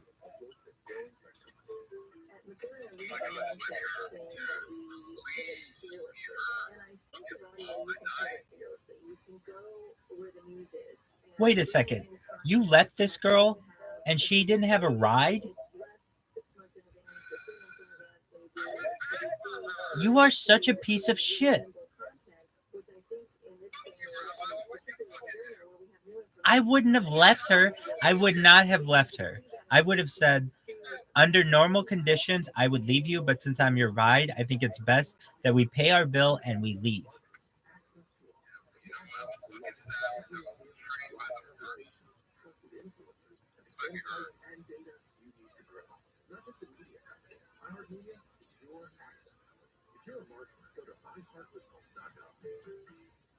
Oh, I feel really badly for this girl now. Poor Julia. Wait, and Julia doesn't have her medication? Dude, you need to help her.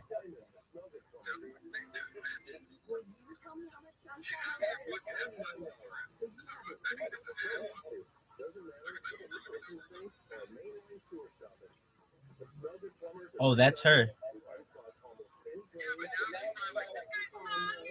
Oh, I'd be so pissed at you. I would be so pissed at you.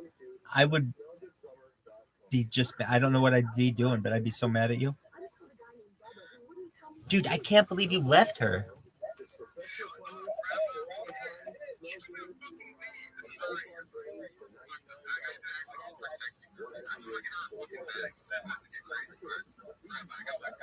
Dude, get him. Get him. Sick him. Sick him, Anto. Sick him, Anatoly.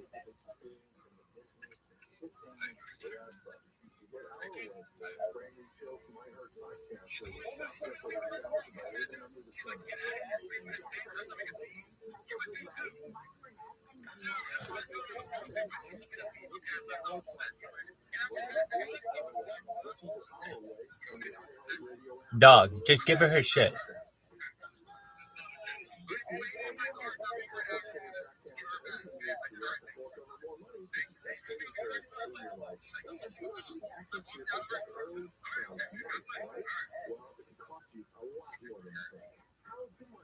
That was her. That was her parents.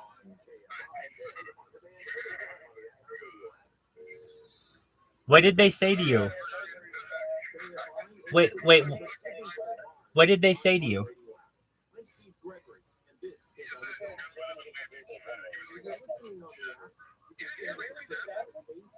I mean, it was kind of hard to hear.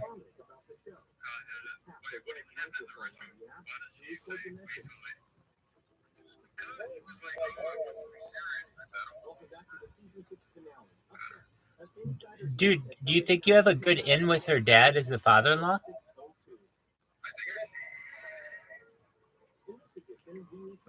I think he likes you.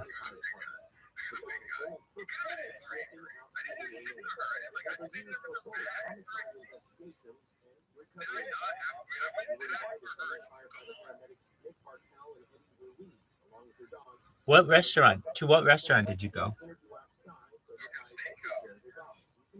Very nice. What did you eat anything?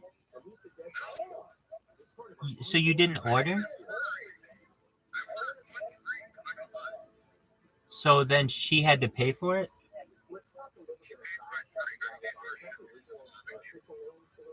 Yo, dog, that's not cool. I think that Julia deserves better. That's okay. If she calls me like you do, I can do better. Dude, that's all she had to do. And her daddy came and bailed her out. Good for him.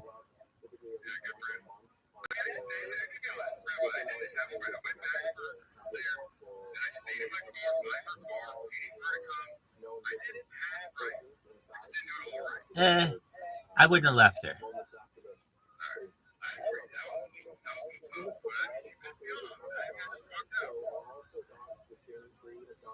So do you guys think that you'll see each other again? I think you're in love. I think she might overtake Ducky.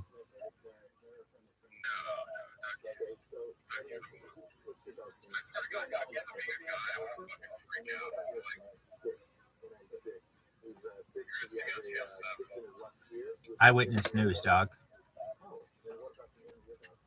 With Kent Cooper.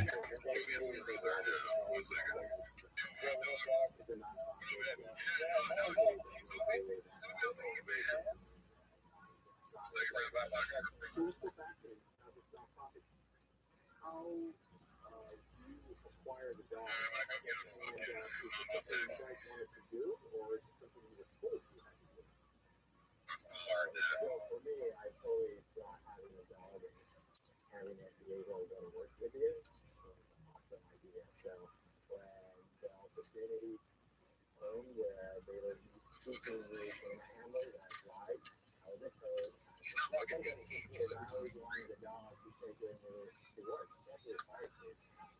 What did your brother say? I applied to the whole process. Things didn't work out. You give me a call about myself. And what was your response?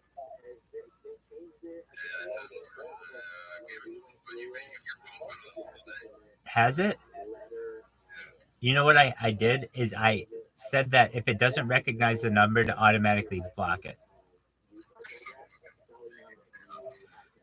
Well, because this asshole, I've been non-binary since longer than I've known you, son. I'm actually transhuman. One giant leap for transhuman kind.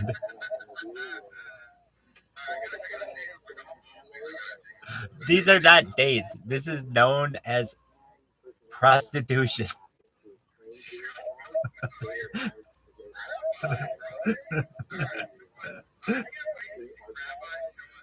Slanging dick like it's going out of style.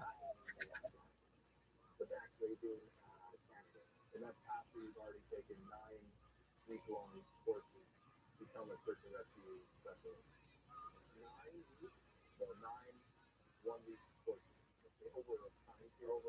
I did mine in a year, about a calendar year, and I think Eddie did the same.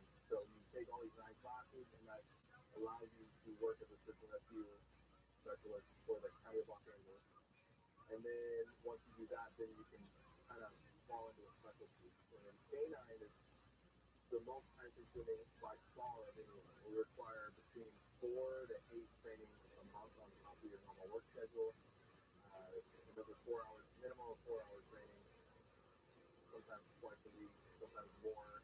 Because it's constantly we're being called to do. That's not including the searches that we do on top of all that. So Eddie and I right now do 4 trainings a month because we're certified.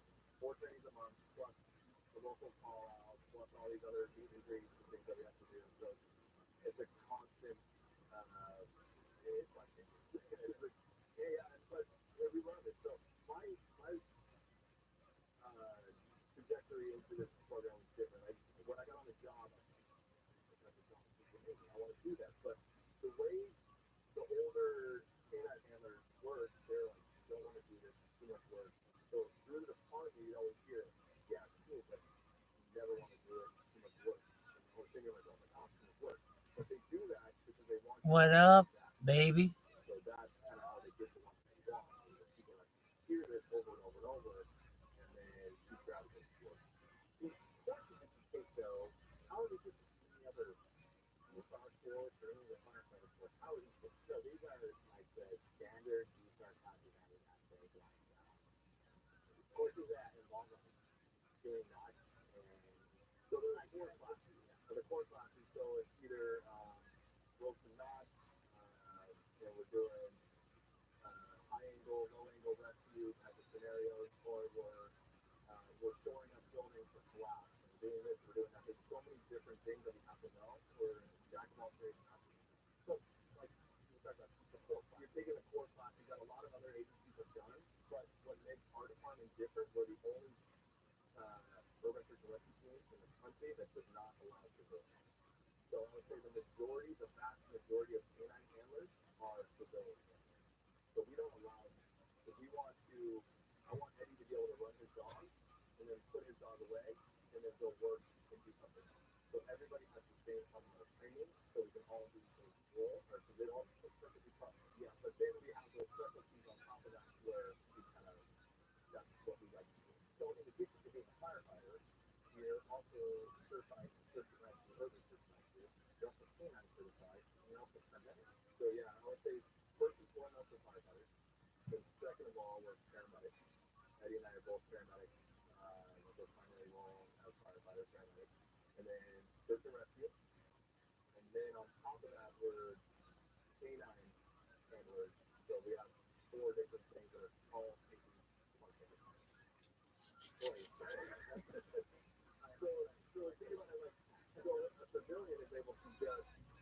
usually go to training, do the dog thing, but I'm working 10 to 14, 24 hours just a month. I'm going to 4 to 8 dog trainings on top of that a month. And whatever urban search and rescue before hours that I need to put in, plus paramedic recertifications and this and that, there's just constantly miles of time. And I got to take out of family. You can hear the entire episode 602 on the iHeartRadio app. Coming up, something we've never done before. Highlight murder during the Yes, it was This is Unsolved with Steve Gregory. Pay a my fine favorite for another day. I've had enough problems. Yo, dog, you're gonna catch something at this rate. Dude, Rabbi, you're like fucking doing something, man. Like taking it easy all day. Well, I mean, you haven't had a lot of success. It started well, right? But you had an opportunity to get laid twice, so you're only batting 50%. Yeah, but the thing is, honor over pussy. You know who says that? Nice guys. And you know where nice guys finish? On opposite day. Oh.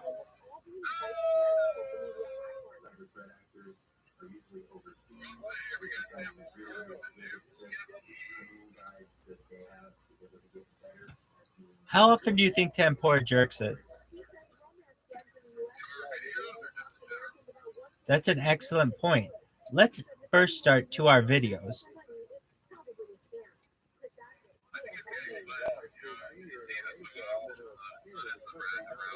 I think he may edge to us, and then he really lets the grand finale go. Probably to a Sproto.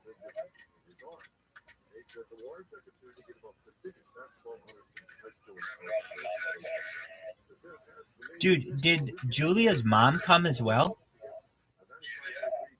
Oh my god. Her mom was hot?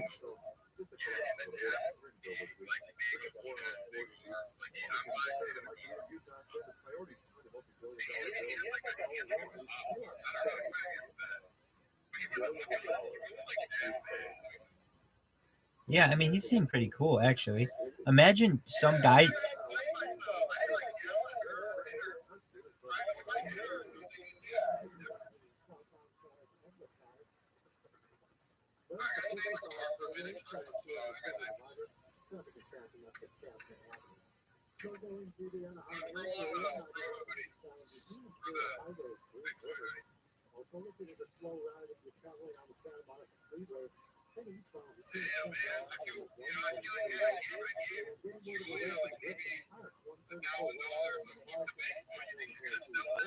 Oh, in a heartbeat, if she can figure it out. That shit, consider that shit already sold. That bitch already bought a mani-pedi with that shit. You have her seed phrase?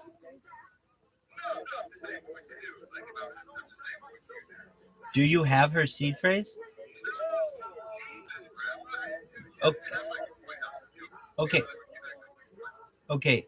So if you had her seed phrase, then I would just give it back to her.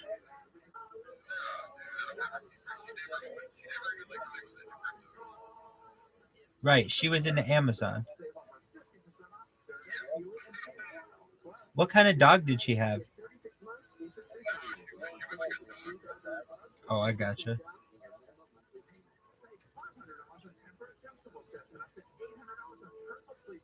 Well, I like her. I think she's the one for you. And you got to meet her parents, so it's kind of like you've already met the in-laws. And you know what? Got to be honest with you. Her mom is good looking, so you know she's going to be pretty good looking in the future.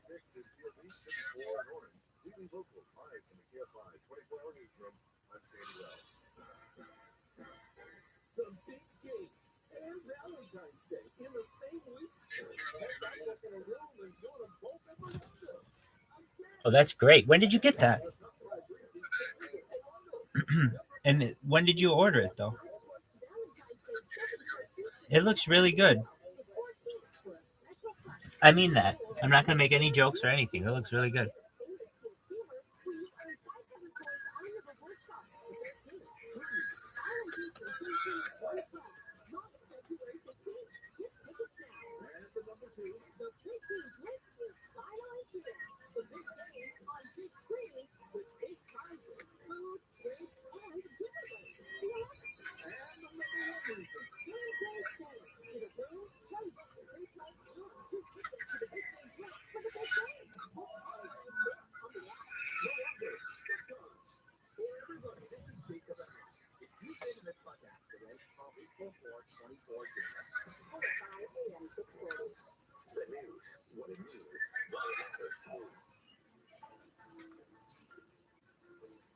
AFI AM 640 live and on demand on the iHeartRadio app. I'm Steve Gregory, and this is Unsolved. Welcome back to the season 6 finale. In episode 603, we wanted to do something a little different, and we decided to highlight murders that happened between Thanksgiving and New Year. Here's a case from our episode Holiday Homicide. The first case comes out of Knoxville, Tennessee, Thanksgiving 2016. 28-year-old Joe Michael Guy Jr. traveled from Baton Rouge, Louisiana, back home to Knoxville, Tennessee, where he reunited with his three sisters and their parents for Thanksgiving festivities. At the end of the evening, the three daughters who all lived in Tennessee returned to their home. Jr. was left alone with his parents, Joe Guy Sr., who was 61, and Lisa Guy, who was 55. Jr. and his three half-sisters attended what was to be the last event at the Knoxville house, Thanksgiving, on Thursday, November 24th, 2016. Now, here is the background on all of these pictures. Joe Michael Guy Sr. was a pipeline engineering designer. Lisa Guy, the mom, was a human resources account care administrator. The son, Joe Michael Guy Jr., graduated from the Louisiana School for Math, Science, and the Arts in Massachusetts in 2002. Previously attended Farmville High School. He never worked and had always been supported by his family. Junior was described by others as distant and outside. Never bothered to establish a relationship with anyone in or outside of his family. His mother started on and bragged about it quite a bit. He spent a Very semester cool. at Washington University and attended Louisiana State University as a student. He lived in Baton Rouge until the murders in 2016. He wanted to become Do you think you're gonna go on fishing trips with her dad? They also plan to stop providing money to Junior. Now, in the event of the parent's death, the son was to receive $500,000 in life insurance money. Prosecutors say Junior hatched an elaborate plot to stab both parents, dismember and dissolve their remains, clean and burn down some of the house, as well as frame the father for the crime. Again, another warning, some of this is very bad. So let's go back to November 26th. Officials say that's when Junior attacked and killed his father with a knife in the second floor exercise room while his mother was out shopping for groceries at Walmart. Teams say evidence of a struggle, torn blinds, blood on the wall, corner, and an overturned Looks great. The mom, the guy, arriving home, she entered the front door, lots of groceries on the floor of the foyer, proceeded upstairs. She was attacked and killed with a knife. 9 of her ribs were severed. Now, this all started because Lisa's boss was suspicious of her absence from work and called police for welfare check. At first, Knox County officers Stephen Dowling and Jeremy McCord found a seemingly empty house on Golden View Lane. The property had been for sale. Remember, they were retired and wanted to move out of town. There was no real estate lock on the front door. They found that the doorknob of the back door had been removed and installed on the front door. Through the front door, they could see groceries on the floor, including perishable items such as bacon, sausage, and ice cream. And through the hole left by the missing back doorknob, they could sense heat and a strange smell coming from the house. An officer used the garage door opener in one of the cars to gain access to the house. Now, when they first walked in, they found a table with the wallet from the parents and a sledgehammer on top, and then another table with long guns. Downstairs, the stove was on and the contents of a pot were boiling. At the bottom of the stairs were the grocery items that were seen earlier. The officers went up the stairs, and they heard a barking dog. They looked down the hallway, and they saw the father's hand on the floor. They discovered the dismembered corpses were polluted in a bathroom. Among other items, investigators found upstairs were sewer line cleaner, a bag of baking soda, drain cleaner, hydrochloric acid, hydrogen peroxide, bleach, and a bleach sprayer, and drain opener. Investigators say they also noticed a note in an open suitcase with the name and address of a Louisiana Ace hardware store with a notation about sewer line cleaner. Investigators soon discovered the father's hands were removed at the wrist and left nearby on the exercise room floor. The head of Junior's mother was removed, carried downstairs, placed in a pot on the stove, and heated. At trial, the forensic examiner testified the head was not just severed, but broken off with force. Both the mom and the dad also had their arms and legs disarticulated, that means broken apart from the joints. The father was disjointed at the waist, the mother at the knee. Their limbs and torsos were placed in a bin for the chemicals to dissolve. Body from a large gash inflicted after death, so that the chemicals were quickly into the arms being counted. Now, through all of this, Junior has sustained several cuts to his hands, including a deep cut to his left thumb. Later that afternoon, he was seen in Walmart in the prestation, buying bandages and ointment for the wounds to his hands. He also purchased alcohol and hydrogen peroxide. On that Sunday of the Thanksgiving weekend, Junior drove back to Baton Rouge to have his wounds treated at the student clinic. Now, by the time that the officers had discovered the scene, they put out an all-claims warrant. The FBI, Knox County Sheriff's Office, and East Baton Rouge Sheriff's Office placed Junior under surveillance for 2 days and eventually apprehended him on 29th as he was entering his car in an apartment complex in the Baton Rouge area. In fact, surveillance was caught him on several cameras, buying the supplies he would later use to murder and try to dissolve his parents. He used cash for every transaction and self-checked out most of the time. He bought the supplies for the murder as early as November 7th. That's the premeditation. He purchased several of those items at Ace Hardware, muriatic acid, food-grade hydrogen peroxide, and then on November 18th, he was seen in Home Depot buying bleach sprayers, extension cords, and a timer. He was at the sporting goods store on November 19th buying a knife. And on the 21st, he was seen at a Knoxville Walmart buying plastic blue coat bags large enough for the dismemberment bodies to dissolve them. He also found a meat grinder in the trunk of his car. During the investigation, detectives also found what they called a book of premeditation with a handwritten journal found in Junior's backpack. Contained detailed notes outlining his intent to murder and destroy the remains of his parents. Now, here are excerpts of one page within OTD's graphics. So this gives you an idea of just the heinousness of this crime.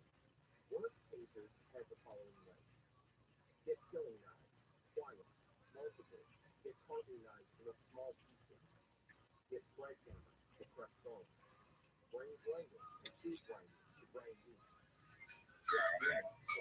How you living, baby? Does not matter where they're killed, just get That looks good. without evidence of time of death. And in parentheses, not the mattress or couch. Next point, get rid of bodies inside house. There and my DNA already there. What up, baby?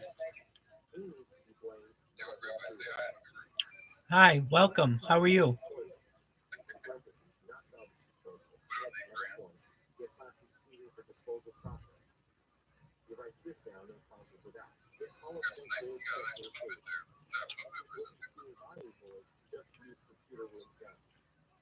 Check to make sure there are bullets, last resort. He's not allowed to claim for half of the insurance money, all in bonds, in parentheses, $500,000. Was the house covered up forensic evidence? Turn the heater up as high as it goes, speed decomposition. Bleach reacts with luminol just like blood.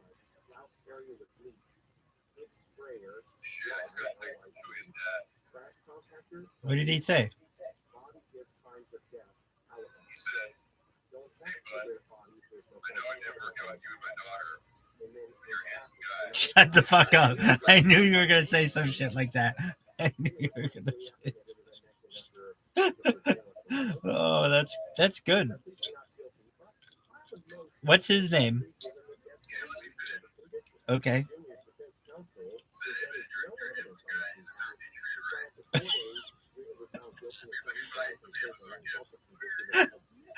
What's on your wish list?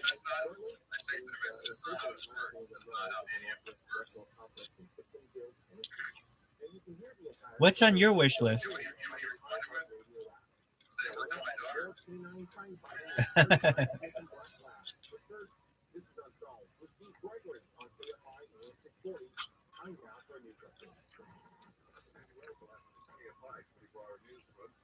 A man's body's been found at the site of a major fire to cannabis operation in South LA. It took more than 100 firefighters to put out the fire early this morning. At least 2 people have been killed in a small plane crash in Florida. The private plane crashed on Interstate 75, close to Fentanyl Highway. The plane hit a car crash yesterday. Taylor Swift's alleged stalker is unfit to stand trial. Prosecutors in New York made the announcement yesterday. Taylor died was deemed incompetent for a criminal trial based on the results of the psych exam. What's that, baby? We just go to SPX and have like submitted. I'm down for it. I'm down for it. That'd be kind of funny, right? Just like switch that for like 10 minutes. I'll do it if you want to do it. Just like fuck with people living by their some rabbis that are in our chat. We should just talk about like before like women's birthday, just talk about in the main chat. The SPX will ban us. Wouldn't be the first time I get banned. Won't be the last time I get banned. Dog, just tell me what the fucking Telegram is and I'm there.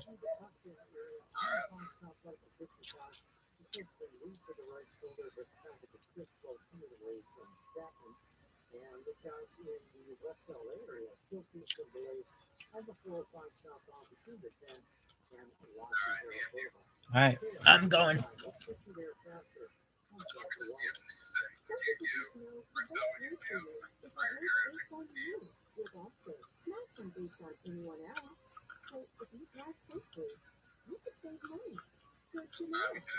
Wait, you sent it to this account? Yeah, you don't know. You fucked up. Fuck you.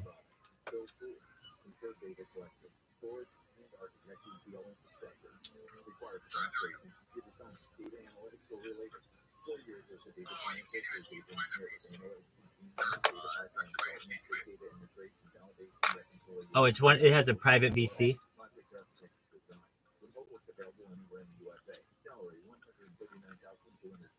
That sucks.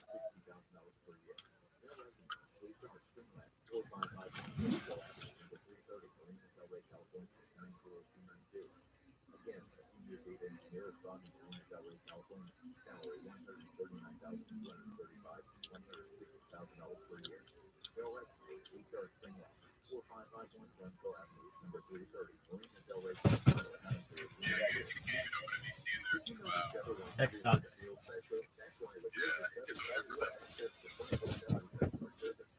It's only for devs, you said?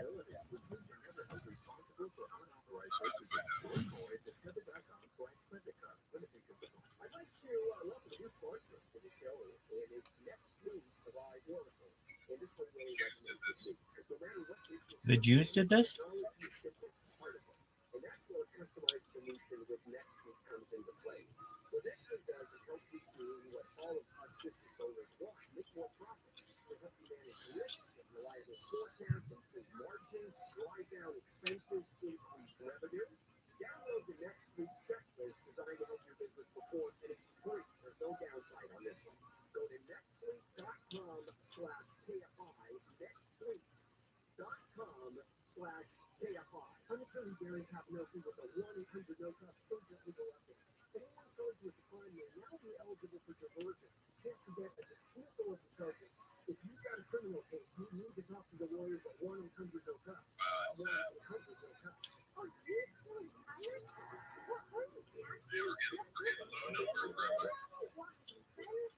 Low numbers for what?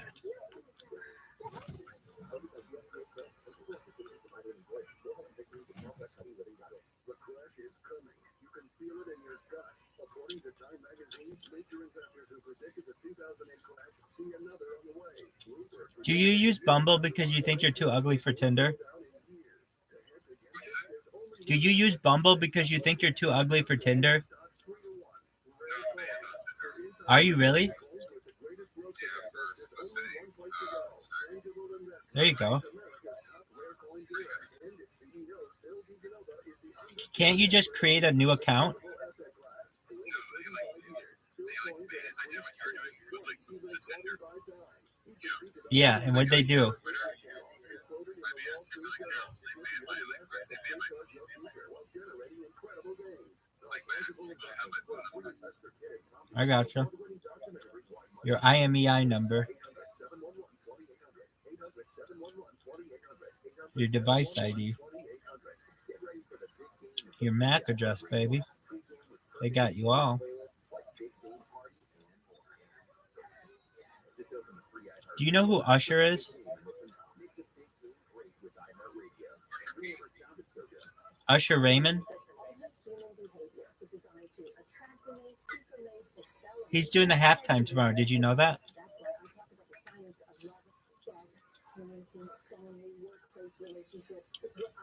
Anatoly, did you know that Usher Raymond's doing the halftime show tomorrow? Anatoly, you slut.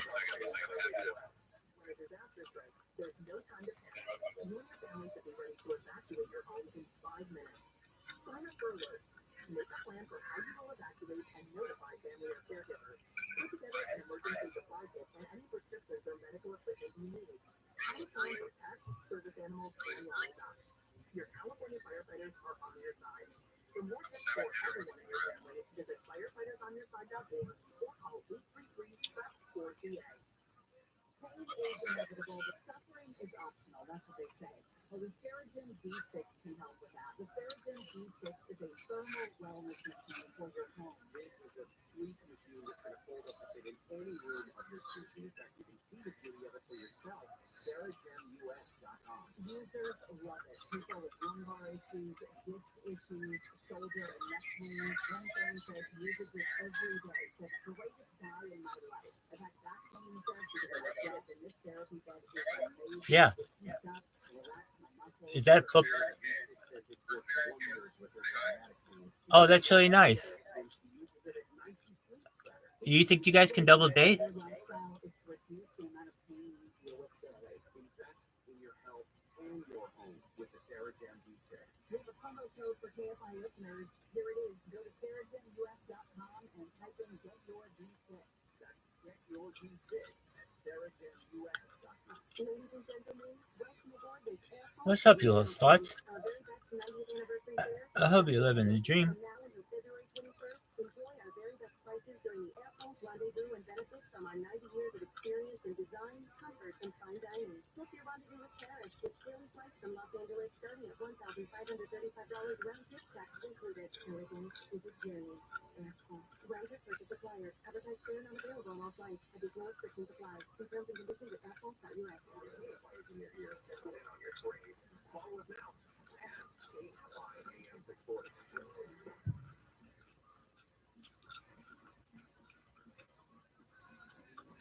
KFI AM 640 live everywhere on the iHeartRadio app. I'm Steve Gregory. This is Unsolved.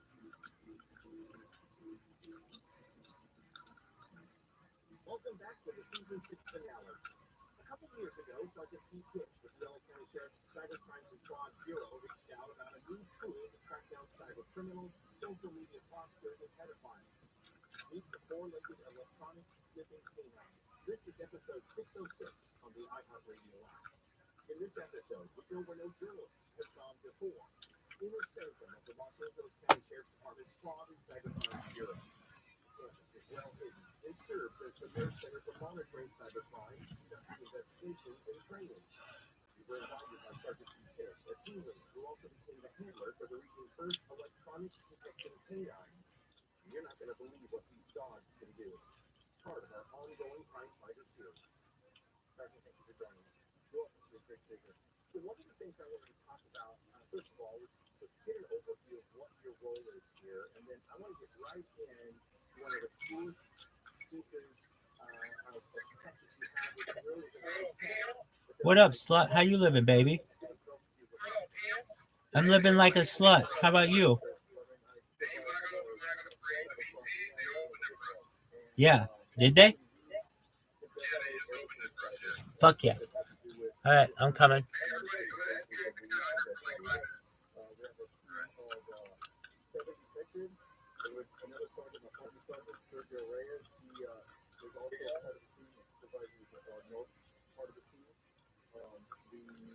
cryptocurrency investigations.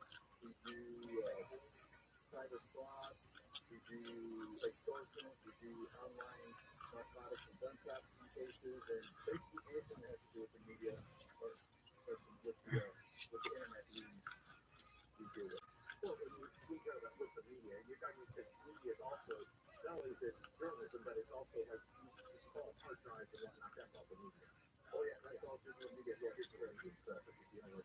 How busy are you? Extremely busy.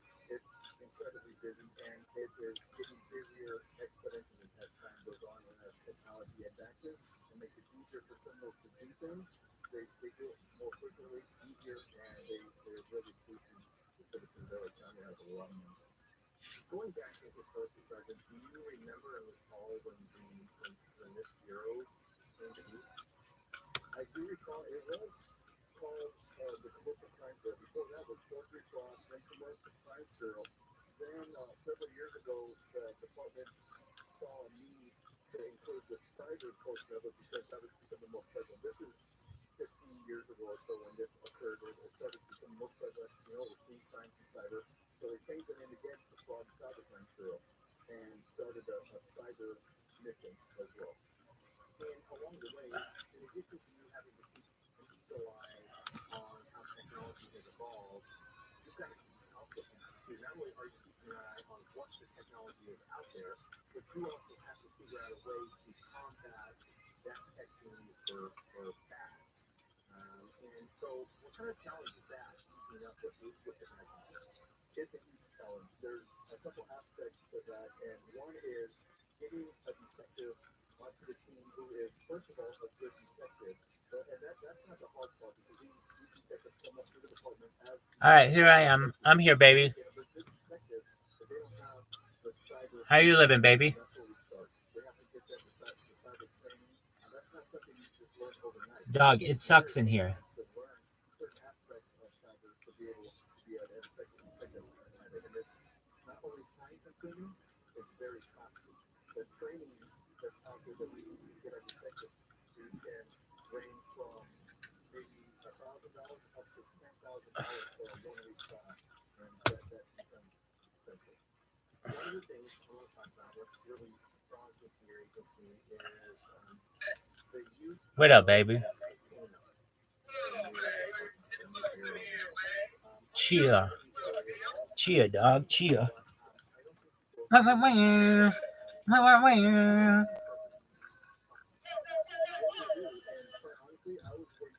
were taking jobs and cyber. Wait a minute, how does that go together? How does that mix? You got to hold it like dogs on the planet and that activity next to some of the most high-tech stuff in the world. Exactly, and if you open up the program, it's not a high-tech thing. It's very low-tech. It's very traditional. We have canines doing hunting for things and using the work you guys forever. And now we're talking the digital age, and they're quite honestly very effective. And it surprised me at first. I was kind of had the interest at the whole idea. Like, where was the rip when I first heard about it a few years back? And I started doing research and seeing stories put out by other places that you guys are actually becoming available. Fuck. And coming up with valuable evidence that's being used to convict people of criminals and put them in jail. So I decided to do some research into it and educate myself on the program and see, how this whole program works and wrote up a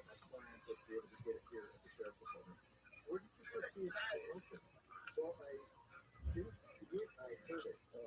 The Homeland Security Investigations, we were doing a mission with them unrelated to canines, and one of the special agents from Michigan said, hey, you know that there's a program out there that can assist the department in training canines and using them. And he kind of was letting me in on the program and who this nonprofit organization was.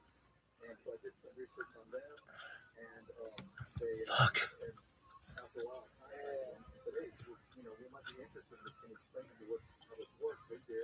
They know all the information they gave me. And I wrote up a plan and presented it to my chain of command all the way up. They were apprehensive too, like I was. Like, wait a minute, they never heard of this. What's going on? Right? And but after a while, they warmed up to it, and that's just good to see what happens. And that's a good thing about the department is we're very we're always trying to look for the leading edge. Even if we're going to take a chance on something, if they can help the community, if they can do something that's going to set our department, ahead, let's give a shot to it. Nothing. What year were we talking about? This was 2020 is when we started putting all this together 2 years back. Yeah, I'm trying to remember. Yeah, that was right. It's the forefront of the pandemic. Correct. Yeah, and I think I did my first story on it probably in 2021. Yeah, early 21 maybe. Yeah. And so what we're talking about is Satoshi. Yeah. And I told you who Satoshi is. Satoshi is our dog. My dog. He's a male, and I've had him for about 2.5 years. He was donated to us by the nonprofit that I spoke about. What's up, Pim? Underground Railroad. And I don't know if we know about this organization, but they're a nonprofit who works in combating human trafficking and child exploitation. And they, if you recently there was a movie that just came out, Sound of Freedom, I believe it was. And that movie's based on Igers, who was a Homeland Security special agent himself, who left that agency to start this organization. And they've been a very good partner. You can hear the entire episode 606 on the iHeartRadio app. Coming up, the tragic death of a little girl during a big takedown in Willowbrook. But first, this is Unsolved with Steve Gregory on KFI AM 640. Time now for a news update. You think we've got all the answers? Well, we got news for you. Anatoly, can you hear me? There you go. Nobody was doing anything in that SPX room. Why is that?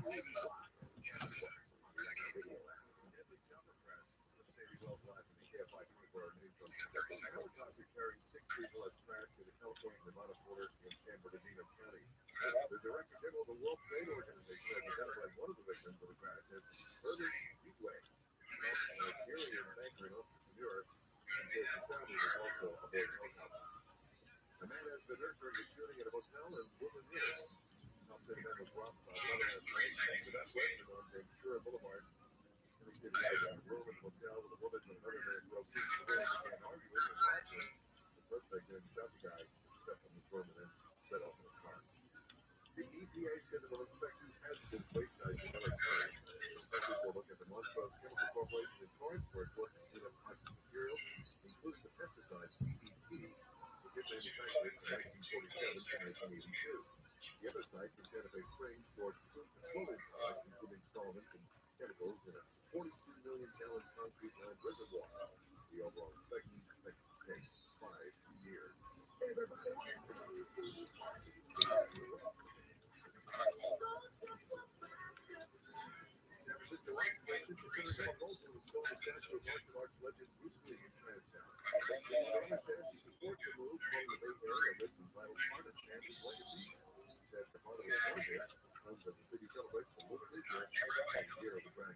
What team?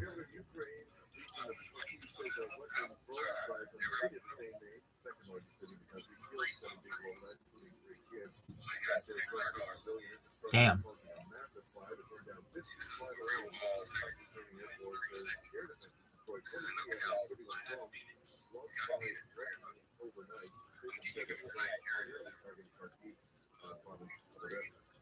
Coca-Cola has introduced its first new permanent drink in North America in 3 years. Coca-Cola Spice and Spice Zero will go on sale in the U.S. and Canada on February 19th. The company says people's taste buds have evolved, popping into style of something that brings in an interesting and unique taste profile. Coke has previously experimented with adding hints of coconut, strawberry, and other flavors to drinks for a limited time. We have a vehicle fire on the 10 in Montclair.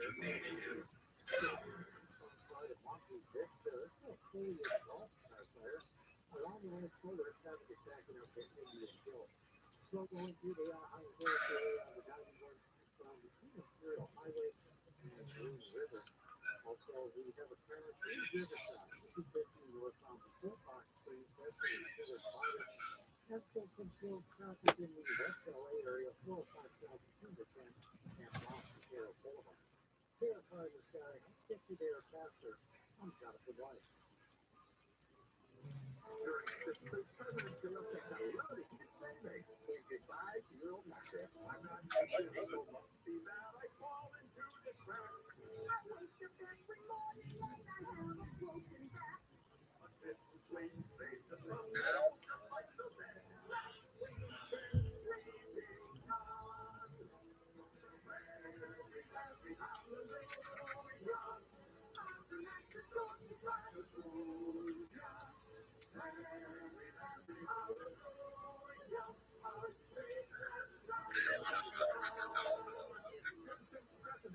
Save over 50% off Stardust, Sealy, and Pink Oil.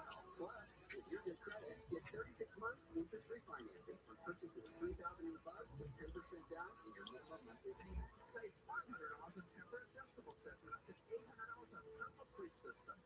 This deal will beat anyone's advertised price on your mattresses. Why would a plumber just tell me what it costs to unclog my drain over the phone? Is it that complicated? No, it's not. They obviously have a price. You've got a nice aroma. Who are you? Mike Diamond, the Snowbit plumber. Will you tell me how much to unclog my drain? $99.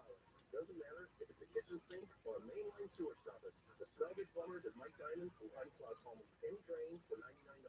There are a few exceptions, but you can read all about them on our website, thesnnowbitplumber.com. Listen to the beginning of it. Most of the upper 30s, mid-40s, except for 50s hills.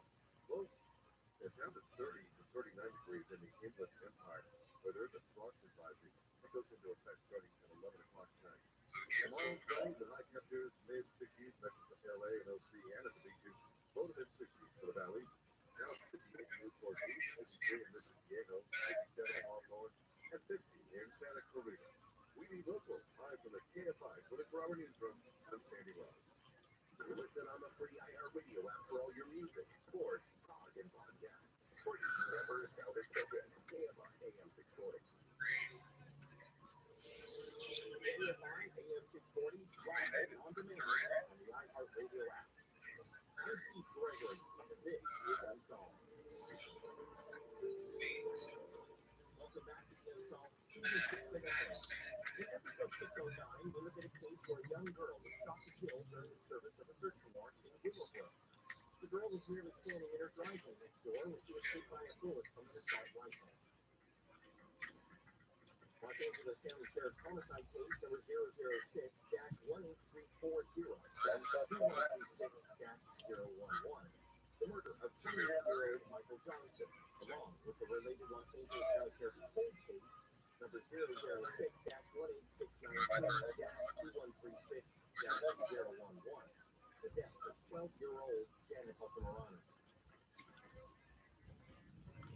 Sean McCarthy and Rich Coleman are regular contributors to the show. We find many cold cases that they picked up, having never seen them before.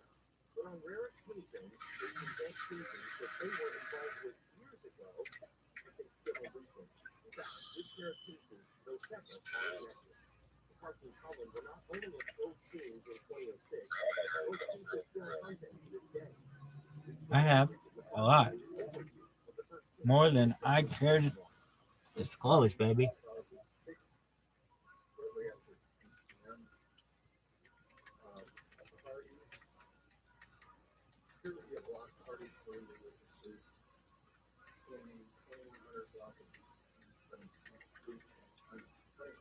Los Angeles. In the basic area is South Central Los Angeles, Alameda, and general area. According to witnesses, one party, they estimated anywhere between 50 and 75 people were milling around in the streets. We later learned that it was a birthday party, and it was predominantly local street gang members, two different Crip street gangs, one of the Crip gangs, 107. The other, back in the 6, those gangs, for the most part, allies. They got along, they lived in the same general area, they coexisted together. That's not always the case. But most part, 107, they get along. Shortly after 10 o'clock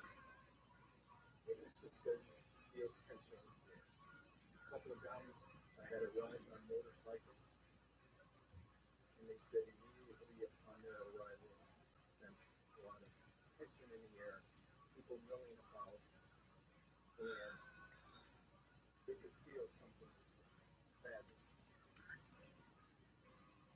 Shortly after that, a male exited one of the houses, and every witness that we had said he had a handgun, semi-automatic handgun, and he didn't care if he saw him at him. And he did a beeline straight towards the guy on the motorcycle who had arrived. There was a very brief argument, and then the shooting started, and 4 people got shot, including the guy on the motorcycle. His name was Michael was killed. 3 other He lost? One was a Uh-oh. Yup. It's time to bounce, motherfucker. Dude, that's gonna be her cousin. That's gonna be Julia's.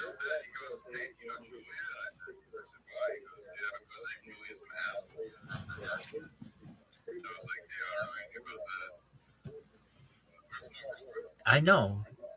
There must be like 8 people in Dallas.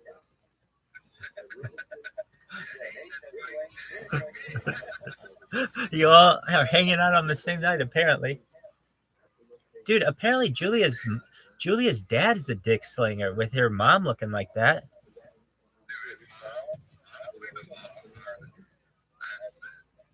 Go for it.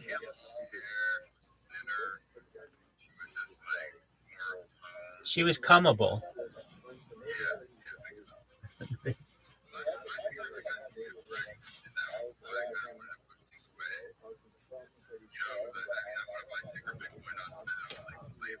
Right.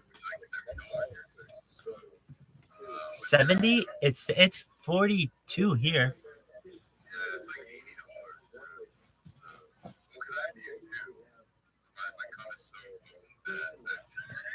I usually just give a bitch a 6-pack and then pound her out for the rest of the day. No, I have done that though. One time, this girl and I were together. Perhaps I had to get a plan B, and then we just started going at it again after she took it. Hell yeah, baby.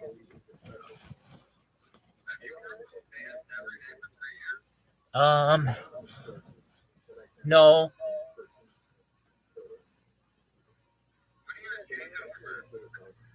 Whenever I get arrested next.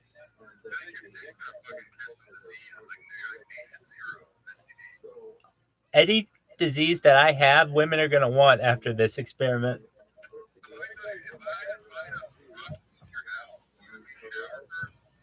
Yeah.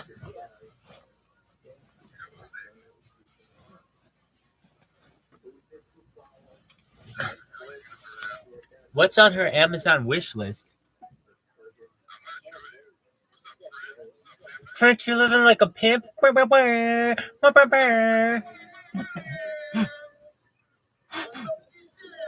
up?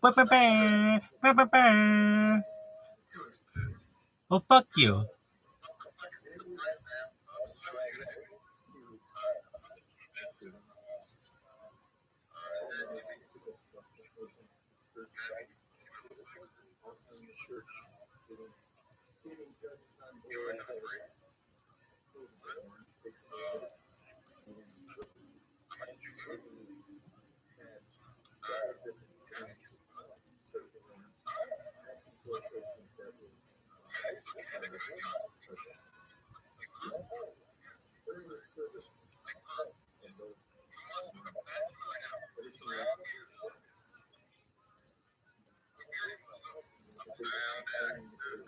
How you living, pimp?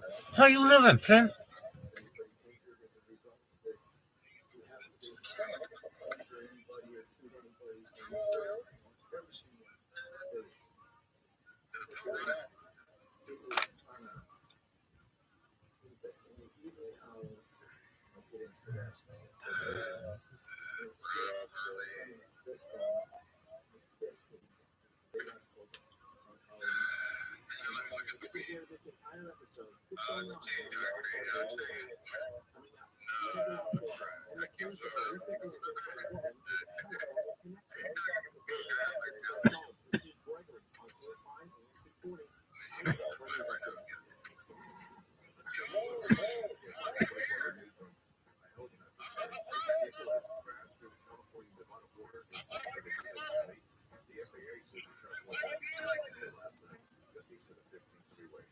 Gas prices still going up across Southern California. The average price of the regular gas in LA County is up for the 16th day in a row.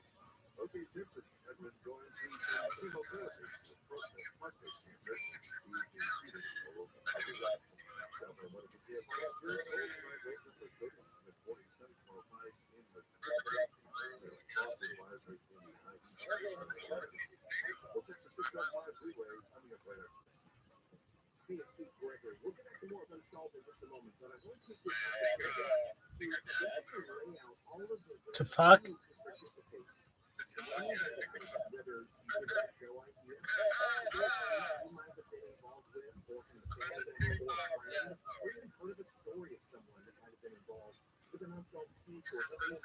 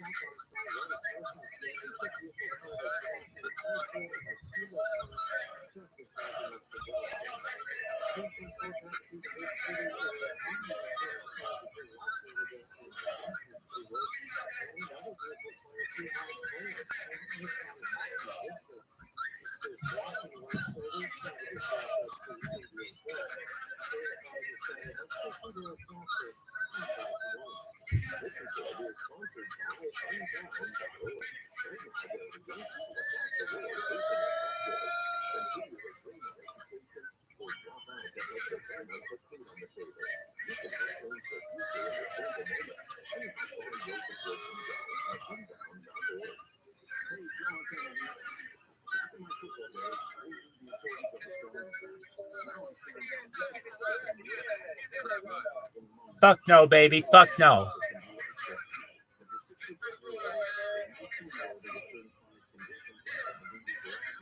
They call me West Side. They call me West Side.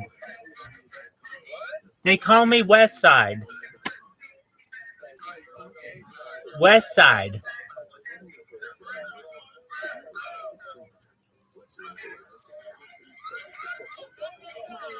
Wah, wah, wah. Wah, wah, wah.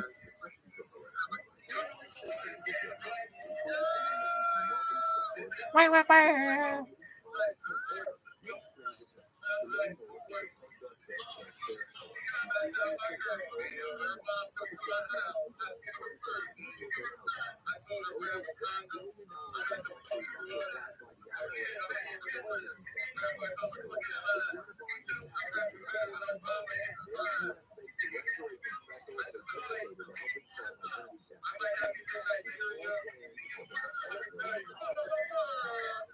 Wah, wah, wah. Wah, wah, wah. Wah, wah, wah.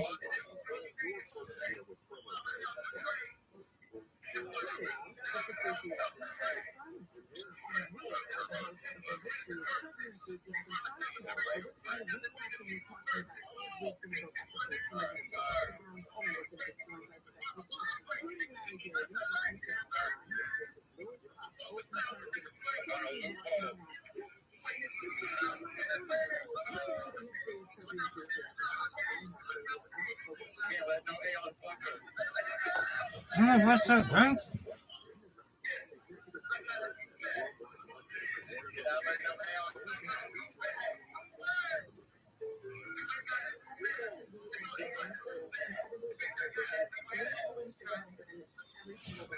What's that motherfucker saying? Stop. Podcast about wrist clips. Oh my God, you're in here. How you doing, baby? Go to this one. Go to this other one. Go to the other camera. Dude, podcast about list clips. They banned. How are you doing, baby? Excellent. Guess what?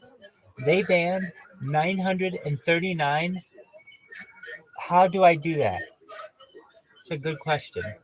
Normally, I would say go to my account on Twitter, but they banned 939 of my accounts. Don't worry, I still have 20 and I'm making more. So what you can do is type in ViralRabbi into YouTube and filter by live. But that's okay. I see you. How do you do that? You just filter by live. My name, Rabbi Rothschild, and you'll see I'm live on 4 different streams.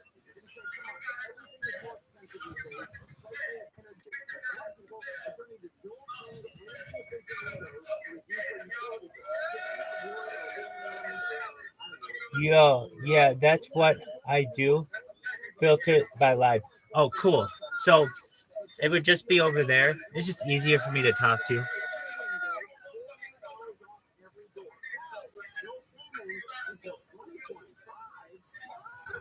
But that's okay. How are you? I hope you're doing well.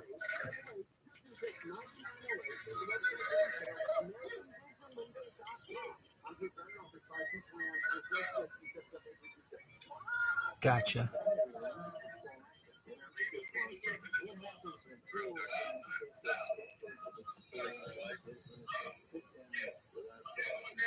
Ducky, how you doing, girl?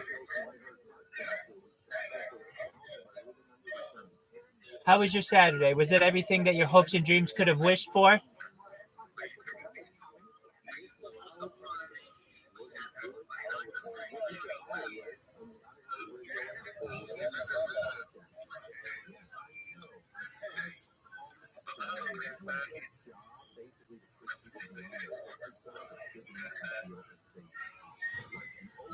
Let's see. I'm doing good. I took some shrooms and my depression is temporarily cured. That's tight. Psilocybin is a game changer.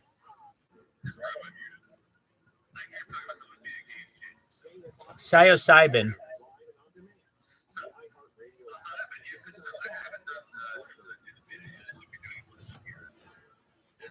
You should microdose.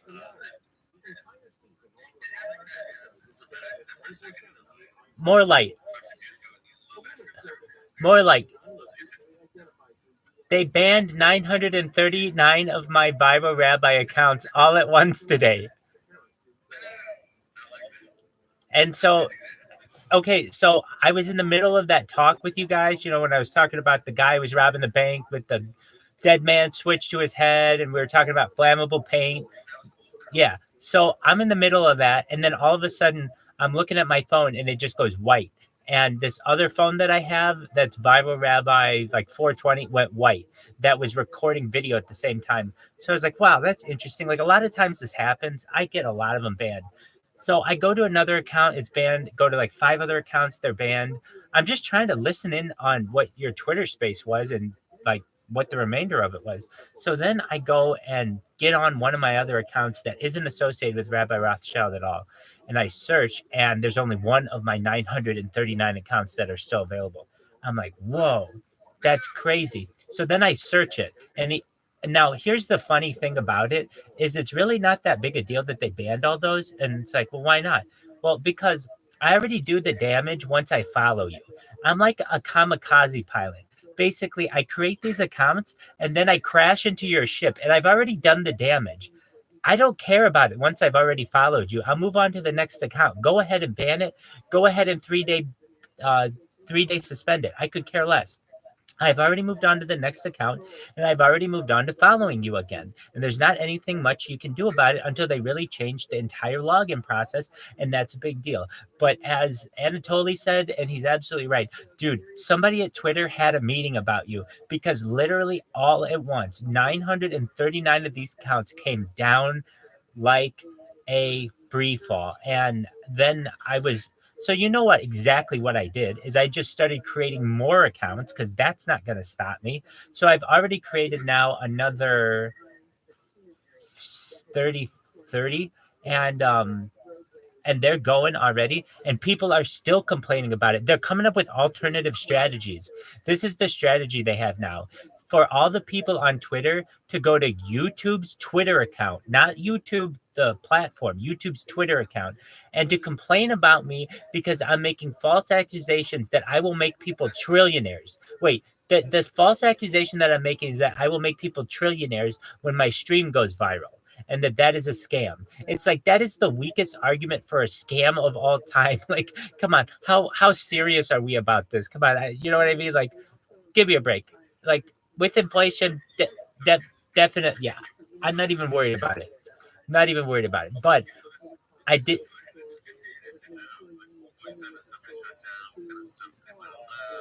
You're absolutely right. So, what does that mean for the community? It meant, well, so if we had done it with the community, what do I think would have happened?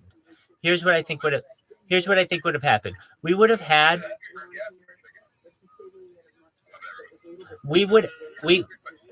him $5 and shut the fuck up. Okay, so we would have we would have like a combined pot of accounts that we would have been using, and all of those would have been banned. And I bet you that the main Harry Potter Obama Sonic would have been banned as well. So you were right, Morelight, that if we wanted to preserve that, I think it probably would have gotten banned. The ones that I don't think would have gotten banned are all of our individual Sproto accounts because they all have different names to them. So long story short, there's a reason why I wasn't able to continue that discussion today, but that is, never fear, because check it out. Rabbi's here and he's following everybody. I mean, it's not like I got it.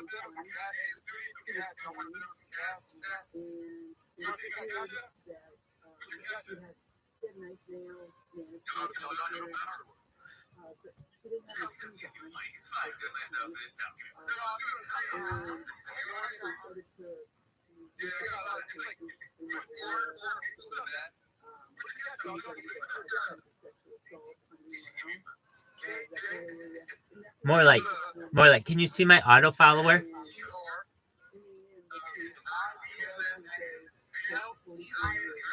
More light.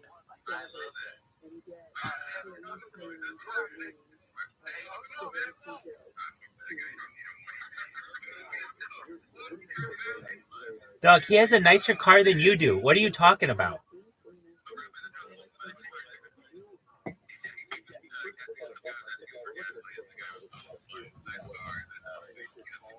Right.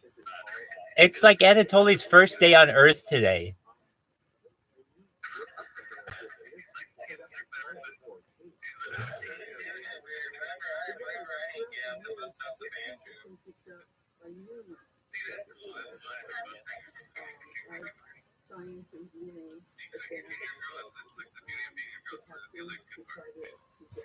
More like, did you see my auto follower? Exactly. So don't think, so for the community to think, oh man, that means that Rabbi's done. Absolutely not. You have to understand some things. Of those 939 accounts, perhaps 500 of them had already been banned individually. So there's not too much I could do with that. Another 200 of them I had locked myself out of because I didn't know the email or something like that had occurred, or there was like an error in that process. So I still have I still have all of the impact that those 939 accounts have done. Also, anyone who tweeted about me, all of their tweets are still posted, which is a ton of tweets. And so if anybody ever types in ViralRabbi into Twitter, they're going to see all the damage that I've done. Plus, this is, I think, almost the better part.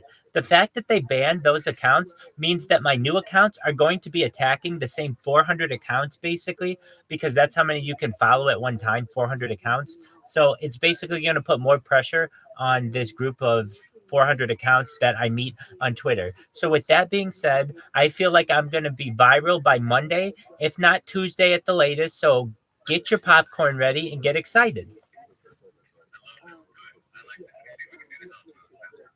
That's amazing. And I think listening in this week, we're getting good data too. What does it better reflect the process that are fun and fresh? And Frank, maybe there are ways that we can be, doing a million follows with things that are really varied names and varied PFPs or something, so that way they're not getting picked up or something. We're gonna figure something out. No, you're exactly right. The way to do it is just to use the default account name that Twitter gives you, which is usually like a letter and then like 20 or and then like 14 numbers, because basically at that point there's no way to track it if it's just a bunch of numbers. You can't be like, oh, everybody type in ViralRabbi with 3 numbers and you'll find all his accounts, and Twitter just has to go down and delete those. It's very easy for them to do that. But if it's just random strings of numbers, they have no idea, and then you're able to go in and basically keep them all hidden, and then basically snipe people with these things because they're not able to search you and find you very easily.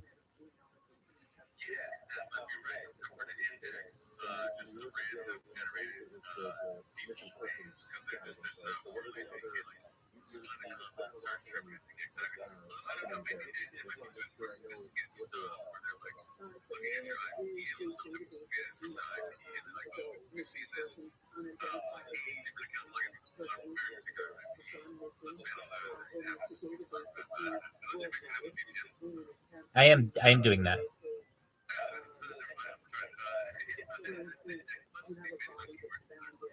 Yeah, so basically the way they're able to find mine is they just have to type in ViralRabbi, Rabbi Rothschild, and that's in my name, in like the display name. So it's easy for them to find it. But essentially, I mean, just perhaps if we wanted to go and promote the Sprotos or promote HPOS or whatever it is, we just have to make sure that like those main accounts are different enough from our accounts, and we should be fine. Look, I'm not saying it's the best thing to do, but if we had like the ability of a community to do it, imagine the impact that it would have. I mean, I'm just one person, and I look at the waves I've made on Twitter. I would imagine if we had done this on Twitter ourselves, we would at least have created quite a commotion in the cryptocurrency world, to the point where I think we would kind of have a surge. And so so what if they would have banned it?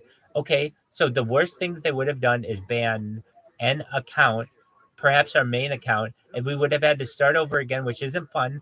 But literally, I'm telling you, within one day, we could have more followers than we currently have. And how is that? Currently, we have 9,000 some odd followers. You can go to Insta followers and buy 10,000 real verified followers for $100. So we'd have 10,000 followers by tomorrow if we wanted for $100 if we lost that account. So the risk, so what I'm saying is the risk isn't that major.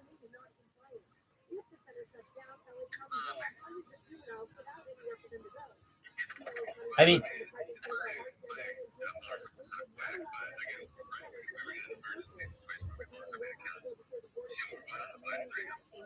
we already did it, and by tomorrow we could have more followers than we currently have. And you have to understand, if they're at the point where they're taking down like 1,000 different accounts, you're already viral on Twitter. I mean, I'm one person and I'm basically making waves. Imagine if we had like only like 12 or 14 people working on this. It'd be huge.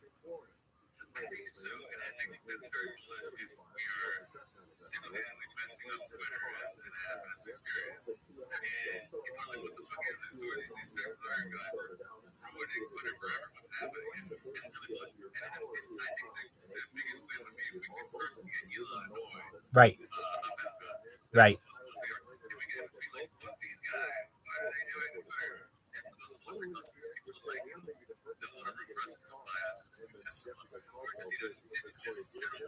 Oh, if he mentions us, we green candle for a month.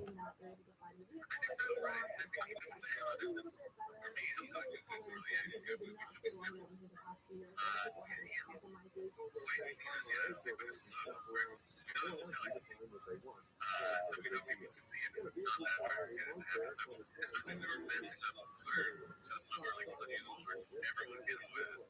And that's crazy, man. That's how I found RTX.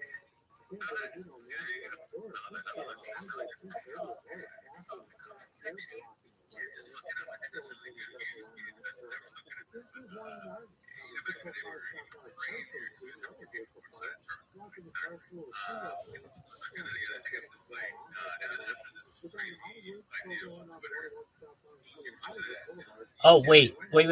It's actually the perfect time to do it before the fight. That would be the perfect time to do it. If we could promote it before the fight, because then you have the build up and everybody will be like, what in the hell is this? And they'll be like, oh, Ben, whatever, Bit Boy is fighting Morelight, and Morelight is the head of the world's biggest Twitter army. This is huge. People are going to want to know all about it.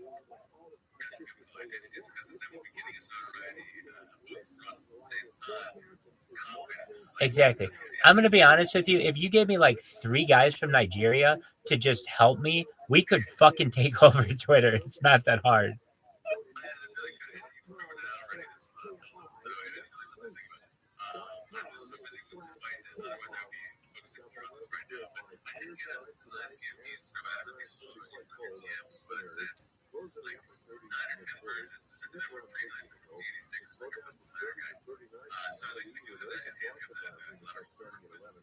That's bitching.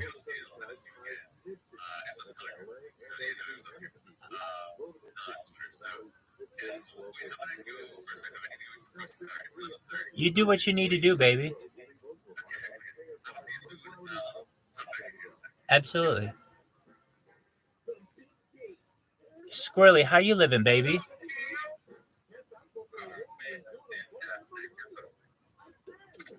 Squirrely, is it cold in Arizona?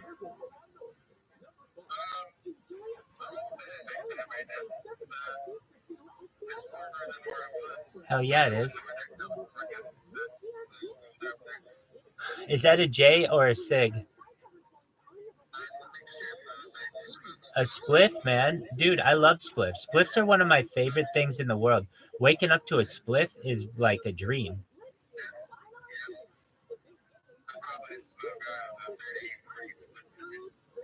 You smoke 40 spliffs a day?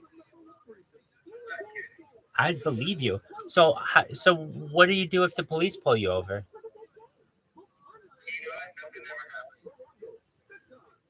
Don't they ever look and like, dude, you hand roll your own cigarettes? What are you, a cowboy? Get out of the car.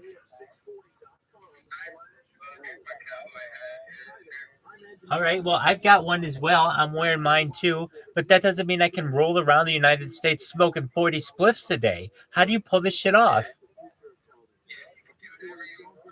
Hell yeah, man, I love it. There's still an America in somebody's mind.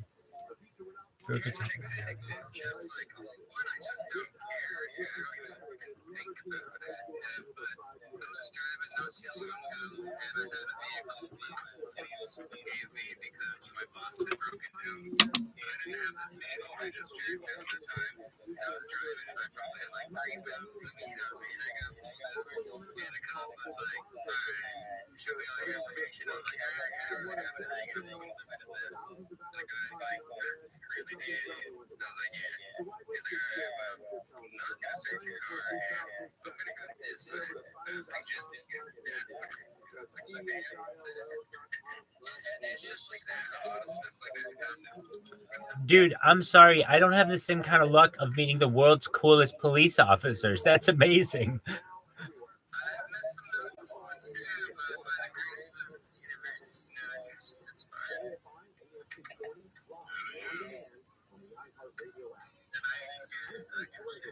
Hell yeah, man. Fuck the police. That's how I treat them.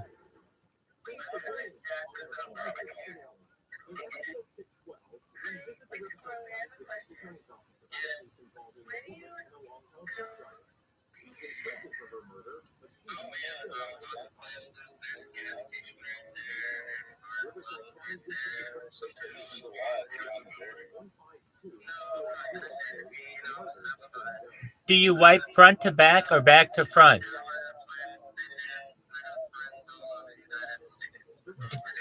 Do, do, do you wipe? Do you wipe? You can always just stop at a truck stop and they got, if you need wipe, just ask a trucker for a shower. They got flights for a shower. They just give you showers. It's real easy. Like, I'm going all over the U.S. without money. Like, I play banjo and a couple other instruments. So, like, sometimes if I want to go somewhere, I'll just, like, I'm, like, approaching somebody. Like, somebody just asked me, I'm totally for gas. Like, I'll never do that. Like, but I'll sit in front of a gas station with a banjo and, like, some silly shit and, like, do that. And if anyone wants to help me, cool. I'll get across the country like that. But most of the time, I'm pretty crafty at, like, accumulating money. I don't cash me for food. I'm just hard at you. Wow, that's amazing. You go, Squirrely. Squirrely, do you have a lot of luck if you just post out a gas station with your banjo?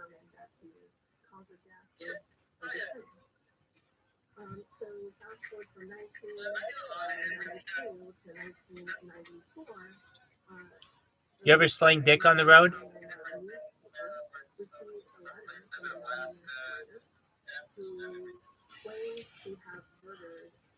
So you switched out the bus for a van in which you can stand, right? Unfortunate story.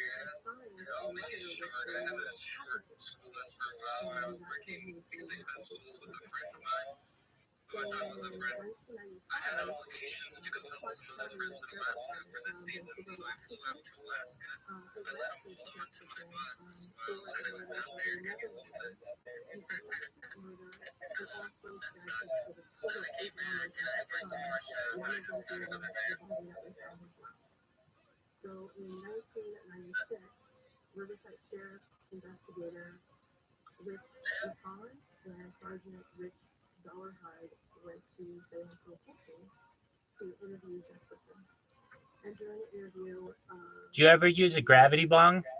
gave us information that coincided to the That's tight. of the female, the placement of her body, the crime scene, the location. Ooh, very cool. How'd that work? Were able to convict them January 8th, 2010. I imagine so.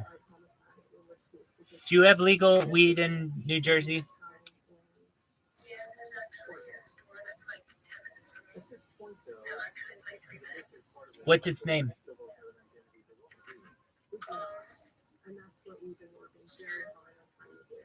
Oh, does it have like a really cool name? Like out here, they have really interesting names, like pharmacy with a farm, like FARM, and like MedMen. Does it have like a funny name? It's called Clearly. Oh, that's a nice name. That's a nice name. I like the names of dispensaries. They all have like a little pun to them, or they're like really holistic, or just interesting.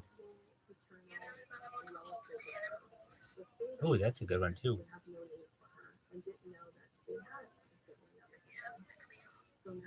Tight.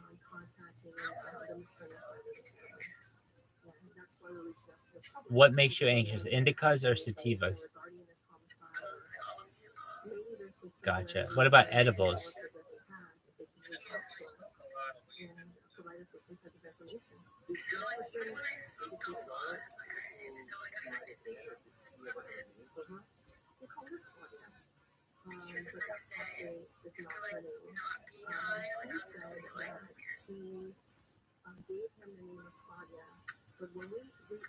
Where did we look? What was that? Squirrely, what was that? Oh, that's Game Boy. Dude, do you have a Game Boy? Paperboy for Game Boy. I know all about that, yo. That was a game-changing game. It absolutely was. It was very. Oh, I gotcha. Like rolling papers. Tight. Do you ever use raw cones? Nice. I gotcha.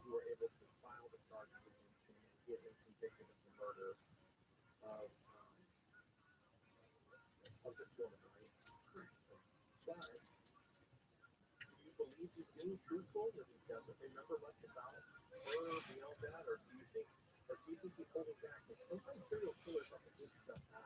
Hey, Ducky, what are you doing for the Super Bowl? I agree with you. There's no way to determine if he feels performed, but he was so detailed regarding the murder itself. All right. Well, if you are working and you want someone with whom you can hang out, we're gonna have a Super Bowl party in this Telegram tomorrow all day. And Squirrely, invite everyone you know. You gonna be here, Squirrely? Yeah, it's tomorrow. Oh, excellent. Well, then feel free to come by. We're gonna have, we said 3 P's: popcorn, pizza, and something else. Pop or something? I don't know. I forget. But yeah, it's gonna be a good time. So tell all your friends, tell all your family, be here or be square, and it's gonna be a really good time. Excellent. Anatoly, what? Cat got your tongue? Why are you so quiet? Oh, okay. You're such a gentleman. Anatoly, you want to talk about your day? You want to talk about your day?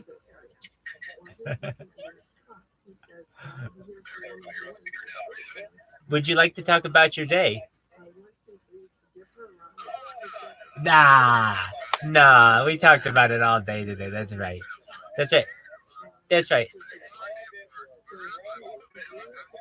Oh, it's really going well. Thank you. I appreciate it. How was your day? Absolutely. You know how life is here. Every day's a holiday, every meal's a feast.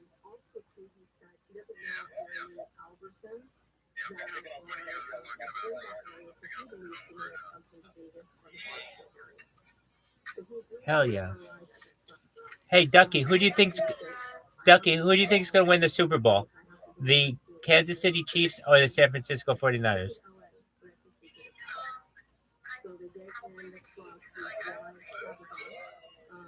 Don't lie. We know you're a huge NFL fan. You're actually a closet gambler. We all know it. Don't lie to us. That's right. You little handicapper, you. You're like a dude. You are in New Jersey. You're a bookie. You were like, oh no, I have to work. Oh wait, psych, because it's the Super Bowl. Of course, it's the bookie's biggest day of the year.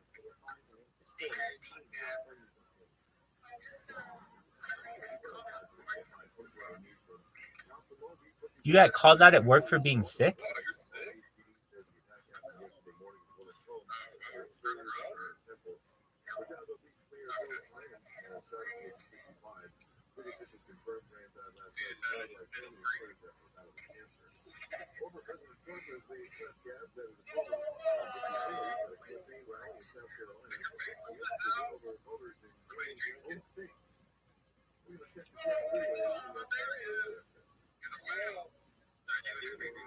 Whoa, look at this guy. Hey, no guns allowed, man. No guns allowed. Oh, wow. Well, hey, do you have a license for those? Do you have a license for those, sir?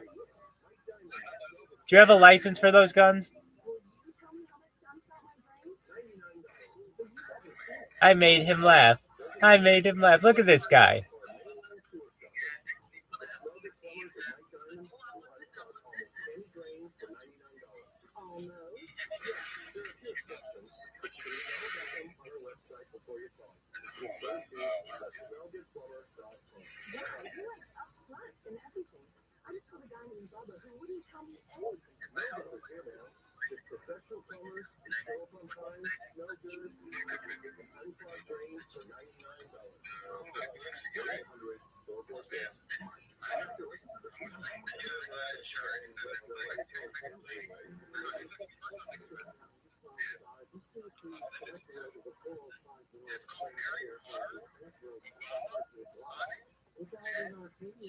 The ticker is Bitcoin.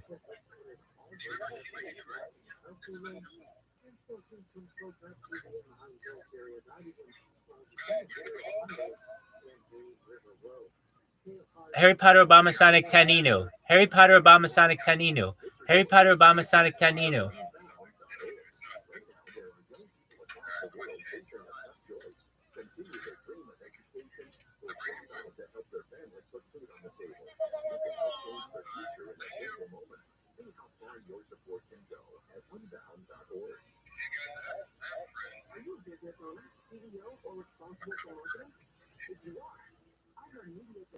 I've never seen you flirt so much with someone. I've never seen you flirt so much with someone. You heard me right, son.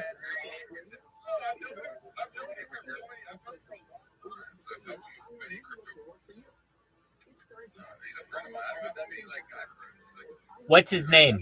What is his first name? What is his first name? You have no idea what that guy's first name is. I can tell you that right now. I could tell you a mile away. You couldn't tell me the first letter of that guy's first name. I was hoping,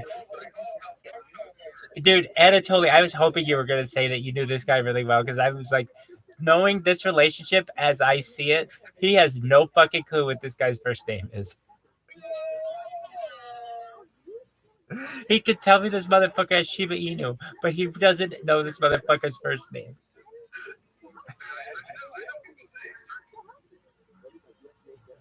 Yo, dog, who's the quarterback of the Chiefs?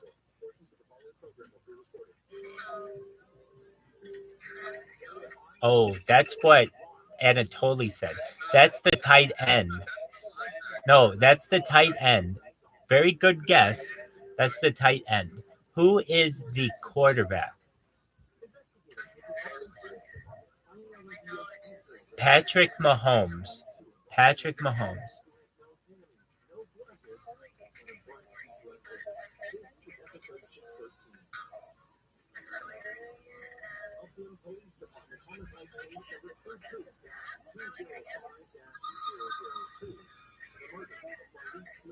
It's physics, definitely. What do you like? What sport do you like? If you had to watch one. That's cool. What about speed skating? They go around a circle on ice as fast as they can. It's very exciting. Okay, so you like ice skating, like you like mixed doubles or mixed pairs where they're like a boy and a girl, or do you like the individuals? What do you like?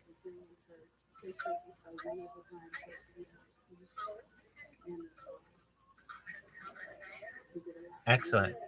Do you know what a triple sow cow is? Have you ever heard of a triple sow cow? It's a type of ice skating move that's like a jump and like a big triple jump. Anyway, with a twirl. Anyway, I love the term triple sow cow because it sounds very funny. Excellent. There you go, girl. So for someone who doesn't like too many sports, you like a lot of ice sports. Do you like curling, where they take that little rock and throw it down the ice and try to get the other rock as close to it as they can? Okay. What about, what else do they play on the ice? There's curling, and then there's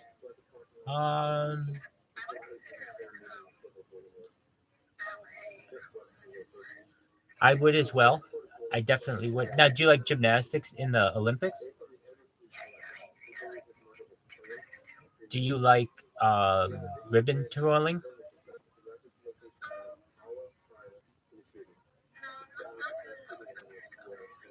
What about swimming?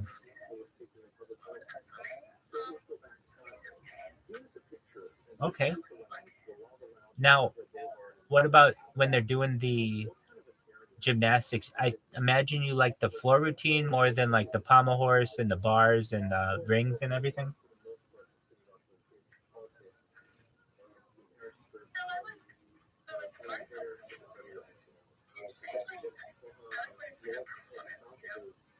I gotcha. Very well. At what sport are you the best? Like, if you had to compete in an Olympic sport, which one do you think you could do the best? All right. Well, guess what? If my stream ever goes viral, we're gonna make your dreams come true. You're gonna practice with Carrie Strong and Nadia Comaneci and all of the greatest gymnasts of all time, and you're gonna get to live that dream just because we had this conversation. You're welcome. You're absolutely welcome. Anatoly, how does that sound to you? Yeah, sounds great. I agree. I like those sports. I'm from Ukraine, where all the sports are pretty big: gymnastics, ice skating, hockey. Hey, Anatoly, which one of those sports do you play? I played football and I swam. I did not play hockey. Okay. Pretty lame. I played football and then swimming 1 year. And then I did theater. Believe it or not, yeah, I was a theater nerd. Yes. And what? I actually have 4 scholarships to like 4 colleges. Theater. And I go to the Air Force. It's the just for 1 year, my senior year. 4 scholarships. All right. Yeah, for theater, I was really good. I was like a prodigy, they said, because I didn't do it my whole career, like my whole high school, middle school. I did it just 1 year. I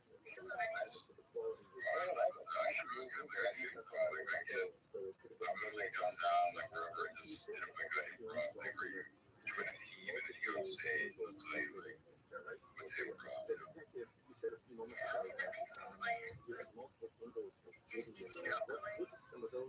Yeah. I like acting. I like there's a guy in Coach Bruce. That's what I do this crowd with. I started this one where we like play different characters. So in the future, I'll join the VCs, but like be a different person and like. and then I'm just gonna make fun of you until you act normally. Shut the fuck up. Oh, you want to do improv? I see. Coach Bruce is great. Like he would like every day have a different like acting routine or different thing he would do. That was a lot of fun.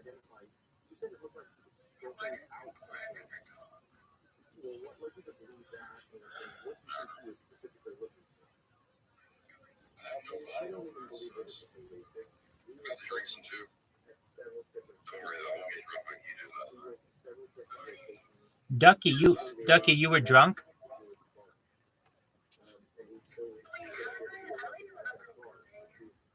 Yeah, you were saying some crazy stuff. You started cussing at us and started saying all kinds of racist things.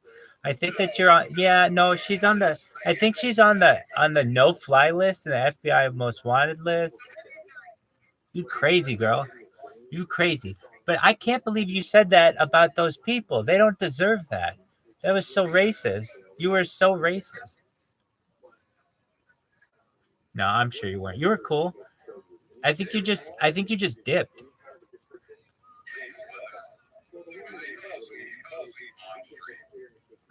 You snored and we recorded it.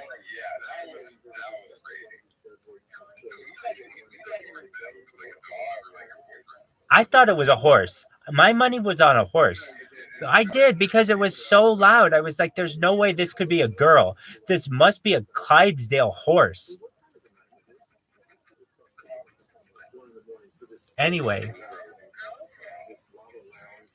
Dude, I heard you guys this morning. Thank you for the beautiful wake up. I awoke to 2 women. It was wonderful.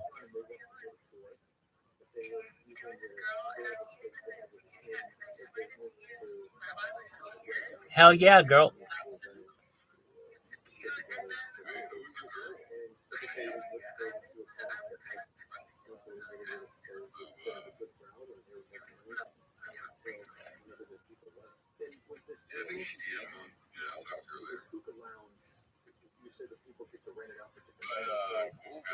Well, Ducky, was I here as I had said that I would be?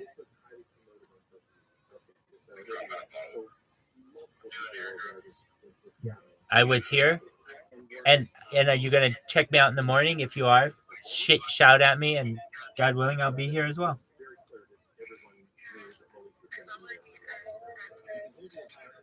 Oh, you're amazing. Thank you so much. I appreciate it.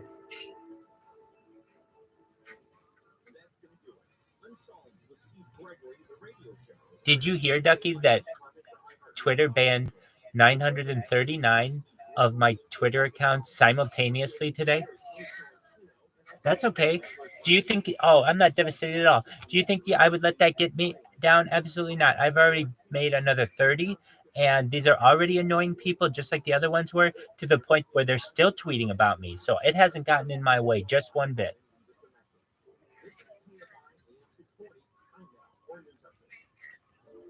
Excellent. I appreciate it.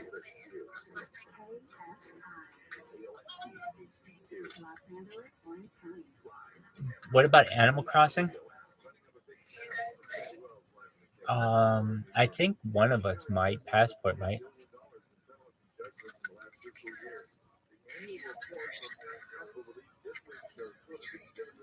All right. Well, let's make them aware of that. Passport, baby. I don't think we've ever heard your voice, but now's your time. If you play Animal Crossing and you have that type of fruit, please make Ducky aware of it.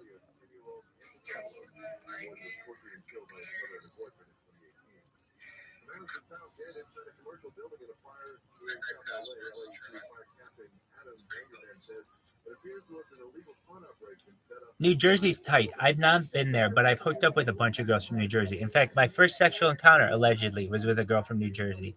I love New Jersey girls. Yeah, dude. It's a hilarious story. You want to hear it? All right. So I wasn't yet in college, but basically I had some friends who were in college and they weren't 21. I wasn't 21, and they asked me to come to their college and to help them throw a party. We throw this huge party. We didn't have any beer though. We go to the liquor store to buy beer, and fortunately somebody takes pity on me and is able to buy us like 15 cases of beer so we can have this party.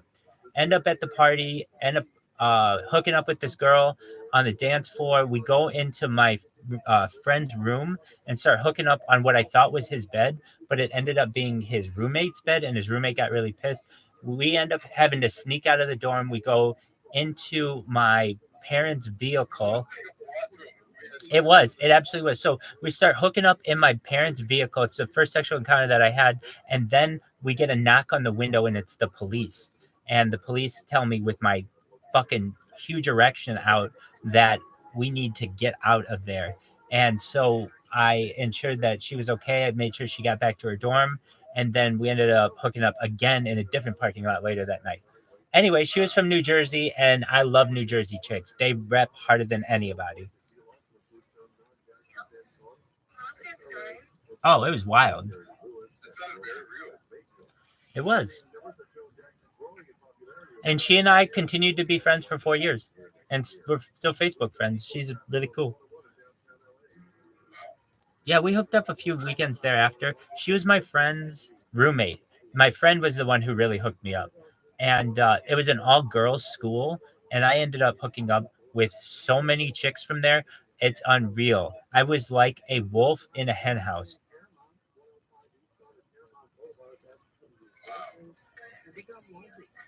Absolutely, girl. With that being said,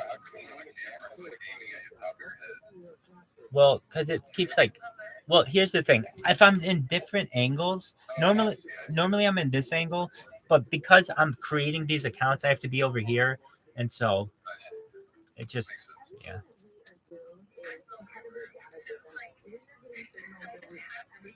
Oh, it is an absolute shit show, girl. But in the future, it's going to be seen as super sexy. Dirty is going to be seen as sexy because everything is going to be so clean. Everyone is going to be so clean in the future that when people see this, they're going to be like, what in the hell kind of spaceship do you have going on in there? Absolutely.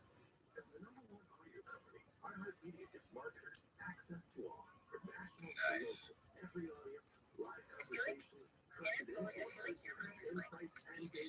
He's probably like super stoned. I wish. He like 5 animal contacts. This is my grandma's house, so it's like very like everything's old. I got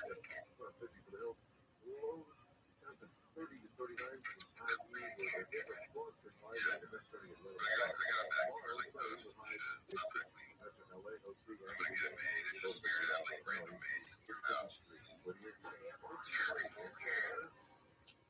It's just like too much to vacuum back down. It's just it's for better. A whole fixed toaster. That seems good. Yo, Ducky, you and I are gonna road trip to Dallas, and we're each gonna take one of his extra bedrooms. Deal. Well, I'll tell you what. We will make sure that you don't have to do any dusting, and we'll make sure the place stays pristine.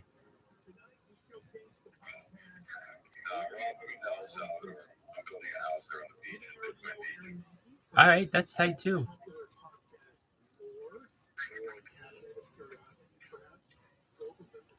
Did you just announce that you have to pee? Dude, that's such an alpha move. No, Ducky, that is such an alpha move. I'm going to teach my daughters to do that. Girls, I want you to be in a room full of dudes, and I want you to say, I have to pee, and just go do it. I love it. You go, girl. I have to use the powder room. Fuck you. I have to pee. No, you're good. I love it. I have to use the powder room. Fuck you. I have to pee.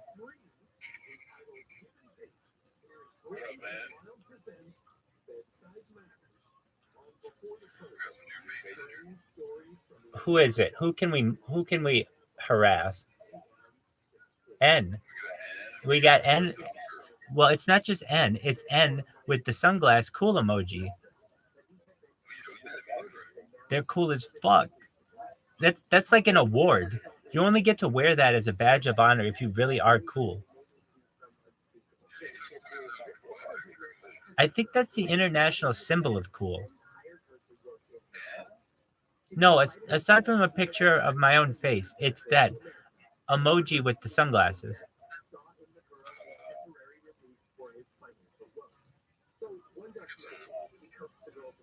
What song is it?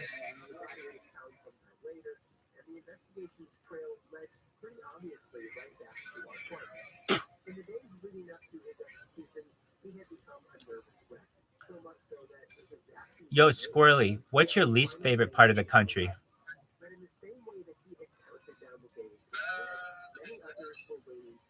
Where in particular?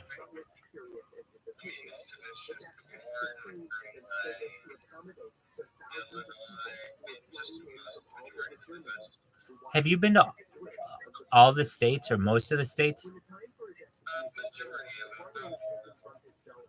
To what states have you not been?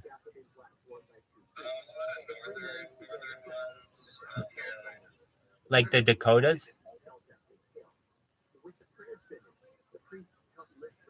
Have you? Yeah, so I haven't done North Dakota or South Dakota, but I've gone through Montana and Wyoming and Colorado, Kansas, Missouri, Iowa. Yeah. Have you been to Washington State? Yeah, not up to Washington State. I skipped around there. Landed in Connecticut, and then went down and checked out New York, and then went up to Vermont.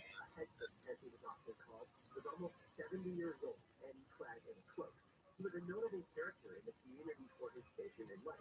He had an air of plainness and respectability about him, and a sense of solemn. I would say like Illinois, Indiana, Iowa, it's pretty boring. Definitely.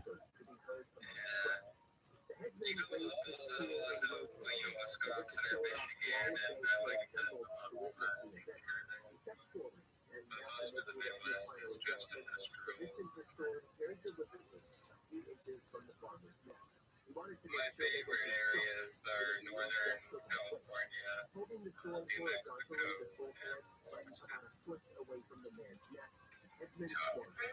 Just out Oregon, like bookings. I like Oregon too a lot, yeah. Geographically though, I'd probably say my favorite's gotta be like a little like district executioner then held the head tied in the air and read like a perverse trophy, a warning sign to all those who might consider committing criminal crime. But if you think this whole spectacle was shocking, I should be right now, yes, and I was embarrassed, you know, like, I'm crazy, this guy really cut me off, and I cut him off, and he cut me off, and I cut him off, and then I finally beat him, and I was way ahead of him, and I was like, yeah, fuck yeah, I got that bitch, I'm gonna drop my fucking things on E, and I kept going, I couldn't forget, I was like, up nowhere, and so the car started like shaking, and I ran a gas, and I pulled to the side, and he pulled behind me with his window down, and he was like, you fucking dumbass. That's pretty embarrassing. Did he help you? That would have been like the classiest move of all time if he helped you.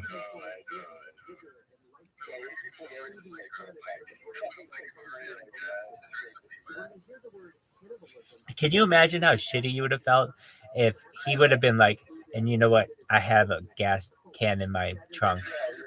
Here you go. And then got sugar in it.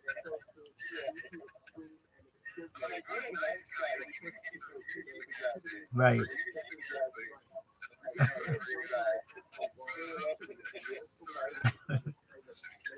Just corrodes and instantly creates syrup in your engine. Just turns into molasses instantly. You're like, wow, what a classy man.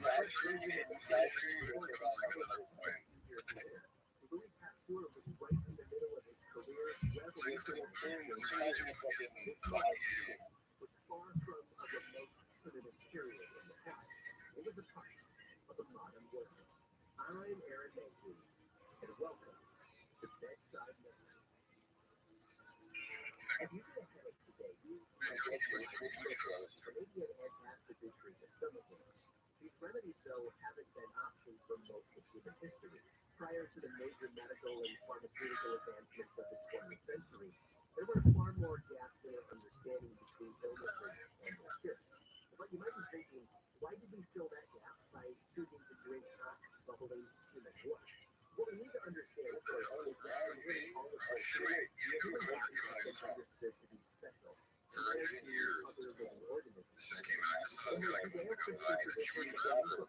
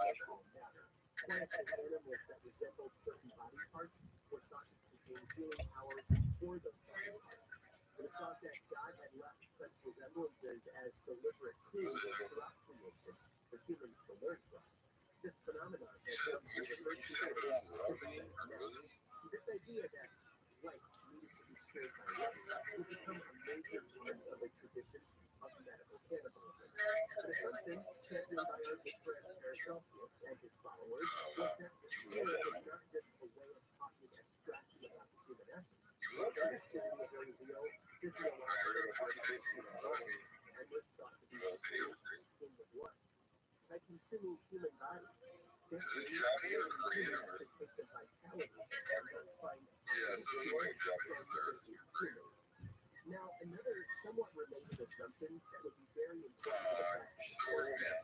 is that bodies killed violently were just that. Dying a quick in a long, slow decline from illness or old age meant that the life force within the body was still strong at the point of death. Some recipes even advocated for blood to be taken, especially from people in their mid-20s, as they would have been physically in the prime of life. This was evidently often paired with the idea that a person if that was the case, power that remained in their body could be transferred to someone else. The 17th century advocates the practice of drinking blood, and even describes some bodies as more beneficial than others. They prescribe that one require, and I quote, fresh, unspotted cadaver of a red-headed man, because in them the blood is thinner and the flesh is heavy. Still, if that body is then about 24 years old and is unreasonably executed, the body should be laid out for 24 hours and only in good weather if recommended, after which it should be cut into pieces and sprinkled with aloe and myrrh. Then it says, soak it with spirits of wine for several days. Hang it up for 6 to 10 hours, soak it again in spirits of wine, then let the pieces dry in dry air in a clean spot. Thus they will be similar to smoked meat and will not stink. The practice of medical cannibalism reached its peak in Western Europe toward the end of the Renaissance and lasted well into the latter years of the 18th century.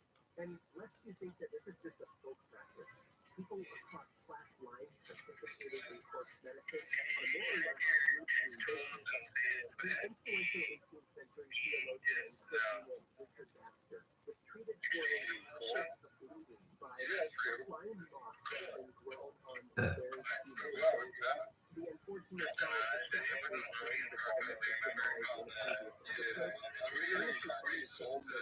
Sold $6.03. Human soul So you sold for $4.14. alcohol, which was then drunk to So they're bleeding right now. with interest peaking in the 16th century, European apothecaries were chock full of salves and powders and He's holding for like people 3, 6 months. attention shifted from to their local galleries.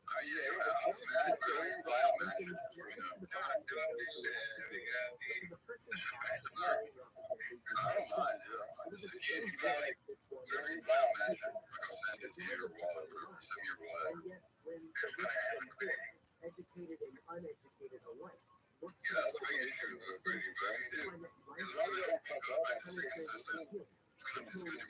the person of the executioner, the very strangest of beggars. Stick around through this brief sponsor break. There's more to share.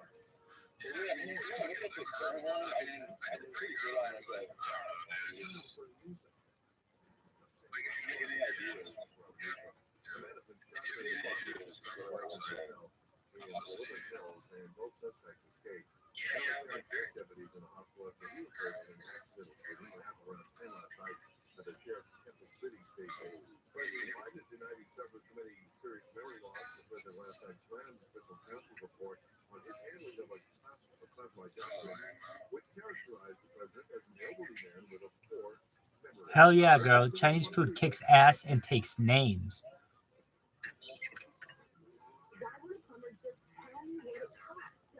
I love how I'm so over the top with things. It's just Chinese food, Rabbi. No, it kicks ass and takes names. She's like, yeah.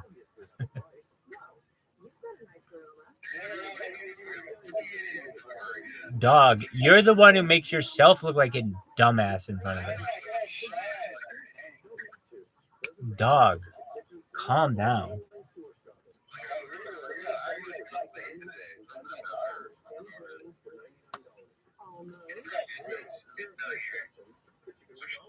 She's still here. She's still just chilling.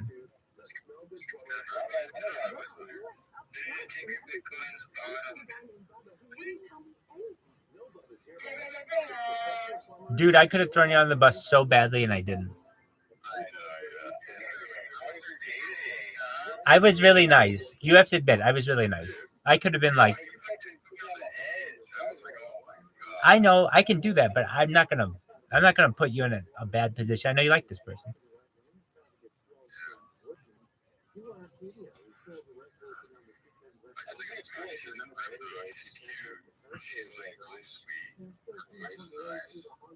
She's funny.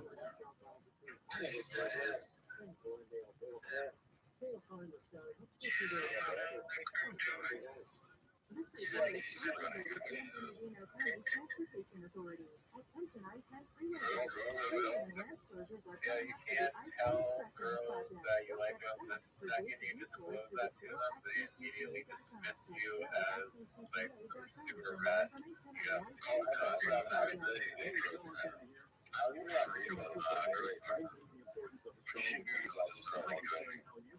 He's in love.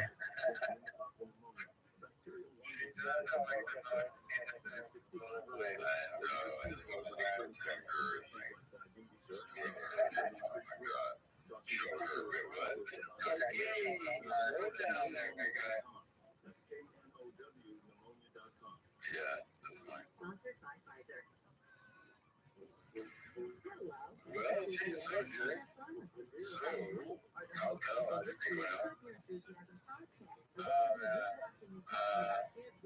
I just got back from the fucking bar. My best new friend who rode like electric scooter there. And I was like riding along with him on my bike. And I went to the bar and played pool indoors. And he barely spoke a word, you know, like antipsychotic medicine. And I hooked him up with some magical little psychedelic yesterday with him work because he's on the yeah. That's dope, man. This guy is what? Did he call you autistic or did you call autistic or that word is so like overused these days. Like he's more on the spectrum, I think, than me. I'm a little just an idiot. And so I'm a little like, diagnosed because I get to refer what I because of my diagnosis. That's interesting. Was there like heavy metals in the water or something when you were a kid? No, so my mom was Rabbi Circle. Rabbi Circle, and then I was born in Kiev near Circle. And that's how you get back to like I was radioactive.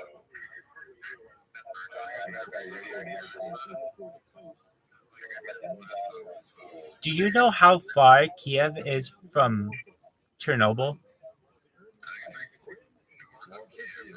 Like hundreds of miles.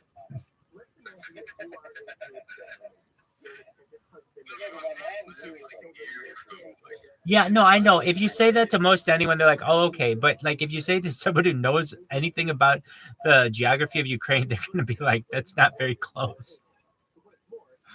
It would be like, "Oh, my mom grew up in Washington D.C. Remember Mount St. Helens?" It'd be like, "Well, I mean, that was in Oregon versus D.C."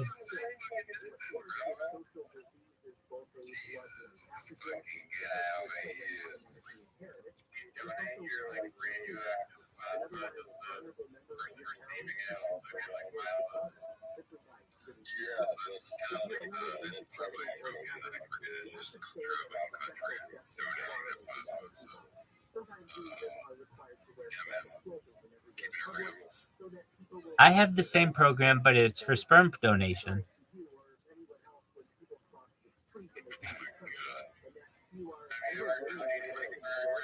And a bunch of bitches, hell yeah. You name the MILF. You name the MILF.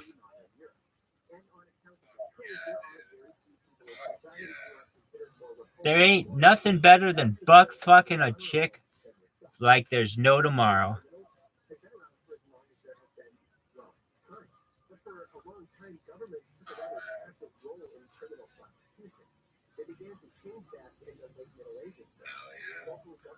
Gangsta.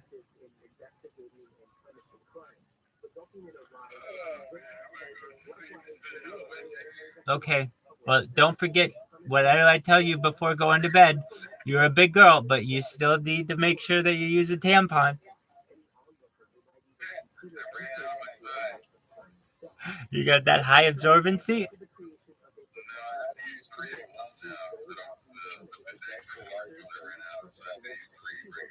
You know, I sometimes use tampons when I get a bad bloody nose. Just in case anybody wondered. You're welcome. Do with that information what you wish. And then I have one of them right here.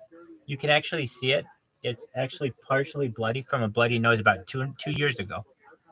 And I've just kept it there. I've actually named the different parts of a tampon. You know the little string? It doesn't have a name, so I've given it a name. Yeah, I know. So I've given it a name. its name is the mic, like a microphone. It's the mic. Yeah, I do too.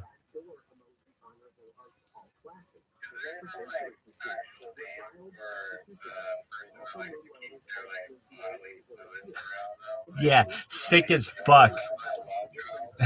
Sick as fuck. Just absolute dog shit.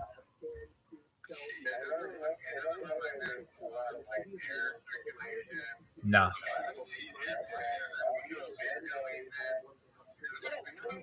It's duct tape closed.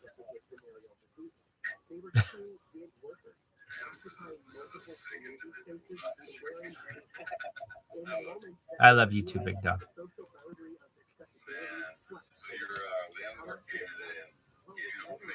Yeah, he keeps doing that though, and I just keep kind of being like, oh, okay, whatever.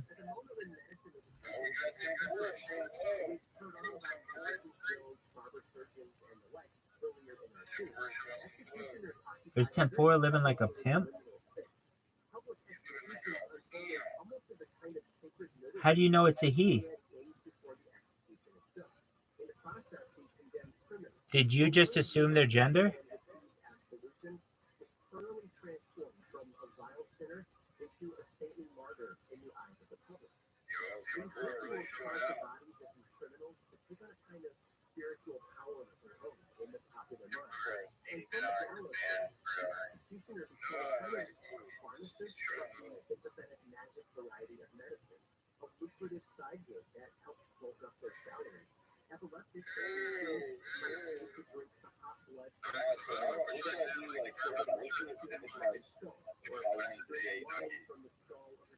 Just keep coming to the telegrams and don't.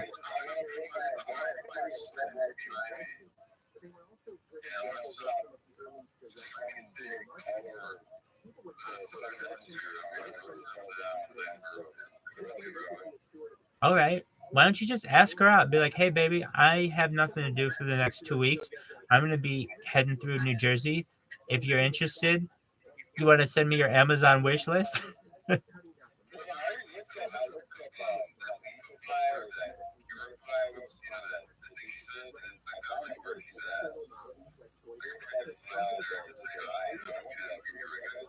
You are so creepy. You are so creepy. I looked up Leafify or botanical or the botanical garden. Creep.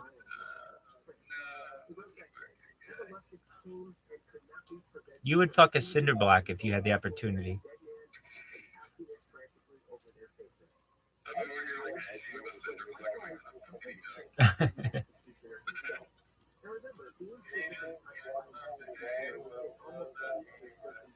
Oh, it's definite. The answer is yes and yes.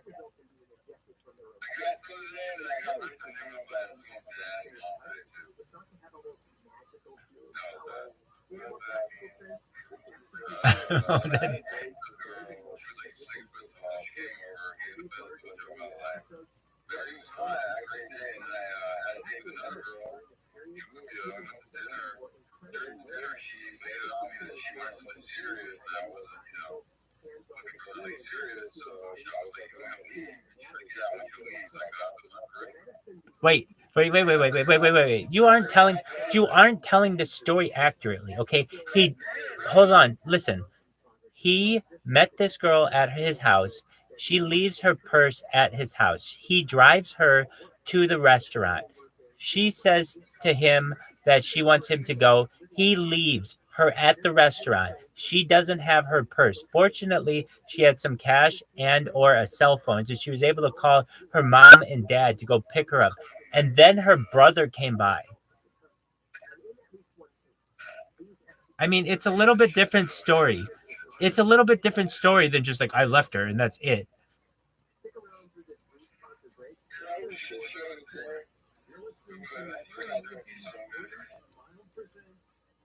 Well, but in all honesty, I'm happy for Julia.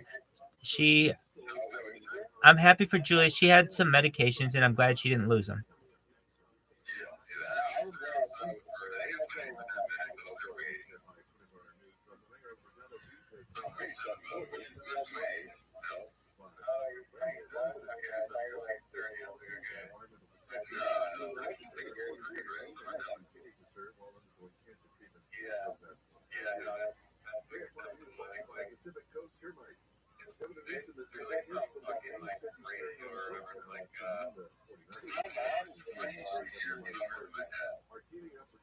Dude, the ratio is this. It's no, it's half. No, it's half your age. It's half your age plus 7. So your age is 27. So half of your age is like 13 and a half plus 7. So you can date girls who are 20 and a half, basically. No, we're talking about the age range where you can date a person, and that is generally half your age plus 7. We was talking about like dating age and if it was acceptable for me to date this girl I met recently. So 13.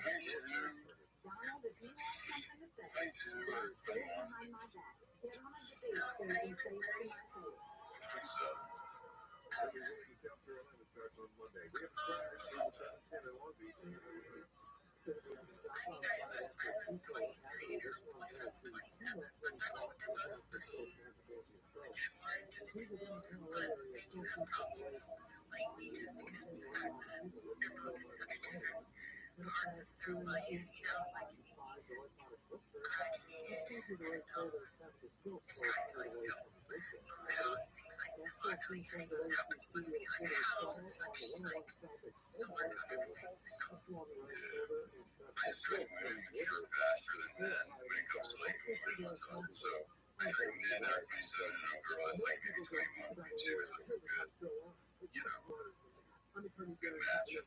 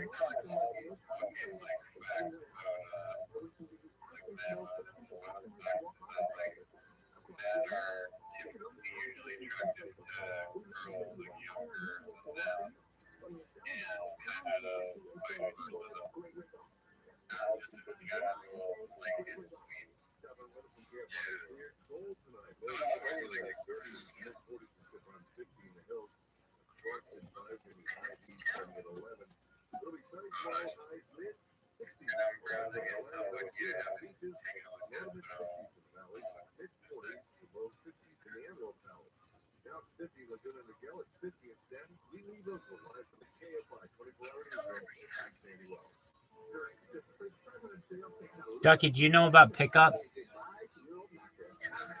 Do you know about pickup? Yeah, like the art of seduction. You do or you don't? Okay, you're an expert in it? All right, well, you want to meet someone who is? Welcome to my world. We're going to play a little game here. It's called the cube, okay? Ducky, I want you to imagine a cube, C-U-B-E, okay? Imagine a cube. Are you imagining a cube? You got one in your mind? Okay, is it a big or a small cube? Is it on the ground or in the air in your mind? Perfect. What color is the cube?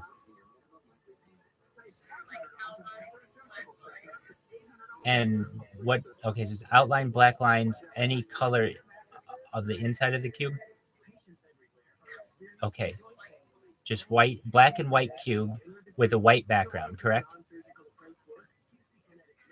Is the cube facing me straight on, or is it at an angle? Excellent. So it's facing me, it's in the air, has a white background, it's black and white, and it's small, correct? Excellent. Now I want you to imagine a ladder. Okay? Where is the ladder in relation to the cube? To the left. Okay.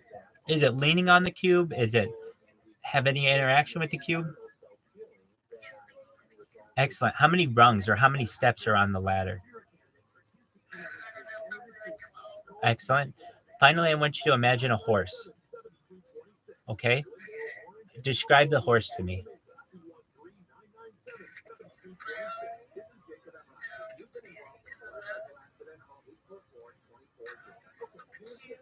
It's cute. It's pretty big. Is it strong? Is it strong? Is it fast? Excellent. And where is it in relation to the cube and the ladder? I got you. I got a picture. So I got the ladder to the left, the cube in the middle, and the horse to the right, correct? Is that right? Excellent. All right. So, Ducky, you have to be like, Rabbi, what in the hell does all this mean? So, this is a pickup routine. It's called the cube. It's one of the old standards. Okay. So, I can tell you all kinds of things about yourself psychologically, and these I'm making you aware so it doesn't happen will make you more attracted to me in a neutral scenario. So, here we go. Your cube is your ego. Okay. So, Ducky, you have a small ego, which is good. Also, your cube is very artistic, which tells me you're a very artistic person. The first thing you told me was about the back wall of this cube. I didn't even know that we were talking about, you didn't even know we were going to have a back wall of this cube area, but you already told me what the color was. You told me the outline of the cube, which is fascinating. So I imagine you're an artistic person, probably more than average. Additionally, you're creative. Your cube is in the air, so you're more artistic, free flowing, free going, free willed than someone who always has to stay grounded and always has to stay comfortable and conservative. Additionally, you have a ladder that is interestingly enough to the left of your cube, and your ladder are your goals. So essentially, you've got like 12 goals in life, which is good. You've got a lot of goals. I mean, you may want to graduate from school, get a career, find a spouse, have a family, play the banjo, whatever they are. But you've got like 12 really good goals perhaps in your life. I personally, my ladder goes all the way to the sky. I don't know how many rungs there are. There's a lot that I want to accomplish. And finally, we have the horse. Your horse is your ideal mate. So your ideal mate is a big, strong, fast, cute horse, but not necessarily any horse that is extremely outgoing. Your horse doesn't talk, nothing like that. It's a pretty normal horse. And that means you're just looking for someone who is basically your right match. And that horse isn't necessarily going to be the one supporting your ego. It's not going to be the one supporting your goals. It's going to be aligned with you. So, with all that being said, Ducky, does this sound pretty accurate of that who you are as a person?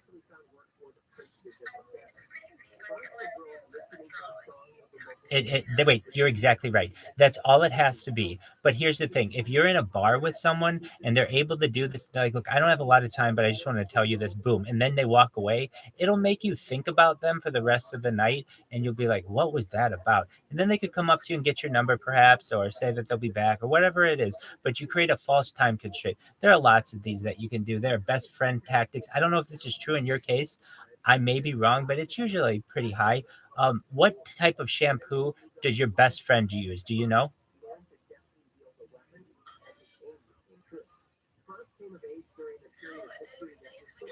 They switch up a lot. Okay, but here's the thing: you do know that your friend uses a shampoo and that they switch it up a lot. If you were to ask me what my best friend's shampoo is as a guy, I have no idea. These are just things that differ between men and women that you are able to perhaps make conversation with people who are absolute strangers to you and just create and create a little, oh, that's true, and just create a little bit of interest. So, with that being said, that's a little bit of seduction, and you have been schooled by the world's greatest pickup artist. You're welcome. Thank you, thank you, thank you. Absolutely, Ducky. L, how you doing?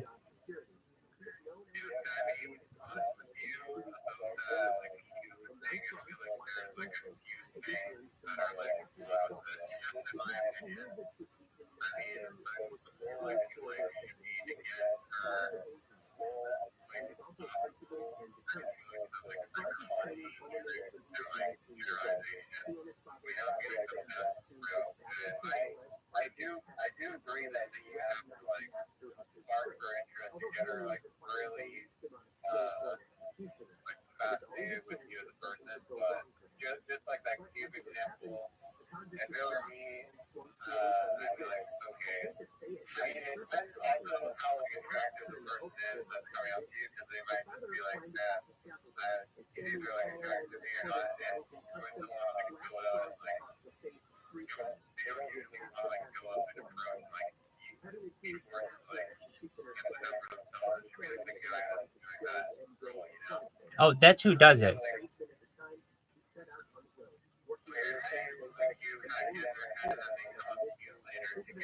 No. You create a false time constraint. Yeah, exactly. You go up to them, you tell this little cube thing, you say, hey, I got to get going. I know it's really nice talking to you. I'll see you around here. And then before you leave, you can go up to her and say, hey, wait, before I go, is there any, can I get your number? You want to go home with me or whatever it is? Basically, you want to give her a little bit of time to be able to talk it over with her friends, to be able to make them jealous. You don't want to just sit there and be part of her friends for the rest of the night and be this creepy guy. No, you just want to be this guy who struck a little bit of interest and then go back to your friends and you can flirt with her across the room, but you've created this interest and you've also created a high level of influence over her. So she's thinking about you. These are just some things you can do. If you don't have that much time, one of my favorite ones is just to make physical contact as quickly as possible. And the easiest way to do that is you go up to a woman and you say to them, do you know where a man can touch a woman on her body that is least intimidating? And she'll think to herself, well, where would that be? And you put your hand right here on her forearm and you say, right here on your forearm. And she'll say, really? And you say, yes, because see, I just did it to you and it's not that intimidating. Basically, if you touch a woman on her shoulder, on her leg or something like that, that's intimidating. That's her zone. But basically, her forearm, if you just put your hand there just for a moment, it's going to create a little bit of chemistry, also known as kino, that kenosis, that physical touch, but also shows that you're not an intimidating individual. You can do that one a lot quicker. It just depends on the scenario. I'm not saying you always go in with a routine. It really depends on the scenario. There's day game, there's night game, there's all kinds of different things.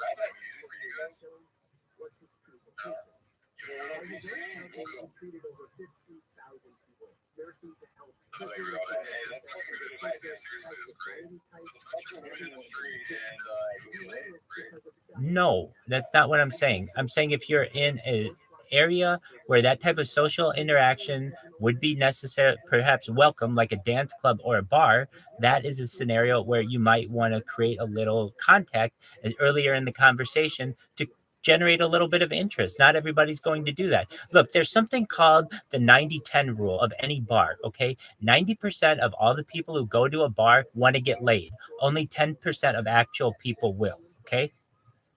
But basically, everyone who goes to a bar wants to get laid. So if somebody's making physical contact with a member of the opposite sex, there's a higher chance that those people will be part of the people, or that 10% who will actually get laid. But in actuality, they're part of that 90% who do want to get laid. The fact that they're in a bar is a symbol that they want to get laid. It's not the only one, but it is one.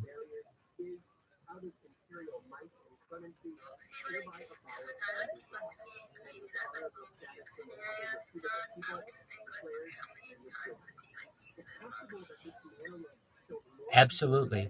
You can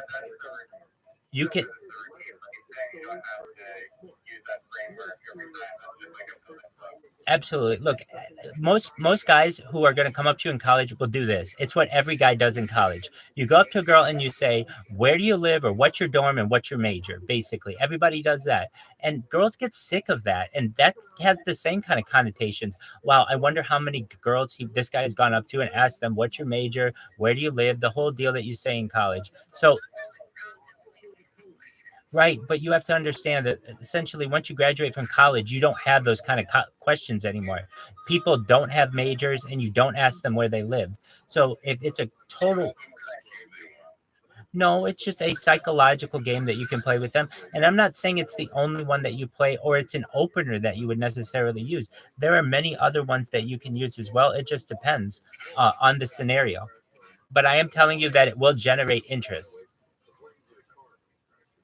Here, look, here's one that works. I would say 95% of the time, even though I don't like to use it, is the neg. You go up to a girl, you start to talk with her, and you create a false time constraint. You got to get going for whatever reason, but you say to her, you should know you really look great in that dress, but it would look even better on you if it were red.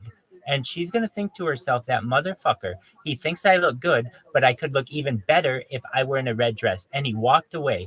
The only thing that girl's going to do for the rest of the night is think about you. And yeah, it's a shitty thing to do, but it works 95% of the time.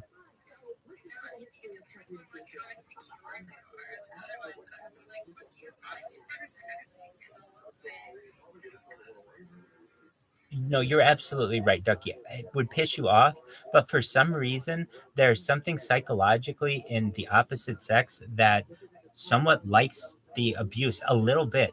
Why? It's essentially everybody's going to treat them really well, and they want someone who might give them a little bit of the bad boy, and that's interesting and attractive to them.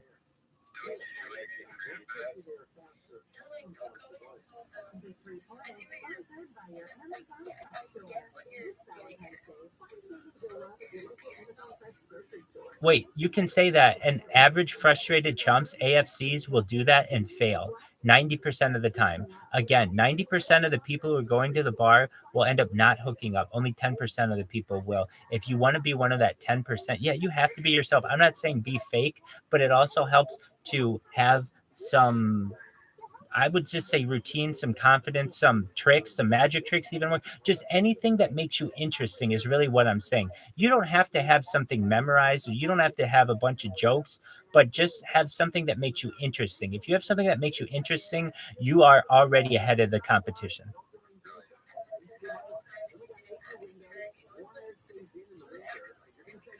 See? And you still remember it.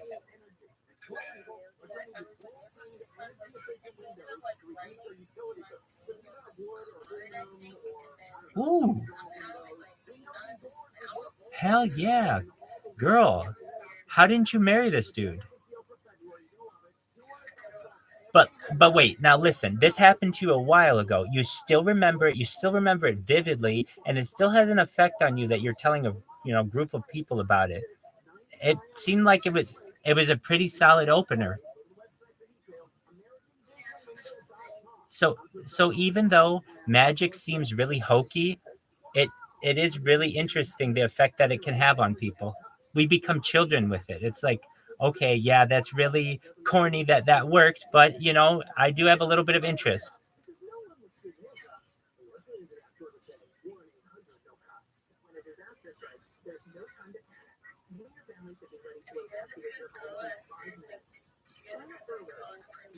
Oh, totally. Used to happen to me all the time when I was out in the dating world. When I worked as a bank teller, I used to get girls to ask me out. When I was in college, I used to keep a big fishbowl full of girls' numbers, and they give me. And then whenever I was bored, I would just go in this fishbowl and grab a girl's number. If I were ever having a party, I'd go in the fishbowl and just grab girls' numbers. Absolutely. It's a very common thing. I've gotten massages from people who've given me their numbers afterward. All kinds of, yeah, definitely. It happens. And I respect the girls who have the courage to do it.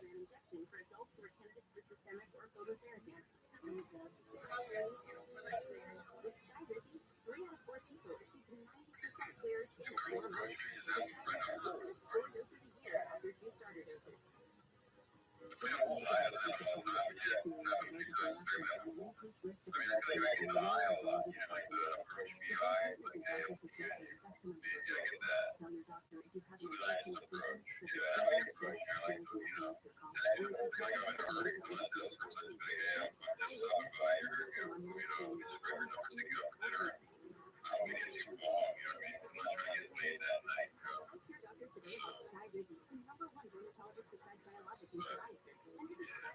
get up and the times of that day approach, very memorable. It's like, it goes back a little bit, no offense, like our girlfriends, you might see myself dating, you know what I mean? They're kind of grungy, and I'm not like, I guess I would get the hottest girls approaching me. It's always like those girls that are like kind of too slay, you know what I mean? But I wouldn't date.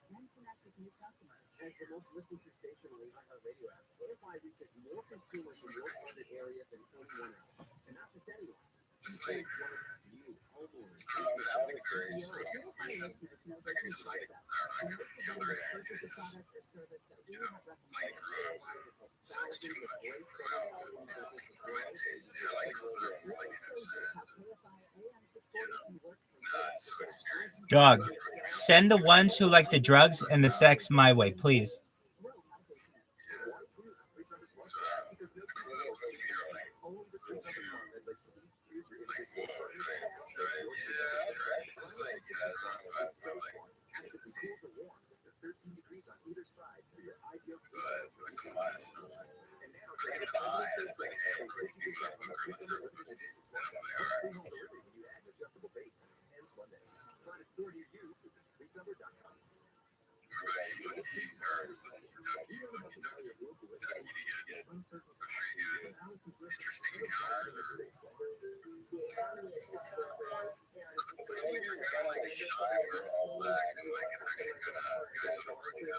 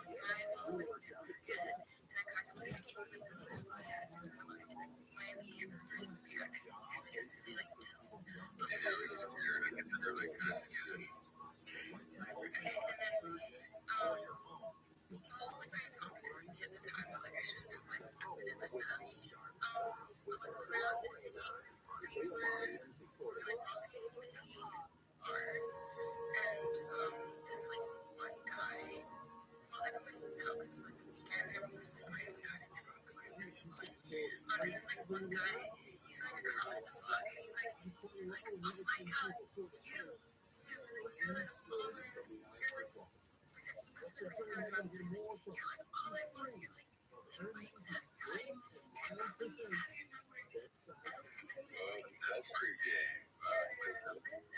You're across the street or?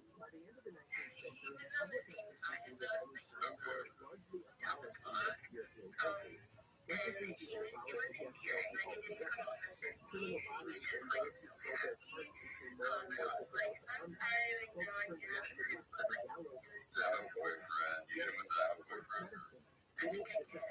Yeah.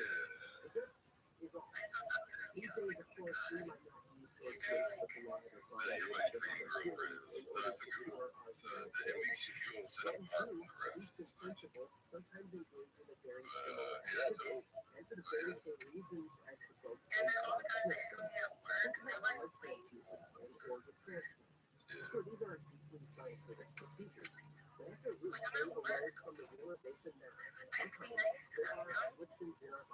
Yeah, she talked first, though. transferring my that God, the other day I got to the ability to live my also sexual harassment charges in against principle, them. we might say we are doing the same thing No, as the no, no, first that's people too much.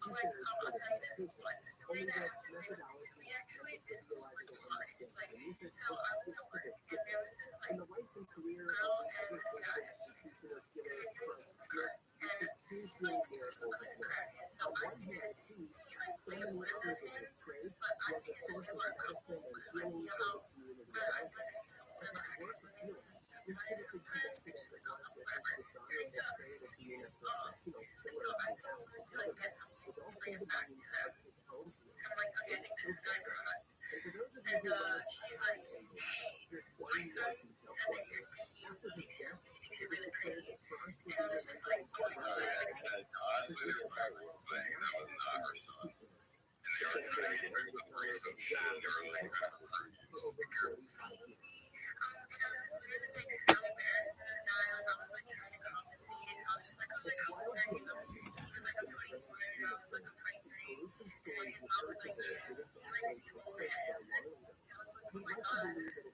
Hey, did she have the old head her? I know, people like, Dude, shout out to that guy's mom for being a hell of a wingman.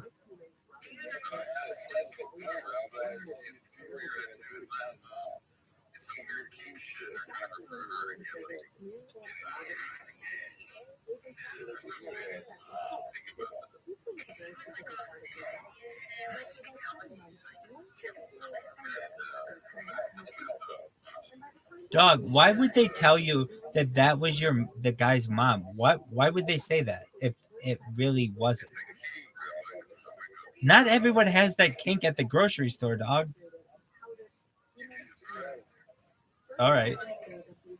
he was just trying to get me because him my number. And he was like, Mom, is that work? And I was like, God, I'm gonna fucking kill myself right now. Like, I can't. And then it wasn't even bad.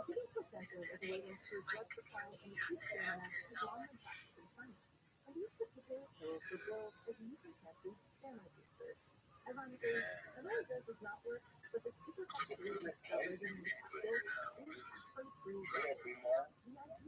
How you living, baby? You slinging dick? What are you doing on a Saturday night? What's new in the zoo, baby? What's new in the zoo? Twinkle, twinkle, baby, twinkle, twinkle. James Kaminsky, dude, how did Nebraska Cornhusker basketball go? No way, they did.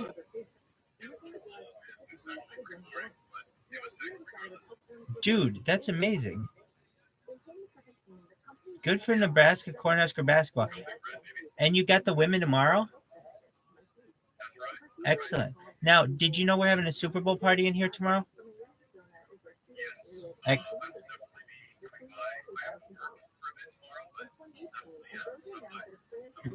We'd appreciate it. So remember, you were the first person I told that they banned my 939 Twitter accounts. You know this. Yeah, but I have 900. I've created another 34 right now. So I didn't let it get me down. You know how I am. Yeah, I'm not giving up. Right, absolutely. So here's the funny thing. If you type in ViralRabbi, it's still just everybody's complaints about who the fuck is this person. All of those are still preserved. And then it's just new people since they banned all my accounts. And now they're trying to go after my YouTube account. So they're trying to get that. You can read people on there. It's this hive mentality. They're like, all right, we need to go to the person says we need to go to the YouTube Twitter account and tell them that Rabbi Rothschild is running a scam. He's saying that he will make people trillionaires. And that is a scam. It's like, oh my God. Like what?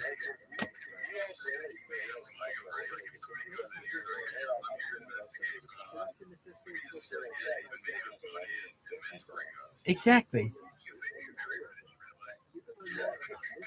Absolutely. So I agree. So I don't know what these people are thinking when it comes to if they think they can stop me. Literally, I mean like James, just so you can see like how much this derailed me. You can see my fucking robot right now, still going. And can you see it on this one? You see the little pink hand?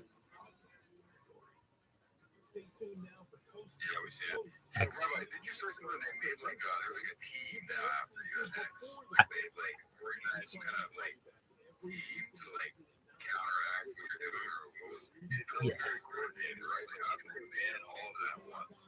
It had to be like a meeting they had at corporate headquarters, right? I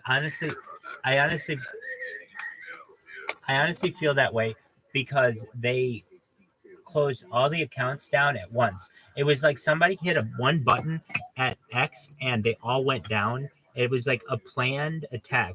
I'm telling you, I was live. I don't even check the emails. I have 960 email accounts with these things. Dude, I have checked them in the past, and it's just the same shit. It's like, oh, we suspended your accounts for violating the terms and conditions. Terms and conditions. If you want to unsuspend it, please reply to this email with the reason why. So, I've done that. Basically, at this point, it was a planned, coordinated attack on me, which is fine because it is like essentially waking the beast. As I said before, I am training kamikaze pilots as we speak. James Kaminsky, you know what a kamikaze pilot is from World War II? Absolutely. So basically, what I'm doing is I'm creating these Twitter accounts, and I am basically wishing these Twitter accounts the best. But I know that there's very little chance of them surviving the battle. But essentially, I put all the information that needs to be in there, and then I send them on their way, and they follow people up to 400 per day, up to 400 people, and then if they survive to the sun rises, then they've made it another day. If they haven't, it's been a pleasure knowing you, and you have done your best to serve the country as essentially my little digital kamikaze pilot. But yeah, I've got these things that are just firing out. 3,200 follows an hour is just unprecedented, and it's making a lot of waves on the internet. So I'm excited about that.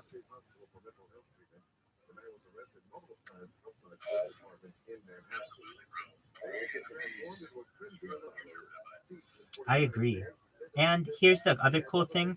Once I'm big, it's very easy for them to unban all those accounts. Just to be like, oh, sorry, you know what I mean? And I'm going to say to them, look, you assholes, if you wouldn't have banned my first account, I wouldn't have made 960 other accounts. So if you had some kind of system where you could communicate with your company to be like, hey, sorry, I got suspended or whatever, then that's a different system.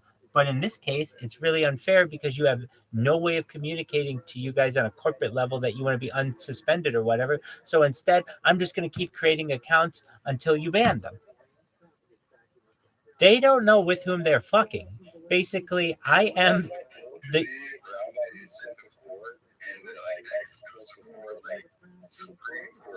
Right.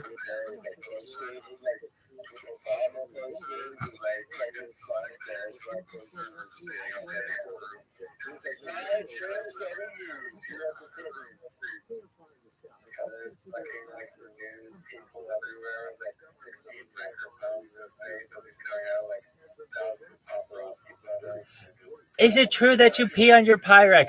Is it true that your shirt may be full of snot?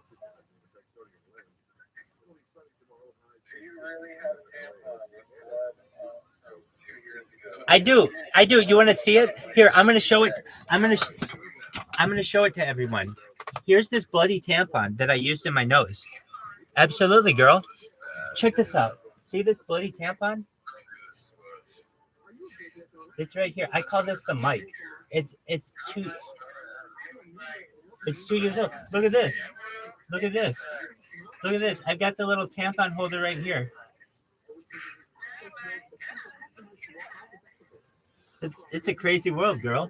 And if you're wondering why do you have a tampon there, I was a project management professional for the world's biggest tampon company, Kimberly-Clark. They make U-by-K. What'd you say? Dude, I told you, the only time I change or shower is when the police force me to do it. Yeah, dude, the last time I changed my underwear was in jail. I agree, girl. You dig the bad boy. Ducky loves the bad boy. Good for you, girl. You know you love it. What'd you What'd you say, baby? Do they still have your mask, your sleeping mask? Okay. Oh, the face mask over the eyes. Yeah, the place still has it. Yeah. So I trust me. I really wanted. I firstly, I love it. It was a gift from the community. But I really wanted my clothes. They took my shoes. I had Nike shoes. I had my Harry Potter Obama Sonic 10 Inu pants. I had my Superman shirt. They took all of that and they said that they needed to submit it as evidence. But that's not true. It smelled too badly. They didn't want to store it. So they destroyed it because when they signed it in, they sign in your stuff. And when you go in and they're like, okay, a pair of shoes, a shirt, a pair of pants or whatever. And then when I got my form back, it was all blank. And I said, look, I know I had stuff here. I didn't just come here naked. You're leaving me. And I mean, if you don't know what happens to you, if they take all your clothes in jail, this is what they give you to wear. I'll show you. It's right here. And why? Allegedly, 4 years ago, I sent an email, not an email. I sent a text message that pissed somebody off, and allegedly, this is 4 years ago. I sent a text message that made someone mad. So allegedly. So what does that mean? Everybody sent a text message that has pissed somebody off before. So, with long story short, I got arrested like 2 weeks ago on camera. No, not a homicide. No, nothing crazy like that. No, and it was to a person who is older than I am and is a man. So it's not like to a younger kid or anything like that. But if they take you to jail and they destroy your clothes, they give you this to wear home, which is a Tyvek suit. And when it's rainy and it's cold, a Tyvek suit is like being naked. It's absolutely terrible. One of my big fears, it absolutely was, when they let me out of jail, was number one, I didn't have any shoes or socks. I mean, I'm fucking barefoot and I don't have a bus pass. I'm like 15 miles from home and I don't know what is going to happen to me. So fortunately, what happened to me was this. I got out of jail. It was like 10 o'clock at night. I'd been there for 5 days and oh my God, it's such a pain in the ass. I'm like, why was I arrested? They're like, 3 years ago, someone did not like allegedly a message that you sent and felt that it was threatening. And this is considered making threats using an electronic device. I'm like, who, what, when was this?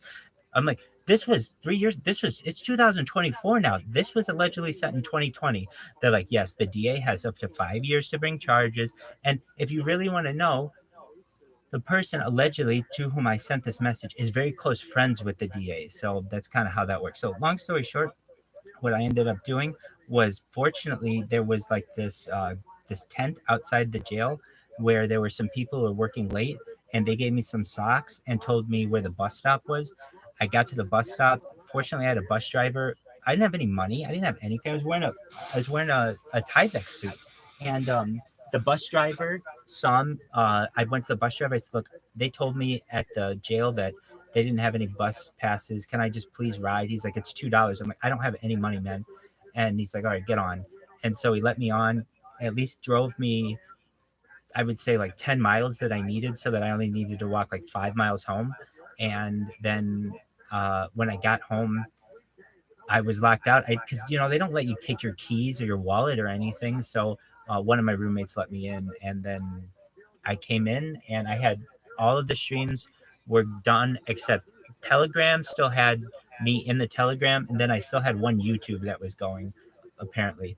But yeah, I mean, jail is not fun. I can tell you that, and I can also tell you though that in this particular case, anybody can send a text message allegedly 4 years ago and piss somebody off. You gotta have more to like your argument than that, and I'm confident about what I have to do and et cetera, et cetera. But yes, I was in jail recently and I have survived. I'm a survivor, if anything. And you don't want to be there, you don't want to go there, but at least fortunately, if I did have to go there ever, I think I'd be okay, meaning I it's basically the kind of life I live now. And what is that? I'm in a room. Basically, there are always cameras on me. I don't have a whole lot of freedom in this. It's not that much different. It was kind of art imitating life, or life imitating art a little bit, where here I am in a jail cell with all these cameras on me. And in the same way, I'm kind of living my life out this way. So, with that being said, while jail isn't fun, I'm happy I'm out. And I really feel as if, and you should know as well, if you like an innocent person wouldn't say to you, I wish I could tell you my, or an innocent person would tell you, I wish I could tell you the entire story that happened. And if you heard it, you would be like, Rabbi, you're an absolute hero. You're an absolute hero. If, like, why didn't you tell us this? And I'd be like, I can't, because you can't, when there's a case, you can't just tell everybody everything. But if you heard it, you would be like, oh my God, you're an absolute hero. So with that being said, fun times. James Kaminsky, what time's the game tomorrow? What kind of seed do you think the Nebraska Lady Cornhuskers are going to get? That's okay. That's okay. No, you're not. Dude, you are going to back-to-back days of basketball for Nebraska. Nebraska sucks.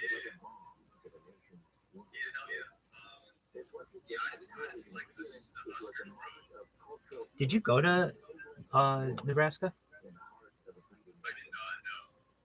I gotcha. Well, I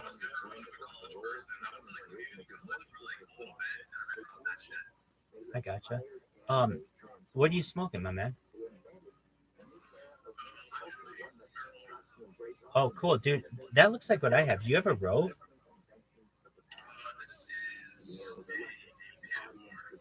A Pith Bar. Okay. Yeah, no, dude, these things are amazing.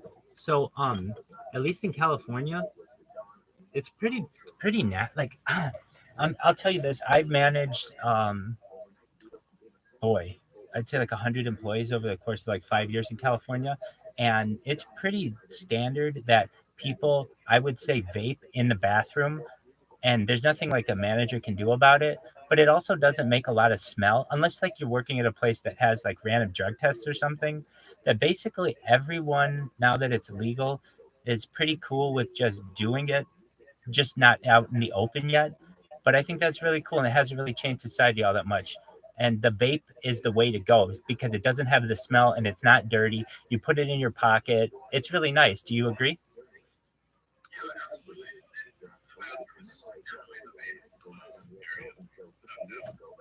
Without a doubt.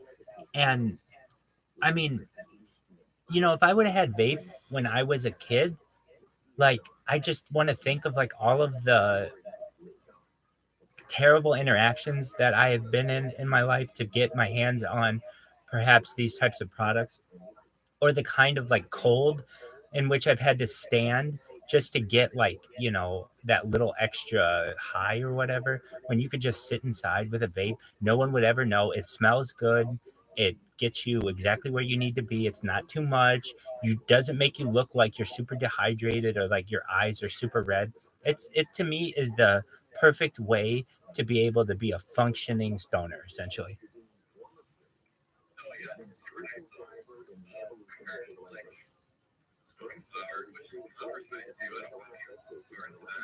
No, oh hell yeah. Here's the thing.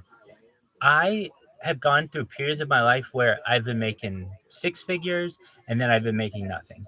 And when, times are good, you can do flour and you can experiment with edibles and all kinds of things, and it's a lot of fun. I find though, if cost is an issue, the amount that you can do on a cartridge versus flour is incredible. Like, for like a cartridge could last you a week for maybe like $40, when you can't last a week on most weed for $40. Like, that's going to be a couple joints or something and you're done. I find that vaping allows you to last so much longer, but there are some things that you can do with flour to make it last longer. I find that the best things are, I don't know if you're familiar. You ever use a gravity bong? Okay, so they make a new kind of bong. When I say new, it's older, but I still haven't seen them. But they were new to me in 2008. 2016, I should say. It's called an accordion bong.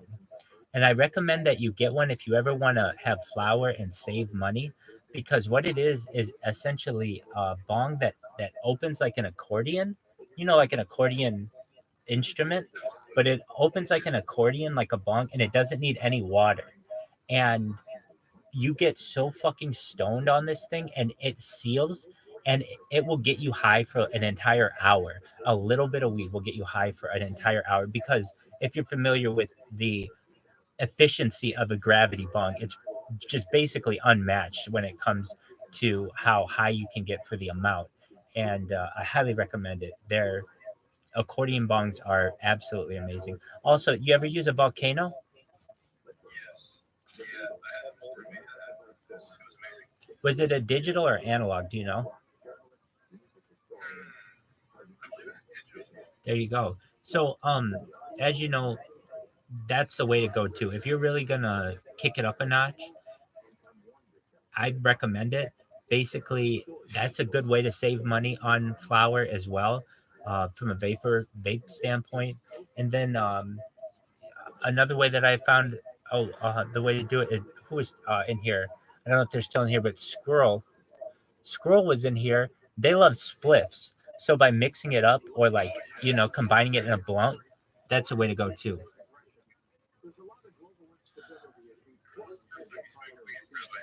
Great question. I was in high school. It was my senior year, so I would have been 18.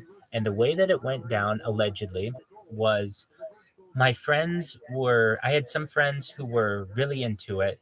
But my school, it was a very conservative school, and you weren't supposed to do that. So I was against it. But eventually I graduated from high school, and the summer came, and there wasn't anything to do this one day.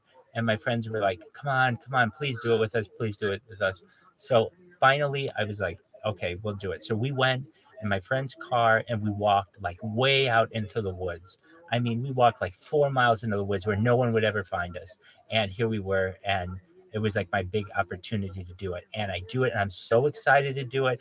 All my hopes and dreams are on this. And like many people, my first time, I did not get high. And I was so disappointed. And then I didn't do it for a year and almost 2 years.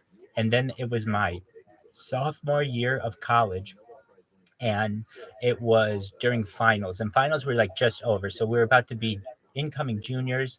And my friend was like, hey dude, like now that, and here's the reason why, at least in college, why I didn't do it. Well, I did a ton in college, but at first my friends were Division 1 athletes. So and that's why people are probably like, oh, that's why you know so much about sports, you've been around athletes your whole life, to some extent. But they're being drug tested, and at the school where we went, they had even harsher drug testing procedures. So they weren't just doing urine, but they were doing hair tests. So basically, all of the athletes had to be very careful. Well, once finals came, that was the key time when you're able to do it, basically when you're still in school. So I remember the first time I ever did it, where I got high, allegedly. My friend and I went out to this place where everybody in the school goes, and then we actually went a little bit further, and we stood on some mounds of coal, actually like carbon coal, for a coal power plant. And we stood at the stars, and I got higher than I fucking could ever believe I could. And I realized that this was like one of the most important like connections with my spirituality that I could ever have. And I couldn't imagine a world of not doing it. But I have had the issue that many people had. Their first time, they don't get high, and it takes a second or a third time. How about you, James? When was your first time? I kind of took it on like later in life. It was like 23, I believe, when I first tried it. Okay. And I'll similar to you, I didn't feel much.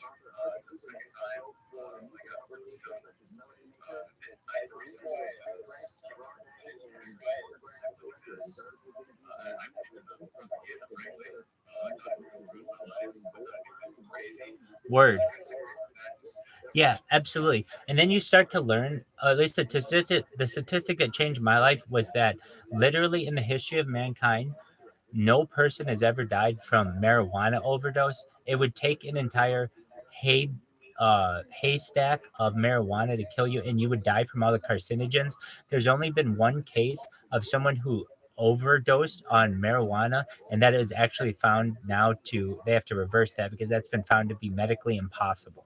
So basically, once I found that out, that like, oh, all these drug overdoses, not a single one of them is marijuana, that changed my life. Yeah, absolutely. I was used to be like a pretty nervous person. I thought like me being high would like amplify my my nervousness or my anxiety. Frankly, I did the opposite. It made me very relaxed and happy and grateful. And yeah, it was tight.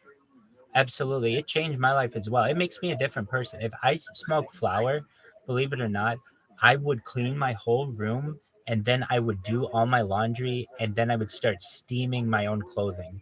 You may not know it, but at least for like an entire decade of my life, I wore a suit and tie every single day, uh, of every single kind of color under the sun. A very flashy dresser.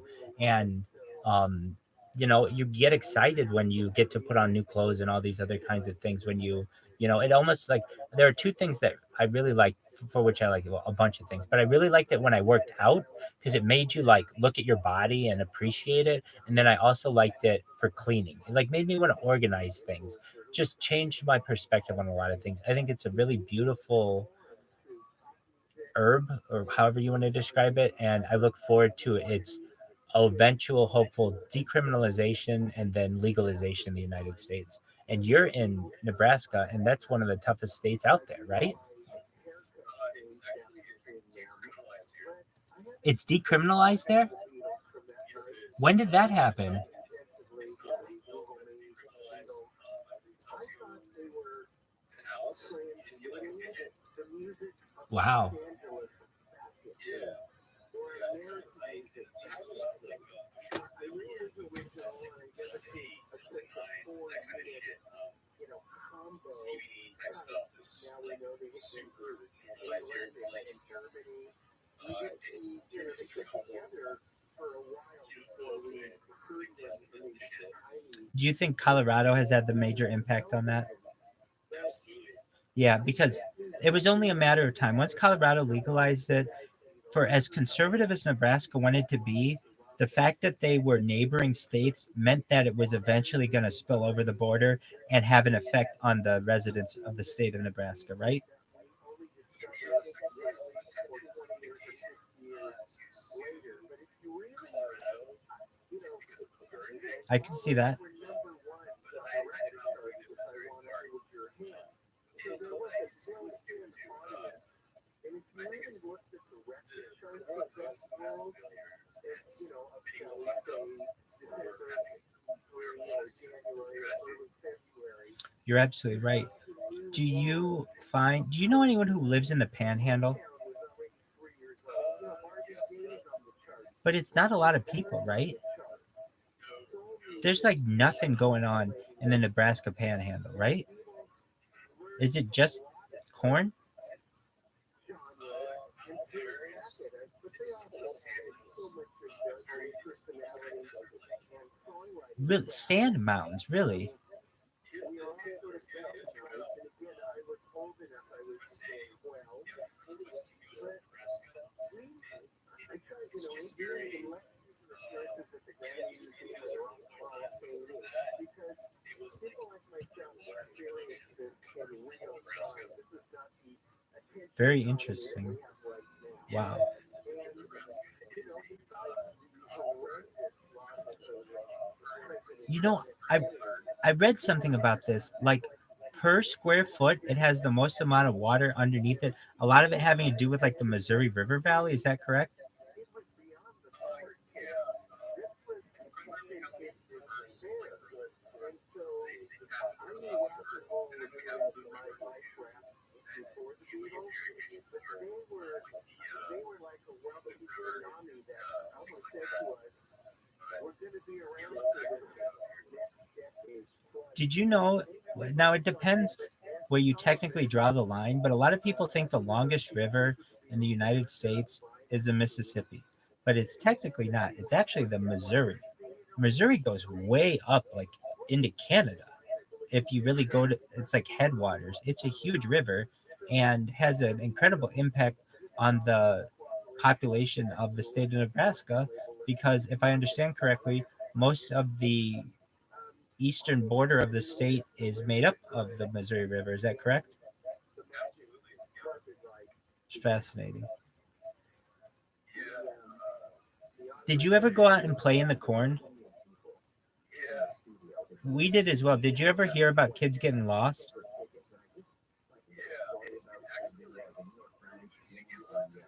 It, it's dangerous.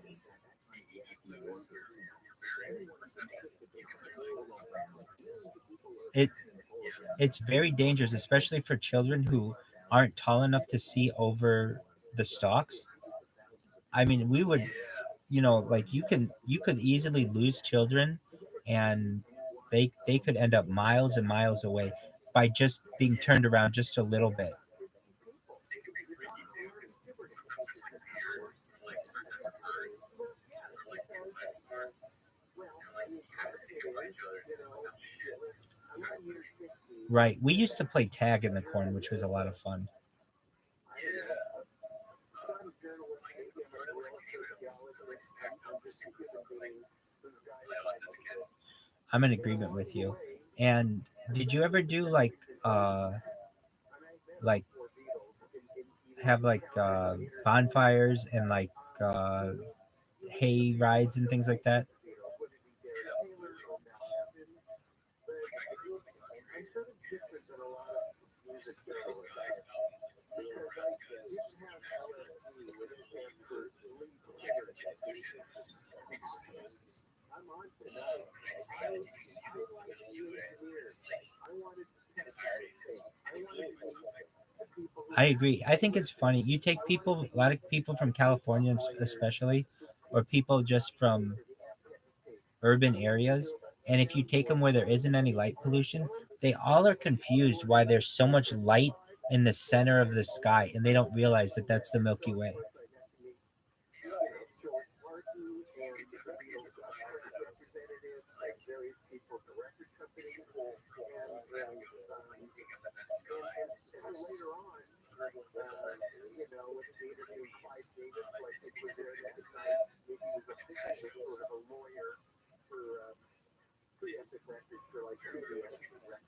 you forget that's real. And it's easy. I'm in agreement with you. Um, all right. So you've got Kansas to the south, Iowa to the east. Schiller, what up, baby? How you living?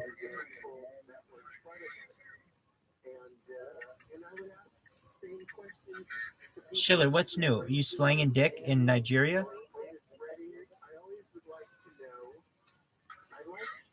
No, you're not. Well, that's an honest answer. I appreciate that. Go ahead, madam.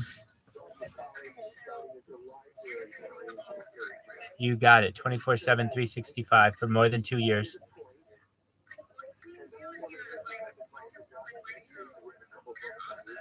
Great question, sweetheart. Allegedly underneath the covers. Oh yeah, girl, definitely. The dude, the community goes crazy over it.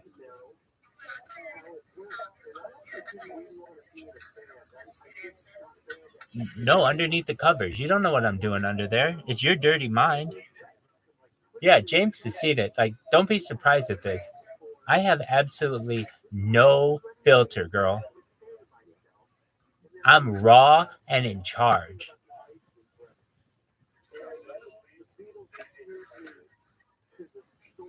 Yeah, girl. Sometimes I'll be pitching a tent in the morning, so if you ever want to say hello, I might be saying hi back.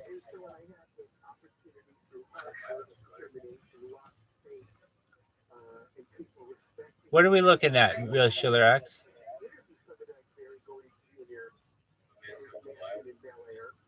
What is he saying?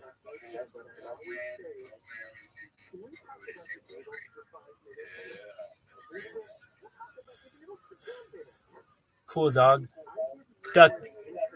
Ducky, that was a hell of a question. Ducky, when's the first time you got high?